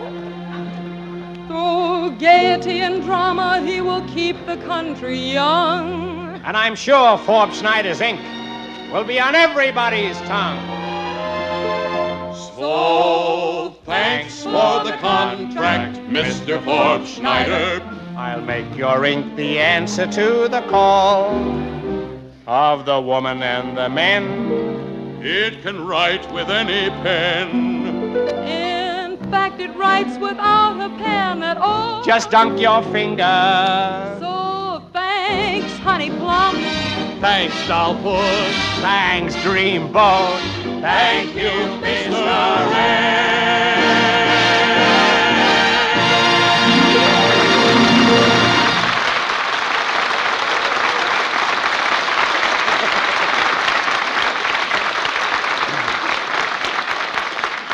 Hey, Mom, I was wondering, does your family like vegetables and lots of them? Well, you know, you can please the whole kit and caboodle of them by getting in one package 5 wonderful vegetables they'll all like. Simply ask for Bird's Eye mixed vegetables. That, my fair lady, is a swell combination of lima beans, golden sweet corn, green peas, diced carrots, and green stringless beans, all mixed together in one package. All prepared for you, all ready to be taken out of their package and cooked. Honestly, you love Bird's Eye mixed vegetables, too. They all taste so garden fresh you'd think you had just picked them out of your own garden. And look at the work you've saved. No peeling the corn, no shucking the beans or shelling the peas or cleaning the carrots. It's all been done for you. So why don't you get yourself several packages of those really delicious Bird's Eye mixed vegetables? Get them tomorrow, huh?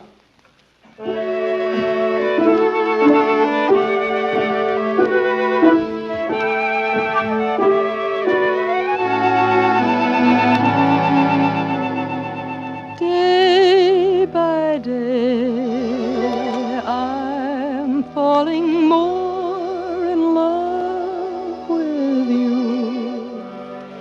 And day by day, my love seems to grow. There isn't any end to my devotion. It's deeper, dear, by far than any ocean. I find that day by day you're making all my dreams come true. So come what may, I want you to know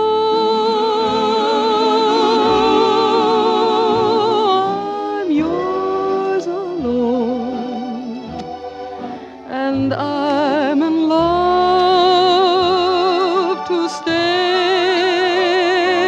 as we go through the years, day by day.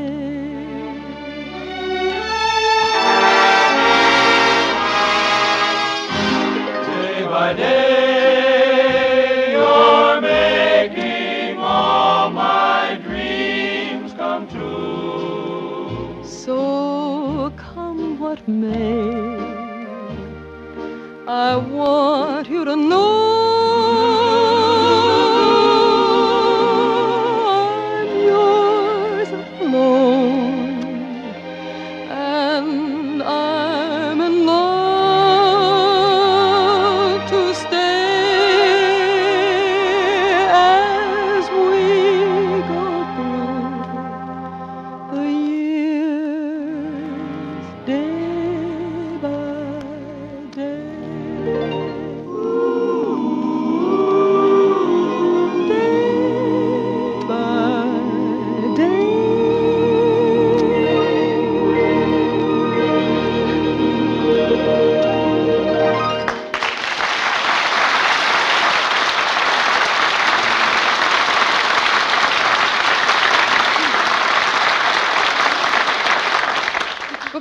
close the Bird's Eye Open House for tonight, I would like to thank Groucho Marx for being with us, and I know we'll all look forward to seeing him soon again. And to tell all our other friends here and at home, thank you for being with us, and please don't forget to visit again next week when we expect to have Ozzie and Harriett with us. Incidentally, tonight the orchestra was under the excellent direction of my good friend Joe Lilly, who was pinch hitting for Robert Emmett Dolan. So until next week, folks, stay well, stay happy, and especially stay with those war bonds. Night, everybody.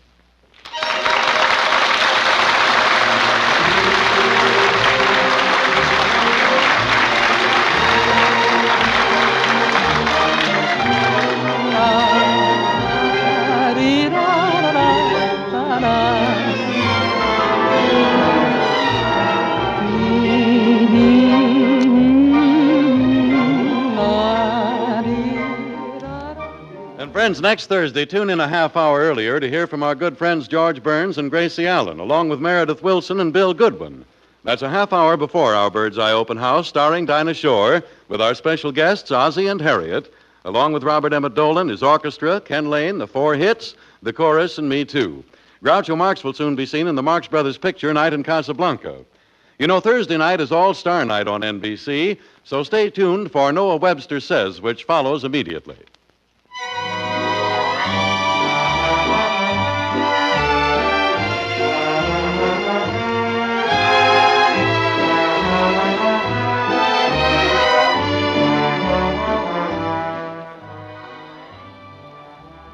Once upon a time, there lived a housewife who, when she started to iron her starched clothes, would always go, Boo-hoo. It was so hard. The iron would stick and snag, and it took her so long to finish her ironing. But one day, someone told her to buy Satina. Will do. She put a little Satina in her starch, and wow, what a difference Satina made. Did, too. Her iron just glided along. Her clothes had a rich, soft sheen. She found Satina really wonderful. So why don't you get Satina? You'll like it, too. That's true.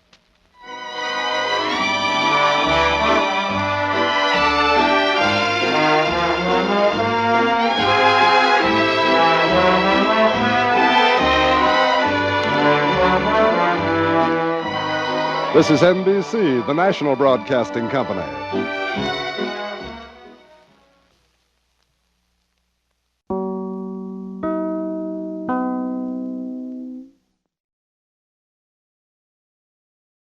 Bird's Eye Frosted Foods present Bird's Eye Open House, starring Dinah Shore, with her special guests, Ozzie Nelson and Harriett Hilliard. And now here's Dinah. When Madame Pompadour was on the ballroom floor, said all the gentlemen obviously, the Madam has the cutest personality. And think of all the books about Du Barry's looks. What was it made her the toast of Paris? She had a well-developed personality. And what did Romeo see in Juliet, or Pierrot in Pierrette, or Jupiter in Juno? You know. And when Salome danced and had the boys entranced, no doubt it must have been easy to see that she knew how to use her personality. And what did Romeo see in Juliet, or Pierrot in Pierrette, or Jupiter in Juno? You know, you know. So don't you say I'm smart and have the kindest heart, or what a wonderful sister I'd be. Just tell me how you like my personality.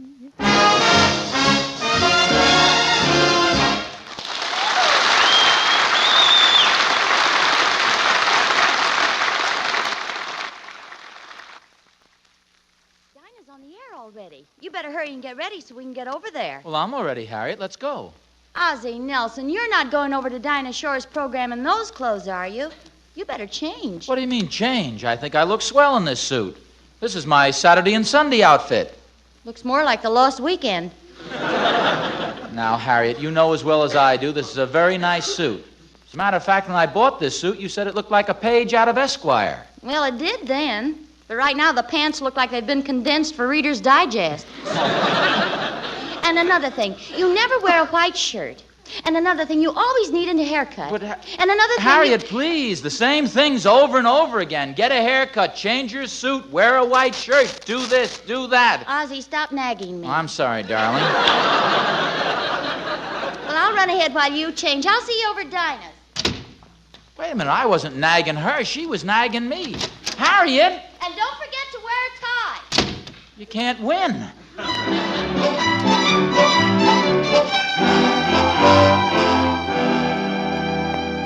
Back here in our Bird's Eye Open House, we always take a lot of pleasure in singing a brand new song. So here's Here I Go Again, just as we recorded it a couple of weeks ago.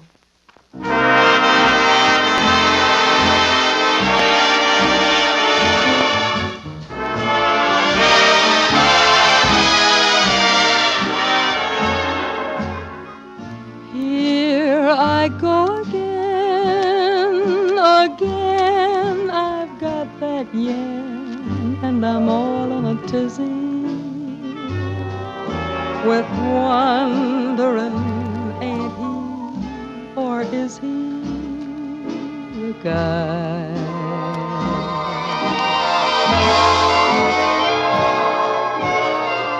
I should count to 10, but here I go again, feeling sad, feeling gloomy. A fat lot of good it'll do me to sigh so. Why should I stick my chin out, and why wait for him to call when I never seem to win out? I know I'm riding for a fall, but here I go again. And if you ask me, when will I learn to be clever? I fear that the answer is never again.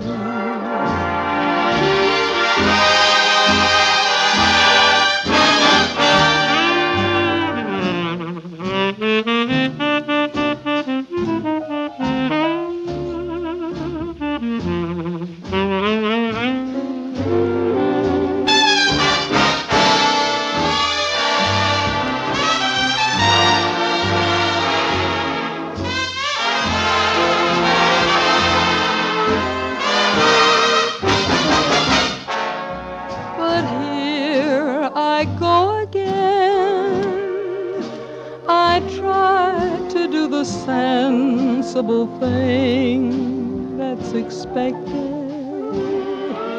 but old Master Cupid connected again.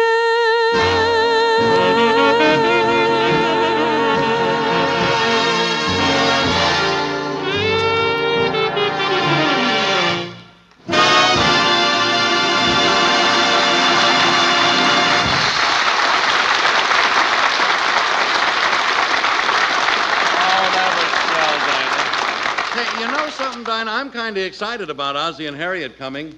It's nice to see a couple as happily married as Ozzie and Harriett are.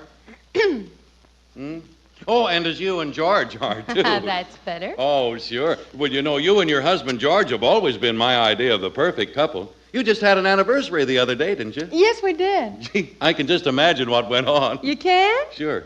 I'll tell you what I'll do. I'll show you. Look, I'll be George and you be Dinah. Oh, this I gotta hear. Yeah, it's a character part for you, you know. Oh, swell. Yeah. You ready? Now, I'm ready. I'm your husband. Oh, all right, Harry. Yeah? I mean, George, Yeah. I'm sorry.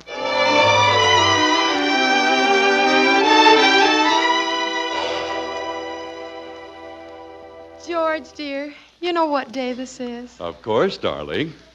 Yes, it's her wedding anniversary. George, just think we've been married 24 months. 24 months. It only seems like 2 years to me.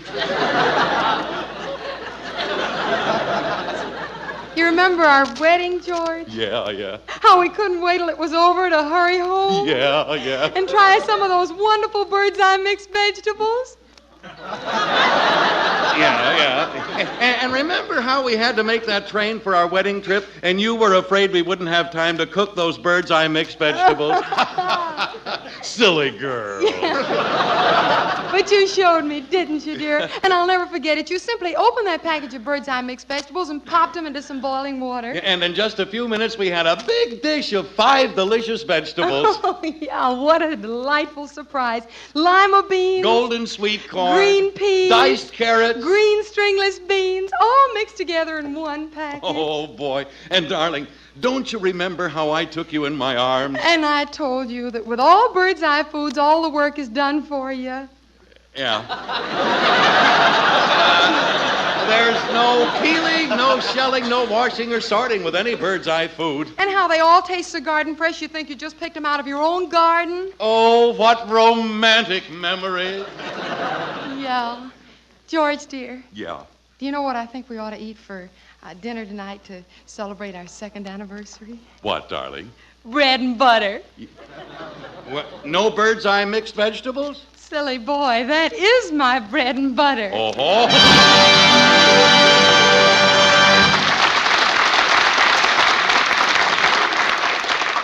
This week is the 25th anniversary in show business of the youngest and oldest, the most adorable and the most ornery child on the air. I'm referring, of course, to Baby Snooks. We think she's wonderful not only because her antics and artistry have made for some of radio's best listening, but also because such a delightful baby is herself a devoted grandmother. To her, we'd like to dedicate a tune which was chosen as the biggest hit of 1937 when Baby Snooks was no younger than she is today.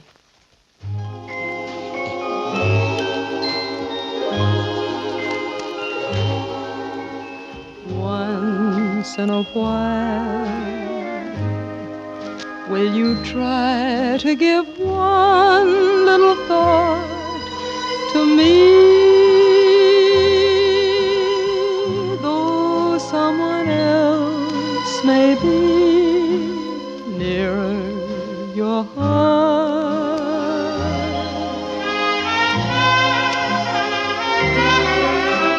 Once in a while,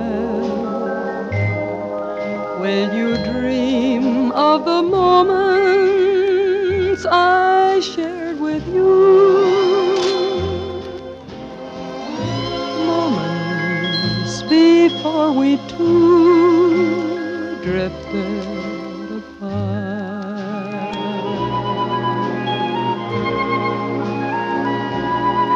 In love's smoldering ember, one spark may remain. If love still can remember, that spark may burn again. I know that I'll be contented with yesterday's memory, knowing you think of me once in a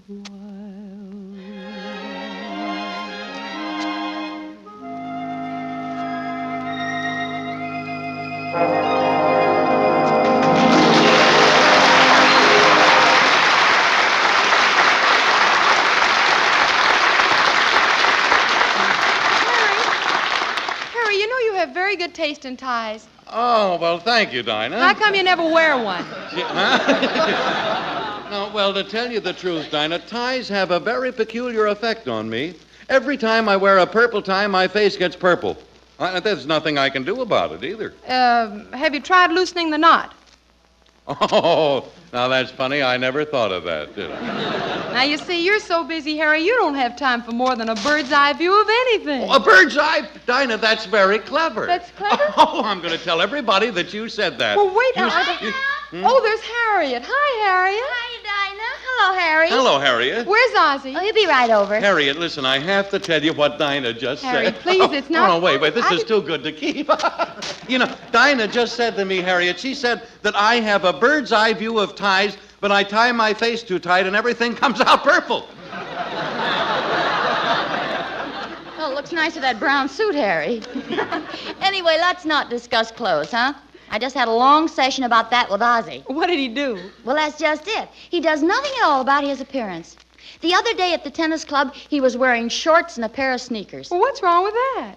Well, it was in the evening. They were having a formal dance. Honestly, I don't know what to do about him. Oh, it is a problem. Harriet, I have an idea. If Ozzie sees that you're very attentive to some well-groomed man, that might change his attitude. Oh, hey, that sounds like a lot of fun. I'll be the well-groomed man. Oh, Harry, but look at all the trouble you'll have to go to. Huh? Oh, well, Harry doesn't mind. No, I don't mind. All I have to do is put on a tie, and you could never tell the difference between me and a gentleman. I'll be right back, kids. Say, Dinah, you just gave me a wonderful idea. Look, when Ozzie gets here, suppose you make him think you're very interested in him. And then you can point out how really attractive he could be if he dressed more carefully, huh? Well... Make him think you're really interested in him. What should I do? Well, let me see. Say, you could... No, let's remain friends. I'll tell you what you could do, though. Here comes Ozzie now, Harriet. Shh, you better not let him see you. Well, don't forget, Dinah. Do whatever you can, Okay, huh? I'll fix it. Don't worry about it. Dinah. Didn't Harriet get here yet? Ozzie, you look wonderful. Yes, I do. I do? Oh, that's a beautiful red flannel shirt you have on. Oh, well, thanks. Notice the long sleeves? Oh, very attractive. It used to have long legs, too, but I cut the bottom half off.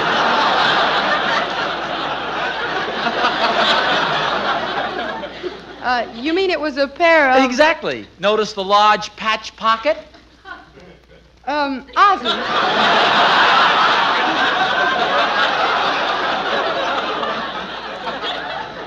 Ozzie.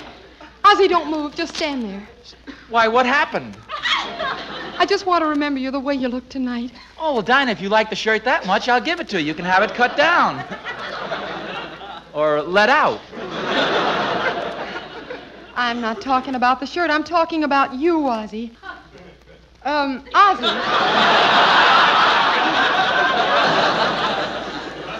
By now, you're famous nationwide. Everyone's clamoring for you. And finally, you've been invited to a party at the White House. Well, what are you doing that night? Thank you. I'd love to. Oh.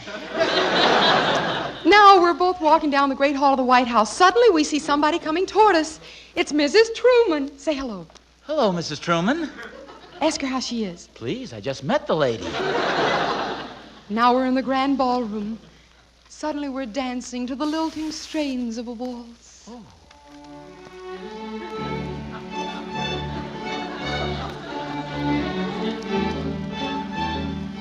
Oh, my senses reel and my heart throbs when I think that I am dancing with one of the best-dressed men in the country, and not a man who wears a red flannel shirt. With a big patch pocket. And as we whirl around the floor together to the strains of the beautiful music... Stop the music! Stop it! This whole thing is a fake. What's wrong? Well, if this is the White House, they wouldn't be playing the Blue Danube. They'd be playing the Missouri Waltz.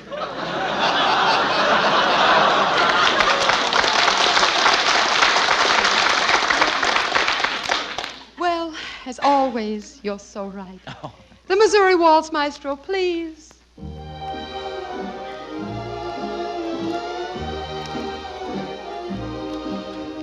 As you and I dance around the room, you hold me closer and closer. Please, Dinah. Your arm around my waist grows tighter. Please. And tighter. Dinah, you're bending my pipe cleaners.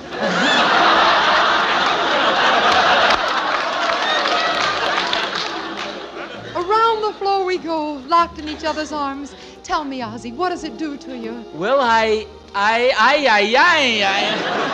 But the music continues to play sweetly and softly. Ozzie. Ozzie? Oh, hello. This is Dinah Shore. Dinah, I'd like you to meet my wife, Harriett. Oh, how do you do? Oh, don't be silly, dear. We all know one another. And I noticed you didn't bother to get dressed up after all. You haven't even got on a tie. Dinah, aren't you surprised at Ozzie coming over here this way? As a matter of fact, Harriet, we were just discussing it. Hello, everybody. Why, Harry! You look positively dashing tonight with that tie. Oh, you really think so, Harriet? Hello, Harry. Yeah, hi. You really think so, Harriet? Oh, Harry, you're always so well-groomed. I can just see you now, selected as one of the 10 best-dressed men in the country. What did I come in, second? Third, you were carrying too much weight. Your fame is nationwide. It's all so clear to me. You're attending a party at the White House. Well, what are you doing that night? She's sewing the bottoms back to the tops. Winter is coming on. You know, I'll be with Harry. And as we walk down the Great Hall, who do we see approaching? I have a funny feeling it's Mrs. Truman. Say hello to Mrs. Truman, Harry. Don't you mean say hello to Mrs. Harry Truman? He's got it backwards. Ozzie, I wish you'd stop interrupting. I'm just trying to tell Harry how much I admire him for always wearing a tie, not being like you. Well, would it surprise you, Harriet, if I told you that Harry just happens to be wearing my tie? Harry's wearing your tie? That's what I said. You see, after you talked to me about getting all dressed up, I decided to give in and wear a tie. But as I was coming into the studio, I met Harry coming out, and we had a little chat. Harry, you don't mean... Harry, you don't mean you told Ozzie our secret. Mm-hmm. I'm sorry, Dinah, but I couldn't help it. All of which proves the old adage, never trust a man. Oh, you can trust a man, all right, Harriet, but you can't trust a beaver. A beaver? A beaver. One for all and all for one. If there are secrets, we keep none. Yea, verily, hail to beaver. Wait a minute. What goes on here? Well, Harry and I just found out tonight that when we were kids, we both belonged to the Eager Beavers of America. You were both Eager Beavers? That's right. Harry was in the Over-Anxious Patrol, and I belonged to the For Goodness Sakes Hurry Division. How did you two find this out? Well, it was very funny. By mistake, I gave Ozzie the secret handshake. What's a secret handshake, Harry? Well, Dinah, you place your index finger over the thumb and twist the third finger over the index finger and then the second finger over the third. You place the pinky between the second and fourth and then you shake real hard. That shows the other eager beaver that you're a member. It also comes in handy for milking cows. Oh, gosh, you know, Ozzie, it feels just like old times again to have a swollen thumb after that beaver handshake. Isn't it wonderful, Harry? Look, I can hardly bend mine. Oh, you're lucky. Ozzie, why didn't you ever tell me that you were a beaver? I guess I just never thought of it. But, darling, I'm a beaverette. Harriet! Harriet, did you say you were a beaverette? Yes. Harriet! Inky dinky yonga bunga. Dinah! Boola boola cucamonga. Harriet, shake! Dinah! Hey, Ozzie! Ozzie, look at their hands. How about that? Swollen pinkies. Well, Ozzie, I guess it's a beaverette. I'll have to forgive you. But to tell you the truth, I should have known that Harry was wearing your tie. Never seen such an awful-looking thing in all my life. Where'd you get it? It was a Christmas present, Harriet. You gave it to me.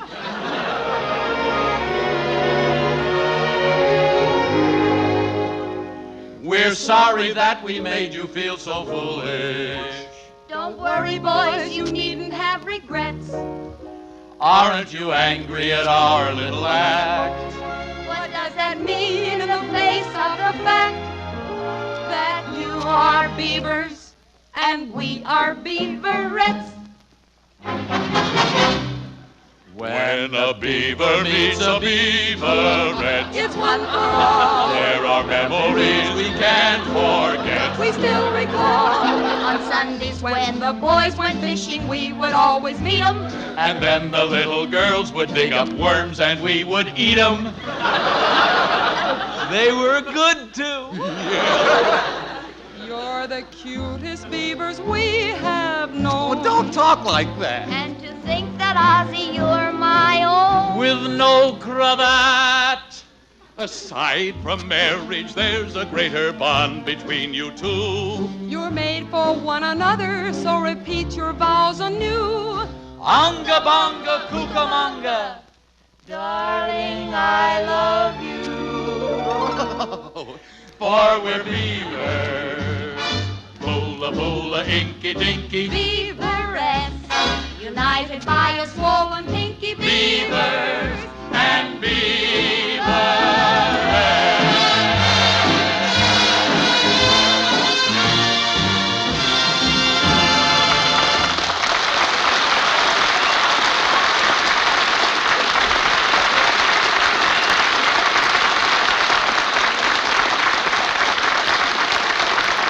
Say, Mom, if you're going to do your weekend shopping tomorrow, how's about putting at the top of your list several packages of those Bird's Eye mixed vegetables? 5 delicious vegetables all mixed together in one package. Luscious lima beans, golden sweet corn, green peas, diced carrots, and green stringless beans, all ready to be cooked. And of course, Bird's Eye mixed vegetables taste like all other Bird's Eye foods, top quality with that real garden fresh flavor. In fact, if you don't think Bird's Eye mixed vegetables are the best you ever tasted, Bird's Eye will give you your money back. But I bet you do love them, so get some, won't you? Just make sure that when you buy, each and every package is plainly marked Bird's Eye. For there are many brands of frosted foods, but there's only one Bird's Eye quality and goodness. So for the better buy in frosted foods, better buy Bird's Eye.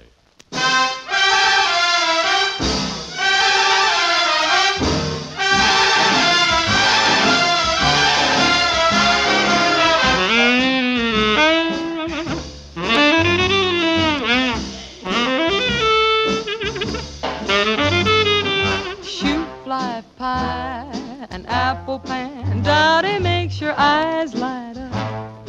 Your tummy say, howdy, Dottie, shoot fly pie, an apple pan, Dottie, I never get enough of that wonderful stuff. Shoot fly pie, an apple pan, Dottie makes the sun come out when heavens are cloudy. Shoot fly pie, an apple pan, Dottie, I never get enough of that wonderful stuff. Mama, when you bake, Mama, I don't want cake, Mama, for my sake, go to the oven and make some ever-loving shoot fly pie, an apple pan, Dottie makes your eyes light up. Your tummy say, howdy, shoot fly pie, an apple pan, Dottie, I never get enough of that wonderful stuff.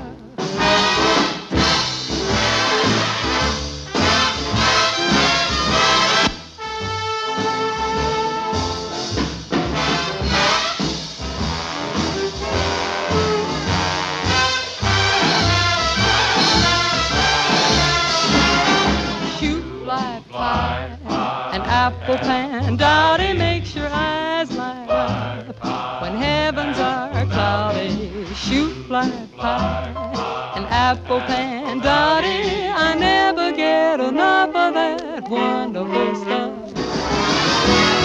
Mama, when you start to bake, I don't want no cake. Mama, Mama, for my sake, go to the oven and make some ever-loving shoot fly pie, an apple pan, Dottie makes your eyes light up. Your tummy says, howdy, shoot fly pie, an apple pan, Dottie, I never get enough of that wonderful stuff. Shoot fly pie, apple pan, Dottie, your eyes light up. Light up, light up. Shoot fly pie, apple pan, Dottie.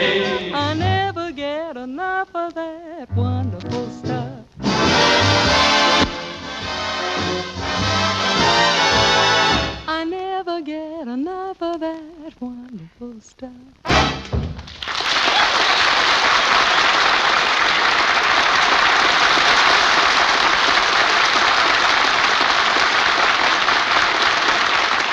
Friends, next Thursday, tune in a half hour earlier to hear from our good friends George Burns and Gracie Allen, along with Meredith Wilson and Bill Goodwin.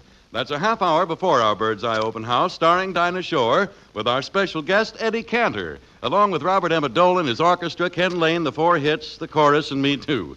Ozzie and Harriett appeared through the courtesy of International Silver Company, makers of 1847 Rogers Brothers and International Silver. You know, Thursday night is All-Star Night and good listening on NBC, so stay tuned for Noah Webster Says, which follows in just 1 minute over most of these stations. Night, everybody.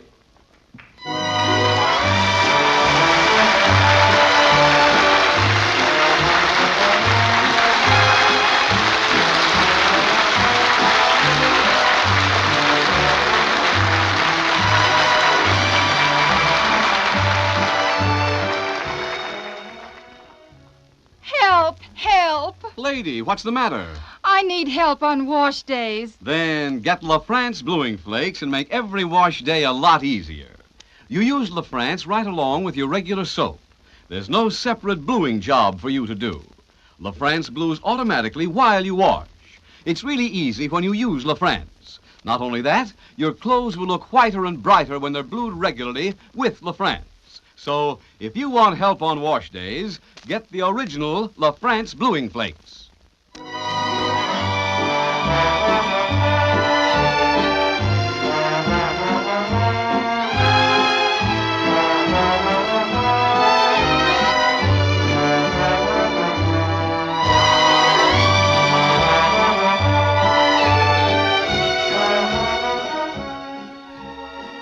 This is NBC, the national broadcasting company.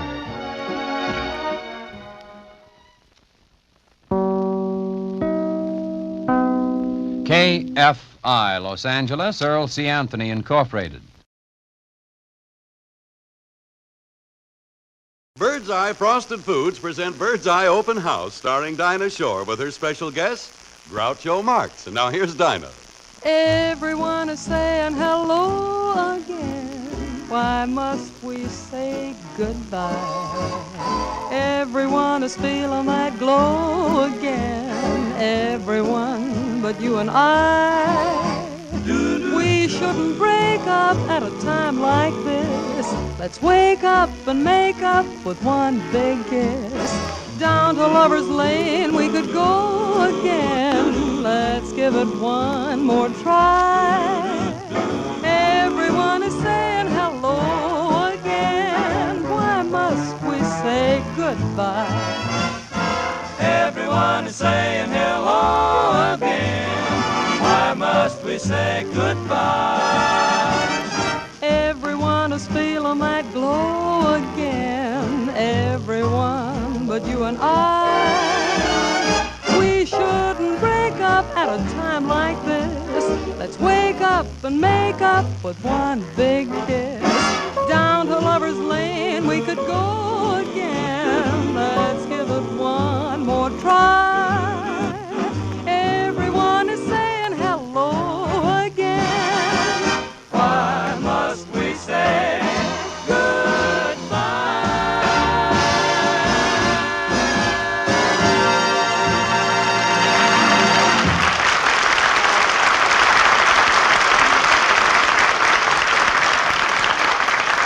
Oh, that was smart. You know something, Dinah? I was just thinking I haven't seen Groucho Marx since he was on our show 3 weeks ago. Well, as a matter of fact, Harry, nobody has. Nobody? Yes, Groucho caught a very bad cold the last time he was here, and, well, he's become a sort of hypochondriac. Oh, no. Yes. Isn't that a shame? Beginning to steal at his age.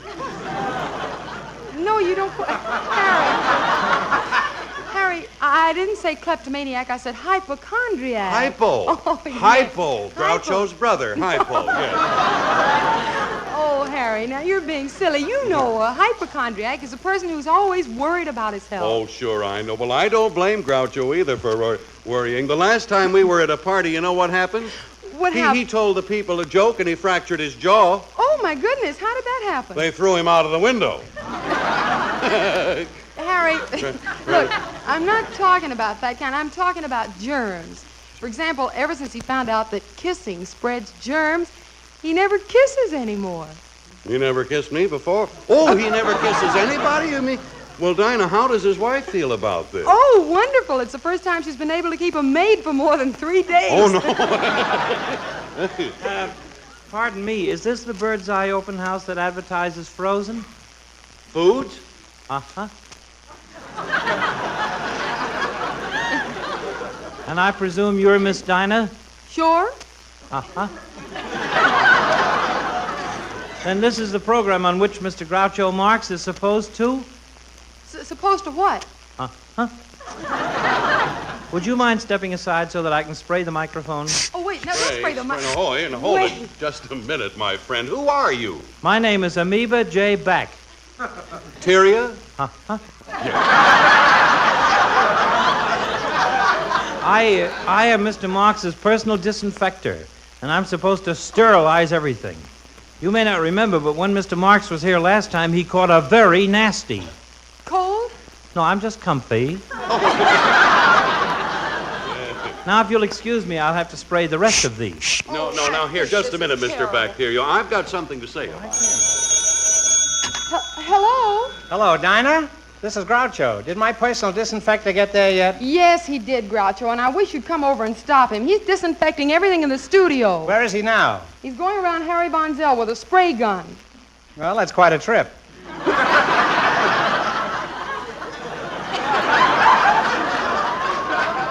He'd better get a road map.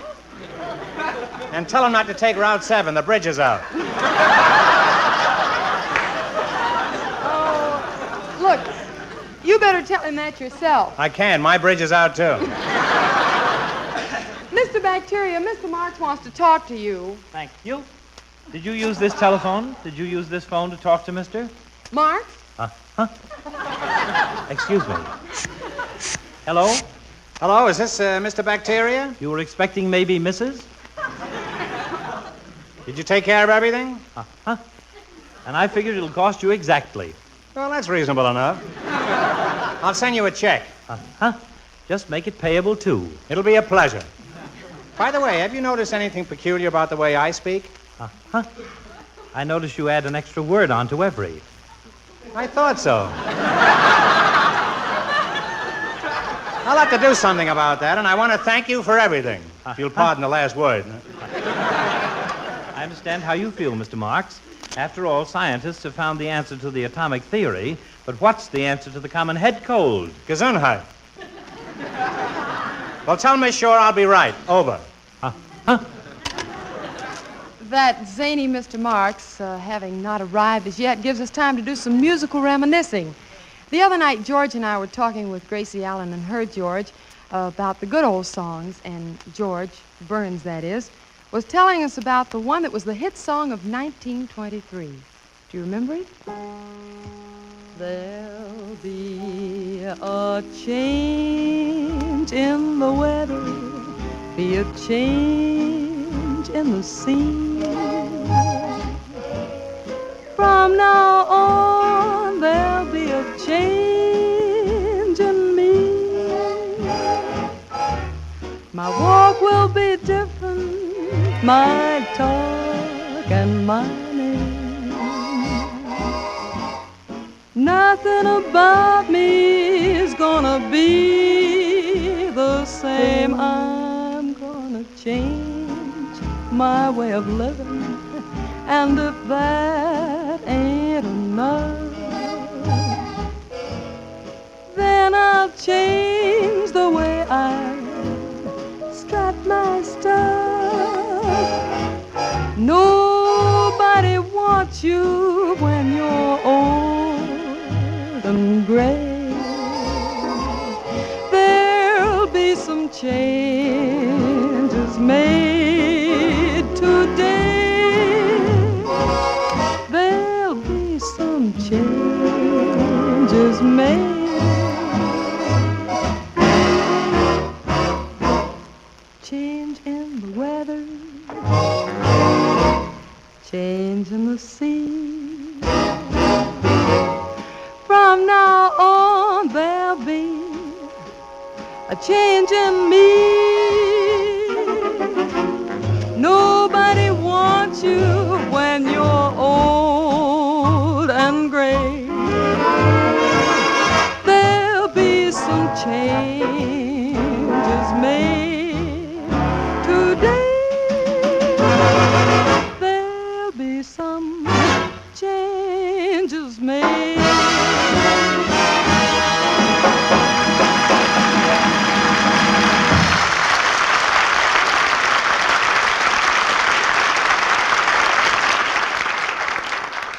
Oh, Mr. Fonzel, could I please have a moment of your time? Why, certainly. What are you laughing at? Well, you struck me funny just at the... Oh. How do you say it again, please? I said, could I please have a moment of your time? Yes, you certainly may.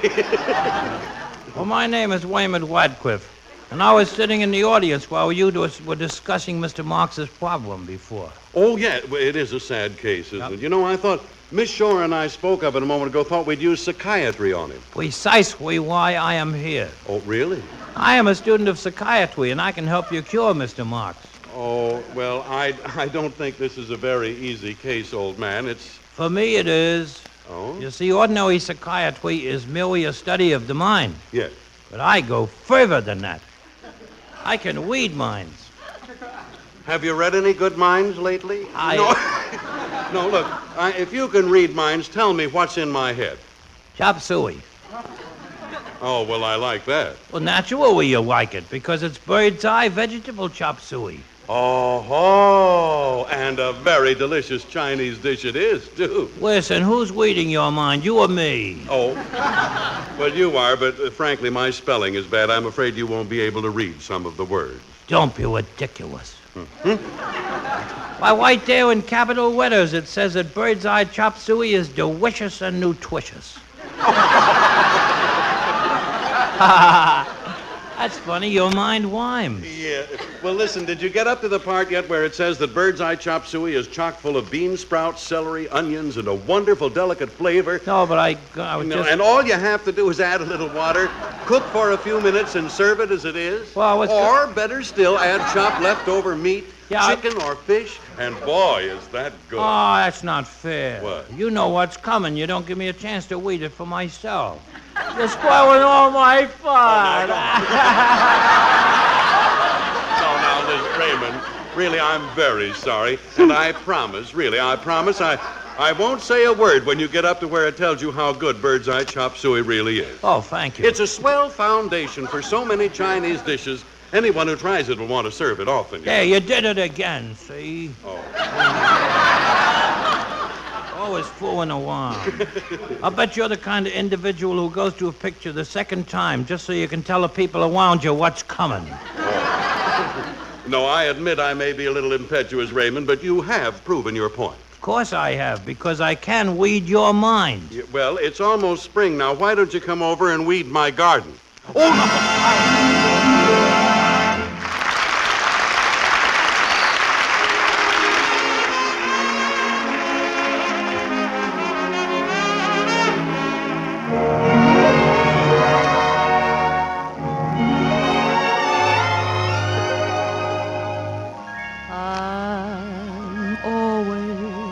Chasing rainbows,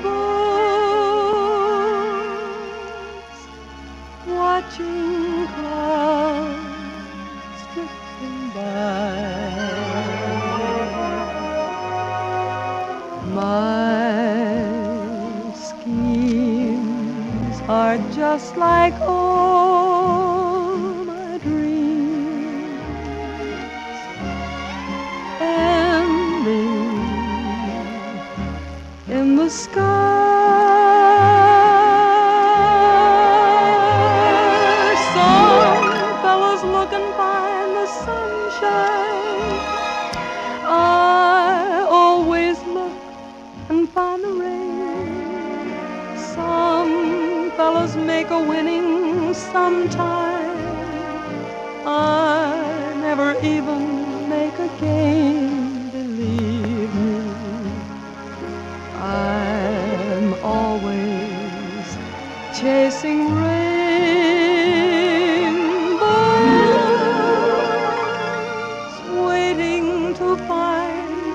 little bluebird in bed. Some fellows look and find the sunshine. I always look and find the rain. Some fellows make a winning sometime. I never even make a game, believe me. I'm always chasing rainbows,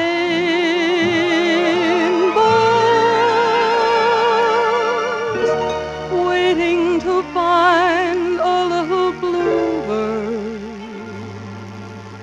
in bed.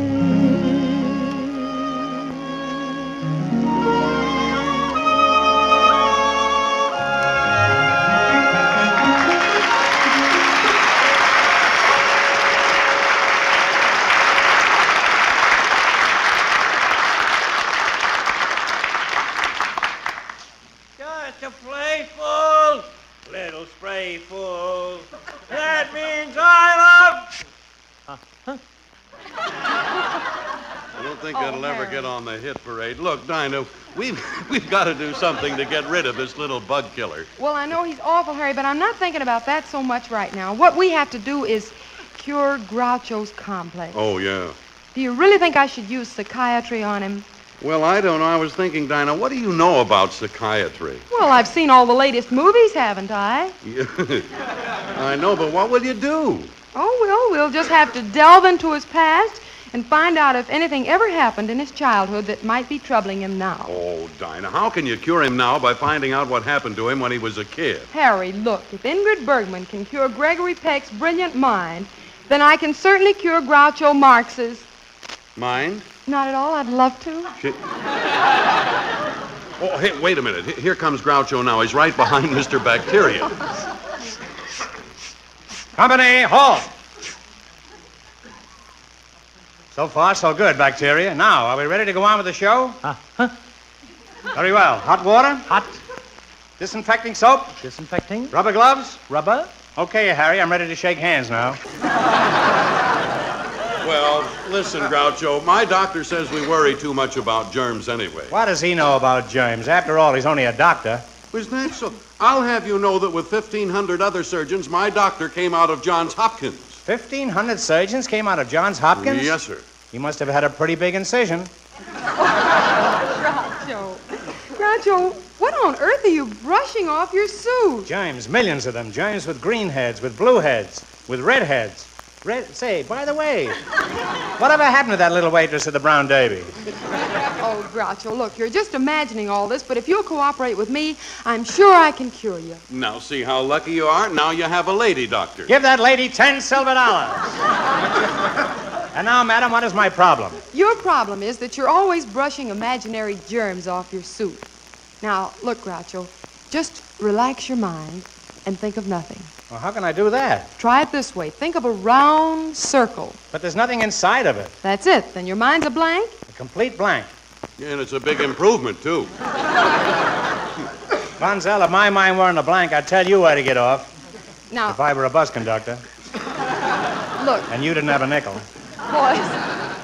Boys, please don't interrupt the experiment. Groucho, are you thinking of a circle? Yes. Now think of an X. I've got it. Now a circle. Go ahead. Now an X. Right. Now a circle. Hold it. What happened? I just beat myself at tic-tac-toe.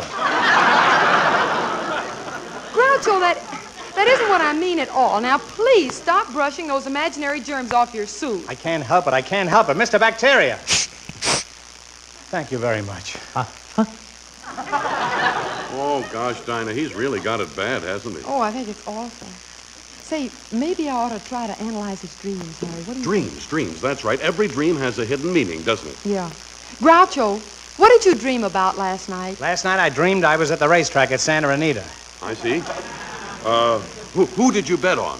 A horse, of course. Well, who was the horse? I was. Who'd you think the horse was? One of the horses? Oh, no. Excuse me, it was a natural mistake. Imagine me thinking a horse is a horse. Ridiculous. I suppose you were the jockey, too. Of course I was. You don't think I let a stranger on my back? You take him, Dinah. Okay. Groucho, how could you be both horse and jockey? It was a small dream. Everybody had to play two parts. You don't seem to be getting anywhere. Groucho, have you had any other dreams where you weren't a horse? Well, I dreamt I was a cow for 3 weeks, but it was too nerve-wracking. I couldn't get my pajamas over the horns.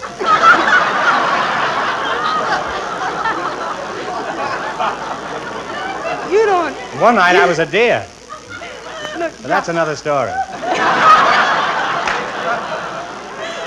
Groucho, you don't mind if we get out of the barn, do you? Listen, Dinah, this fella has antlers in his pantomime.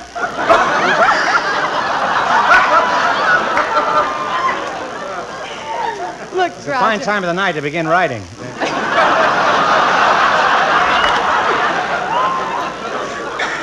Groucho, have you... Get back in the barn, will you? I think it was safer. Have you had any beautiful dreams lately? Yes. Once I dreamt I dwelt in marble halls. Oh, I wonder what that means. I fell asleep in the bathtub. You take him, Dinah. Go ahead. Oh, Groucho, you know you should never fall asleep while you're taking a bath. I wasn't taking a bath. I was just lying there thinking about it. It was my wedding, and they were giving me a shower.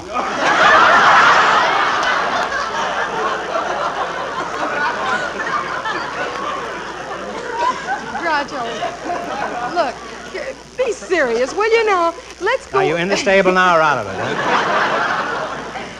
Groucho, let's get into this a little more deeply. Do you have any dreams that occur frequently? Yes. Every night in my dreams, I come to a door with a big sign on it. Then I push it with all my might, but it won't open. Well, what does the sign say? It says pull. Okay.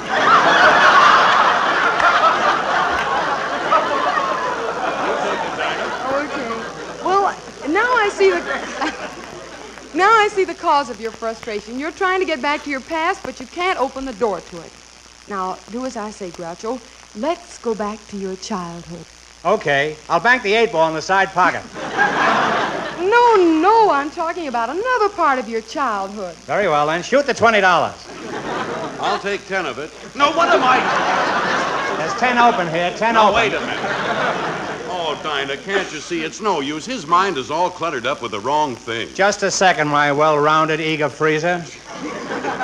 How did you spend your childhood? Me? I lived in a little romantic town, Groucho. Mm-hmm. On cold winter nights when the moon was shining, the girls and boys would go down to the pond and we'd ice skate. Yeah. So far, nobody's made a buck. Well, make fun if you want to, but it was beautiful. After a while, we'd go off in couples to the side of the lake and see who could freeze their spinach first. Gee, I'll never forget. He's got a one-truck mind. The winner was entitled to be called Bird's Eye for the rest of the week. Now, you see, that's what we mean, Groucho. Can you think of any outstanding incident in your youth? Yes, it happened one night when I was taking a walk with my sweetheart and her boyfriend.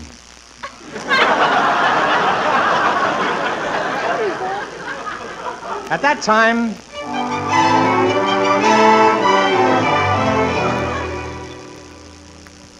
we lived in a tough neighborhood, and there was an old house on top of the hill. Nobody ever dared go near it until that fateful night. Hey, fellas, come on, let's take a walk over to the haunted house. Oh, hey, Tuffy, that's a swell idea.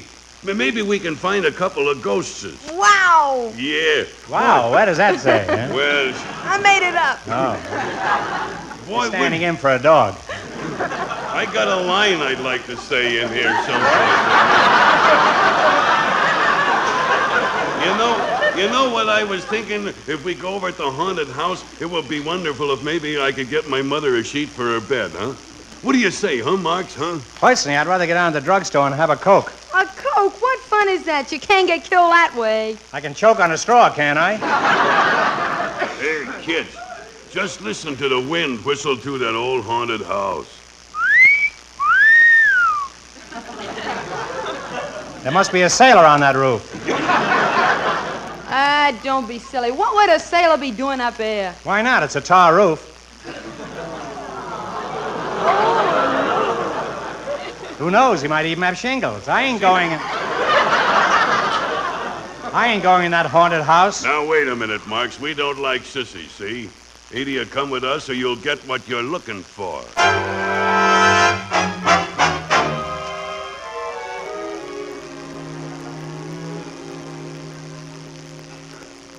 Since this was no place to get what I was looking for, we continued on our way up the hill. Then, in the eerie blackness of the night, I saw a white owl. Naturally, I picked it up and smoked it. It was the first time I had ever smoked a cigar. And after 2 puffs, I realized I was a man. A sick man. Suddenly, there was a bolt of lightning. Hey, Marx, where are you? I'm over here, behind this tree. What are you running away for? If lightning's gonna hit you, it's gonna hit you. Well, if it's going to hit me, at least let it look for me. You can't kid me, Marx. You're scared to death. I am not. I always wear my hair straight up. Hey, listen to that dog growling. Yeah. Hey. Look, Groucho, you go up there and take care of him. Take care of him? I got 3 uncles now I'm taking care of. Look, now, don't worry about the dog growling. It just means he's smiling. Yeah? The last time somebody told me that, a dog smiled right through the seat of my pants. Now, just a minute, Groucho. I thought you said you'd face death for me. Yes, but that dog isn't dead. Now, listen, Marx. You should have heard that on the 5:30 show. It's pretty late for that joke, 9 o'clock. It's kind of sleepy. I got another line. Listen to me, Marx.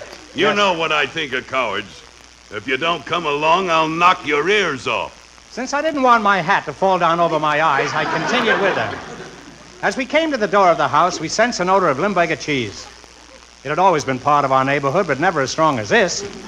Stand back, everybody. I'm going to open that door. Hey, look at them big boxes in there, one on top of another. I'll go in and open one of them. I'll prove to you that I'm not a coward. My hero, what a man. My friend, what a guy. My goodness, what a smell.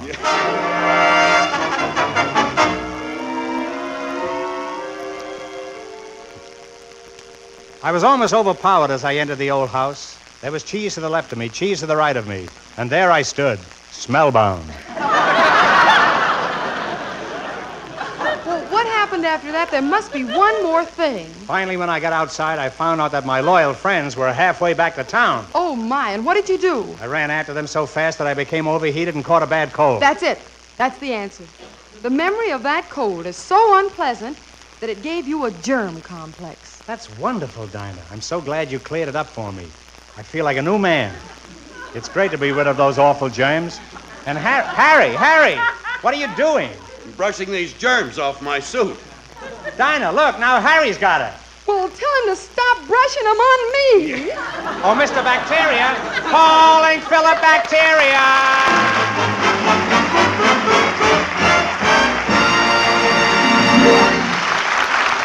Hey, you know, Mom, I got a swell idea for one of your meals this weekend. And it's so good and such an easy thing to prepare that you'll want to have it often, I'll bet.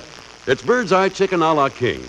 Real chicken a la king on crisp golden waffles or snowy white rice or light as a feather biscuits. And boy, is that some eating. For in that bird's eye chicken a la king, you get big, tender pieces of bird's eye chicken, sliced mushrooms and pimentos, bird's eye green peas, snippets of green peppers, and rich, smooth chicken broth and gravy. And all you have to do to enjoy it is add a little milk and heat. Honestly, you love bird's eye chicken a la king, so how's about getting some first thing tomorrow, huh?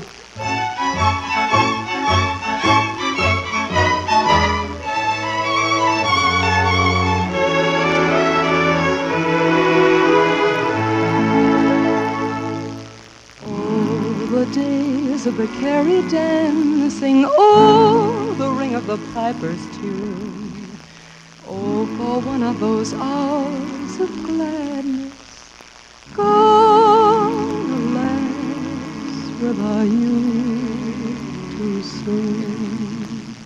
When the boys began to gather in the glen of a summer night, and the carry piper's tuning made us long with wild delight. Oh, to think of it, oh, to dream of it, fills my heart with fear. Oh, the days of the carriage dancing. Oh, the ring of the piper's tune. Oh, for one of those hours of gladness gone, alas, without you too soon. When the boys began to gather in the glen of a summer night, and the carry piper's tuning made us long with wild delight. Oh, to think of it, oh, to dream of it, fills my heart with tears. Oh, the days of the carriage dancing, oh, the ring of the piper's tune. Oh, for one of those hours of gladness gone, alas, without you too soon.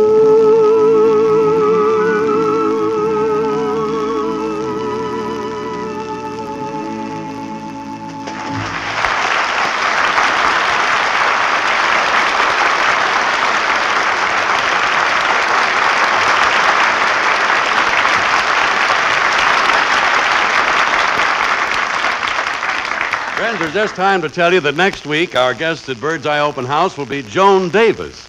Groucho Marx will soon be seen in the Marx Brothers picture Night in Casablanca. Thursday night is All-Star Night and good listening on NBC, so stay tuned in for Noah Webster Says, which follows in 1 minute over most of these stations. Good night, everybody. This is NBC, the National Broadcasting Company. KFI Los Angeles. Bird's Eye Frosted Foods present Bird's Eye Open House, starring Dinah Shore with her special guest, Joan Davis. And now here's Dinah. I love the morning glories growing and the breeze is softly blowing in Atlanta, GA. I love to wake up in the morning, see the sun come up at dawning in Atlanta, GA. I love to walk among the flowers and taste the honey from the bees. I want to while away my hours, reading books and dreaming dreams beneath the trees. I want to see the ivy clinging, want to hear the robin singing little songs I adore. I want to attend the Sunday meeting, want to hear that friendly greeting when I get home once more. I long to hold that certain someone. I miss him more and more each day. I'm getting ready for a wedding in Atlanta, GA. I want to see the ivy clinging, hear the robin singing little songs I adore. I want to attend the Sunday meeting, want to hear that friendly greeting when I get home once more. I long to hold that certain someone. I miss him more and more each day. I'm getting ready for a wedding, gonna get the train that's heading for Atlanta, GA.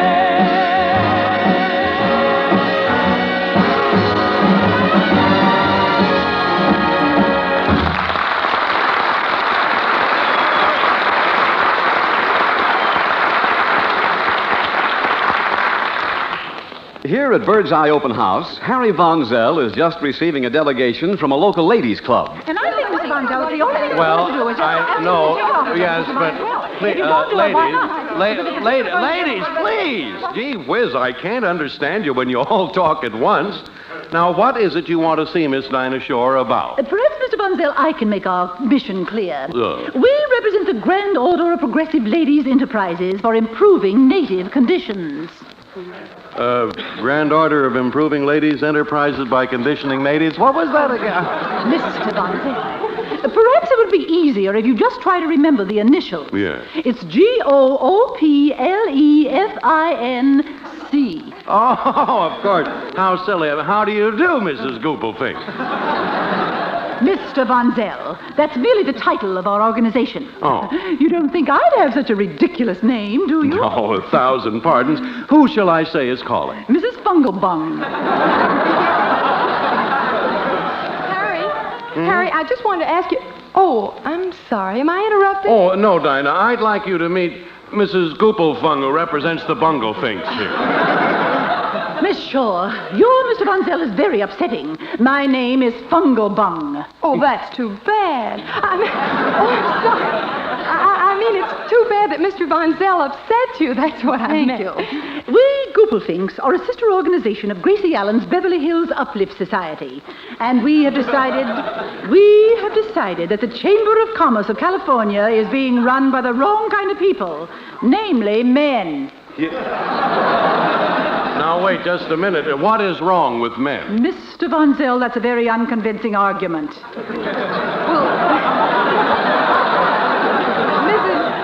Mrs. Fungalbum, if you want to take the men out of the Chamber of Commerce, who do you intend to put in their place? Two of our outstanding feminine citizens, you and Miss Joan Davis. Oh, that's very nice, but have you talked to Miss Davis about this? As a matter of fact, another group of delegates is at Miss Davis's tea room right now. And that should prove, Miss Davis, that women are the backbone of this country. After all, aside from providing the required income, what do men have to offer? Well, let's see. Now, there's romancing, and there's hugging, and there's kissing. Really nothing when you come to think of it. The views expressed in the script are not necessarily those of the speaker.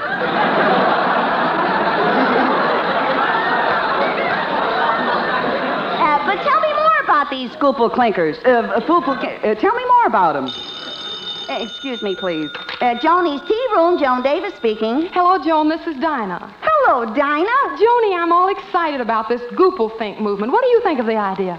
Well, the way I feel, Dinah, there's only one condition on which we ought to go into it. What's that? If we can't get out of it. But, Joni, you know, there's also the possibility that it might do us a lot of good to be active in civic affairs. After all, right now, people think of Dinah Shore as a girl who gets up in front of a microphone and sings a couple of silly little songs. And what does that mean? Nothing. Yeah, and they think of Joan Davis as a girl who tells a lot of useless old jokes. What does that mean? Less than nothing. Just a minute, Dinah. Let's try that over again. Yeah, you go first this time.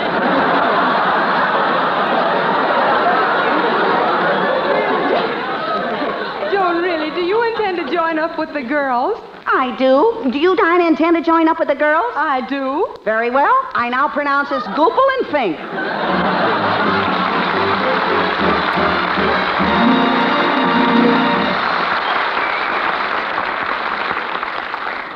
Pardon me, but you're Harry Von Zell, aren't you? Well, yes, I am. Well, have you seen a woman named Chloe Fungalbung? Uh-oh. She's a Goopelfink. You mean that woman, about 6 feet tall, weighs 80 pounds, and has a mustache? Yeah, that's my wife, who is drifting away from me. Well, congratulations. But don't you understand? I dearly love her, and I'm losing her to the Goopelfink. Oh. So I came to you for advice, because I know what women think about you. You do? You haven't told anybody, have you? Women think you're wonderful. Oh! What's your secret? Oh, my secret? Well, listen, if you really want romance, the first thing you have to do is to get your wife in the proper mood. Oh, do proceed, and I'll be ever so grateful. Oh, you will? Well, now, for instance, every night bring her orchids and perfume and candy. Yes. And then the pièce de résistance, give her what every woman loves. Oh, Mr. Von Zell, you don't mean... Oh, yes, I do. Give her some bird's eye spinach.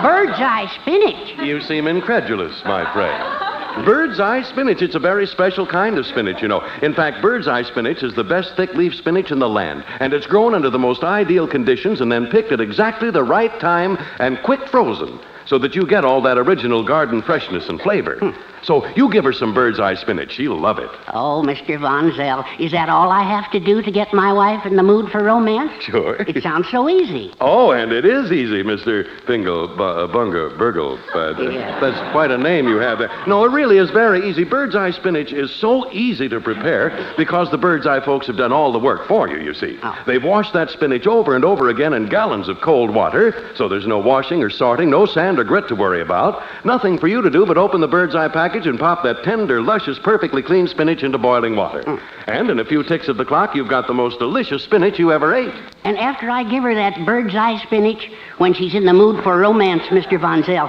what should I do? What shall you do then? I'll tell you. You go to the roof of the house with her, you see. To look at the moon and the stars? No. Well, what should I do if she wants to smooch a little on the roof? Jump off.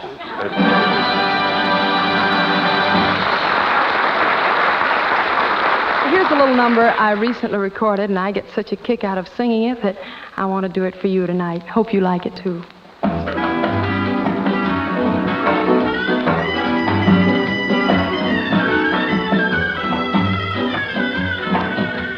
Coax me a little bit, coax me a little bit, a little bit. Coax me a little bit, coax me a little bit. If you want a big kiss, I'll tell you what to say. Here's what you gotta say. Pretty, pretty, pretty, pretty, please. I'm gonna pout a bit till you give out a bit, and you really insist. So, chatter me with your flattery. You know the reason why I'm teasing. What good is something that comes easy? Love is grand if you understand. It all depends the way that you begin, how soon I'm in your arms. So coax me a little bit, coax me a little bit, a little bit. Coax me a little bit, coax me a little bit, a little bit more.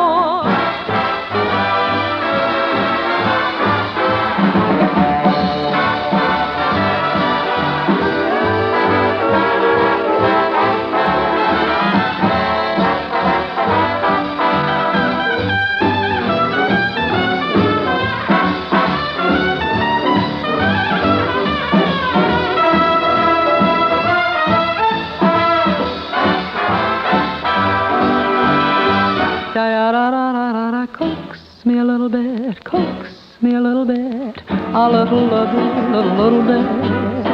Coax me a little bit, coax me a little bit. If you want a big kiss, I'll tell you what to say. Here's what you gotta say. Pretty, pretty, pretty, pretty, please. I'm gonna pout a bit till you give out a bit, and you really insist. So, honey lamb, just how sweet I am. Whisper soft and sweet and gentle, 'cause you know I'm sentimental. I like what you say, so you say what you like. My heart alone will tell me if you rate the love you're waiting for. So coax me a little bit, coax me a little bit, a little bit, a little bit, a little bit, a little bit more.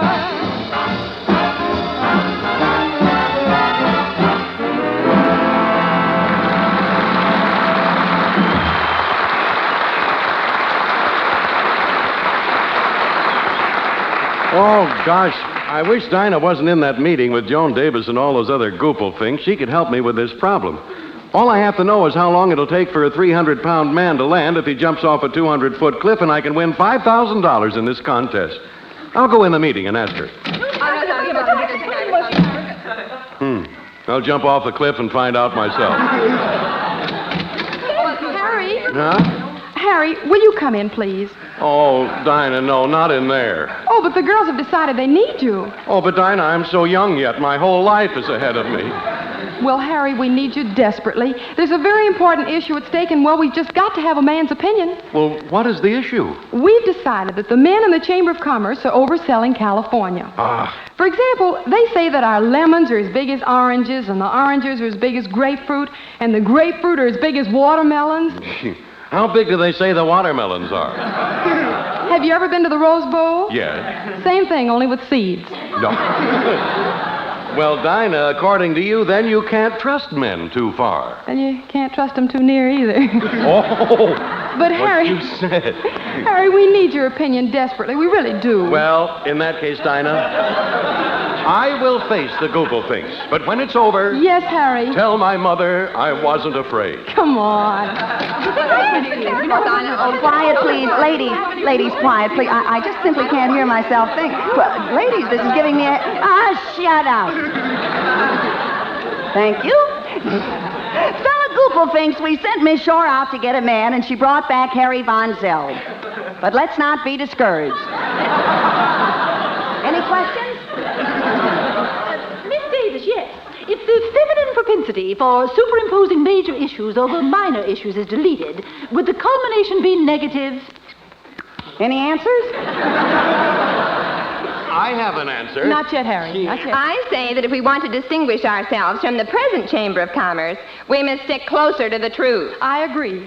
And from now on, when I take my nephew to the theater, I'm not going to say he's 10. I'm going to tell them he's 11. At what age do the prices change? Well, they changed at 12, but he's very small for 13. But then that's not the whole truth. George Washington chopped down the cherry tree and then told his father. And because he told him the whole truth, his father never did a thing to him. Well, no wonder the kid had an axe in his hand.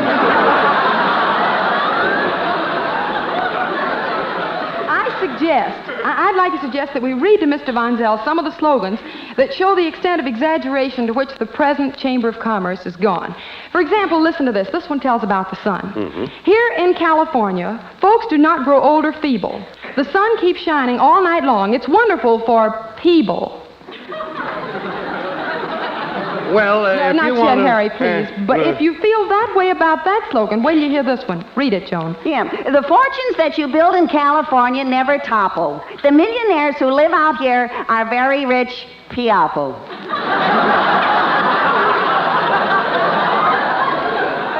Well, I think... Now, look, thank you ever so much, Harry. You've given us some excellent opinions. Yeah, well, if you think that's good, you ought to hear me when I say something. Well, I think that definitely proves that we Goopelfinks should be honest about everything. Everything? Of course. Don't light the birthday cake, Mother. I'm bringing home more candles.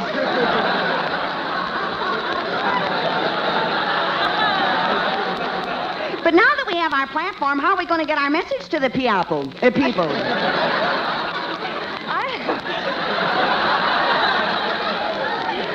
I have an idea, Chairman Davis. Yes? Suppose we write a theme song that tells the truth about California. Oh, it wasn't that funny, and you know.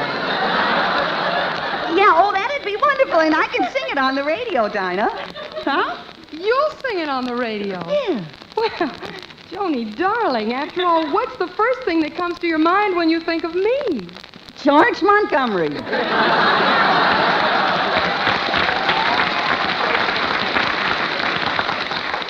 I'm talking about my singing. Oh, well, I don't want to be unfriendly, Dinah. Do you want to sing the song? Yes. Okay. Don't ever talk to me again. But, Joan, there must be some way we can settle it. Well, I have an idea. Let's toss a coin. Look, I got one right here. I'll take heads.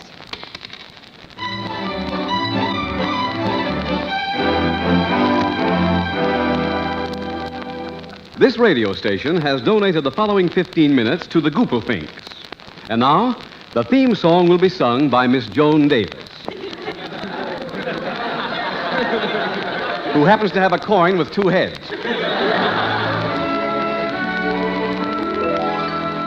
Here in California, people are proud of the climate, always fair. And when a cloud appears, they shed no tears. They never will admit it's there. But I'm a Goopelfink, I tell the truth, and I am here to say There's something falling from the clouds above, and brother, it ain't hay.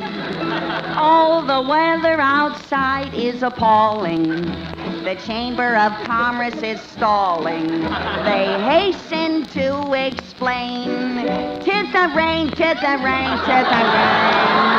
Oh, the weatherman is frowning, 'cause the ducks in his pond are drowning. But he stubbornly maintains, 'tis a rain, 'tis a rain, 'tis a rain. And the Hollywood Bowl is jammed. Every seat in the place is sold out. While the people enjoy Chopin, they're sitting there fishing for trout. Oh, I heard a man remarking as the troops were disembarking from a battleship at 5th and Main. 'Tis a rain, 'tis a rain, 'tis a rain. See the cottages floating by, hear the lightning and thunder crash, and the water is getting high as your father's mustache. When April showers come down this way, true Californians brush them away. For when it's raining, here's their excuse. They say it isn't raining rain, you know, it's raining orange juice. They insist that the sun is beaming. You can hear the natives screaming as they disappear down the drain. Tis a rain, tis a rain, tis a rain.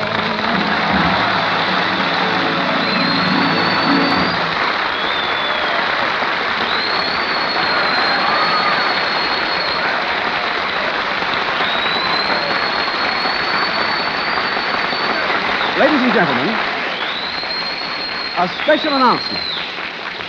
Due to an avalanche of telephone calls, it is necessary to discontinue the Goopelfink program. We switch you to another studio. Hey, Harry, why did they do that? What happened? Well, what happened? You were too convincing. Look at the messages coming in. Here, read this one. Let me see it.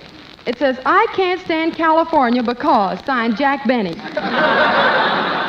Yeah, and what about this one? It says, everything you say about California is true. Northern California, that is, signed Senator Claghorn. Yeah, and look at this one. Now we're really in trouble. It says Gable left again and Carson went with him. Our lawyers will call you in the morning, signed MGM. Oh, what are we going to do? Well, I knew you'd get into trouble. A woman should never try to do a man's job. Well, I'm telling you, Harry, every important man has a woman to thank for his success. Why, just to prove it, take Van Johnson. He hasn't got a wife, and where is he? Where? If I knew, I wouldn't be standing around here. Well, all right. If you women know so much, how come you get yourself in all this trouble? But, Harry, you're the one who advised us. Me? Me? All I said was... Not yet, Harry. Now, don't do that to me again. Now, just a minute, Dinah. If you let me say one complete sentence, I'll tell you how to get out of this mess. Go ahead, Harry. Dominate me. Oh. Look, what you have to do now is write another song to counteract the effect of the first one. Why, that's a wonderful idea, Harry, and since I got us into all the trouble, I ought to get us out of it. I'll sing this song, too. Well, Joan, I think I ought to. All right. I'll take heads. Oh, no. No. Hey, wait a minute. Why don't we all sing it? Oh, that's a good idea. I'll write it, and in order to keep everybody happy, I'll give Joni the most important part. Gee, the most important part. Lo, lo, lo, lo, lo. Ladies and gentlemen, recently Miss Davis sang a song about California that caused a misunderstanding. In order to correct this, she will now sing another song, assisted by Miss Dinah Shore and Mr. Harry Von Zell. Music, please.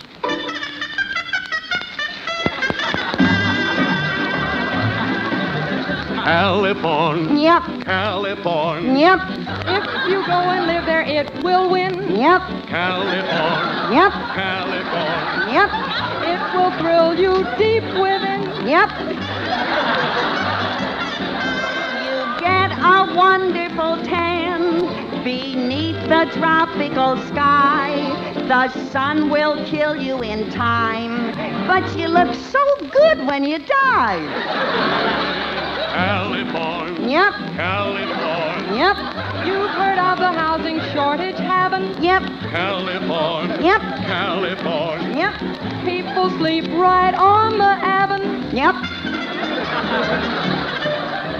The drivers are so unrestrained, they climb up the sidewalk and zoom. You wake up in a hospital bed, but goody, you've got a room.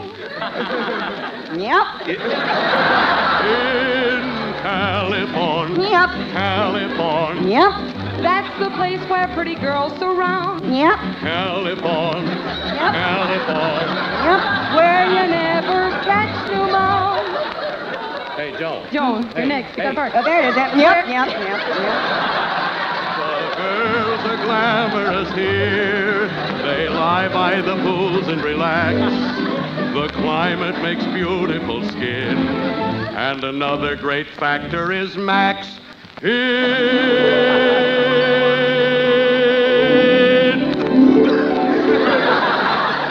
California. Aye, aye. California. Aye, aye. It's not very far from Arizona. Ha-ha. California. Ho, ho. California. Do, do. That's the place for me.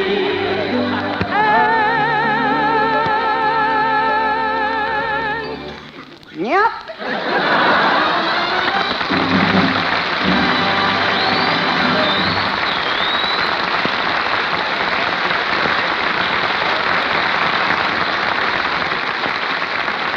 Say, Mom, you want to bring a touch of summertime to your dinner table?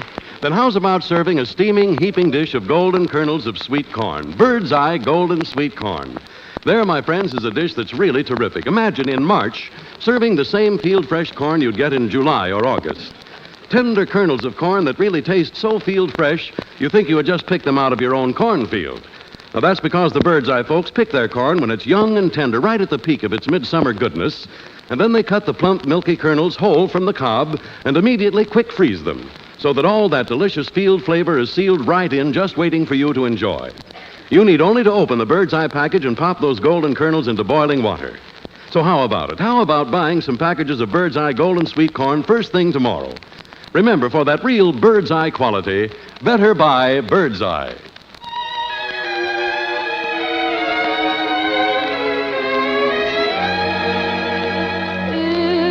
It was just a neighborhood dance. That's all that it was. But oh, what it seemed to be. It was like a masquerade ball with costumes and all. 'Cause you were at the dance with me. It was just a ride on a train. That's all that it was. But oh, what it seemed to be. It was like a trip to the stars, to Venus and Mars, 'cause you were on the train with me.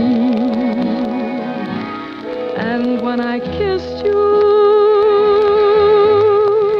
darling, it was more than just a thrill for me. It was the promise,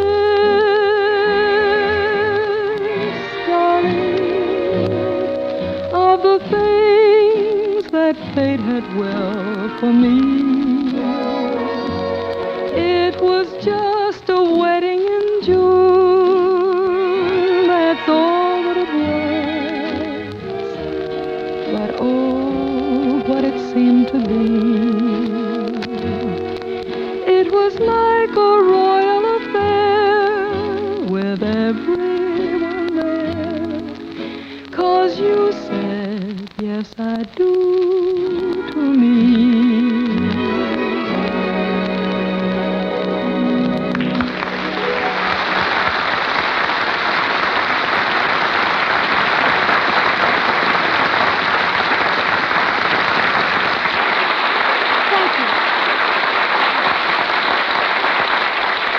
And now, as as we write finish at the end of another Bird's Eye Open House session, I want to thank Joan Davis for being with us tonight. It was lots of fun, and she's always welcome. Of course, all you folks here and at home, we'll be looking forward to your visit again next week when our guest will be Andy Russell. Wonderful? Until then, stay well, stay happy, and don't forget, stay with those war bonds. Night, everybody.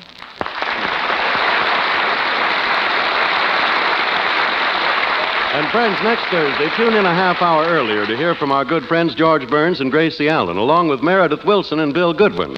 That's a half hour before our Bird's Eye Open House, starring Dinah Shore, with our special guest Andy Russell, along with Robert Emmett Dolan, his orchestra, Ken Lane, the four hits, the chorus, and me too. Joan Davis appeared through the courtesy of Lever Brothers, the makers of Swan Soap. You know, Thursday night is All-Star Night and good listening on NBC, so stay tuned for the Kraft Music Hall and Bing Crosby, which follow in just 1 minute on most of these stations.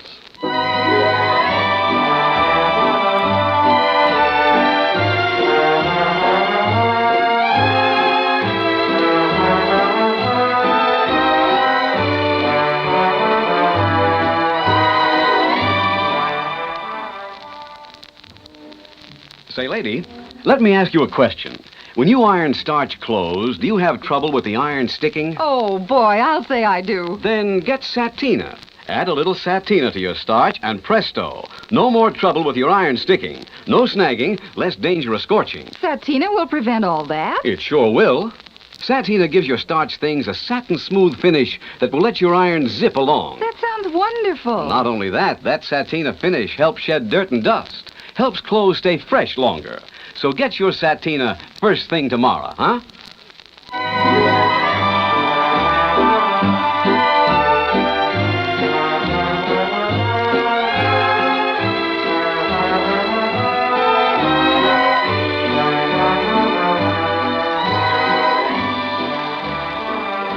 This is NBC, the National Broadcasting Company.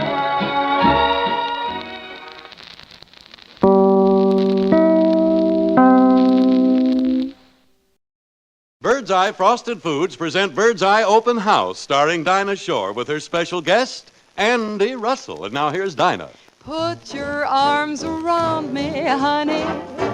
Hold me tight. Cuddle up and cuddle up with all your might.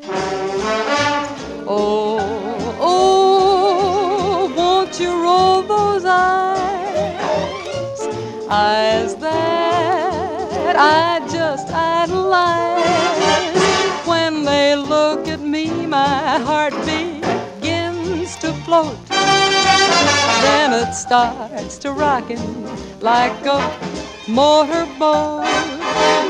Oh, oh, I never knew any boy like you. When they look at me, my heart begins to float. Then it starts to rockin' like a motorboat. Oh, oh, I never knew any boy like you.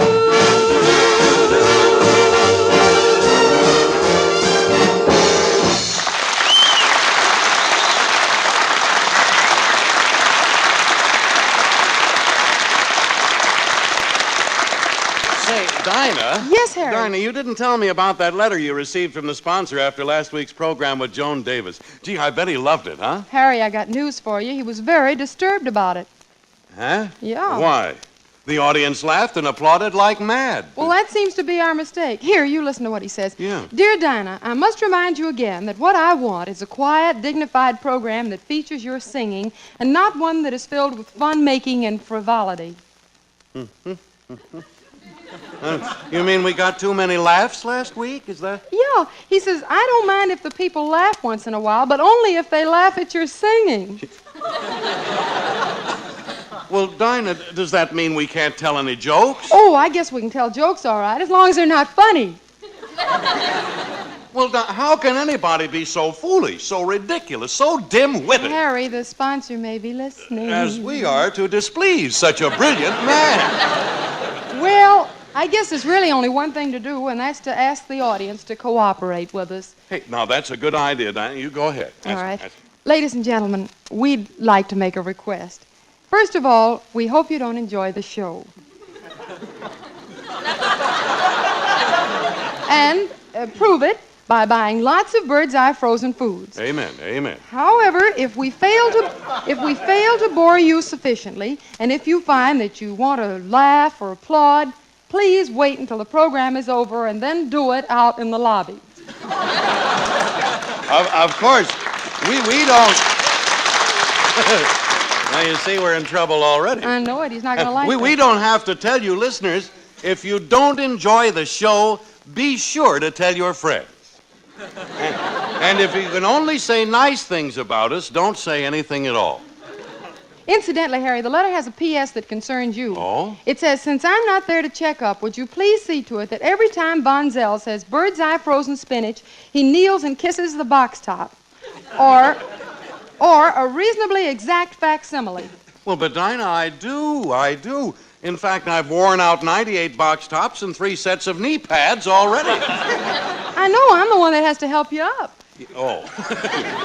But you know, there's one good thing about tonight's show, Harry. What? I've asked Andy Russell to be our guest, and, well, you know how shy and quiet he is. The audience won't even know he's here. Oh, Dinah, that's wonderful. We'll get less laughs than Raymond Graham's swing.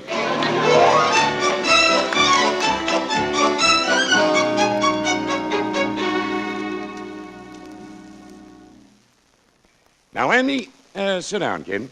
As your manager, I want to give you some advice before you appear on the Dinah Shore show tonight. I certainly can use it, can't I, Mr. Bunker? You're a great talent, kid, but there's one thing wrong. You're too shy. You're too retiring. You're too polite. Well, sir, I never thought I was too polite, sir, if you don't mind my saying so, Mr. Bunker. Sir? Then if you're not too polite, why did you put your coat over a puddle of water the other day for a girl to walk on? That's not unusual, sir. Sir Walter Raleigh did it. Yeah, but he got out of the coat first. Oh.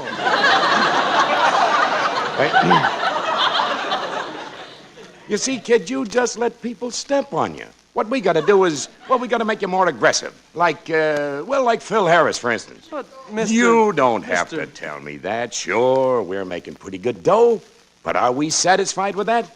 Yes, sir. Sit down, kid. Well, I am sitting down. Well, then sit lower. This is important. Now, what did you just say? Well, all I meant is that I'm very happy and we don't need any more money. We don't need any more money? Well, I don't think so, sir. Stand up, kid. Look, without money, you're nothing. Now, what would you rather be, more than anything else? A numismatist. Sit down, kid. What's your second choice? A philatelist. Stand up, kid. Tell me something. Did I ever steer you wrong? Why, if it wasn't for me, you might have been just another Frank Sinatra. Yes. And there's hardly enough for one. Oh, now you're getting it. From now on, you've got to get in there and punch with the fast talk and the wise cracks. Oh, you mean razzmatazz and a vodio dough? Sit down, kid. Gosh, my spine is beginning to hurt, Mr. Bunker. Look, did you ever notice when Phil Harris pushes his way up to the microphone, he shoves Benny aside and he says, "Hiya, Jackson, don't scuttle the program. Your rescue boat has arrived." That certainly is a very humorous metaphor. Sure. Now let's hear you say it. How are you, Mr. Jackson? Don't scuttle. Hold it, kid, hold it. Oh, I can see I'll have to give you a lot of coaching on that, but by the time you reach Dinah Shore's program, you'll be perfect. What are you going to sing tonight? Well, sir, I was thinking of La Borrachita. Well, let's hear what it sounds like.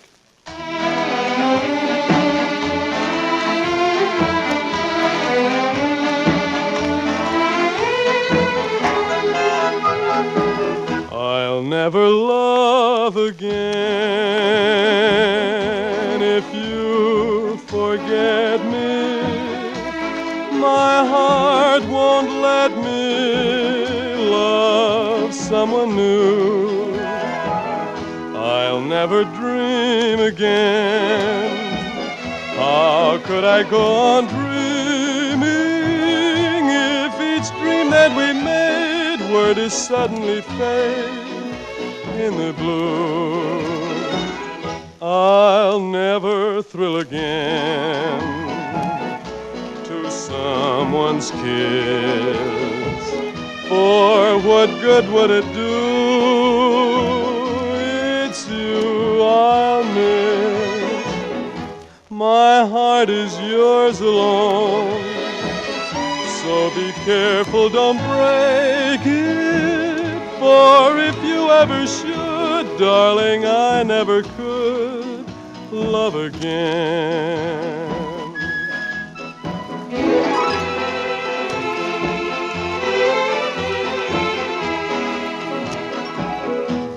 Borrachita me voy para olvidarle. La quiero mucho, él también me quiere. Borrachita me voy hasta la capital para servir al patrón que me mandó llamar. Anteayer yo le quise traer, dijo que no, que se había de llorar pa' que volver.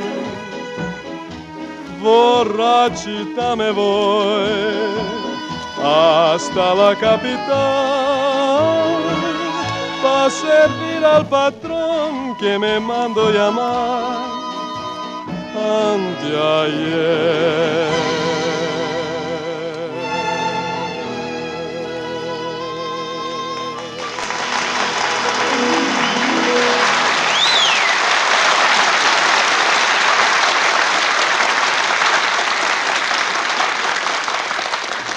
Testing, testing, 1, 2, 3, 4, testing. Harry, this is testing. the time when you're supposed Dinah, to talk about Dinah, the please, spinach. please. Well, Testing, well, testing. well, Harry, but, well, all right, if that's the way you feel about it, I'll be glad to do it Testing. myself. Friends, listen. Do you pass up spinach when you're marketing because you dread the time you'll have to spend in the kitchen washing and cleaning that spinach? Well, if that's the case, then listen here. Get yourself some bird's eye spinach. It's really wonderful. I could never say enough about Testing, testing, testing. As I was saying, ladies and gentlemen, Testing. get bird's eye spinach. Honestly, it's wonderful. And not only that, think about the time you save. There's no washing or cleaning, not a speck of sand or grit. And that's because the bird's eye folks wash that spinach over and over again in gallons and gallons of water. Over and over again till the spinach is glistening clean. Testing, testing, testing. Well, Testing.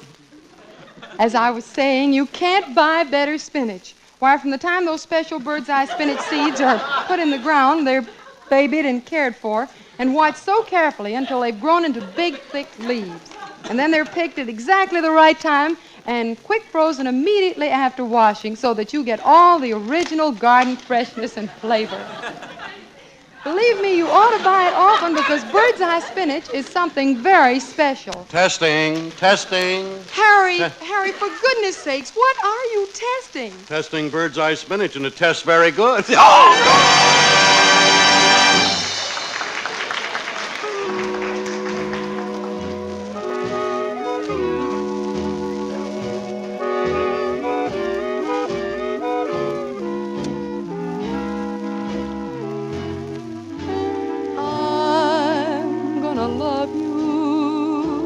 Like nobody's loved you, come rain or come shine.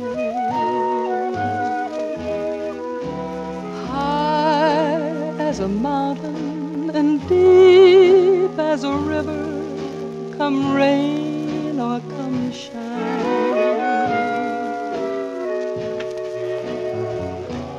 I guess when you met me, it was just one of those things. But don't ever bet me, 'cause I'm gonna be true if you'll let me. You're gonna nobody's loved me come rain or come shine.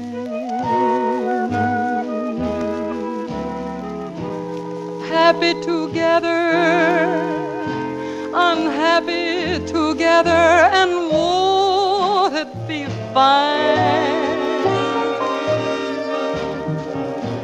Days may be cloudy or sunny, we're in or we're out of the money, but I'm with you always, I'm with you rain or shine.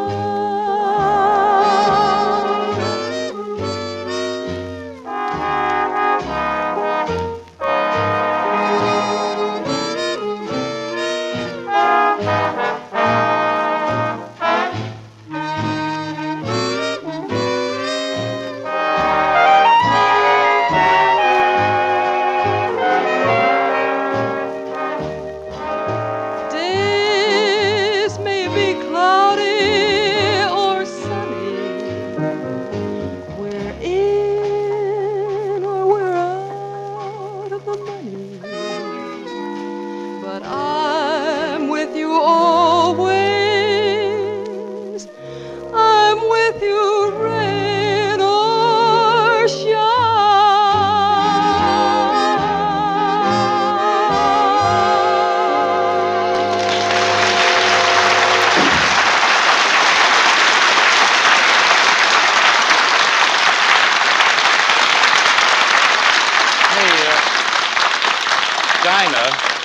Dinah, dear, I'm getting a little worried. Don't you think the audience applauded a little too loud after your last song? Well, I was thinking of that, Harry. I certainly hope not. It might infuriate the sponsor. Yeah. Oh, Harry, here comes Andy. Oh. Now, look, give him a very mild introduction because he's so modest and, well, he'll just prefer it that way. Nothing big. No, Well, very small. just leave it to me. Ladies and gentlemen, tonight we have a fellow with us who sings. Kiss me now and talk me into it later. Oh, Russell, you're good news tonight. Hello, Andy. You remember me, Harry Von Zell? Hiya, Harrison. Read any good commercials lately? Harrison? Oh, brother, bring on your frozen spinach. I'll melt anything tonight. Andy. What? Sit down, kid. Oh, no, not that. I'm sure when you found out that you were going to be a guest on our program, Andy, you planned to sing the kind of soothing ballads you're so well known for. You mean like, amor, amor, amor. Yes, that's what I mean. Or, bésame, bésame mucho. Oh, that would be perfect. Well, if you think that's good, baby, listen to this. Cement mixer, putty putty. Cement mixer, putty putty. Valterini, Zalterini, a voot, doot, root, zoot, silent, setting, fig, newt. Yeah! Oh, no! Andy, don't you have something peaceful like home in Indiana? Who wants peaceful? I'll give you something that'll rock the joint. How do you like this? In Utah, girls are cuter than in North or South Dakota. Oh, wait a minute. Does that appeal to you, Harry? I should say not. I think girls are cuter in Minnesota. You're nuts, Frostbite. Frostbite? That's another song. That title is Girls Are Sweeter in Minnesota. Now, look. Fap, I say. That one is Girls Are Sweeter in Colorita. No. I've got news he's for not you, gonna bud. come Harry. Dinah, he's talking like a fool. Look. Like a fool. Minnesota. Harry. Colorita. Harry. Look. Harry, I can excuse Andy for raising a row, but you've forgotten our pledge to the sponsor. Oh, I could smash myself. Andy, I tell you what we'll do. Let's just forget about your song and I'll sing one. Oh, no, I'm the guest. Not only that, I'm an aggressive guest. Okay, Andy, but do you mind if I hold your music? Oh, no, it's all right if it makes you happy. Give me a little kiss, will you, huh? What are you gonna miss, will you, huh? Gosh, oh gee, how can I refuse You just can't see what I've got to lose. Oh, give me a little squeeze. Will you, huh? Why do you want to make me blue? Well, I wouldn't say a word if you were asking for the world. But this concerns a kiss between a feller and a girl. Oh, give me a little kiss. Will you, huh? Will you give it right back to me? Give me a little kiss. Will you, huh? Why do you want to make me blue? You wouldn't say a word if I were asking for the world. Well, what's a little kiss between a feller and his girl? Oh, give me a little kiss. Will you, huh? And I'll give it right back to you.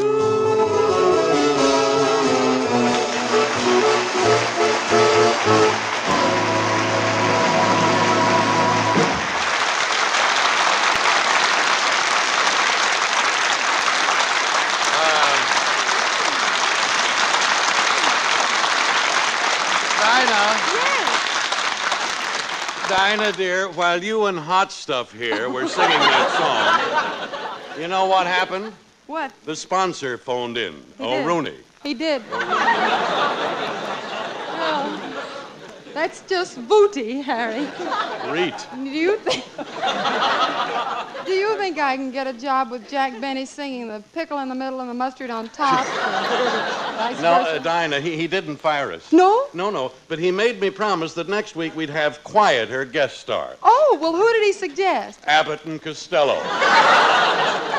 Say, Dinah, I'm a little disturbed by what I just heard. Did I cause you any trouble? Oh, it was nothing, Andy. We almost got fired, that's all.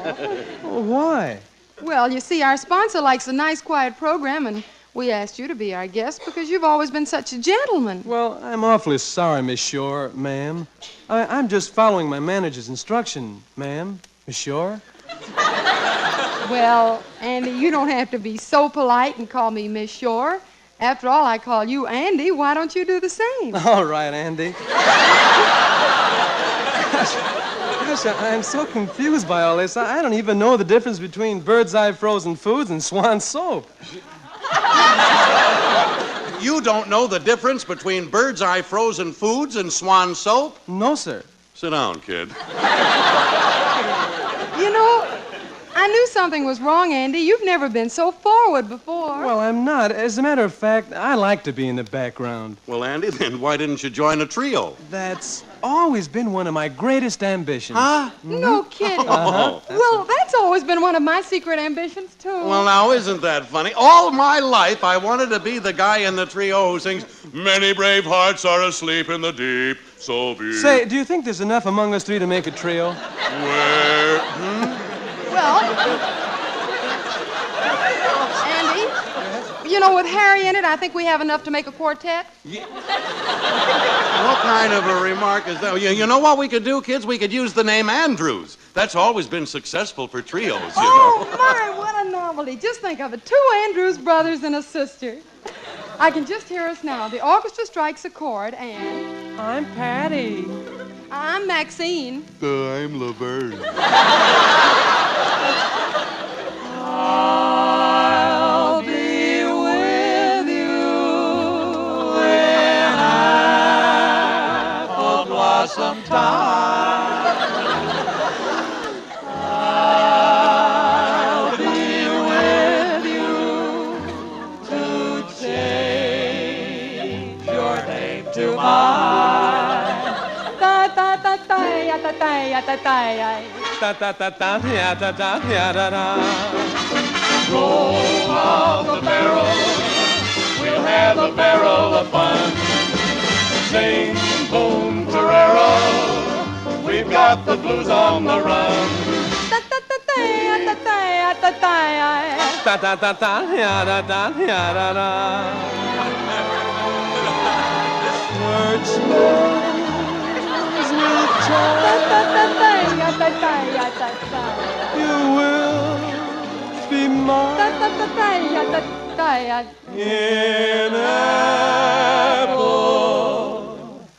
In apple, blossom time.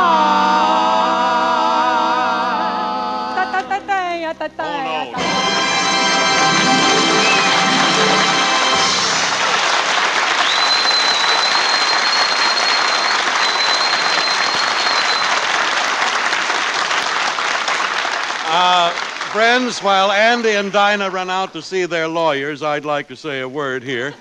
Did you ever go out in a cornfield in the middle of summer when the corn was just ready and pick some and then rush right into the house and toss those ears of corn into boiling water? Boy, wasn't that corn something, so plump and sweet and so tender, melts in your mouth just like butter. Well, you know, right now in March, you can buy that same kind of corn, bird's eye golden sweet corn. And you'll really get tender golden kernels of sweet corn that taste so field fresh, you'd think you had just picked them out of a cornfield.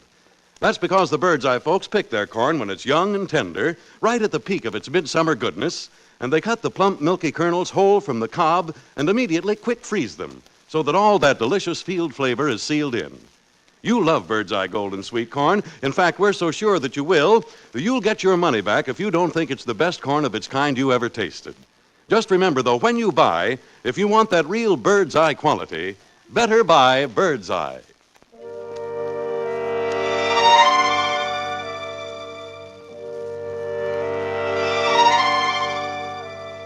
The thrill is gone. The thrill is gone. I can see it in your eyes. I can hear it in your sighs, feel your touch and realize the thrill is gone. The nights are cold, for love is old. Love was grand when love was new. Birds were singing, the skies were blue. Now it don't appeal to you. The thrill is gone. This is the end. So why pretend and let it linger on? The thrill is gone.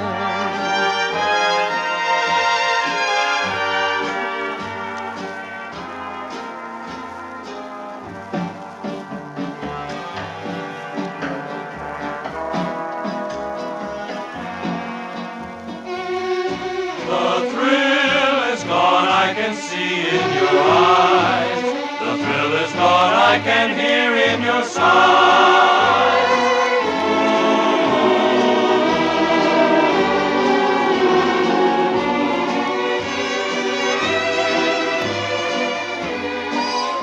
The thrill is gone, this is the end. So why pretend and let it linger on? The thrill is gone.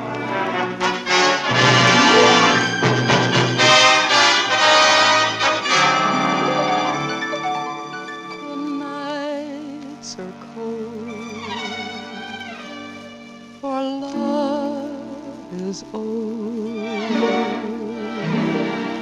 Love was grand when love was new. Birds were singing, skies were blue. Now it don't appeal to you. The thrill is gone. This is the end. So why pretend and let it linger on? The thrill is gone.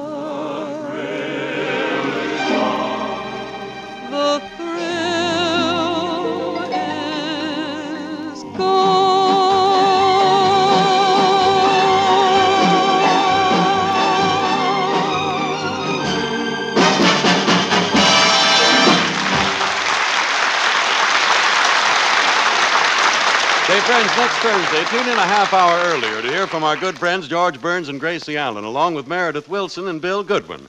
That's a half hour before our Bird's Eye Open House, starring Dinah Shore, with our special guest, Groucho Marx, along with Robert Emmett Dolan, his orchestra, Ken Lane, the four hits, the chorus, and me, too. Andy Russell appeared through the courtesy of the Joan Davis Show and Lever Brothers, the makers of Swan Soap.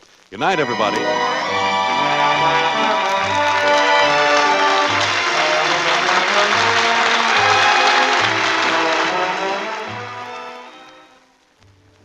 Say, lady, do you sing on wash day like this? I'm the whole day washing laundry.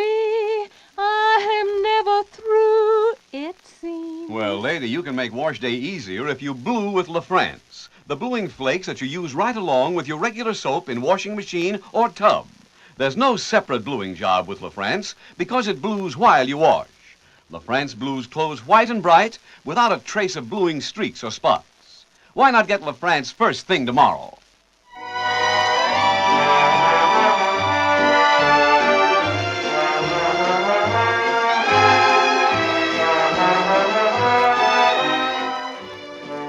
This is NBC, the National Broadcasting Company.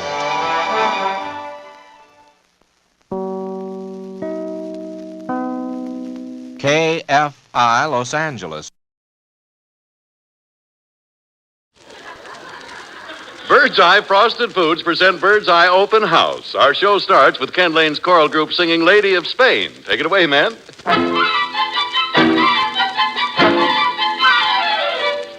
Lady of Spain, I adore you. Right from the night I first saw you, my heart has been yearning for you. What else could any heart do? Lady of Spain, I'm a feeling. Why should my lips be concealing all that my eyes are revealing? Lady of Spain, I love you.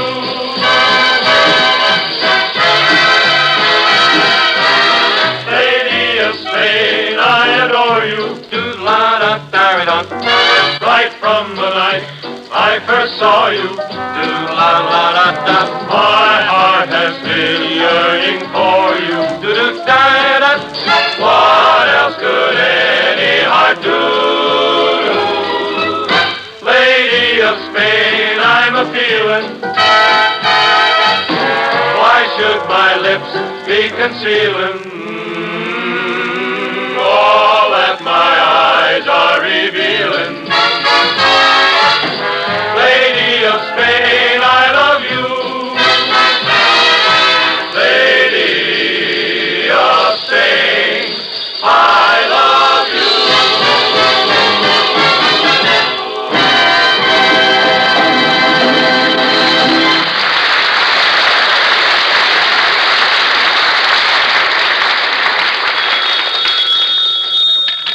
Bird's Eye Open House Rehearsal, Studio A, Harry Bonzell speaking. Hello.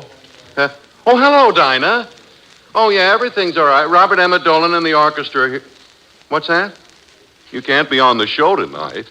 But, Dinah, listen, the listeners want you on the show. Yeah, I know I'm attractive, Dinah, but after all, how would I look in a bare midriff? Oh, you're just saying. What's that? You're sending a very dear friend over to pinch hit for you. Who? A friend of yours from Metro Golden Mare? Dinah, listen, you know there's nobody who can take your place with me. Who? Marilyn Maxwell. Marilyn Maxwell. Goodbye, Dinah. Goodbye. I'll see you later. Marilyn Maxwell. Gosh.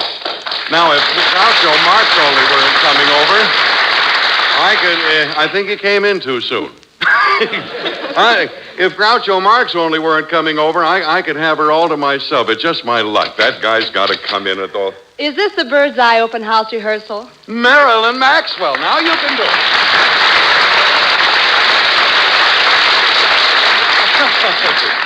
Oh, then you're Harry Von Zell. I am? I am. I am. Yeah, as a matter of fact, I have been for quite a few years. Oh, of course you are. I'd have known you in a moment. Yeah? You see, Dinah described you to me. She did. Yes. Why did she have to go and do a thing like that? Oh, Harry. Dinah said some very nice things about you. Really? Mm-hmm. As a matter of fact, she said you were the kind of a man... Yeah? A girl would like to have as a brother. Now, why did she have to go and say a thing like that? There, Harry. Harry, maybe I better sing to you. Yes, then go ahead. Who cares? Never a lover, always a brother.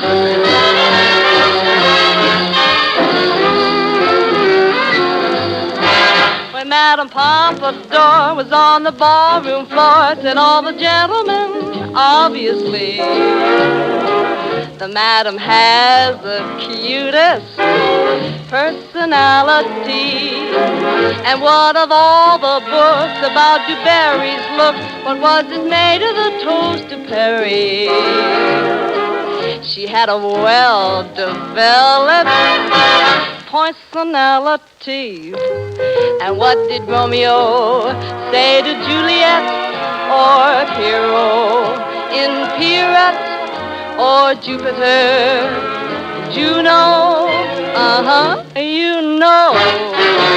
And when Salome danced and had the boys entranced, no doubt it must have been easy to see that she knew how to use her personality.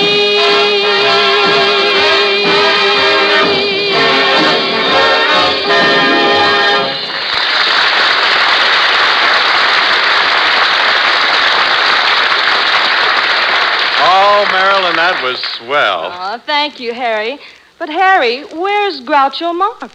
Groucho Marx. Will you stop worrying about Groucho Marx, Marilyn? He's not worth it, believe me. Groucho Marx is a gay Lothario, a will-o'-the-wisp. A girl like you should concern yourself with a fellow like me. Yes, me. I'm a solid citizen. You certainly are. I see. Well, No, I'm not kidding, Marilyn, really. The girl who marries me will be a very lucky girl. I can just imagine our wedding day. As I throw open the door and carry her across the threshold of our little vine-covered cottage, there on the dining room table it will be, the most beautiful sight in the world. Oh, a big basket of flowers? No, a big dish of bird's-eye chicken a la king. Can you imagine anything nicer? Bird's-eye chicken a la king? Such a delicious dish. Honestly, you've never tasted anything more luscious, more absolutely mouth-watering. Think of it. And Marilyn? Yes? In a year or so, do you know what we can look forward to? Oh, what, dear? More chicken a la king. More chicken a la king with big tender pieces of bird's-eye chicken, sliced mushrooms, pimentos, bird's-eye green peas, snippets of crisp green peppers, and rich, smooth chicken broth and gravy. Oh, boy. It's so easy that even I can prepare it. You just have to take that package of bird's-eye chicken a la king, add a little milk, and heat. Then it's ready. Ready to serve on steaming rice or crisp golden waffles. Oh, Harry, it'll be lovely. Yeah. You and I, walking down life's highway, holding hands. Yeah. I'm sorry, darling, you can only hold one of my hands. Why? So on the other hand, I'll be holding a package of bird's-eye chicken a la king. Oh, but why think of the future? Let us live for the present. Because right now, this famous chef specialty is available in your store. There's plenty of it, too. Just be sure it's the famous bird's-eye chicken a la king. Oh, it's a lovely thought, Harry. Yeah. But tell me, where's Groucho Marx? Yeah, oh, him again. Now we're back to where we... I don't know where he is, Marilyn. He should have been here some time ago. Say, I wonder if...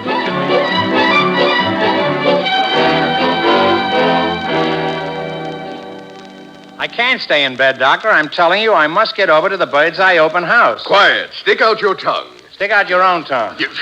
Why should I stick out my tongue? Don't ask me. You're supposed to be the doctor.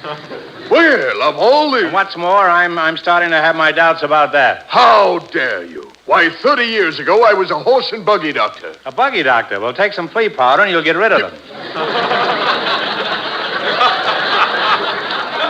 That'll be $5. You better come in and see me again next week. And next week, leave the fleas at home. Mr. Marx. And you stay with the fleas.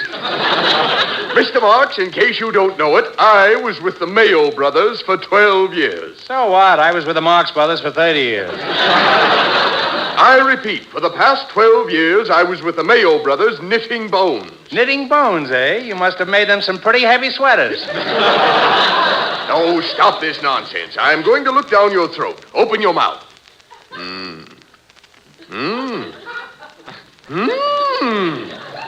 Who's playing down there, the Dolly sisters?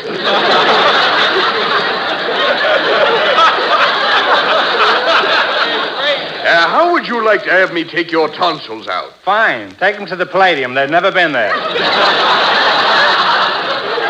I'm sorry, Mr. Marx. I have other patients to call on. Well, can I do my broadcast on the Bird's Eye Open House tonight? Definitely not. Should you have to get out of bed, I want you to wear long woolen underwear, a sweatshirt, a flannel shirt, a heavy suit, a sweater, a muffler, and an overcoat. Yeah. And above all, there's one thing I don't want you to do. What's that? Don't get overheated. Goodbye. Good joke on him. He doesn't know I'm dead.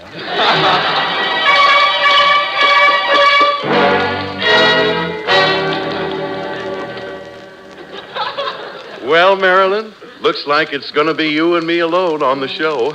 Oh, poor Groucho. Yeah. I was so anxious to work with him, because he's so cute. Oh, yeah. Too bad, yeah. I can't believe it. Harry Von Zell and Marilyn Maxwell. Say, Harry, I've got a great idea. Yeah? Let's go over to Groucho's house, and maybe we can get him on his feet in time for the show. Yeah. Yeah, that's a very good idea. Well, Harry, let's go. Yeah. Oh, I'll be right with you, Marilyn. I just remembered I want to make a phone call, though. Excuse Okay, me. I'll wait for you outside. Yeah, good. I'll show that guy. Fix him in his own. Hello, Joe? Joe, this is Harry. Look, Marilyn Maxwell is on the show tonight. Yeah, she certainly is. Yeah, and I want to keep Groucho away from her. You see, he's got a cold, so look, if you'd pose as a doctor and convince him that he must stay in bed. Yeah, get it? Great. All right, I'll see you over there.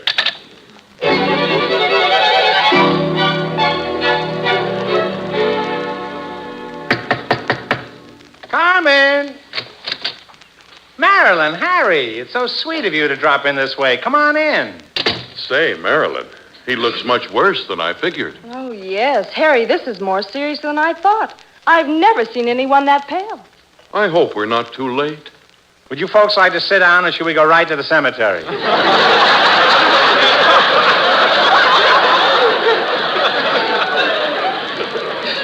It's only about 40 stones from here. Groucho, what's wrong with you? Has the doctor been over? Yes, and he says that Now, don't you worry about a thing, old man. Why, by the time we're through with you, you'll look as good as I do. Well, that certainly doesn't give me much to look forward to. Well, if we're going to get you out of bed in time for the show tonight, we better get busy. Groucho, you must drink plenty of liquids. What kind of fruit have you got? Apples and pears? Well, isn't there anything in the house you can squeeze? Yes, but Thursday's the maid's day off. Besides, I haven't got a mix master. That joke was left over from an old script we used a couple of months ago. Well, If anybody would like it, it'll be at sale later on. Along with me. Huh? Groucho, where will we start? Oh, yes, ma'am. Well, we could hold hands and see how that goes. Oh, no, none of that stuff, Groucho. Marilyn's not over here to neck with you. Look, Fatso. Why don't you take your water pistol and go fill up Boulder Dam? Now, you cut there. You look here, Groucho. I came over now, here. wait a minute. I never Stop saw- arguing, He can't. fellas. Now, Well, wait he a minute. can't either. Groucho, what you need is a mustard plaster. Who wants to get plastered on mustard? You haven't got an old quart of bourbon, have you? No, we haven't. Or even a new quart will do. Well, what? Skip it, huh? Okay. I'll get it myself. This business of your having a cold is ridiculous anyway. It's all in your mind. When you get up in the morning, just say, I haven't got a cold. I haven't got a cold. I tried that this morning. Well, how did it work? I don't know. I sneezed so loud I couldn't hear what I was saying. Wonder who that can be. It's not the postman. He always rings twice. So would So I. would I. Atlanta Atlanta China. No, wait a minute. Read your own Well, line. all right. It was. It wasn't much of a line anyway. No, it's hardly worth fighting over. So would I. If Lana Turner was there. You can have it.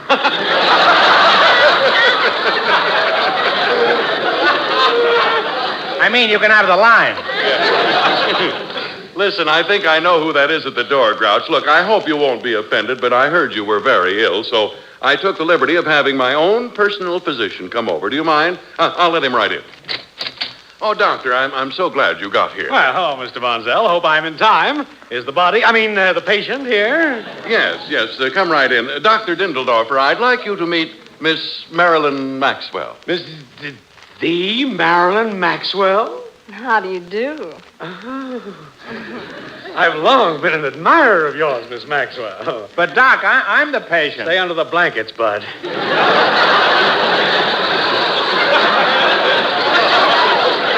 Oh, Miss Maxwell. Ah, you can call me Marilyn. Oh, Marilyn. But, Doc, look, I'm the patient. Under the blankets, Bud. Marilyn, I think you're beautiful. Ah, you're pretty cute yourself. But, Doc, I'm the patient. Under the blanket, Bud. Yeah, and that dress, that's quite a dress you're wearing. Do you think it fits me well? Does it fit you well? Hey, I'm getting warm under these blankets. So am I, and I haven't even got a blanket. Mr. Marx, you're a very sick man. But fortunately, I am one of the few physicians who can cure a cold. His own eye, Doc. Thanks. See, my theory is that one must fight a cold with cold. Miss Maxwell, would you mind stepping into the next room? Well, not at all. Now, Mr. Marx, if you'll just step out of bed.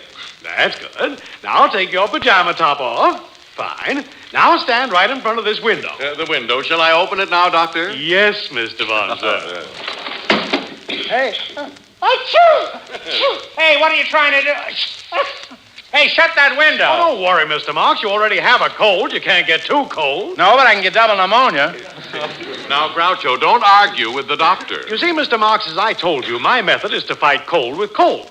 Now just stand in this basin of ice water. It's cold. Well, Bonzell, I haven't seen you in a month of Sundays. How's Trey? Oh, fine. Can't kick. How are things with you? Oh, can't kick. Neither can I. My feet are frozen. Oh, Groucho, stop being a sissy. An Eskimo would laugh at a thing like that. Yeah, well, let's get a few in the audience, huh?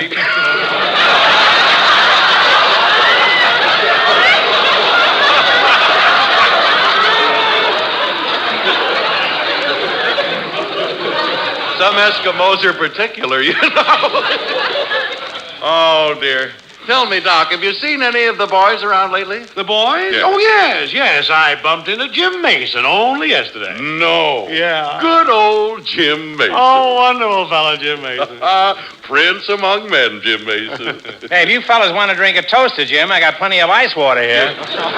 Quiet, Groucho. By the way, Doc, I understand Jim married old Charlie Hildebrand's daughter, Mabel. Oh, no. Little Mabel Hildebrand married old Charlie Wiedemeyer. Well, that must be the Charlie Wiedemeyer whose father owned the cigar store on 4th and Palm. No. Charlie Wiedemeyer's father owned a hardware store on 3rd and O. Oh. By the way, whatever happened to old Jim Mason? Well, he married it.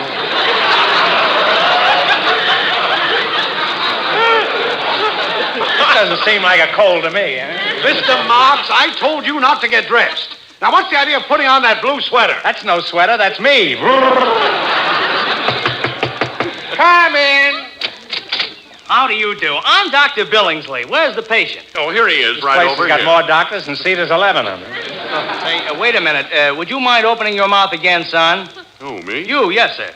Oh, boy, I wouldn't want to be in the shape you're in. Who would? Say, how long have you been walking around like this? About 35 years. Why? Why, son, you're critically ill. I am? Yes, you are. And my advice to you is to stand in a basin of ice water. Ice water? Critically ill? Well, what about the show tonight? Who's going to do the show? I'm sick. Groucho, would you go on for me tonight? But, Harriett, what about my cold? Oh, Groucho, you haven't got a cold. The doctor I sent for is a fake. Bonzell, you ought to be ashamed of yourself. Well... How could you do this to me? Your oldest and closest friend. Your oldest, anyway. And your closest, too, I think. Well, you're nothing but a quick-frozen Benedict Arnold. Please. All right, I'll do the show for you, but I can never forgive you.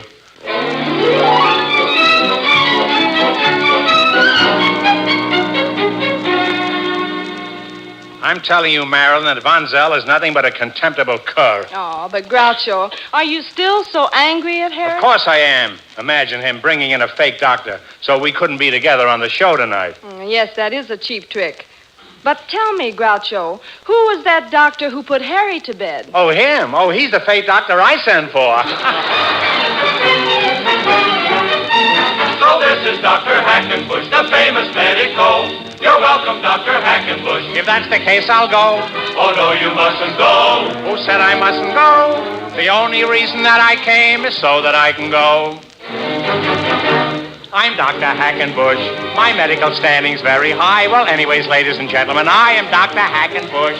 He's Dr. Hackenbush. I'm Dr. Hackenbush. As a matter of fact, to be exact, I'm Dr. Hackenbush.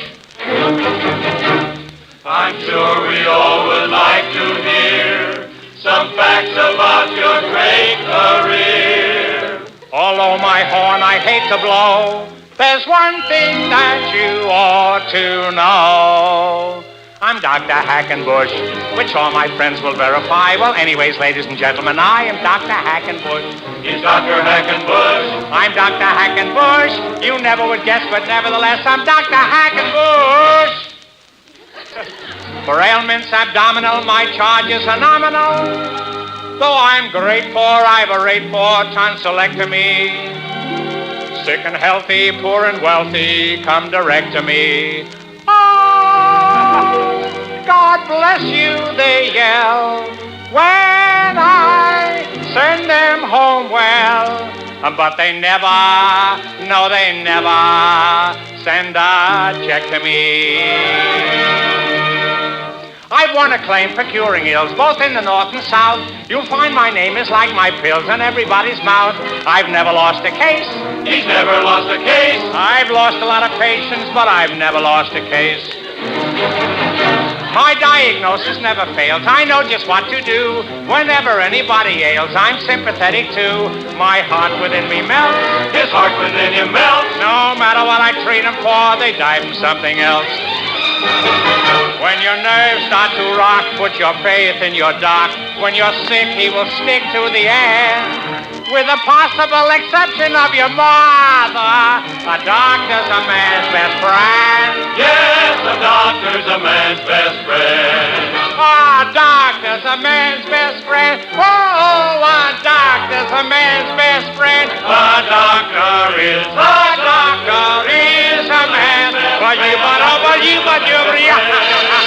Right or wrong or right, night and day, day and night. On his call you can always depend. With the possible exception of your mother and your father and your sister and your brother and your nephews and your nieces and your uncles and your cousins whom you number by the dozen. A doctor's a man's best friend.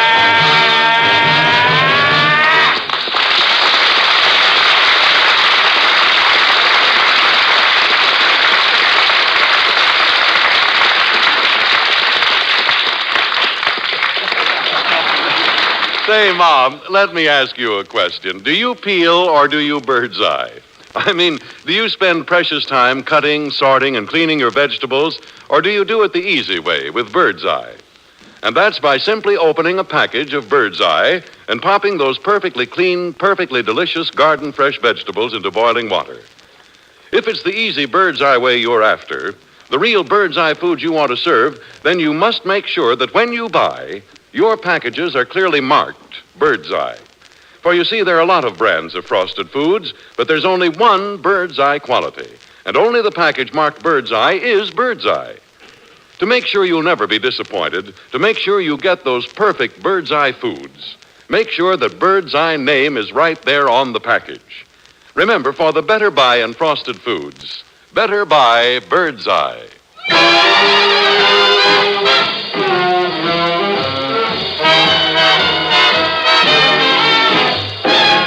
Fly pie, an apple pie, and Dowdy makes your eyes light up.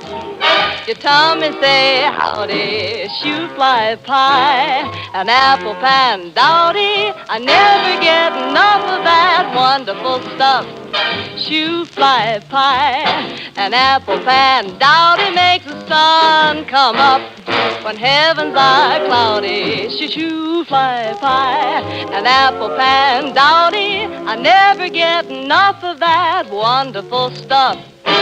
Mama, when you bake, Mama, I don't want cake, Mama, for my sake. Go to the oven and make some ever-loving shoe fly pie. An apple pan dowdy makes your eyes light up. You tell me, say, howdy, shoe fly pie, an apple pan dowdy. I never get enough of that wonderful stuff.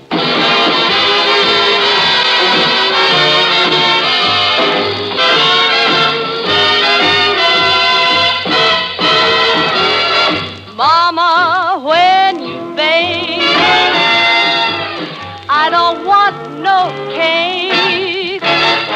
Mama, for my sake, go to the oven and make some ever-loving shoe fly pie. An apple pan dowdy makes your eyes light up. You tell me, say, howdy, shoe fly pie. An apple pan dowdy, I never get enough of that wonderful stuff.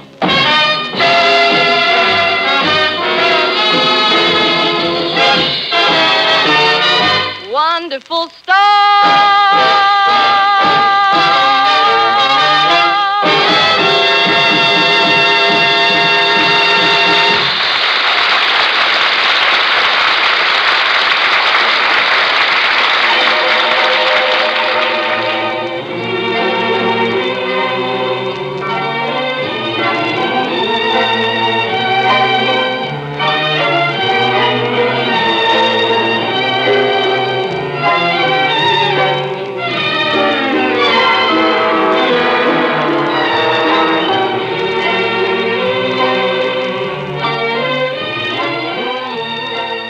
Well, that about wraps up our little shindig for the evening, folks. But next Thursday night, we have a very special treat for you. Bird's Eye Open House is going to combine with Maxwell House Coffee Time to bring you a full hour of radio entertainment. I think it'll be a lot of fun. There'll be George Burns and Gracie Allen, Bill Goodwin, Meredith Wilson, Robert Emmett Dolan, yours truly, Harry Ponzell, and as our special guest, ladies, Charles Boyer. And we hope Dinah Shore will be back by that time, too. So be sure to tune in next Thursday, won't you? By the way, daylight saving time goes into effect in certain areas on April 28th. This may change the time at which this program is heard in your community, so please check your local paper for the time at which this program will be heard next week and each week thereafter. Groucho Marx can soon be seen in A Night at Casablanca. Thursday night is All-Star Night and good listening on NBC, so stay tuned in for Kraft Music Hall, which follows in just 1 minute over most of these stations. Good night, everybody.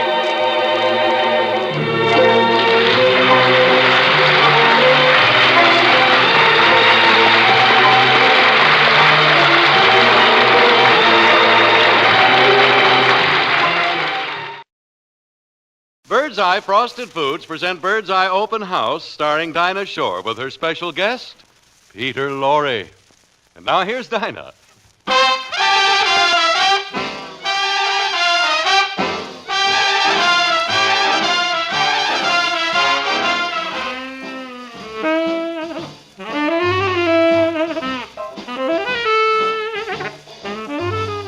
Shoe fly pie, an apple pan, Dottie makes your eyes light up. Your tummy say howdy, shoe fly pie, an apple pan, Dottie, I never get enough of that wonderful stuff. Shoe fly pie, an apple pan, Dottie makes the sun come out when heavens are cloudy. Shoe fly pie, an apple pan, Dottie, I never get enough of that wonderful stuff. Mama, when you bake, Mama, I don't want cake, Mama, for my sake. Go to the oven and bake some ever-loving shoe fried pie. An apple pan, Daddy, makes your eyes light up. Your tummy say howdy, shoe fried pie. An apple pan, Daddy, I never get enough of that wonderful stuff.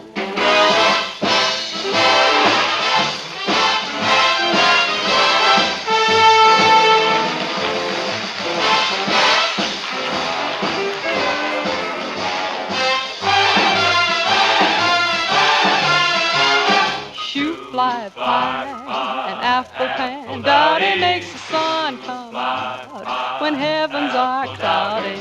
Shoot fly pie, an apple pan, Daddy, I never get enough of that wonderful stuff. Mama, when you start to bake, I don't want no cake.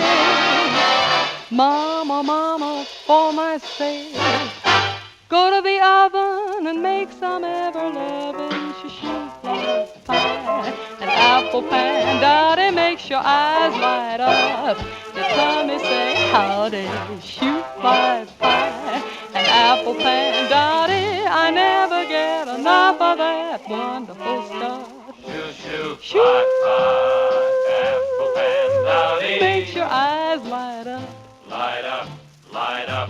Shoe fly pie, apple pan, Daddy, I never get enough of that wonderful stuff.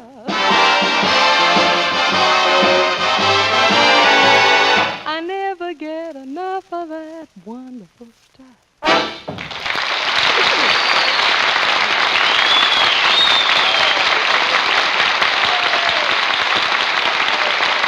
Oh, Dinah, listen, I can't tell you how wonderful it is to have you back singing again. Gosh, we missed you so much, Dinah. Oh, I'm so glad you missed me, Harry, because I missed all of you so much, too. Oh, you're just saying that. Well, listen, now that you're back, Dinah, how did you cure your laryngitis? Well, it was very simple. My doctor told me not to say a word and not to utter a sound for a full week. Oh, gosh. He prescribed complete voice rest. Complete voice rest. Mm-hmm. Dinah, what is the name of your doctor? Why? I'd like to get one of those prescriptions for my wife. Oh, Harry. Yada, yada, yada, yada. Harry, you know it isn't easy to be silent for a whole week, especially when you follow the doctor's orders implicitly. Oh, well, did you have any trouble? Well, for 6 days I got along all right, but on the 7th day a mouse ran in front of me. What did you do? Well, nothing then, but on the 8th day did I let out a scream. Oh, excuse me for a minute, Harry. I got to answer the phone. Hello? Hello, Dinah. This is Peter Lorre.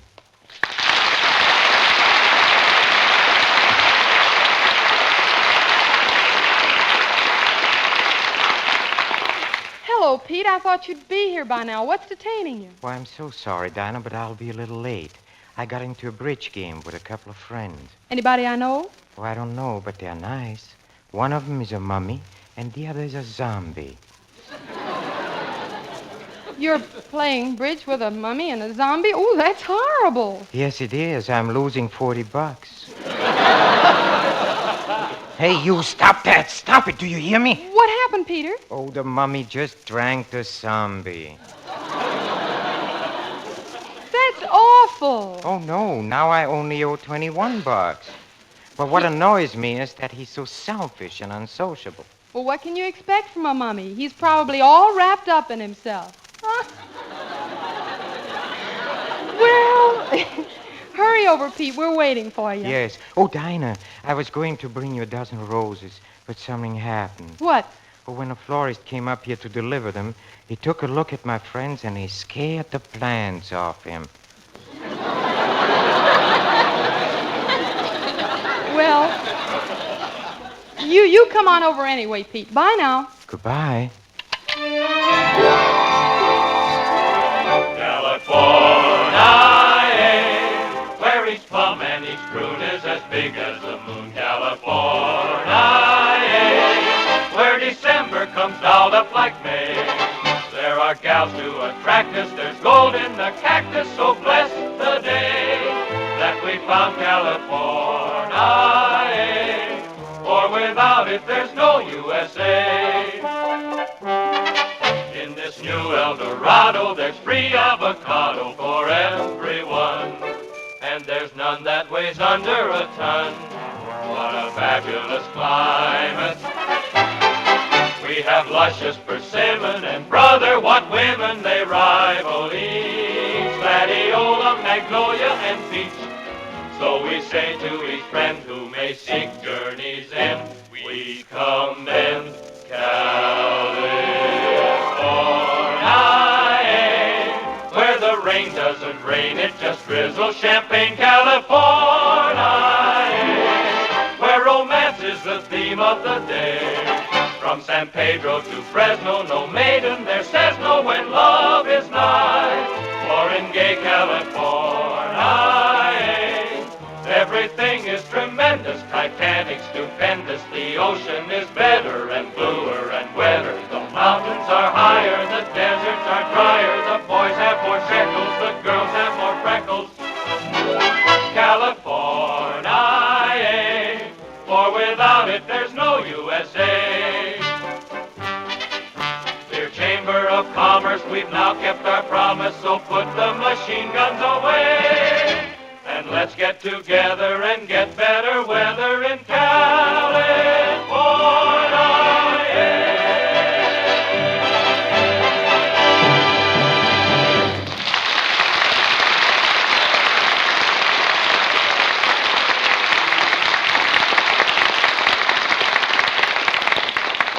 Harry, do you know what Peter Lorre told me just before our Ken Lean chorus sang? What? Well, he said he was playing bridge with a zombie and a mummy. Zombie and a mummy? A zombie and a Oh, mummy. dear. Who do you suppose he got for a fourth? Probably rigor mortis is setting in.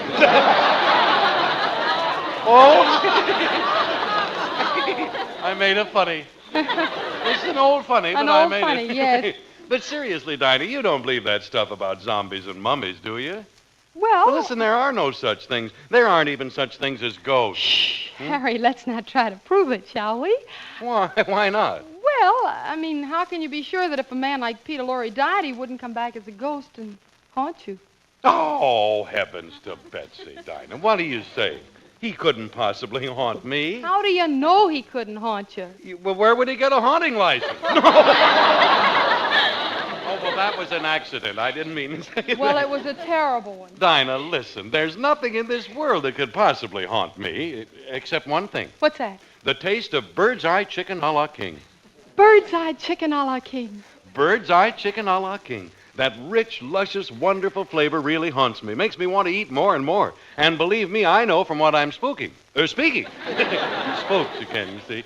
But really, you honestly can't forget bird's eye chicken a la king once you've tasted it. It's chock full of big, tender pieces of bird's eye chicken, sliced mushrooms and pimentos, bird's eye green peas, snippets of green peppers, all mixed together with rich, smooth chicken broth and cream gravy.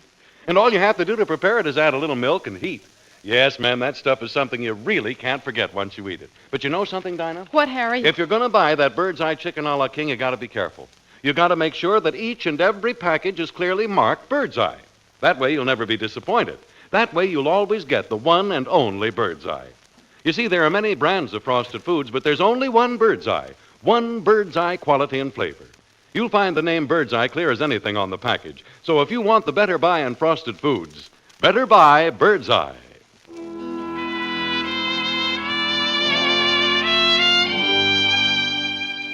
Here's a little song I recorded a few weeks ago that I've been wanting to sing for you ever since. In a quaint caravan, there's a lady they call the gypsy. She can look in the future and drive away all your fears. Everything will come right if you'll only believe the gypsy. She could tell at a glance that my heart was so full of tears. She looked at my hand and told me my lover was always true. And yet in my heart I knew, dear, somebody else was kissing you. But I'll go there again, 'cause I want to believe the gypsy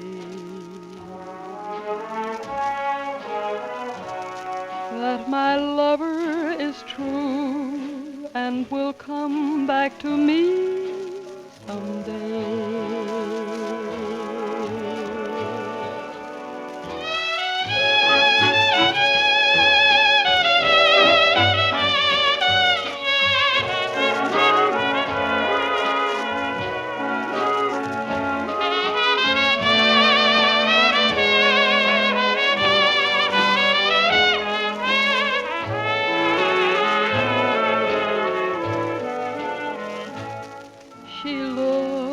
My hand and told me my lover was always true. And yet in my heart I knew, dear, somebody else was kissing you.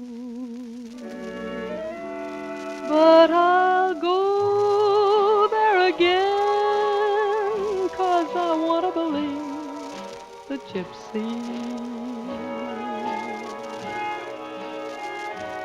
that my lover is true and will come back to me someday.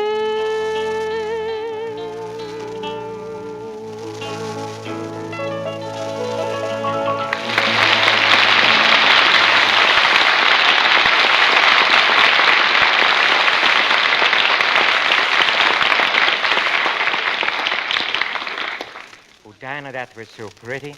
I'm sorry my friends didn't come along to hear it. Oh, Peter, I didn't see you standing there. Well, naturally, I was behind Harry Bunsell. Oh, excuse me. Hello, Peter. Hello. Say, Peter, you said you were sorry you didn't bring your friends. Whom do you mean? Well, the people I was playing bridge with. Oh, now, Peter, come on. You don't expect me to believe that you really know a mummy and a zombie. Of course I do. Well, Peter, look, it must be your imagination. It's just in your mind. That's right. Everything is in the mind. Suppose you're sitting at the dinner table and you're thirsty. Mm-hmm. You look down and your mind tells you that there is a glass of water, right? Right. Well, so because your mind tells you that it is a glass of water, you pick it up and you drink it. Right. Now, suppose there was a glass of water there, but your mind tells you that it's a bottle of ink. Would you drink it? No. But why not? Because I don't drink ink. But that's water. You just told me it was ink. I didn't tell you it was ink. Your mind told you it was ink. Now, just a minute, Costello. Who's on first? I mean, look, if there is any sense at all to what you're saying, I am a monkey's uncle. Oh, how interesting. You see, Dinah? His mind tells him that he's the uncle to a monkey. Now, what does your mind tell you? My mind tells me there's a lot of nonsense, Peter Lorre. And I still don't believe in having friends who are mummies and zombies. Don't? Well, you should see a psychiatrist.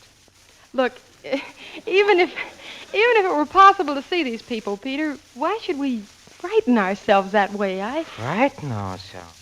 Why, mummies and zombies and ghosties and vampires, they're the loveliest people. They do everything just like we do, only you don't see them. Look, Peter, if you're such a genius in these things, can you make us see them? Certainly. Ah. All you have to do is relax your mind. Oh, well, I don't go to any extra trouble for me. I'd like it. Oh, pancake batter, Dinah. What are you... Come on. Look, he can't do it anyway. No. Just touch your fingertips to mine. Well... Do you feel anything? Well, yes. Everything's getting kind of hazy. I feel as though I'm floating through space. I'm very high. I'm beginning to get stiff. That happens when you mix with zombies.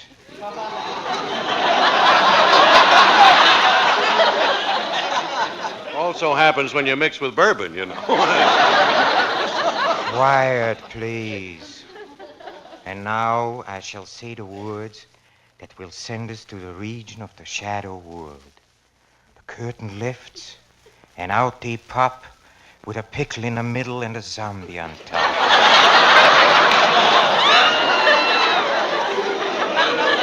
And now we have the power to see Peter and Dinah and little Harry Zombie.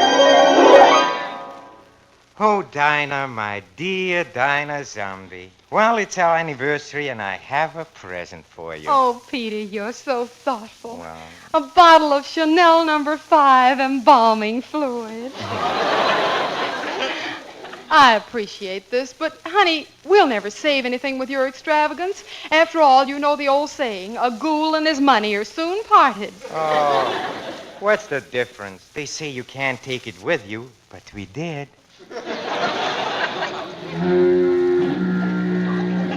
Oh, that's the doorbell, honey. Oh, yes, I'll see who it is. Oh, honey, guess who is here? It's Gracie Vampire. Hello, Peter. Hello, Dinah. Well, Gracie, how do you feel? No, I feel terrible. My feet are killing me.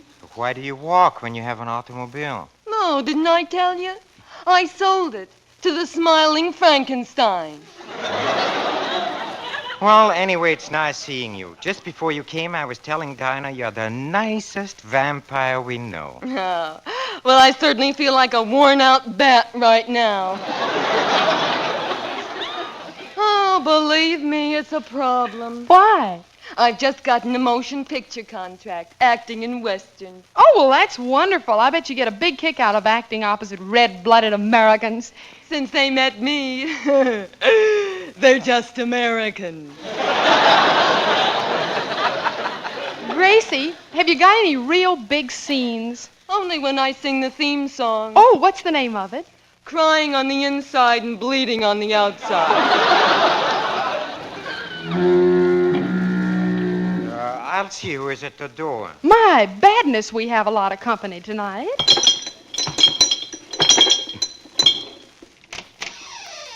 How are you, Peter? Well, if it isn't our favorite mummy, King Tut. My, doesn't he look worried? What's on your mind, Tut? It's that Department of Infernal Revenue.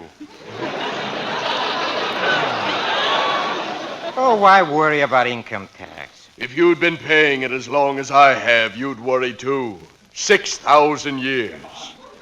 But there's one thing that makes me feel good. What's that, Tut? 2 more years and my annuity is paid up. Then I can give up my radio job. I won't have to work anymore. Oh, but everybody will miss you so much. The people just love Fibber McGool and Mummy. Oh, I don't know. There's always new talent around. Look at that red skeleton. Well, personally, I lean more toward commentators like H.V. Corpsenborn.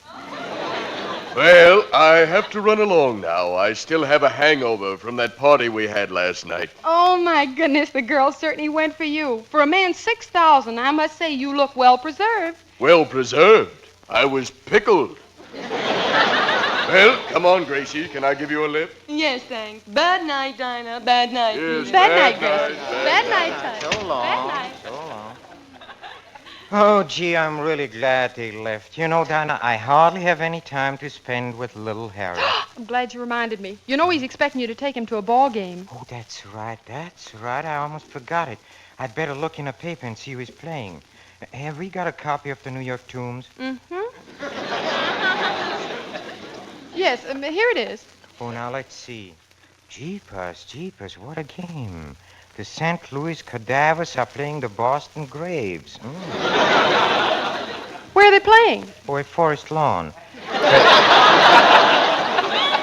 You know, Dinah, with these two teams, it'll be impossible to get a seat. Oh, little Harry will be terribly disappointed. Hey, Pop. Oh, Pop. Oh, here he is now. Here I am, Harry. Hey, Pop, guess who's pitching tomorrow? Coffin-faced Dugan. Yes, Harry, but I hate to tell you this. I don't think we'll be able to get into the game. Looks like a sellout. Oh, gosh, you never keep your promise. Even last Christmas you said you were going to get me a set of electric chairs. And you never did. I feel so bad. I wish I was alive. Oh, Harry, don't you dare talk that way. No. Harry, why don't you go next door and play with your cousin Don? Huh? Because his father took him to the casket ball game, the lucky stiff. Well, Dinah, I can't blame Harry for feeling bad. It's a great disappointment. But he's such a little sport. He'll get over it. Isn't it wonderful to be cursed with such a lovely son? Oh. Now, I'll tell you what I'll do, Harry. You come over here, and I'll tell you a story before you go to sleep. You mean a real scary one, Pop? Yes. We'll put on all the lights, and I'll tell you a people tale. A people tale? Oh, I got goosebumps already. Once upon a time, there was a house that was not haunted. Oh, hold my hand. And nobody lived in this house but people. And the only time you saw a sheet was on a bed. Daddy, do you believe in people? I do. Did you ever see a people? I did. Now, Peter, will you stop telling falsehoods? You're terrifying that child. Now, in this house, there wasn't a single eerie voice. Not a chair floated through the air. And you never heard clanking chains in the hallways. Oh, Daddy, I'm scared. Now, Peter, will you stop frightening him? That child will have daymares all night.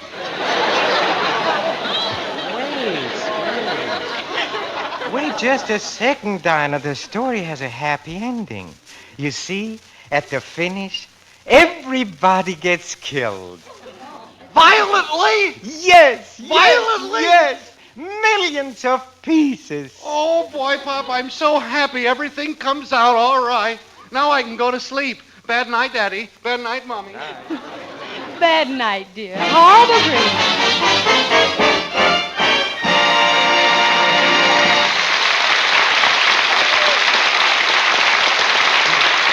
Say, Mom, tomorrow if you happen to be in your bird's eye store, will you do me a favor? Will you think of me? Not when you're looking at the ham, either. I mean, when you're reaching into that bird's eye case, will you think of me saying, be sure the packages of frosted foods you pick say bird's eye on the package. No matter what anybody tells you, no matter what you find, no frosted foods is bird's eye unless it says so right there on the package. And believe me, it pays to keep your eyes open looking for the name bird's eye, because you see, there's only one bird's eye. Only one bird's eye quality and flavor and garden freshness. And you get it in every single package marked bird's eye. So look for that name, because remember, if you want the better buy in frosted foods, better buy bird's eye. Folks, at this very minute, 4 weeks ago, we were all set to do the tune Coming Up. Since it's one of my favorites, I'd been looking forward to singing it, but as you may know, I didn't get to it that night. And for the whole 3 weeks that old double laryngitis had me in his clutches, I looked forward to singing it, and by gum, here it comes. So, Victor Young, hoist that baton, and you folks at home get set, because ready or not, here comes summertime.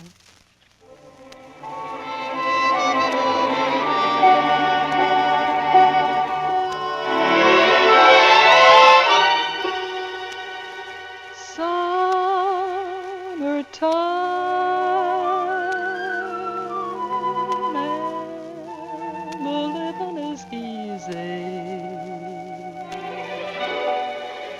Fish are jumping, and the cotton is high.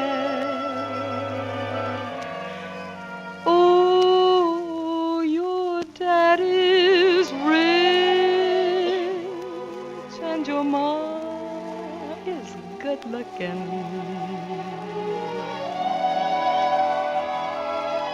So hush, little baby,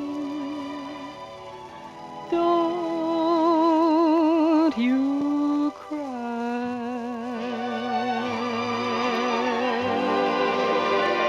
One of these mornings you're gonna rise up singing, and then you'll spread your wings and you'll take the sky. But till that morning, there's nothing can harm you. With your daddy and mammy standing by.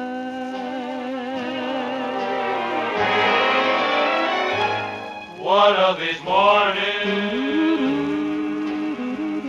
you're gonna rise up singing. Then you'll spread your wings and you'll take the sky.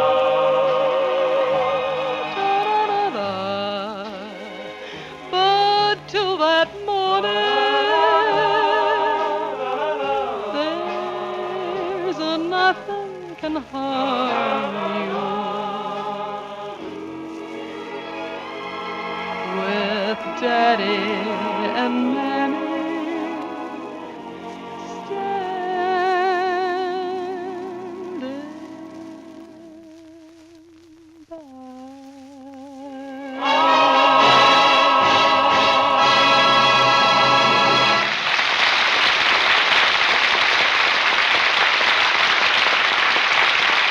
That about winds us up for this evening. Thanks very much, Victor Young, for your splendid pinch hitting for Bobby Dolan. Friends, next week our special guest will be Groucho Marx, along with Robert Emmett Dolan, his orchestra, Ken Lane, the four hits, the chorus, and me, too. Thursday night is another all-star night and good listening on NBC, so stay tuned for the Kraft Music Hall and Bing Crosby, which follow in just 1 minute over most of these stations. Good night, everybody. Stop. Stop. Yes, stop spending extra time on wash day doing a separate bluing job. Use the bluing flakes that work along with your regular soap and washing machine or tub. Use La France bluing flakes and blue while you wash. And look. Look. Yes, look at your clothes sparkle as they come from that La France wash. La France gets them sparkling white and bright every time. And listen. Listen. Yes, listen. La France is as safe for colored washables as it is for white. So to get a swell bluing job without extra work, get La France.